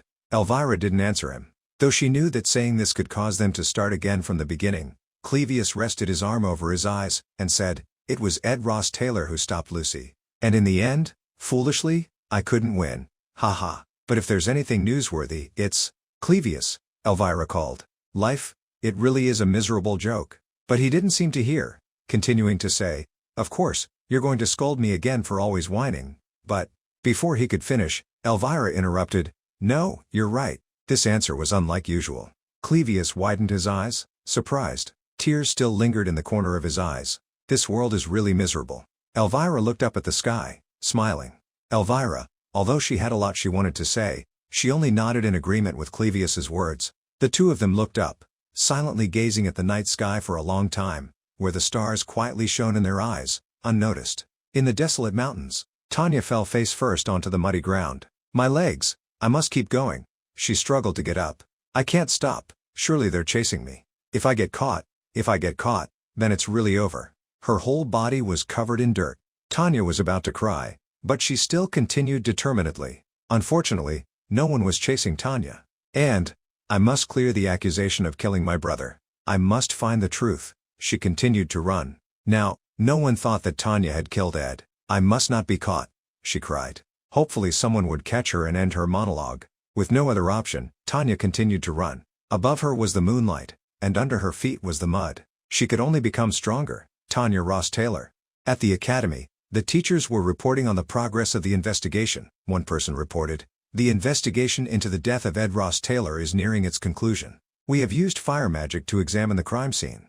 Although we cannot perfectly recreate the scene at that time, the testimony of the witness Yenica Paylover is quite consistent with the actual situation. According to what they have investigated and deduced, Ed was stabbed by someone from his own family, which caused his death. Plobin made a judgment as if he himself had witnessed someone from the family holding the knife that took his life. The family retainers stabbed the victim, Ed Ross Taylor, and it was them who caused the victim to fall into the abyss. All of that has been confirmed.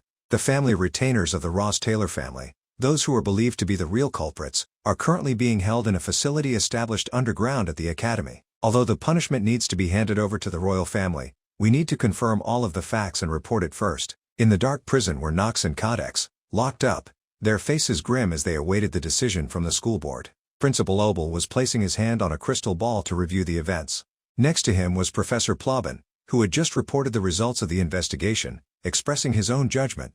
"It seems that the death of Ed Ross Taylor is almost certain. Let's prepare to compile the truth and send the report to the royal family." "Professor, yes, I will prepare it thoroughly." The principal of Sylvania Academy, Obel Photius, continued to assign tasks to the teachers. The academy also needs to handle the remaining matters itself. "The impact of a student's death has exceeded our expectations. Student Lucy was severely shocked by the death of Ed Ross Taylor and became out of control, leading to the evacuation of the students late at night." He tapped his fingers on Ed's file, emphasizing to those around him, "It seems that he had a significant impact on many people around him, Ed Ross Taylor." Finally, Lucy was stopped by Clevius Nordindale, the second-year top student of the combat department, and then was taken to the Rose Garden area in a calm state. "Everything will end smoothly." As for Clevius, he was injured all over after the battle and is still quietly bandaging himself. The principal, hearing this, expressed surprise. "He has such excellent abilities? It's admirable," and immediately made a decision. "Let's prepare an award from the academy to commend Clevius. As for Lucy, we need to hold a disciplinary hearing to reach a final conclusion." Not long after, the disciplinary hearing for Lucy took place.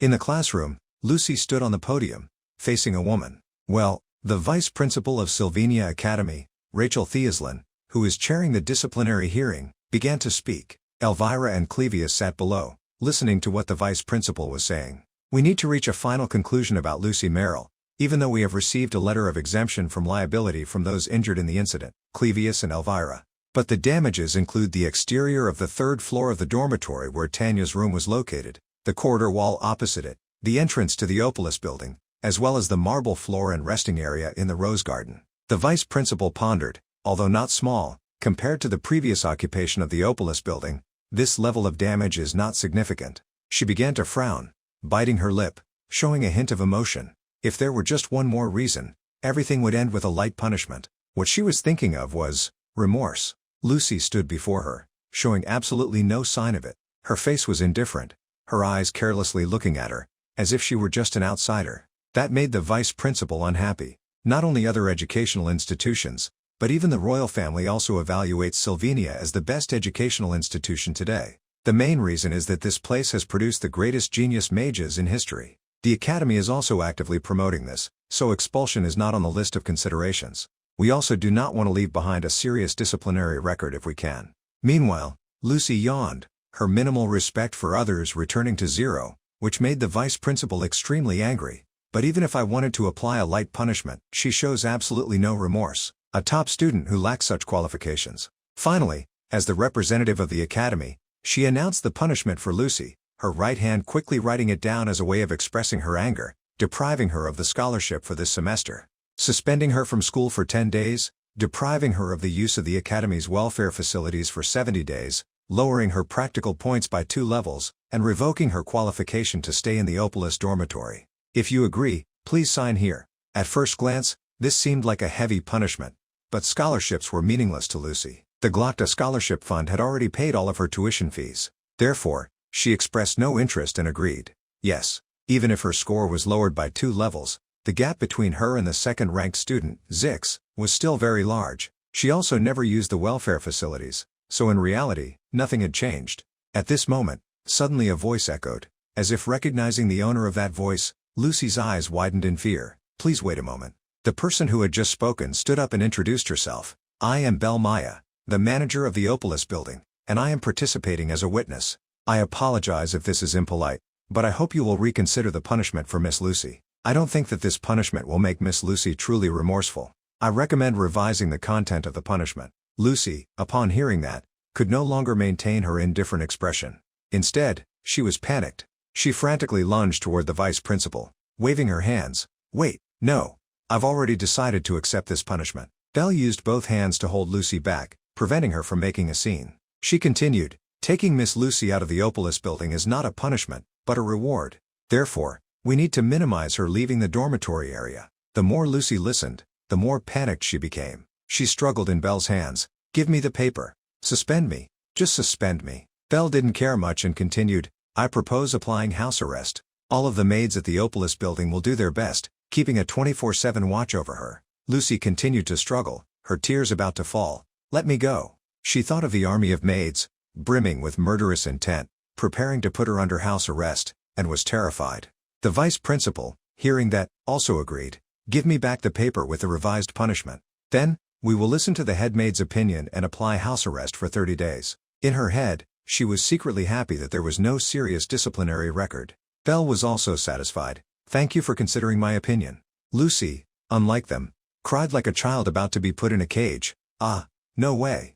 I'm sorry. I'm really remorseful. But please, don't do that. One sentence from Belle, Miss Lucy, was full of murderous intent, which made her not dare to make any more noise. She immediately fell silent. Belle's hellish gaze, combined with a voice like a verdict from Yama, made Lucy feel that human existence had reached its end. We will implement it thoroughly and neatly to ensure that you cannot leave the dormitory area. And so, Lucy was put under house arrest for the time being.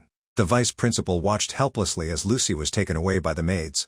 On the other side, Ed sighed, that really was a light punishment. Lucy must be feeling like she's in hell. Yannicka was still focusing on the pot of meat, but didn't forget to reply, but thanks to Elvira and Clevia speaking well of her at the disciplinary board, like Ed said, everything turned out this way, didn't it? Then she happily lifted the pot of meat to show him, like an accomplishment. Tata. This is the beef stew that I used to make back home.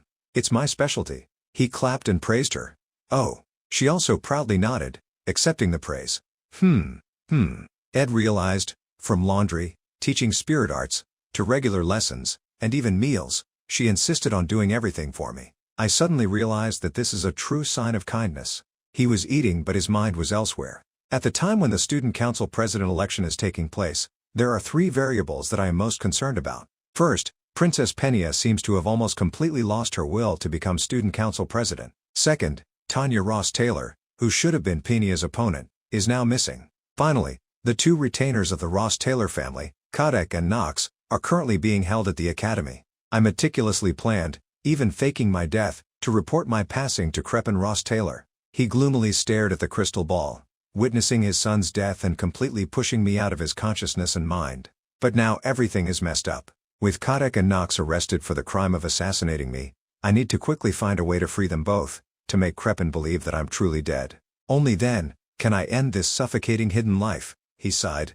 Ha, it's true that a mountain of work is still waiting for me to solve. Yenica, sitting next to him, seeing him deep in thought, couldn't help but sigh. Ed was originally a noble young master, so even when expelled, he is always drawn into all sorts of troubles. He turned to her in surprise. Huh?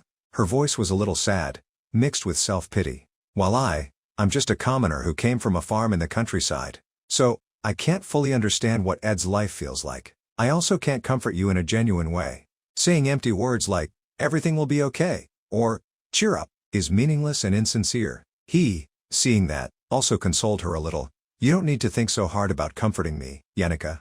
You've helped more than I ever expected. But the feeling of helplessness continued to cling to her. But I still want to solve Ed's worries. It's just my own selfish desire. Then she smiled, her eyes sad, turning to look at him.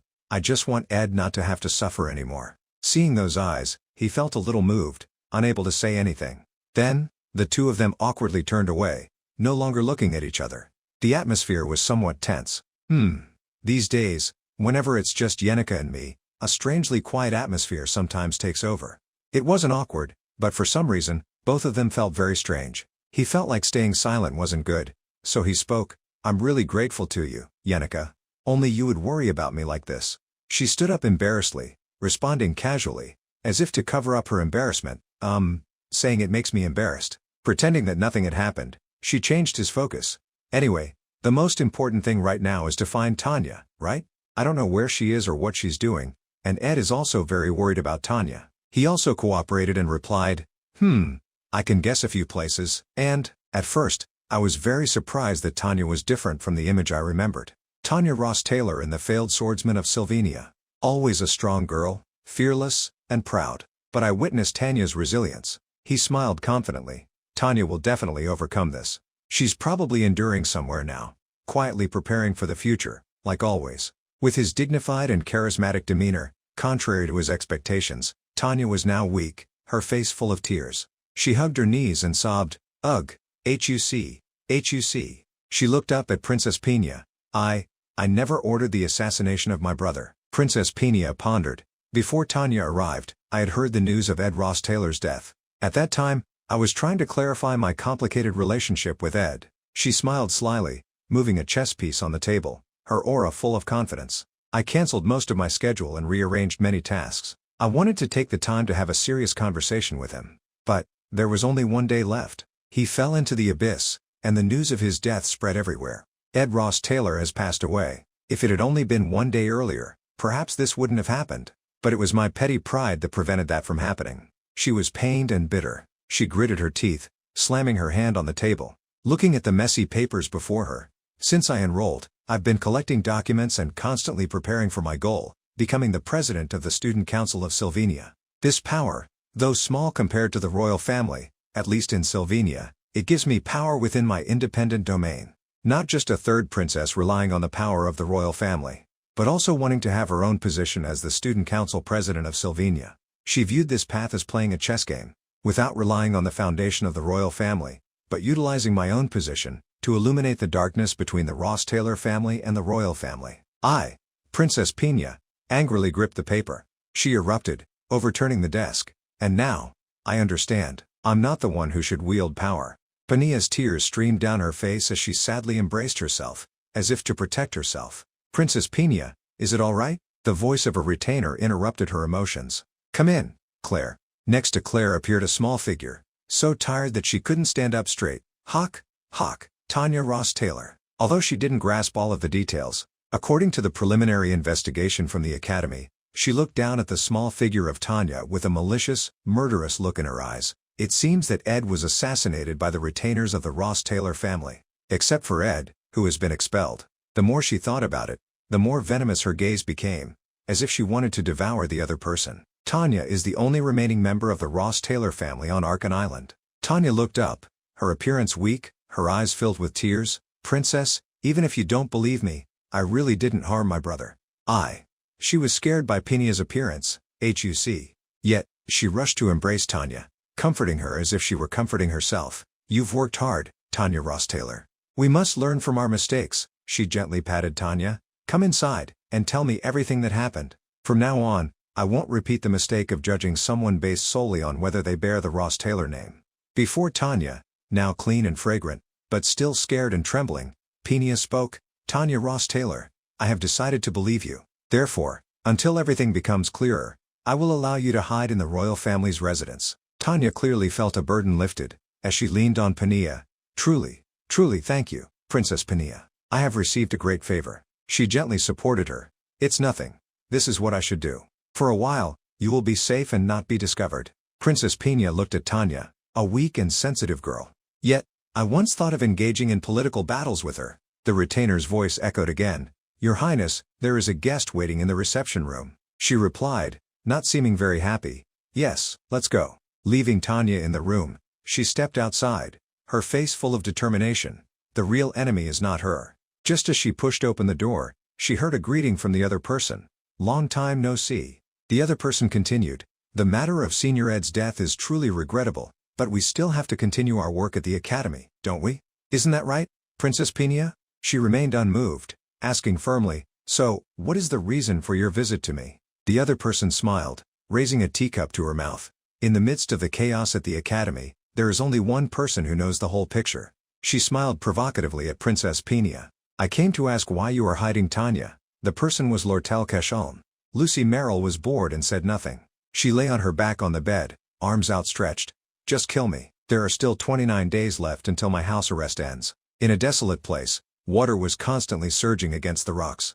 3 hours before Lortell Cachalm met Princess Penia, Riesha charged forward aggressively. Its teeth clashed against the sharp blade of his knife. Ed Roth Taylor was training very intently, striking at once. The water droplets from a large puddle continued to take shape.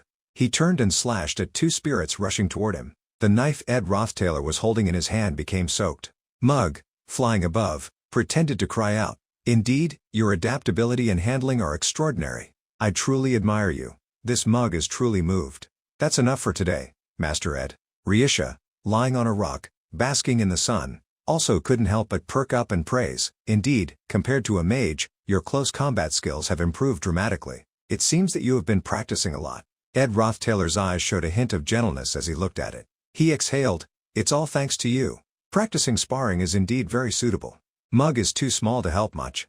High-level crafting technique. Spirit manifestation, proficiency 25, power enhancement 5, success rate of manifestation 95, fire spirit manifestation proficiency 6, water spirit manifestation proficiency 2, wind spirit manifestation proficiency 4, contracted spirits, low-level fire spirit Mug, spirit resonance level 22, spirit knowledge level 27, fire blessing. Mid-level water spirit Riesha, spirit resonance level 11, spirit knowledge level 10, water blessing, water source. High-level wind spirit Marilda, spirit resonance level 4, spirit knowledge level 3, wind blessing, ascending airflow. Practicing with Marilda, no way. Riesha next to him said, Marilda will support you better than I can. High-level spirits can freely change their forms, allowing them to easily move all over Arkan Island. Ed Roth Taylor, while doing push-ups, continued. Panting. Practicing with that giant wolf? Straight to the afterlife, I'm sure. He closed his eyes to rest, his shirt soaked with sweat, panting with exhaustion, feeling strangely satisfied. The state indicators after surpassing 15 almost could not be increased anymore. Physical strength 14, intelligence 13, dexterity 15, willpower 12, luck 11, combat, magic, daily life, alchemy. To break through the limit, it was necessary to complete a hidden quest or special condition. Ed Roth Taylor, age 18, year 3, achievements, a refined survivor of 1 year, high-level spirit summoner. With what Ed Roth Taylor had achieved, it could be said that he had almost reached his limit. He wearily sat down next to the rock, breathing and running his fingers through his hair. When I complete intermediate magic, maybe I'll think of a special ability. Suddenly something caught his eye. Anyway, I can't be satisfied here and stop growing. Elvira Aniston, wearing a full set of clothes, raised her hand to cover her flushed face. Her eyes were still focused on Ed Roth Taylor. Oh my! I was having the chance to feast my eyes, and yet... She took out a handkerchief and wiped the sweat from his brow, reminding him, I understand that you feel trapped while hiding, but when you rest, please rest a bit. Sweat is constantly pouring out everywhere. He softly replied, Oh really? Actually, being in the forest, I feel more relaxed, since everything like food and shelter is helped with and taken care of. She looked towards Riesha and asked, Is it Yanaka-senpai? He put his hand on his hip and answered, "Usually." "I see, you're practicing with the spirits." Elvira Aniston turned to look at him, winking and pouting, acting cute and shy. She took his arm. "Then the spirits have seen everything too, haven't they?" Mug frantically flew around, yelling, and Reisha, who was resting, shouted, "Emergency!" Elvira Aniston was very happy and laughed loudly. He glanced down at her, who was immersed in her own happiness, and asked, "What are you planning, you rascal?" "I'll be looking for Princess Phineas soon. There's something related to the election where I think I can make some money, but before that, I want to finish the deal with Senpai."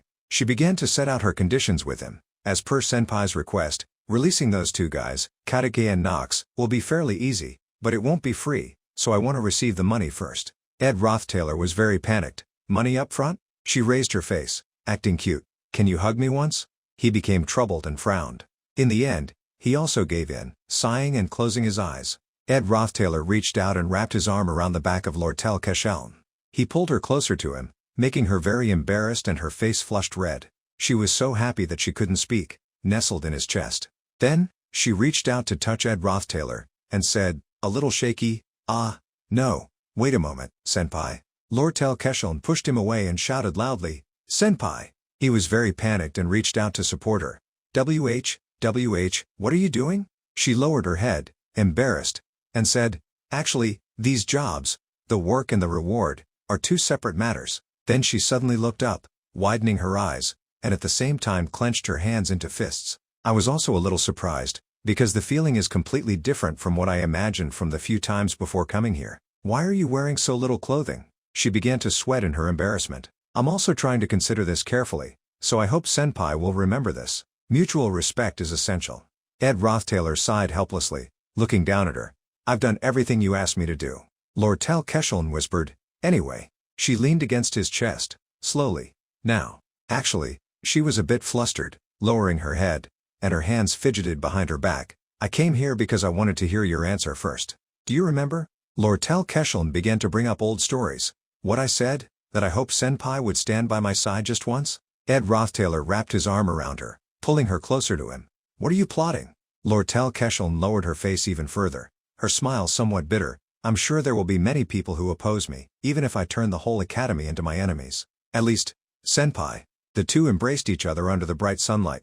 "I hope you will be on my side." At night, at the royal residence, Princess Phineas' residence, a voice spoke. "So, what is the reason you came to me?" Lortell Kesheln lifted her teacup, asking confidently, "I came here to ask why you were hiding Tanya." She recalled a voice from the past that said, "First, if you've managed to shake off pursuit, then find a place where you can seek help. You're the heir of the Rothtailor family, so it would be ideal to seek out the royal family or a noble family with whom you have close relations." Her eyes became very sharp. "The place where Tanya is heading is likely here. Seeing that the academy is unclear about her whereabouts, that's highly likely." Phineas Elias Kloll, though a little flustered, still replied firmly, "Why is Miss Lortell looking for Miss Tanya in the first place?" The princess was also good at hiding her true feelings. She smiled very calmly. "To be honest, I have some personal matters to resolve, but it's still within my control." Lortell Kesheln sat opposite the princess calmly. "As the princess knows, I am an opportunist, and petty. Towards those that I can't touch, I am completely powerless." Phineas Elias Kloll brought the teacup to her lip, listening quietly to what she was saying. "But towards those weaker than me, I am more ruthless than anyone." She calmly responded, "The Rothtailor family is so powerful that even the royal family cannot interfere easily. But is their heir, Tanya, really weaker than you? Something to ponder, isn't it? The Rothtailor family is untouchable." Lortell Kesheln stood up, putting down her teacup on the table. "But when I control the economy of the living area, then for me, Tanya is just a weakling. Of course, if Princess Phineas truly stands up to protect her, then this will be more difficult." She was very scared as Lortell Kesheln moved closer to her. "But I was also prepared for this because I predicted it. I will participate in the Student Council President election. If I face Tanya with the title of President and head of the Merchant Guild, she will not be able to avoid meeting me. She continuously looked away unnaturally, if I use greater power to suppress her." Lortell Kesheln turned to leave. She watched her figure and thought, "I can't keep hiding any longer." The retainers of the Rothtailor family are all detained, and all the exits from Arkan Island are in Lortell's hands. Before, Lortell Kesheln seemed to always have a special liking for Ed Rothtailor. Looking at the evidence, she must have thought Tanya was the culprit. Tanya Rothtailor sat huddled up beside Phineas Elias Kloll, listening to what she was saying. This is not a good situation. Her expression was very tense. Thank you, Princess Fina, for telling me this, she continued. Now I can only ask Tanya directly. If she wasn't the one who ordered the killing of Ed Rothtaler, then who is the person behind this? Tanya Rothtaler hesitated. It's me. Princess Fina Elias Clowell was very surprised to hear her say that. Tanya Rothtaler began to recount, Kadik and Knox's arrival at Sylvania was in the name of supporting me, and the one who ordered them was the head of the Rothtaler family, Crefine Rothtaler. My father never cared about Ed at all. The reason why he suddenly made such an extreme decision was probably because, in the letter reporting the situation, I wrote about him. Her tears began to flow, and she was very self-reproachful. The reason why he had to suffer such a tragic ending was because of me. Fina Elias Clowell softly comforted, that's not your fault at all. She lowered her head and continued, anyway, I can't just stay here like this forever. She looked at her in panic. Then, what should we do? The images of her brother's resilience came back. At Sylvania, this land of magic, Ed showed me how a person can change when they don't give up and survive. Her hands covered her head, extremely confused. The way for me to survive and the way to find the truth about the assassination of Ed is only one way. Tanya Rothtaler looked very determined with tearful eyes. I will participate in the student council president election. Fina Elias Clowell gently advised. That won't be easy, because you're accused of killing a family member. She still held her ground, replying, that's right, it won't be easy, but, Tanya Rothtaler clenched her fists and said firmly, there are still people supporting me in this dangerous moment, and for Ed, I can't keep being timid like this. As soon as she finished speaking, she was very surprised to hear her say, well then, should I officially announce my support for Tanya? She opened her eyes wide, looking at her, confused. Why, princess, why would you say that? Who knows? Fina Elias Clowell placed her hand on her hand. What should I say? She smiled very gently. I also still owe Ed Rothtaler a debt that I have not repaid. The weather was very pleasant with warm golden rays of sunlight shining on the Merchant Guild building. Rihanna carefully arranged the books into a large pile. I've gathered all the necessary files here. Are you really going to participate in the student council president election, President Lortell? Her hand was constantly writing on the document. Lortell Kesheln smiled when she heard her say, I also received information that Tanya will participate in the election. I heard Princess Fina will announce her support for her. But at this time, with the accusation of killing a family member, the support rate won't be very high. The permanent secretary of the Merchant Guild, Rihanna, widened her eyes and naively asked, but, President Lortell, you've been handling most of the work yourself, and you've also had to cut down on your sleeping time. Now, with the added role of president, will that really be feasible? Lortell Kesheln replied, seemingly annoyed, making her a bit panicked. Can you just ask the necessary questions? She stammered, I'm sorry. Then I'll send the files to the academy now. The space inside the room fell silent again, leaving only Lortell Kesheln sitting at her desk. Ed Rothtaler has died. After that, the student council president election at Sylvania Academy officially began. The distorted script was in Lortell's hands. She smiled and continued to write, why say unnecessary things? Anyway, everyone will know everything sooner or later. Every moment was passing by tensely. Lucy Merrill, at her home, seemed to be immersed in her own world. She happily raised her hands to the sky when she finally managed to prop up a pillow on the mattress. Finally, I got it to stand up. The pillow began to shake and lose its balance. Finally, it fell down right in front of her eyes. Lucy Merrill, in frustration, turned her head back and asked, hey, how much longer is it? The maid standing next to her looked at her with a smile. 27 more days. Then, she suddenly became more cheerful. Ah, that's right. But it seems the disciplinary decision was approved yesterday. Because the academy has too much work, it was delayed. She was very disappointed when the maid said continuously, that's how administrative work is. Maybe we need to recalculate it from yesterday.